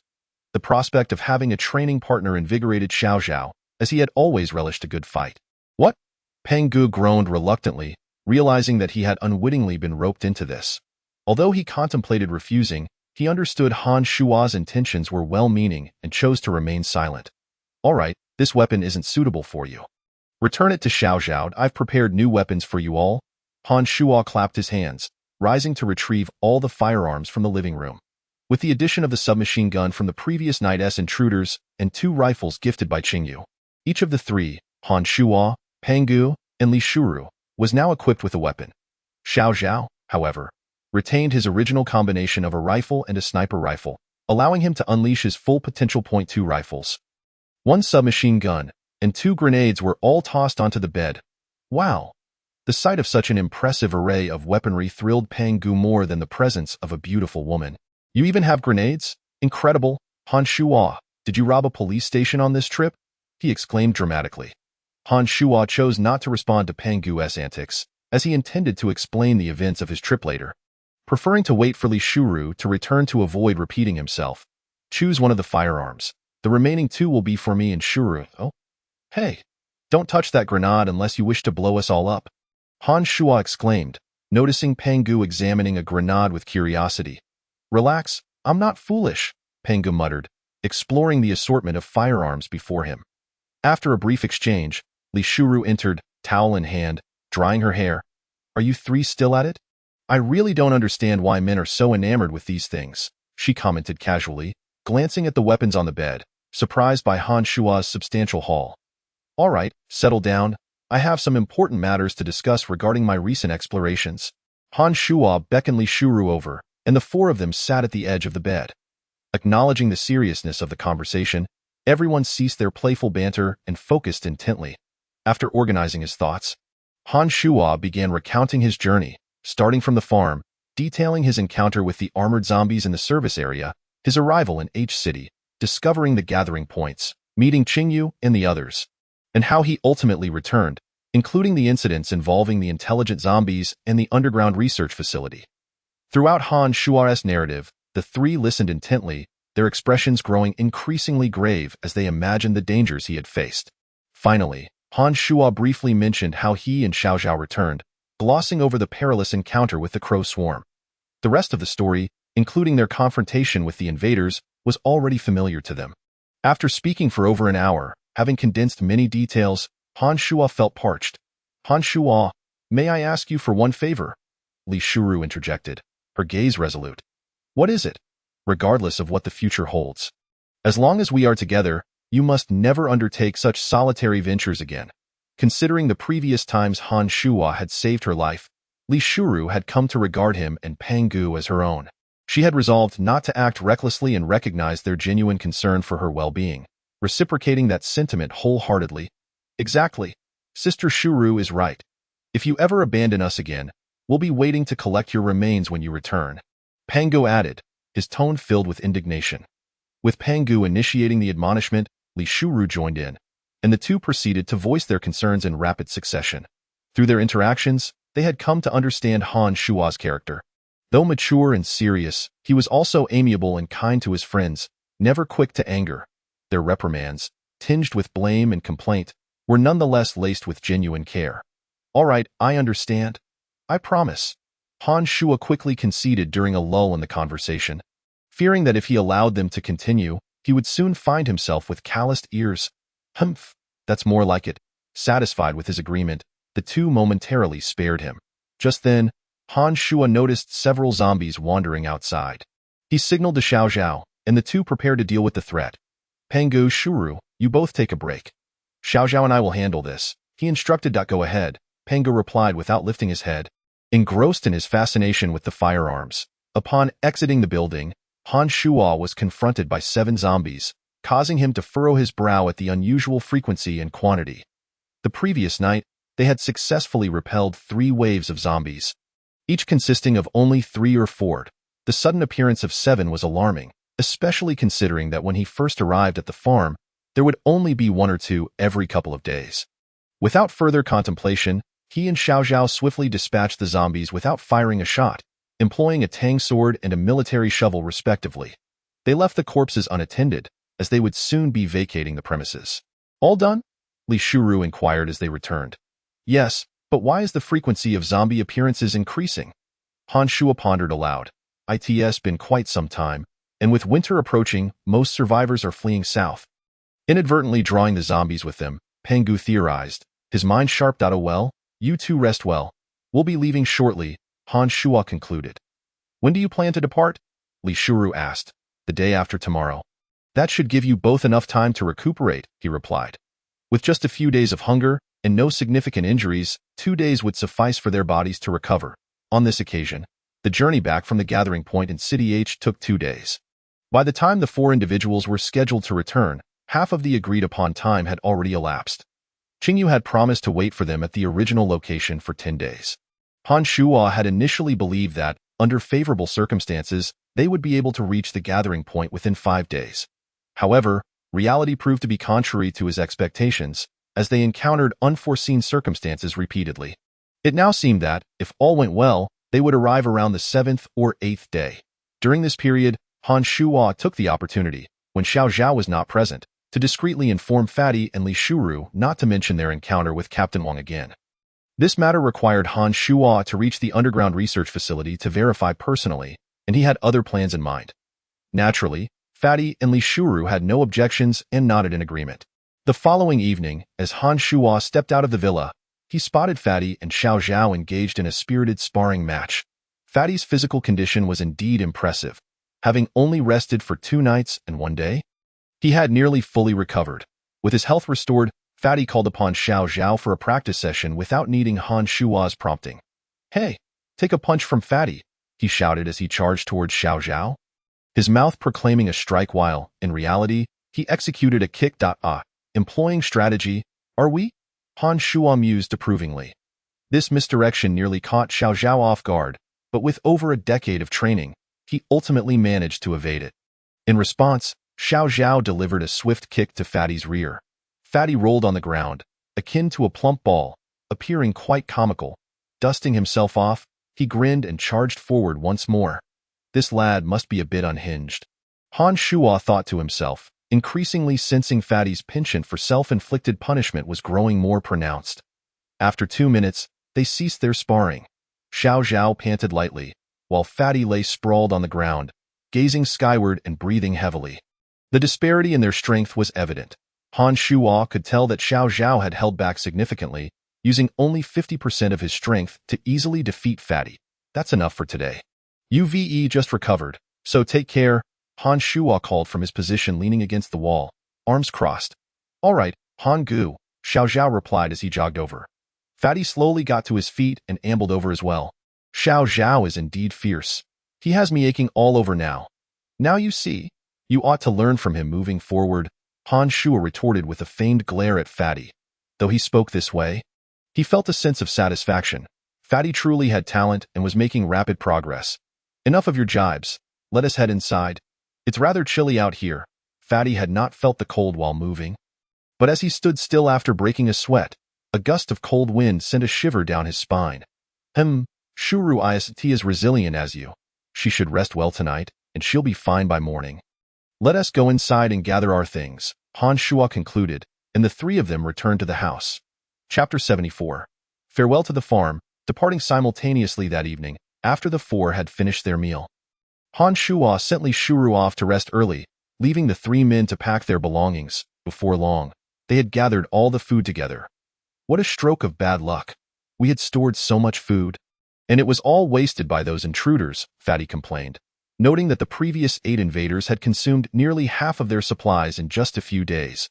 Before them lay half a bag of flour, a third of a bag of rice, 1 box of instant noodles remaining from the 4 they had.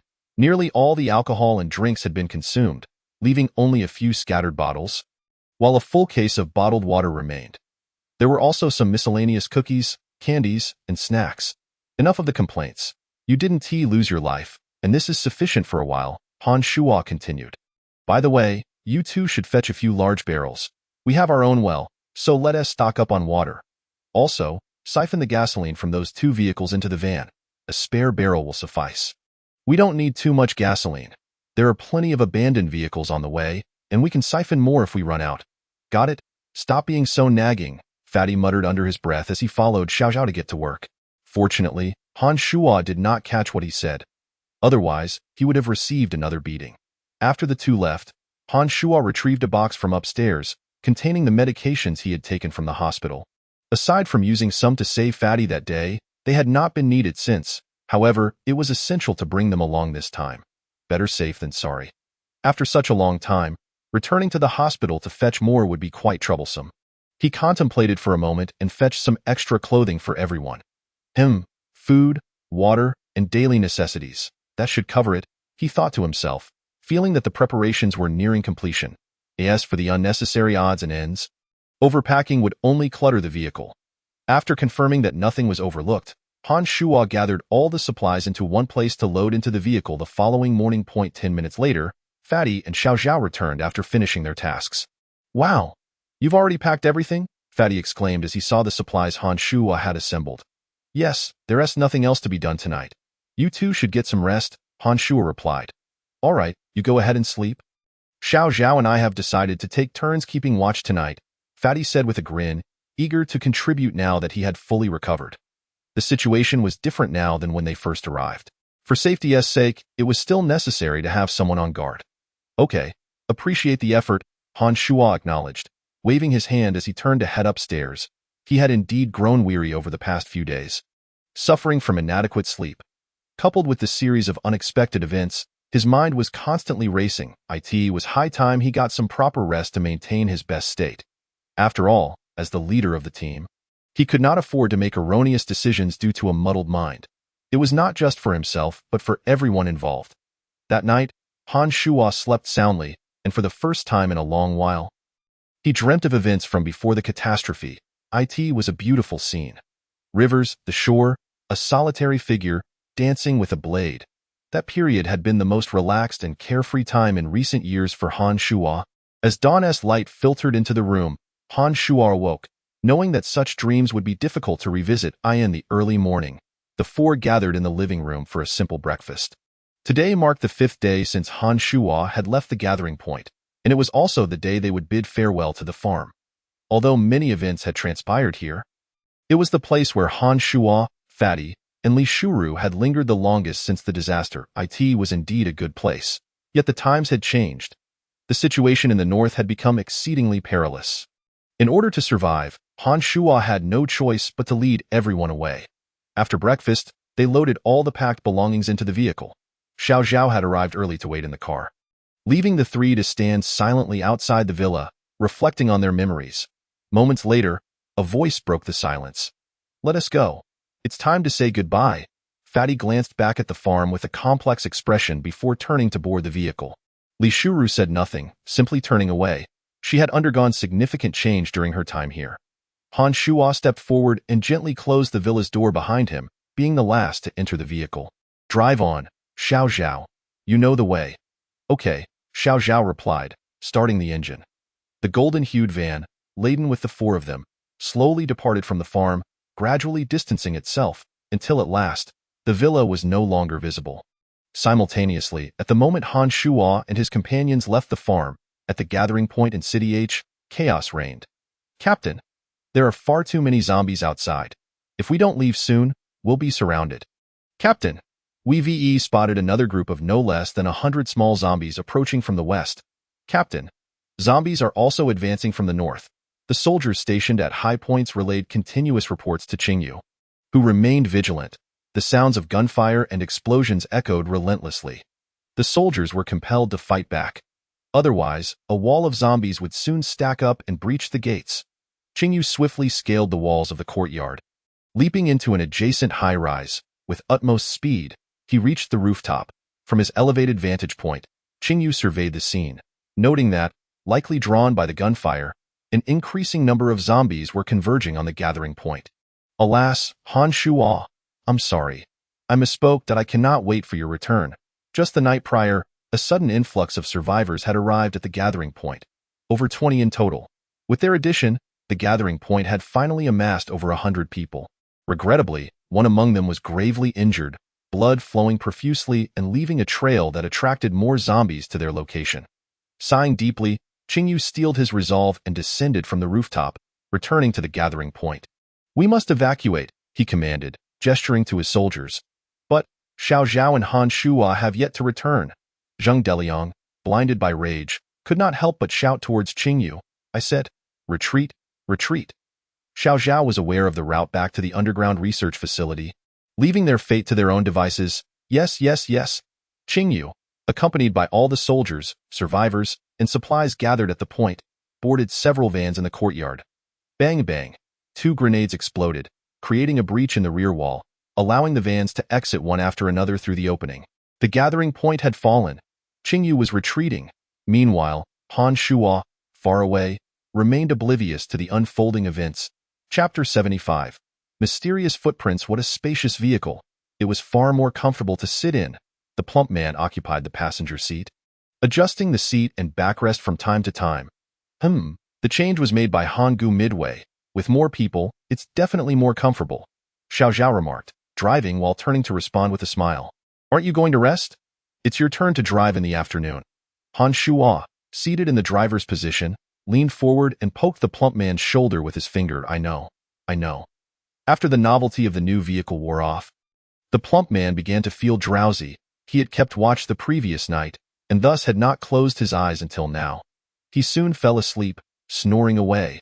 The speed and quality of his slumber were remarkable. Han Shuo gazed quietly out the window, hoping for a safe journey ahead for the 4 of them. Once they successfully regrouped with Qingyu and the others, they could proceed to the underground research facility. Han Shuo felt an immense anticipation for this enigmatic place, where there existed ways to grow stronger and a long-awaited comfort for AFEW. AS for Li Shuru, she had settled into the last seat of the vehicle. Holding a glass bottle that Han Shuo had given her, containing the murky fluid left behind by the mutated creatures, she was meticulously studying it, opening the bottle to sniff it and shaking it occasionally. At one point, she even placed it by the window to catch the sunlight, seemingly deeply fascinated by the murky liquid. By noon, the plump man awoke. The car had already left the outskirts and continued along the national highway. The 4 of them stopped to eat a light meal before the plump man took over driving from Xiao Zhao. His driving skills were comparable to Xiao Zhao's. Both drove exceptionally well, far more steadily than Han Shuo. However, shortly after he took the wheel, the plump man abruptly halted by the roadside. The other 3 looked on in confusion, uncertain of his intentions. Why did you suddenly stop? Han Shuo inquired. Wait, the plump man replied, opening the car door and stepping out with an axe in hand. What on earth is he doing? Xiao Zhao pondered aloud. Soon enough, the other 3 understood. The plump man walked towards a nearby convenience store, where a zombie stood at the entrance. With a single swing of his axe, he cleaved the zombie's head in 2 before smashing through the glass and entering. Moments later, he emerged, cradling a large stash of cigarettes. Once back in the vehicle, he tossed the cigarettes to Han Shuo before flooring the gas pedal to continue driving. How could a long journey be complete without the companionship of cigarettes? The plump man laughed heartily. You really know how to enjoy life. Han Shuo chuckled as he surveyed the scattered cigarettes in the vehicle, pleased that the plump man had managed to acquire more than 10 packs. For smokers, days without cigarettes were indeed torturous, especially since both Han Shuo and the plump man had gone several days without. Not bad, Han Shuo praised, promptly opening a pack, lighting 2 cigarettes, and handing one to the plump man. Who? Han Shuo exhaled a plume of smoke, relishing the moment. By the way, Xiao Zhao, do you smoke? Han Shuo asked. Han Gu, I don't smoke. You guys go ahead, Xiao Zhao replied. Oh, a good kid. I remember you said you don't drink either? No smoking, no drinking, no chasing girls. There aren't many well-behaved young men like you today. The plump man jested. That's not entirely true. It's just that I had no chance to chase girls before because of strict rules. Xiao Zhao's words elicited a hearty laugh from Han Shuo and the plump man. Even Li Shuru covered her mouth, giggling softly. To avoid mishaps, the group made rapid progress on their return journey. Aside from refueling and pausing briefly for a meal, they took turns driving, with Li Shuru joining in as well. Soon, they arrived back at the highway service area that night. After a rotation, when it was once again the plump man's turn to drive, Han Shuo was jolted awake by the plump man's exclamation. Whoa, Han Shuo, wake up! Look, what is it? Han Shuo, barely awake, squinted out the window. This is the service area Xiao Zhao and I encountered before. What a fuss about nothing. The plump man slowed the vehicle, continuing, No, take a closer look at those cars. His voice was loud enough to rouse the other 3 from their slumber. How annoying. What a fuss about nothing, they muttered. Still half asleep. However, they squinted in the direction of the service area. At this point, the fire at the gas station had long since extinguished, and the entire area lay in disarray, the ground covered in a dense array of black specks, ashes left by the infected crows. Look at the cars, the plump man shouted again. Following his gaze, Han Shuo's eyes widened in shock. Under the moonlight, he saw that many of the abandoned vehicles below were flattened, resembling large metal sheets spread across the ground. What on earth happened? Han Shuo's heart raced. Indeed, when Han Gu and I were here last time, it was nothing like this, Xiao Zhao remarked, visibly shaken. This is a bit frightening, Li Shuru added, equally astonished. Were they flattened by something? The plump man speculated, slowing the car further. No, the building hasn't collapsed, and there are no large stones nearby. In a brief moment, Han Shuo contemplated numerous possibilities and then spoke again. It looks more like something stepped on them. As soon as he finished speaking, the other 3 fixed their gazes on him. Han Shuo's statement left them all hesitant to delve deeper into their thoughts, an unsettling fear creeping in. Just how massive must the creature be to have crushed these cars in such a manner? Xiao Zhao remarked, an elephant? Could it be an infected elephant? Suddenly, the plump man blurted out this theory. When it comes to the largest terrestrial creature, the elephant undoubtedly reigns supreme, and perhaps only its weight could flatten the cars like this. The implications were increasingly terrifying. If that were the case, the beasts from the zoo must have escaped long ago. Han Shuo found himself agreeing with the plump man's conjecture, relieved that they had made a timely retreat that night. The blaze from the gas station explosion had been colossal, and indeed, it had attracted an even more terrifying presence. Quick, look! There's a massive footprint on the ground. Li Shuru, with her keen eyes, spotted another anomaly. Sure enough, Han Shuo glanced in the direction she indicated and saw a deep footprint. This footprint was deeply embedded in the soil, measuring 1 meter wide and over 2 meters long. Upon seeing this, the 4 of them widened their eyes, sinking into deep contemplation. Chapter 76. Arriving at the gathering point, staring at the enormous footprint, the 4 fell silent for a while, and before they knew it, the car had come to a halt. The plump man was the first to break the silence. I say, do elephant footprints really get this big? No, absolutely not. This footprint is not from an elephant. Han Shuo asserted confidently. An elephant's foot measures only about 50 centimeters in length. It couldn't possibly be this exaggerated. Then what could it be? This is terrifying. The plump man shuddered involuntarily. In truth, it wasn't just the plump man. The other 3 felt a chill run down their spines. What if we get out and take a closer look? Xiao Zhao suggested softly. No, let's not. Plump man, drive quickly. There are too many unstable factors here. We need to leave this place ASAP. Han Shuo, feeling anxious, feared that other creatures might still linger near the service area. Suppressing his curiosity, he urged the plump man to continue driving. Okay. The plump man pressed the accelerator, and the vehicle sped away. Minutes later, they had driven quite a distance. Han Shuo, give me a cigarette, the plump man requested. Sure, Han Shuo replied, retrieving a cigarette and handing it over. Observing the plump man's slightly trembling fingers as he took the cigarette, Han Shuo realized that the earlier footprint had indeed frightened everyone. This reaction was entirely normal. After all, fear stems from the unknown, and that enormous footprint was far beyond their comprehension. Han Shuo could hardly fathom what kind of colossal creature could leave such a footprint. He had gradually come to terms with the existence of mutated beings and genetically altered humans. However, this footprint would require some time for him to mentally adjust before he could dispel the fear it instilled within him. Let's not dwell on it. Once we regroup with Brother Qingyu, whatever terrifying things exist outside will no longer concern us.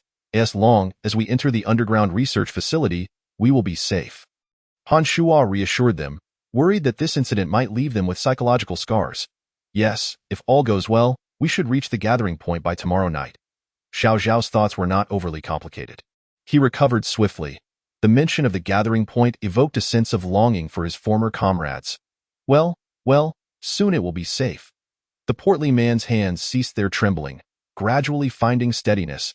Li Shuru stifled her inner fear and continued her examination of the murky liquid. Forcing herself to divert her attention, Han Shuo observed and skillfully shifted the topic. By the way, Shuru, you've been studying that murky liquid for a while. Any progress? No, but there should be some chemical components inside. If I had the instruments, I could analyze it in detail. Upon hearing this, the portly man expressed surprise and inquired, Shuru, that's quite a bold claim for an emergency room doctor. How could you possibly understand this? What do you know, you homebody? Do you think doctors only administer IVs and injections? Allow me to enlighten you today. When it came to her specialty, Li Shuru was clearly not one to back down. Continuing her explanation, your understanding is merely rudimentary. I am a professional. Other specialists may excel in their own fields, but we in the emergency department possess the broadest knowledge. Emergency medicine requires a grasp of various disciplines. In our hospital, aside from myself, most are not particularly proficient. My expertise stems from a lifelong passion, which guided my academic pursuits. After university, in addition to essential medical courses, I selected many electives, including studies in biological genetics and pharmaceutical chemistry. And, never mind, delving deeper would be lost on you. Li Shuru intended to elaborate further, but the three present were novices in medicine. Any additional information would be superfluous. Given the current state outside, what good would a PA do? Although the portly man said this, his tone was noticeably subdued. However, Han Shuo's interest was piqued. He only knew of Li Shuru's medical expertise, but was astonished by her depth of knowledge and high qualifications. If what she claimed were true, then given the proper environmental conditions, her analysis of the murky liquid might yield significant findings. It appeared that once they reached the underground research facility, they would need to incorporate Li Shuru into their plans and not squander her talents. Contemplating this, Han Shuo's mind brimmed with ideas, though he resolved to wait until they regrouped with Qingyu before seeking further details. Subsequently, the four engaged in casual conversation, and with the portly man at the wheel. Han Shuo, Xiao Zhao, and Li Shuru began to rest. Yet, that night, each of them often recalled the earlier events, resulting in an unsettled slumber.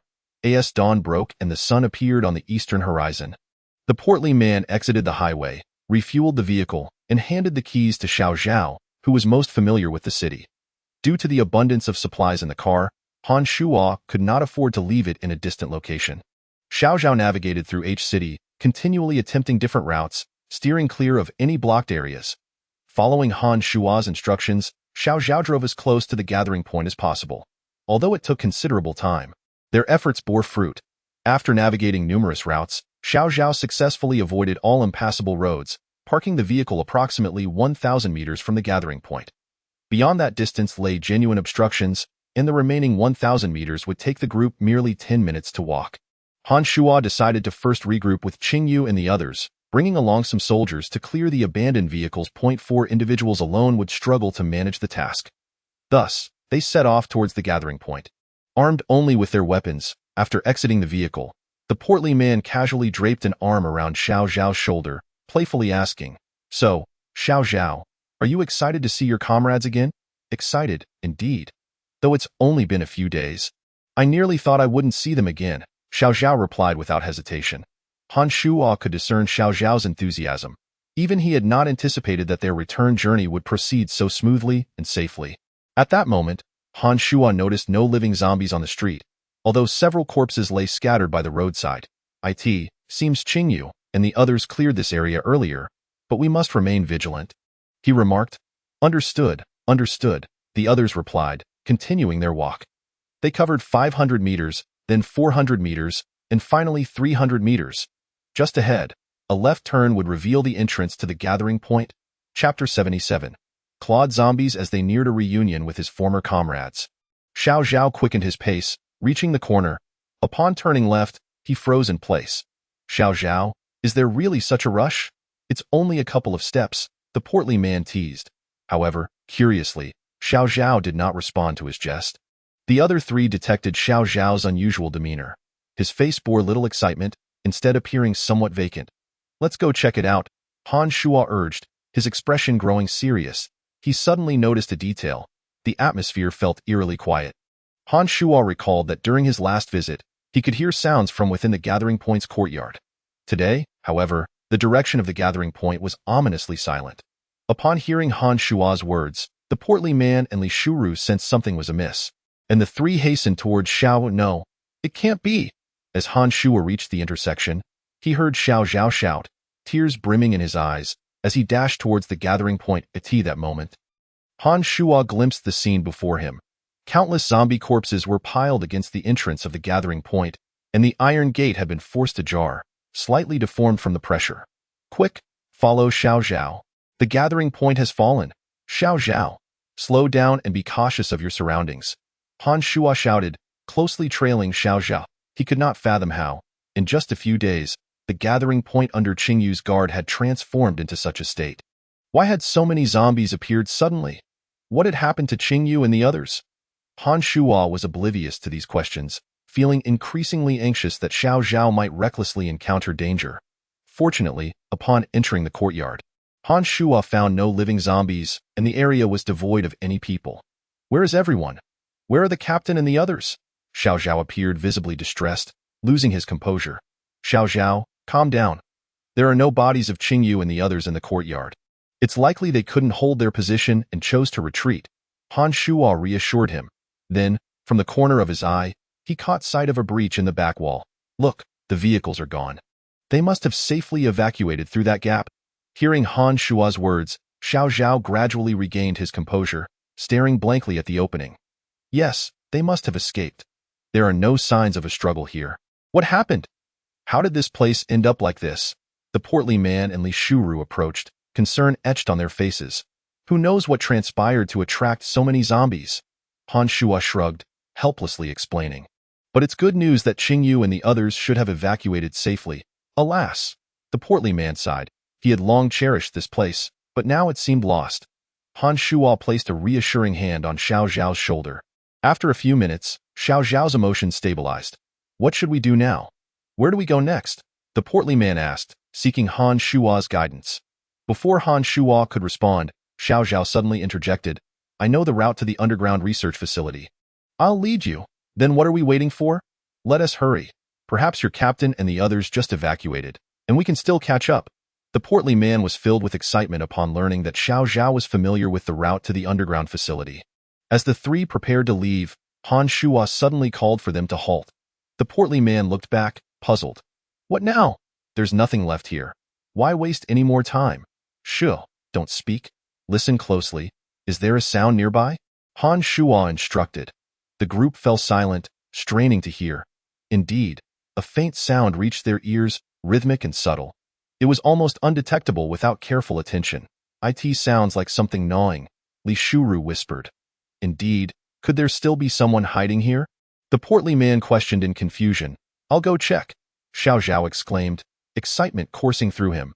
If survivors were indeed present, there was a chance they might be acquaintances. As he thought this, Xiao Zhao dashed towards the breach in the back wall. Having discerned that the chewing sound originated from that direction. Strange? Could it be that someone truly remained? However, if someone were hiding here, why hadn't they revealed themselves amidst their conversation? Han Shuo felt a surge of curiosity. Suddenly, a thought flashed through his mind. Mutants often appear in areas devoid of zombies. At that moment, the scene before them was littered with zombie corpses, yet not a single living zombie was in sight. Xiao Zhao, Come back, danger, Han Shuo shouted anxiously. However, it was already somewhat too late. Xiao Zhao had already stepped across the gap, 1 foot now on the other side of the wall. To his horror, he witnessed a zombie beside him feasting on the corpse of another zombie. As soon as Xiao Zhao laid eyes on it, the creature raised its head and spotted him. Its pupils, they were a vivid green. A mutant. Xiao Zhao quickly retracted his leg, for the mutant lunged towards him with alarming speed. At that moment, Han Shuo and the others could only see a shadow darting in front of Xiao Zhao, raising its arm, ready to strike. Xiao Zhao, Han Shuo shouted in the blink of an eye. Xiao Zhao was far too close to the mutant. Despite the panic swelling within him, years of muscle memory kicked in, allowing him to instinctively lean back and evade the attack. The mutant's claws grazed across Xiao Zhao's face, narrowly missing him by just a couple of centimeters, merely nicking the tip of his nose. Although he narrowly escaped this lethal blow, the claws had severed the strap of the gun across his chest, causing both firearms to clatter to the ground.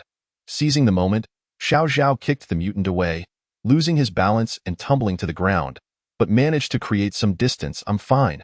That's a clawed zombie. It's fast. Be cautious of its claws. Xiao Zhao panted from the ground, hastily warning his companions. Just as he spoke, the clawed zombie steadied itself and charged at him once more, while Xiao Zhao had yet to rise. With the mutant's claws descending again, Han Shuo arrived just in time, swinging his Tang knife towards the zombie's arm. The clawed zombie was so fixated on Xiao Zhao that it failed to notice Han Shuo approaching from behind. With a swift motion, Han Shuo severed the zombie's arm. Let us go. Han Shuo pulled Xiao Zhao up from the ground, retreating hastily. Meanwhile, the stout man and Li Shuru had already lifted their guns, firing frantically at the clawed zombie. Ah! Die, you bastard! The stout man shouted maniacally as he fired. However, their aim was woefully poor. After expending an entire magazine, they had barely managed to hit the clawed zombie's head a mere 10 times. All right, you two, stop shooting. This mutant was already dead long before you started. Han Shuo approached and pressed down on the stout man's rifle. Huh? Dead? I thought mutants were supposed to be formidable. It was that easy to take down? The stout man was encountering a mutant for the first time and was astonished at how effortlessly it had been dispatched. Yes, dead. See for yourself.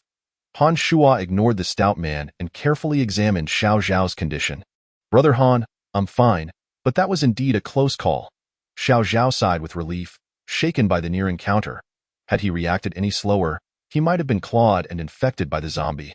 Sometimes, the line between life and death is merely a fleeting moment. It's good that you're okayed. By the way, you mentioned this mutant is called a clawed zombie? Han Shuo inquired after confirming Xiao Zhao was unharmed. Yes, the underground research facility has information on these mutants. Although this is my first encounter, I can identify it. The clawed zombie is likely the most common type of mutant. I've heard many soldiers mention that they are quite frequently encountered. Xiao Zhao continued, look at its claws. This type of zombie primarily mutates in terms of claws and speed. Upon hearing this, Han Shuo turned his gaze towards the now lifeless clawed zombie, which lay slumped against the wall. Its body riddled with numerous bullet wounds, including the arm Han Shuo had severed. The clawed zombie appeared larger than a typical zombie, with long arms and claws that extended nearly half a meter. Appearing both sharp and sturdy, no wonder they're called clawed zombies. It's quite fitting, Han Shuo muttered to himself. Hey, did we really just take down a mutant? The stout man exclaimed, his eyes wide with disbelief. Is that all? Next time we encounter one, I could take down 5, he boasted, puffing up with pride, seemingly unperturbed by the earlier danger. Come on now, let me ask you this. If it had targeted you first, would you have reacted in time? Han Shuo felt the need to temper the stout man's burgeoning bravado. What if you didn't have a gun? Could you have killed it? He continued, and even if you had a gun, do you think it would have given you that much time to shoot if Xiao Zhao hadn't drawn its attention? After 3 pointed questions, the stout man hung his head in silence. Indeed, Han Shuo's points were valid. Without any one of those factors, he likely wouldn't have been able to take down the clawed zombie. Well, this time we had guns, so it felt easier. But think about it. Those with guns are few and far between. If ordinary survivors were to encounter this clawed zombie, with just its claws and speed, even a group of dozens might not escape unscathed. Xiao Zhao chimed in. Moreover, The clawed zombie is arguably one of the easier mutants to deal with. Their words of caution echoed in the stout man's ears. All right, stout man, go collect the mutant's viscera. I can't be bothered to keep lecturing you. Han Shuo waved his hand, dismissing him as he headed towards the location where the clawed zombie had appeared. He passed the body of the clawed zombie. Han Shuo noticed that its ear canals had been punctured by some sharp object, explaining why their earlier loud conversation hadn't drawn its attention. Got it. The stout man grinned as he dashed over to retrieve the viscera. Han Shuo stepped outside the wall, spotting the corpse of the ordinary zombie from earlier. He could clearly see the signs of it having been consumed. So that's how it is. It was only today that Han Shuo fully comprehended why mutants frequently appeared in places devoid of zombies. Because mutants actually consume the bodies of their kind. Just as Han Shuo surmised, aside from the intelligent zombies, other mutants seem to indiscriminately attack both humans and ordinary zombies alike.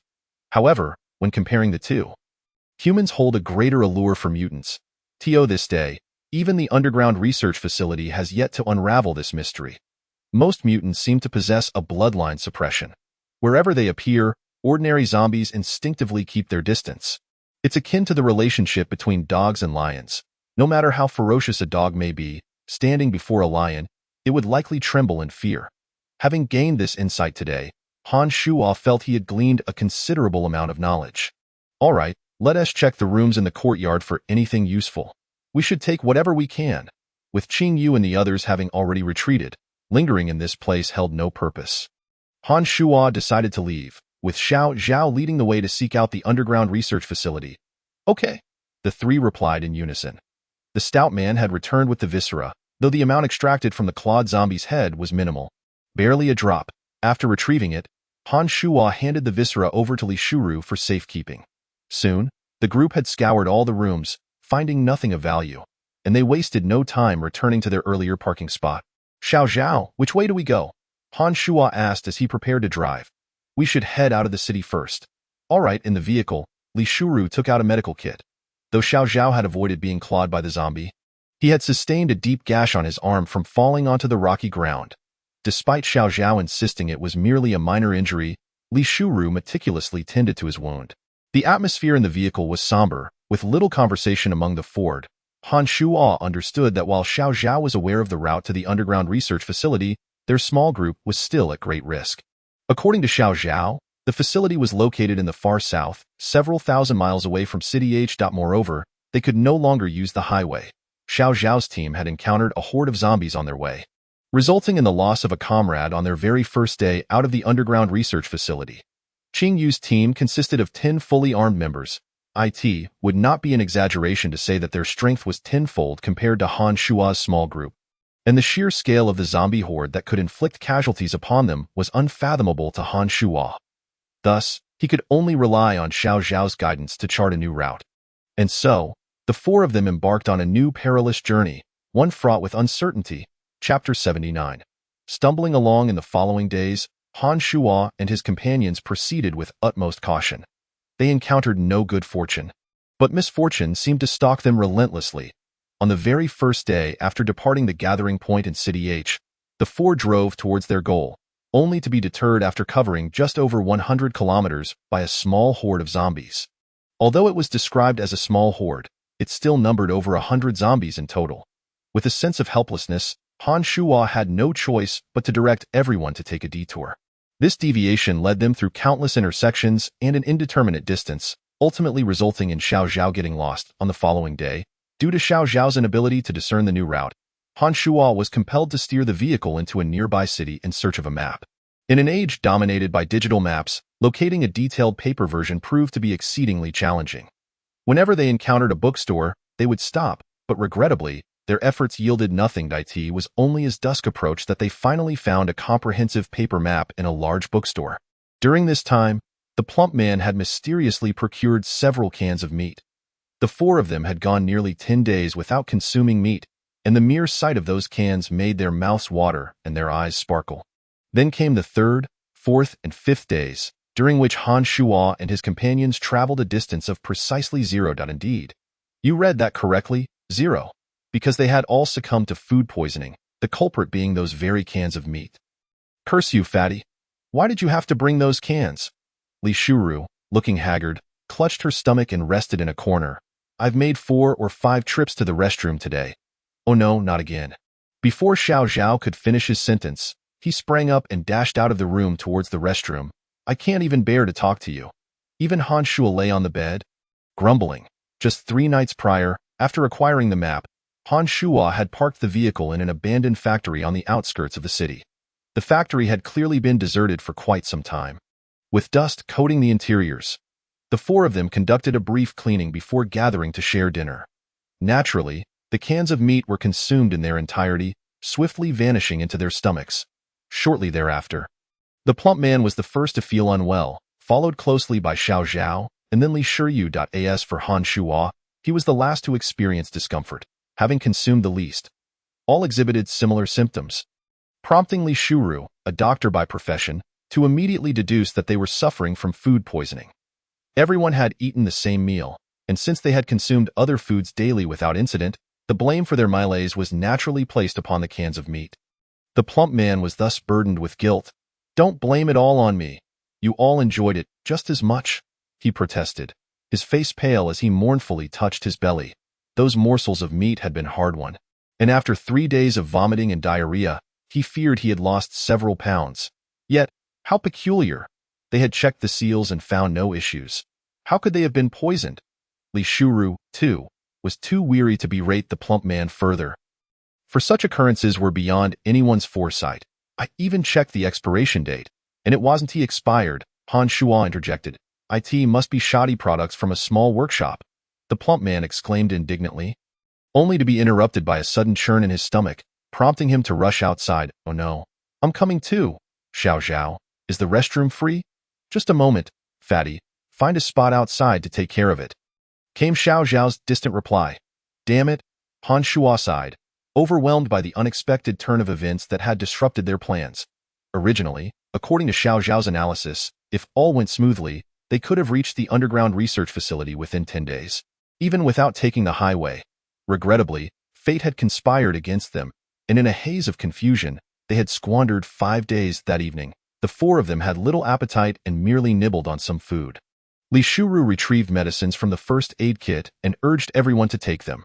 The food poisoning was serious but not fatal. However, it was undeniably more severe than typical cases. By the 4th day in the factory, Han Shuo had begun to recover, feeling merely fatigued and no longer suffering as he had in the preceding days. On the 5th day, Li Shuru's condition gradually improved as well, for she and Han Shuo had eaten the least.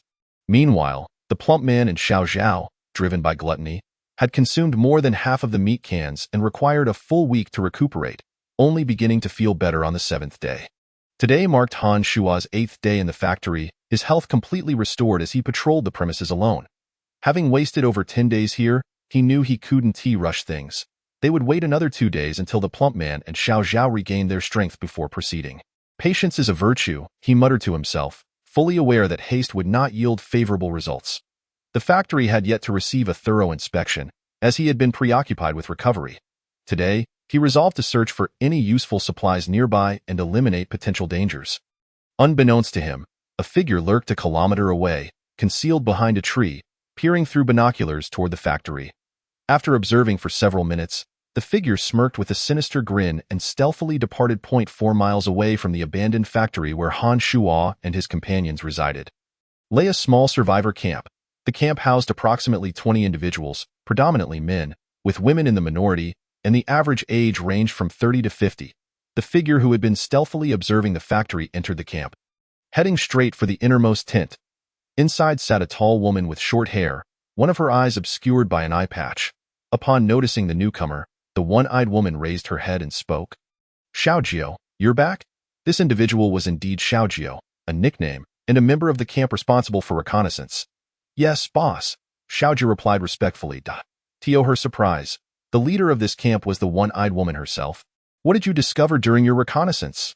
The one-eyed woman inquired indifferently. After several days of observation, it appears there are only 4 people at the factory. Continued. I reported earlier that they had some food. But today, you won't believe what else I found. Xiaoju seemed visibly excited, though the one-eyed woman grew impatient. Spit it out, don't dawdle. they have guns, and certainly more than one. Upon hearing this, the one-eyed woman shot upright from her chair. She was now thoroughly intrigued by Han Shuo and the others. Xiaojio, are you certain you saw guns in their possession? The one-eyed woman's gaze turned fierce. Boss, I wouldn't dare lie. I saw one of them on patrol, and I have a feeling the others must have some too.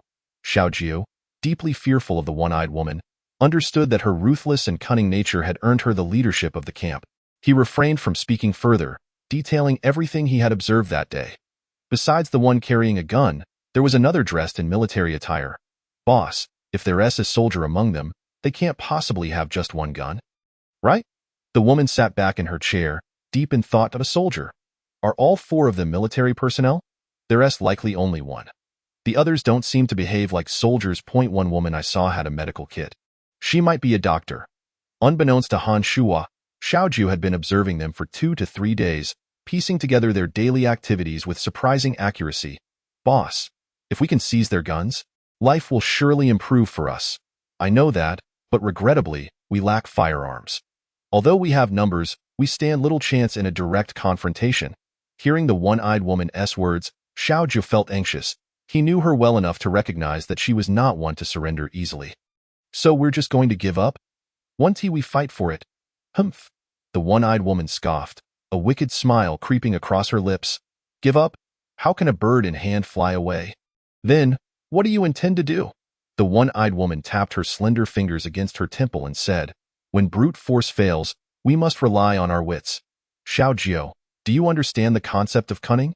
Yes, boss. I will follow your lead. Elated that his boss was not one to easily concede, Xiaojio replied respectfully. Take someone with you. Keep a close watch on any movements at the factory over the next few nights. And inform me immediately. We cannot let them escape. As for the guns, I will devise a way to make them hand them over willingly. Understood, boss. Meanwhile, in the direction of the factory, Han Shuo remained oblivious to the fact that their actions and information had been completely exposed to others. He had no inkling that just a few kilometers away, a pair of ruthless eyes were closely monitoring and plotting against them. Though he had found nothing of value, at least there had been no significant encounter with zombies nearby. Han Shuo muttered to himself, having circled the factory without any fruitful discoveries. As the day wore on, dusk began to settle in. Han Shuo returned to the building, making his way back to the temporary quarters. How are you three faring? At this moment, Fatty and Xiao Zhao lay on the bed, one on each side, while Li Shuru sat nearby, perusing a book of unknown origin, and no longer plagued by vomiting or diarrhea. They instead felt a profound weakness. Fatty, listless, lifted his head to glance at Han Shuo. Brother Han, I'm not much better. My body feels rather feeble. Xiao Zhao chimed in, well, who told you to indulge so much?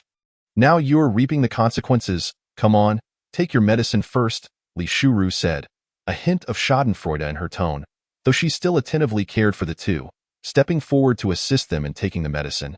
Han Shuo let out a bitter laugh. He recalled that Li Shuru had not always been so amiable, often colder than him. Perhaps her time spent with Fatty had rubbed off on her, infecting her with this mischievous trait. Hey, Rome, what kind of talk is that? We're exhibiting a spirit of self-sacrifice here, absorbing toxins for your and Han Shuo's sake. It's one thing not to express gratitude, but to berate us. Xiao Zhao, don't you agree? Fatty continued his banter. Yes, Fatty speaks truth. Xiao Zhao, usually composed and appearing like an honest child, had grown more familiar with everyone over time, revealing a more playful side. Their banter left Li Shuru momentarily speechless, as if each word held merit, albeit all nonsensical. Yet, it must be said that Fatty had a knack for rallying support and swaying hearts. All right, Shuru, don't argue with them. We can't win a verbal duel with two, Han Shuo interjected, bringing a semblance of peace to the trio. You two should also speak less and treat Shuru kindly. Without her, would you be recovering so swiftly? This, they could not deny. Han Shuo, when do we plan to set off? Li Shuru inquired. Given their condition, I estimate it will take another 2 to 3 days for them to fully recover. We'll discuss departure once they're fit. I've checked, and the area around here is quite safe, Han Shuo replied. All right. Upon hearing Han Shuo's response, a sense of disappointment washed over the three. This past week, despite most of them being bedridden, they had relished a rare opportunity to relax, free from the dread of zombies and the anxiety of travel. Nevertheless, they all knew this was not a sustainable situation. True safety could only be attained upon reaching the underground research facility. What is the matter? You all seem rather glum. How about Fatty? You go find some more canned goods, and we can lounge here in this factory for a few more days? Han Shuo jested, having discerned their thoughts. No. It's much better to be unwell than to be comfortable. Fatty quickly waved his hands in refusal. Let us focus on recuperating properly, Han Shuo said, and then, turning his attention away from the group, he spread out a map to study it closely before nightfall.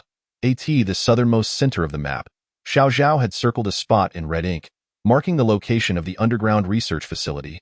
Currently, they were situated on the outskirts of a place called City Jeet, positioned in the eastern part of the central region. It was evident that a considerable distance lay between the two locations. Yet Han Shuo remained undeterred, as he was not one to easily surrender. Although the target seemed distant, he continued to seek out potential routes on the map. As time passed, darkness enveloped the surroundings, and he folded the map away. The four refrained from lighting a fire for warmth. While others outside might be unaware, Han Shuo understood that flames in the outskirts could easily attract infected creatures. Moreover, they were no longer in the north, and the weather here was bearable. Thus, under the moonlight, they shared a simple meal to satiate their hunger, engaged in light conversation, and eventually retired for the night. Chapter 81. Has Xiao Zhao gone missing? Chapter 82. The one-eyed woman Han Shuo, don't fret. Perhaps Xiao Zhao simply wandered too far and will return shortly, Li Shuru offered a comforting word. Indeed, didn't you already patrol the area? In the absence of Xiao Zhao's corpse implies he should be fine, Fatty added, I understand. But if Xiao Zhao had truly strayed so far, he would have informed us beforehand. Han Shuo replied, though anxiety gnawed at him, he knew that maintaining his composure was crucial. While searching for Xiao Zhao earlier, he had contemplated the possibilities surrounding his sudden disappearance. When descending, although Xiao Zhao hadn't taken a firearm and appeared somewhat weak, he always kept his military shovel at his waist. This allowed Han Shuo to dismiss the risk posed by zombies. With Xiao Zhao's skills, he would undoubtedly evade ordinary zombies. A few scenarios lingered in his mind. First, there might be mutated creatures nearby, and Xiao Zhao could have encountered an unforeseen danger. However, he quickly dismissed this idea, as no blood trails had been found in the vicinity. Second, perhaps Xiao Zhao had simply walked off, exploring beyond their search radius. Shaking his head, Han Shuo deemed that unlikely as well. Thus, the only possibility remaining was that other survivors existed nearby, and Xiao Zhao had been abducted. Damn it, could Fatty's ominous words actually hold true? Han Shuo mused, the likelihood of this scenario increasing in his mind. The factory's complexity could harbor nefarious individuals who might have stealthily infiltrated and ambushed Xiao Zhao, especially since the location appeared secluded and safe. Allowing Xiao Zhao's guard to drop, continue the search, this time. Expand the range to cover 3 kilometers around us. Han Shuo instructed Fatty and Li Shuru to keep looking for Xiao Zhao. Understood. They responded hurriedly before heading out. Once they departed, Han Shuo took a moment to reflect on the recent series of unfortunate events, delivering a fierce punch to a nearby tree trunk. Damn it, I've had quite enough of this bad luck. Starting from the gathering point where we failed to converge with Qingyu, he cursed. This was not just bad luck. It was downright catastrophic. First, they were driven away by a horde of zombies, then lost their way in search of a map, followed by a collective food poisoning incident, and now, to top it all off, a living person had gone missing. Little did they know that while Han Shuo and the others were enduring their misfortunes, Qingyu and her group had successfully evacuated from the gathering point, driving several delivery trucks filled with survivors to the underground research facility without encountering any major threats along the way. As time slipped by, Xiao Zhao had been missing for nearly half a day. Unlike the others, Han Shuo remained behind to keep watch. He ascended to the upper floor, retrieved a firearm, and descended shortly thereafter, only to see Fatty and Li Shuru rushing in from outside, their expressions fraught with urgency. Han Shuo, hurry! Prepare for battle. A vehicle is approaching from a distance. Fatty shouted even before reaching him. Is it people? Han Shuo's senses heightened. The two rushed into the factory. What is happening? Han Shuo quickly inquired. We still haven't found Xiao Zhao, but on our way back, we spotted a pickup truck headed straight for us. With at least 4 or 5 people on board, Fatty gasped for breath, while Li Shuru recounted their encounter. Did you see them? Are you sure they're coming directly here? Han Shuo pressed. I don't think they noticed us. We hurried back as soon as we saw the truck, Fatty replied, his breath steadying. Yes, they definitely seem to be headed our way, he confirmed. Han Shuo could already hear the distant roar of the approaching vehicle. Prepare for confrontation, he commanded, his expression serious as the three quickly readied their firearms, eyes fixed on the horizon. That moment, especially following Xiao Zhao's recent disappearance, the arrival of a vehicle felt ominous. Before long, a pickup truck came into view, halting a mere 10 meters away. 5 robust men disembarked, wielding clubs and other blunt instruments. Their intentions were clearly hostile. The trio refrained from firing immediately. Han Shuo had no fear of these individuals. Shifting his aim towards the passenger seat as one person remained inside the vehicle, soon, a tall woman emerged from the passenger side. She was the one-eyed woman. Oh no, an eye patch, Fatty whispered to the others. Han Shuo remained silent, gun still raised, intent on discerning the purpose of their visit. Hey, little brothers, no need to be so tense. Your hospitality is quite alarming, the one-eyed woman said with a smile, raising her hands as she stepped forward. Who are you, and what do you want? Han Shuo questioned warily, unwilling to be deceived by her feigned friendliness. Why, we are merely survivors like you. Alas, we encountered a horde of zombies and were forced to flee. Mistakenly stumbling upon your location, the one-eyed woman continued, maintaining her facade. Get lost. This place is under our control. You're not welcome here, Fatty retorted sharply, clearly identifying the woman as their leader. Well, little Fatty, you're quite fierce. Aren't you? You're scaring me.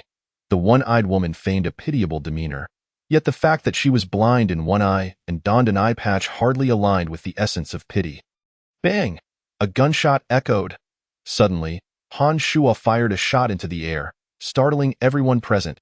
No more dilly-dallying. Reveal your true intentions. Han Shuo was disinclined to endure any further prattle from the one-eyed woman. These individuals were undoubtedly not here by mere coincidence.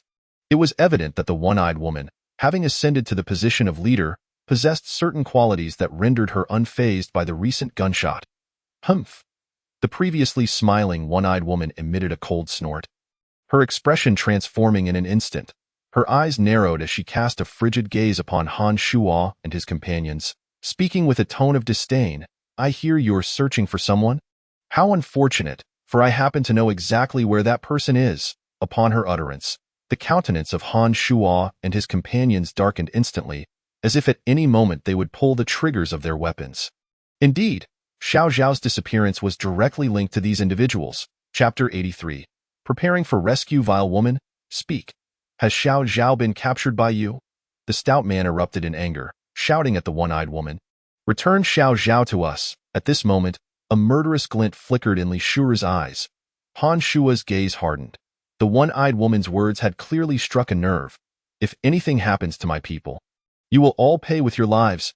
Oh dear, don't be so hasty. Rest assured, the person is still alive. What is there to panic about? The one-eyed woman shot a surprised glance at Han Shuo. Having not anticipated that the leader of the quartet was him, her expression shifted once more, a smile returning to her face. Why people have been observing you for several days. Look at my subordinates behind me.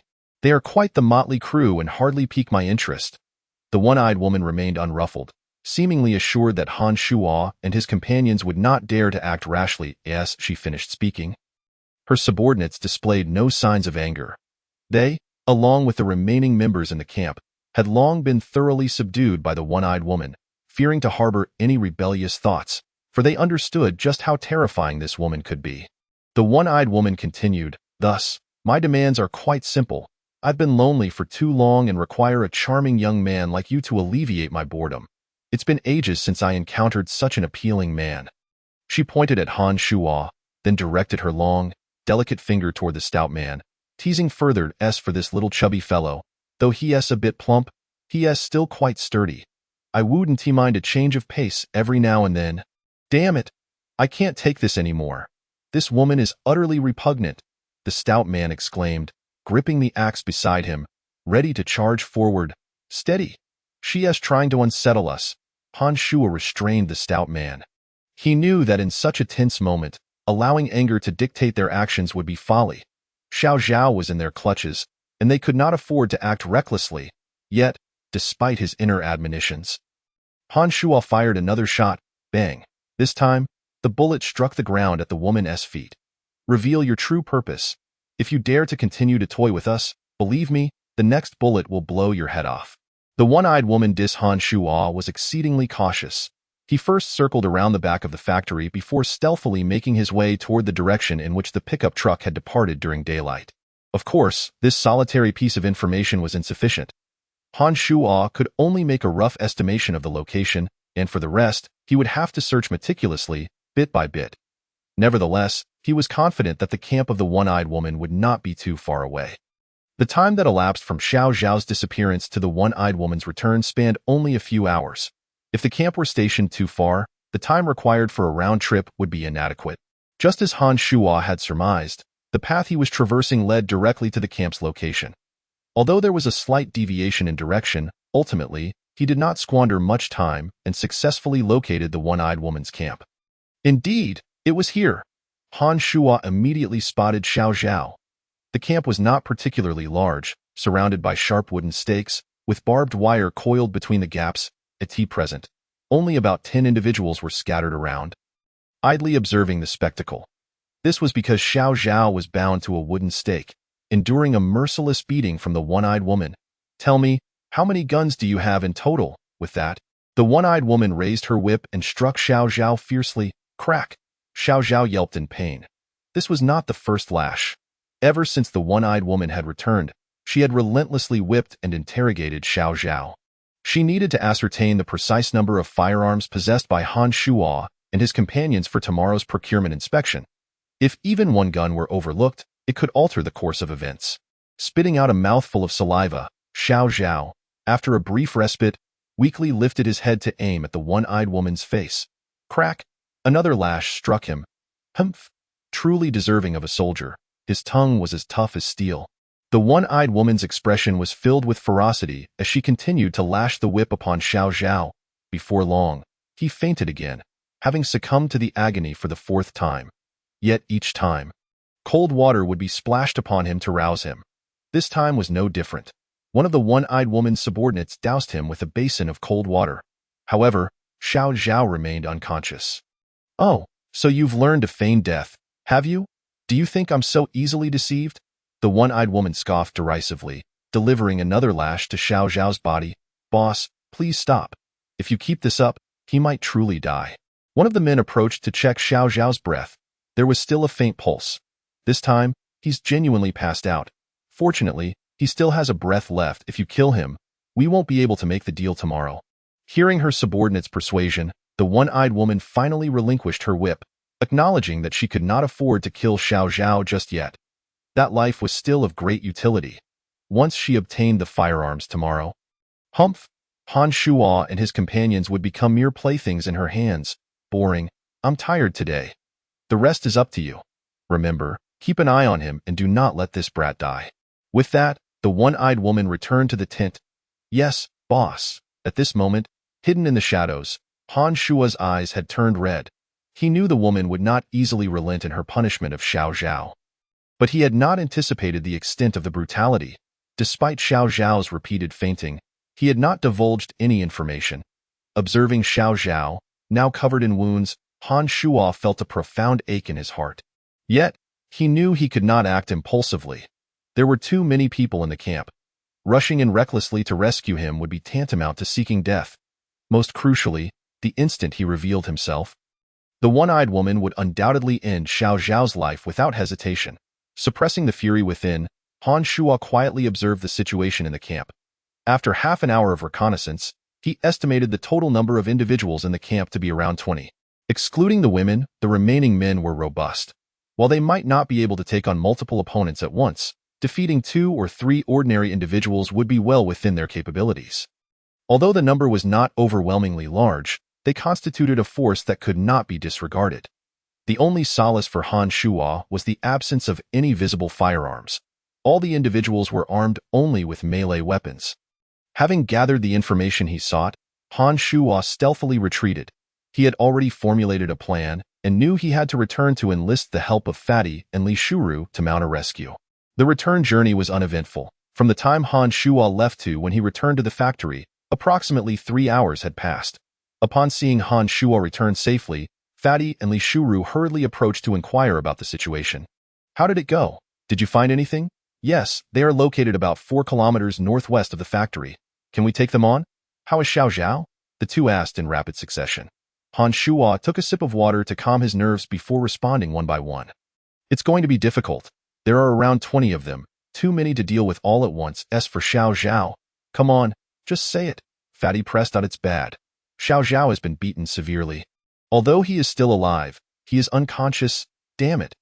I'll kill them." Fatty, who had grown particularly close to Xiao Zhao during their time together, was filled with rage upon hearing of his brother's plight. "Humph, you don't need to tell me. I won't let them off either. You two, come here. I already have a plan." The three gathered together, and Han Shuo began to outline his strategy, which he believed offered the highest chance of success for their rescue. This plan had to be executed tonight. No one could afford to sleep soundly. Chapter 85. Dividing tasks to rescue Xiao Zhao. "All right. We'll do as you've suggested." After hearing Han Shuo's plan, Fatty clapped his legs in approval. "Your health isn't fully restored yet. Your task will be quite demanding. Are you sure you can handle it?" Han Shuo looked at Fatty with concern. "No problem. Besides, for Xiao Zhao, I can endure it," Fatty replied, though fatigue was evident in his eyes. "By the way, Han Shuo, I have a kind of stimulant. Do you want to give Fatty a boost?" Li Shuru suddenly interjected, quickly retrieving a small vial of liquid and a syringe from the medical kit.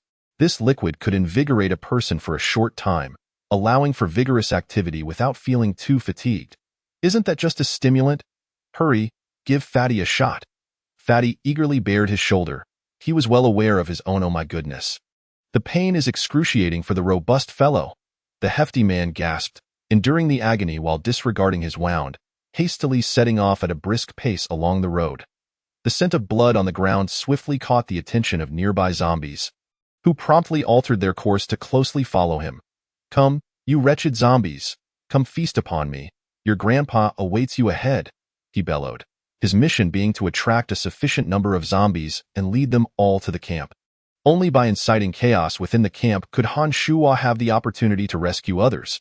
As for why the task of luring the zombies was not assigned to Li Shuru, Han Shuo believed that the hefty man possessed more cunning ideas.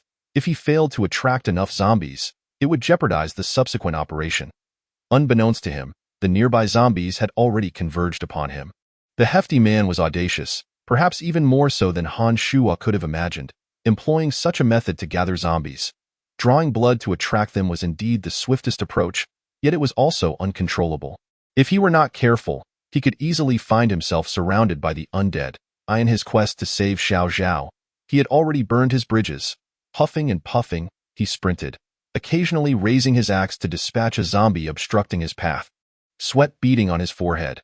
Thankfully, after such extensive training, he could still hold on physically.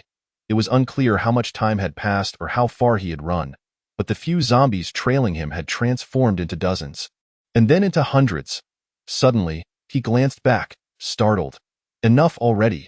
He had intended to lure only 30 to 50, yet the current number far exceeded that.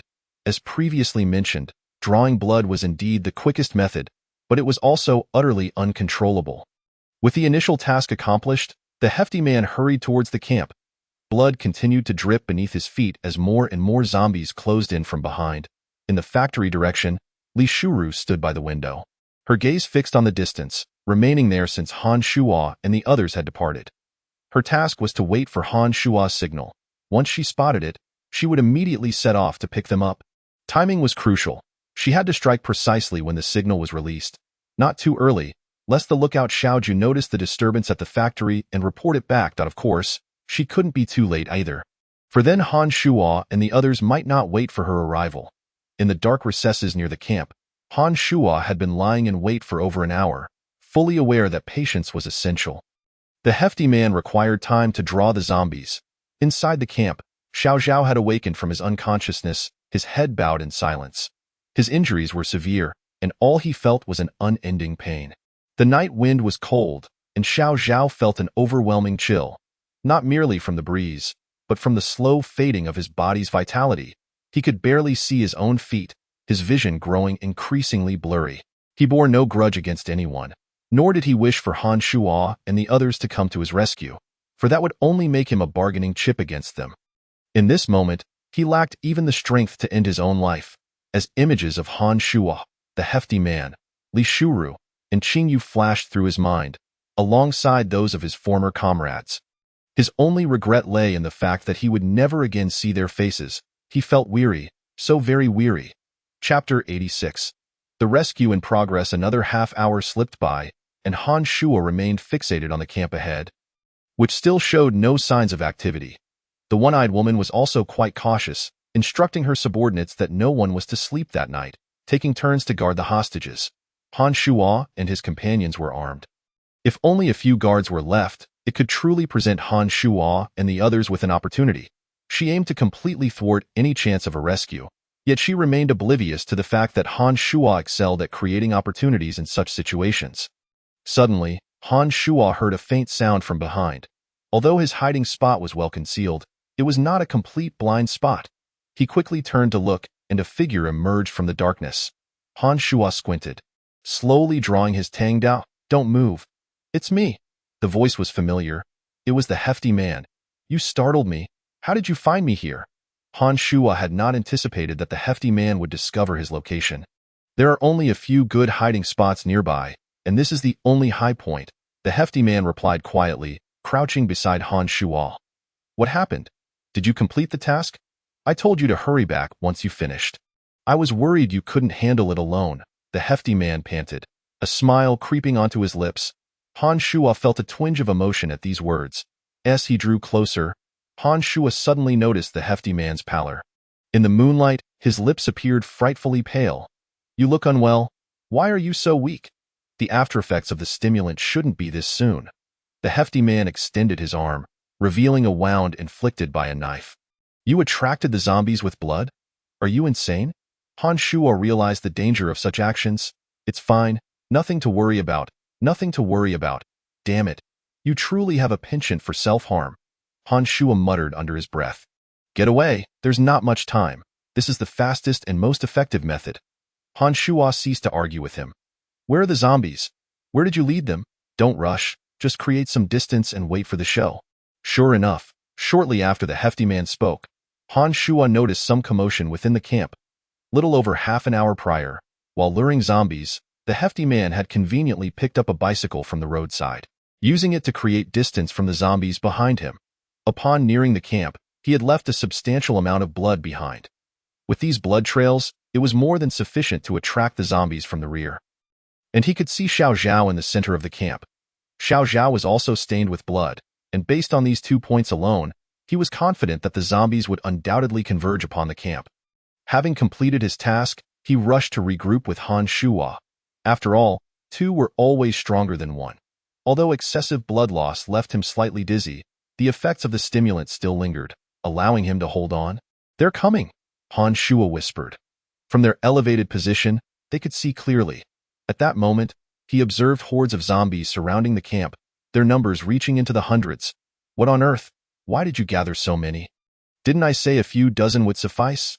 "I couldn't help it. The blood wouldn't stop," the hefty man protested, feeling somewhat aggrieved. "Be careful." Suddenly, Han Shuo sprang up, swiftly wielding his knife, for a zombie had appeared behind them. After dispatching the creature, he shot the hefty man a glare. "Quickly cover your wound with your clothing. If the scent of blood spreads, we might not even be dead yet." I know. Once they confirmed that no new zombies were approaching, the 2 meticulously observed the situation within the camp. At that moment, the camp had become quite lively. Someone had already noticed the nearby zombies and rushed to inform the tents. "What the hell? How could so many zombies suddenly appear?" The one-eyed woman emerged from her tent, wielding a wolf's fang club. This location was relatively secluded. They had been stationed here for some time and had never encountered such a massive horde of zombies. "It must be the blood from that hostage attracting them," murmured one of her subordinates, uncertain. "Hurry, grab your weapons." The one-eyed woman disregarded her subordinates' complaints. Already, dozens of zombies were surging toward the camp.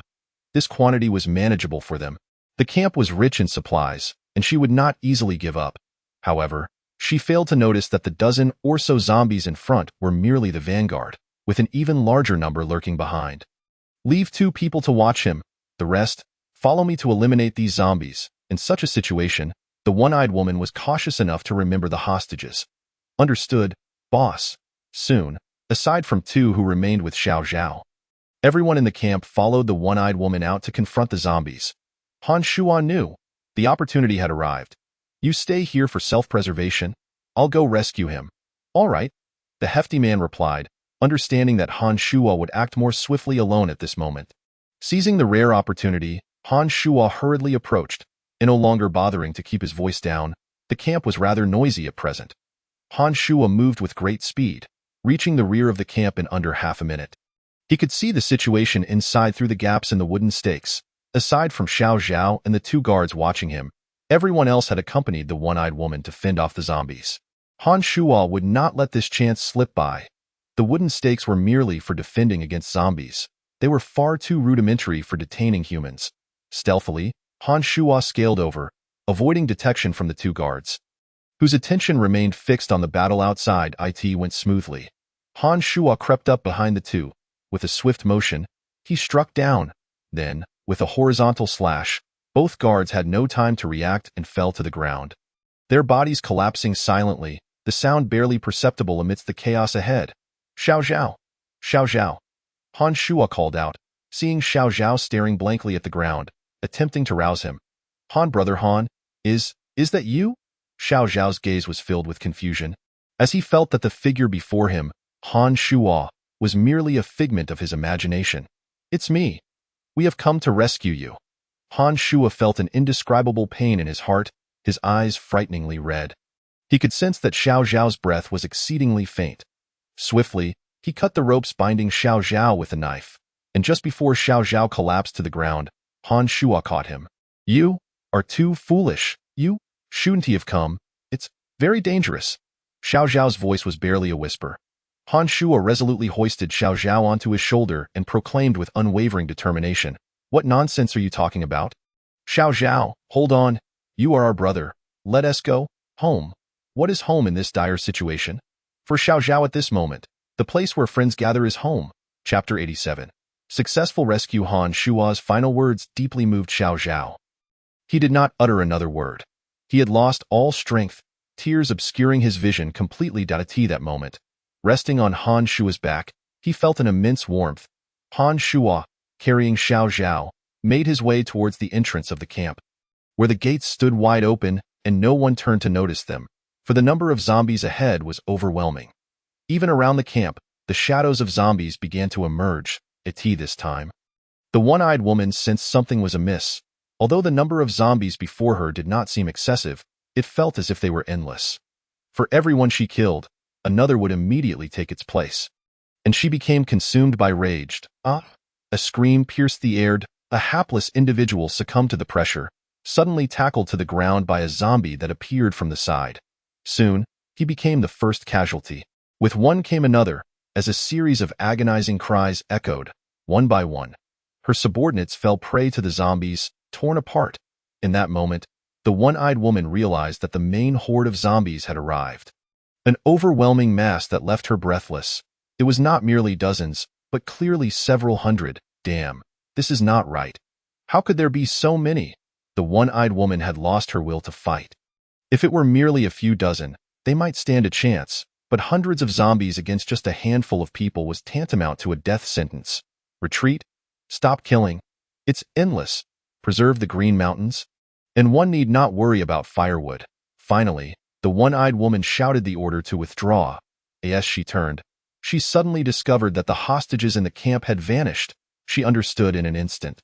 Ha ha ha ha. I wondered why there were so many zombies. You all have quite the strategy. The one-eyed woman released a manic howl to the heavens, her voice laced with madness and fury. She had not anticipated that Han Shuo and the others would devise such a means to rescue the hostages. Zombies, these are zombies. Others could barely escape, yet they dared to attract them. Moreover, they had lured so many zombies to assault their own camp. The one-eyed woman had underestimated Han Shuo and his companions. She thought that with hostages in her grasp, victory was assured. Yet Han Shuo had outmaneuvered her. At that moment, Han Shuo had already carried Xiao Zhao far from the camp, sprinting towards the direction where the fatty was. He paid no heed to the one-eyed woman's shout. The number of zombies summoned by the fatty was simply too great. In such a short time, nearly half of the one-eyed woman's subordinates had perished, and the stench of blood in the air grew increasingly thick. Han Shuo was already struggling, besieged by zombies from all sides. With one hand supporting Xiao Zhao, he swung his weapon to fend off the nearby zombies. In the distance, the fatty spotted Han Shuo rescuing Xiao Zhao and rushed over to provide support. Before long, the two met. The fatty swung his axe and smashed the skull of a zombie behind Han Shuo. "Hurry!" quickly signal. With only 2 grenades left, each of them had one, unable to spare a hand. Han Shuo could only urge the fatty to set off the signal. Good. The fatty pulled a grenade from his pocket, yanked the pin, and with all his might, hurled it into the sky. Bang! The grenade exploded, a flash of light illuminating the sky. "I wonder if Shuru can see it," the fatty muttered, continuing to fight off the nearby zombies alongside Han Shuo. "She will definitely see it." In the direction of the factory, Li Shuru stood by the window, not daring to move an inch, even refraining from blinking. Suddenly, she spotted a distant flash in the sky. Without hesitation, she turned, grabbing her belongings and supplies, racing downstairs. She knew this was the signal initiated by Han Shuo. The sound of the grenade explosion was faint at this distance, but fortunately, Li Shuru successfully caught the signal. Back at the camp, the one-eyed woman naturally noticed the signal in the sky. These bastards still have grenades. Although she felt jealousy, she was even more helpless. The distance between them had already widened by several dozen meters. I can't believe I fell for a bunch of kids," the one-eyed woman thought to herself, no longer paying attention to Han Shuo and the others. For her, the only thing that mattered now was how to preserve her life. Time passed slowly, and Han Shuo panted heavily, drenched in sweat, the Tang knife in his hand having swung countless times. He could only spare one hand now, his fighting ability drastically diminished, as their positions were already exposed. The fatty, disregarding caution, had long since exchanged his axe for a rifle, shooting wildly at the surrounding zombies. "Mamma mia! Hey, zombies, head that way. There's more meat over there. We can't satisfy you all. Why are you fixating on us?" The fatty shouted, somewhat regretting summoning so many zombies that made their escape impossible. "All right, enough chit-chat. Hold on." Han Shuo turned and dispatched another zombie with a swift stroke. "Where is Shuru? Why hasn't she arrived yet? She must have seen our signal. You jinx, stop talking. She will definitely see it. It takes time to get from the factory to here. We just need to hold on for another minute or two." As the conversation ended, the two focused their efforts on fighting. Indeed, before long, the sound of a car engine roared from the distance. "They're coming!" The fatty exclaimed excitedly. "Quick, take the grenade from my pocket and signal again. The situation here is too chaotic. Even if Li Shuru reaches nearby, she might not find their figures immediately." Han Shuo needed to use the grenade to direct her. "All right." The fatty took a moment to retrieve the grenade from Han Shuo's pocket and detonated it. Boom! This time, the grenade exploded amidst the horde of zombies behind them, serving both as a signal and alleviating some pressure. After the explosion, the car's headlights soon illuminated the area, and Li Shuru found them. "Get in the car." After Li Shuru exited the vehicle, she swiftly opened the door and brandished her spear, thrusting it at the zombies surrounding the car. After dealing with the few zombies nearby, she switched to her gun, providing cover for the 3 in the distance. With Li Shuru's support, the pressure on Han Shuo and the fatty diminished significantly. "Let us go, fatty." "All right." Han Shuo took the lead, carving a path forward, with the fatty closely following behind. This time, no further mishaps occurred, and soon Han Shuo helped Xiao Zhao into the vehicle. "Everyone get in," Han Shuo yelled anxiously, turning to take the driver's seat. Li Shuru and the fatty followed closely, entering the vehicle one after another. They closed all the doors, and Han Shuo pressed the gas, speeding out of the horde of zombies. At that moment, a furious voice echoed from a distance. "I'll remember all of you. The next time we meet, it will be your death day. Remember my name.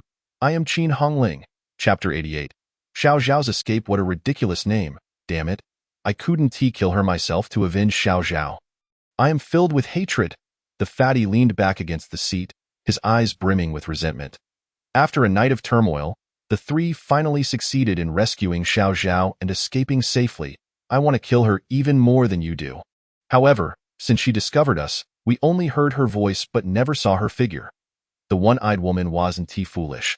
She knew they had guns. Upon realizing the hostages had been rescued, she fled towards Han Shuo's blind spot. As long as she remained hidden, they wouldn't have an opportunity to shoot at her. Han Shuo, let us turn back. I must kill that witch today. The fatty's anger grew. There are too many zombies. We can get in, but not out. It's not worth trading our lives for hers. Han Shuo remained calm, continuing to drive away into the distance. Yes, don't act impulsively. She might already be dead among the zombies.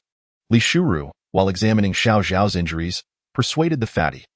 The fatty was fine, but he occasionally acted recklessly. If that witch dies among the zombies, it would be too easy for her, don't worry. Even if she is lucky enough to escape. She will die next time we meet. Han Shuo resolved not to dwell on the one-eyed woman. Deep within, he silently vowed.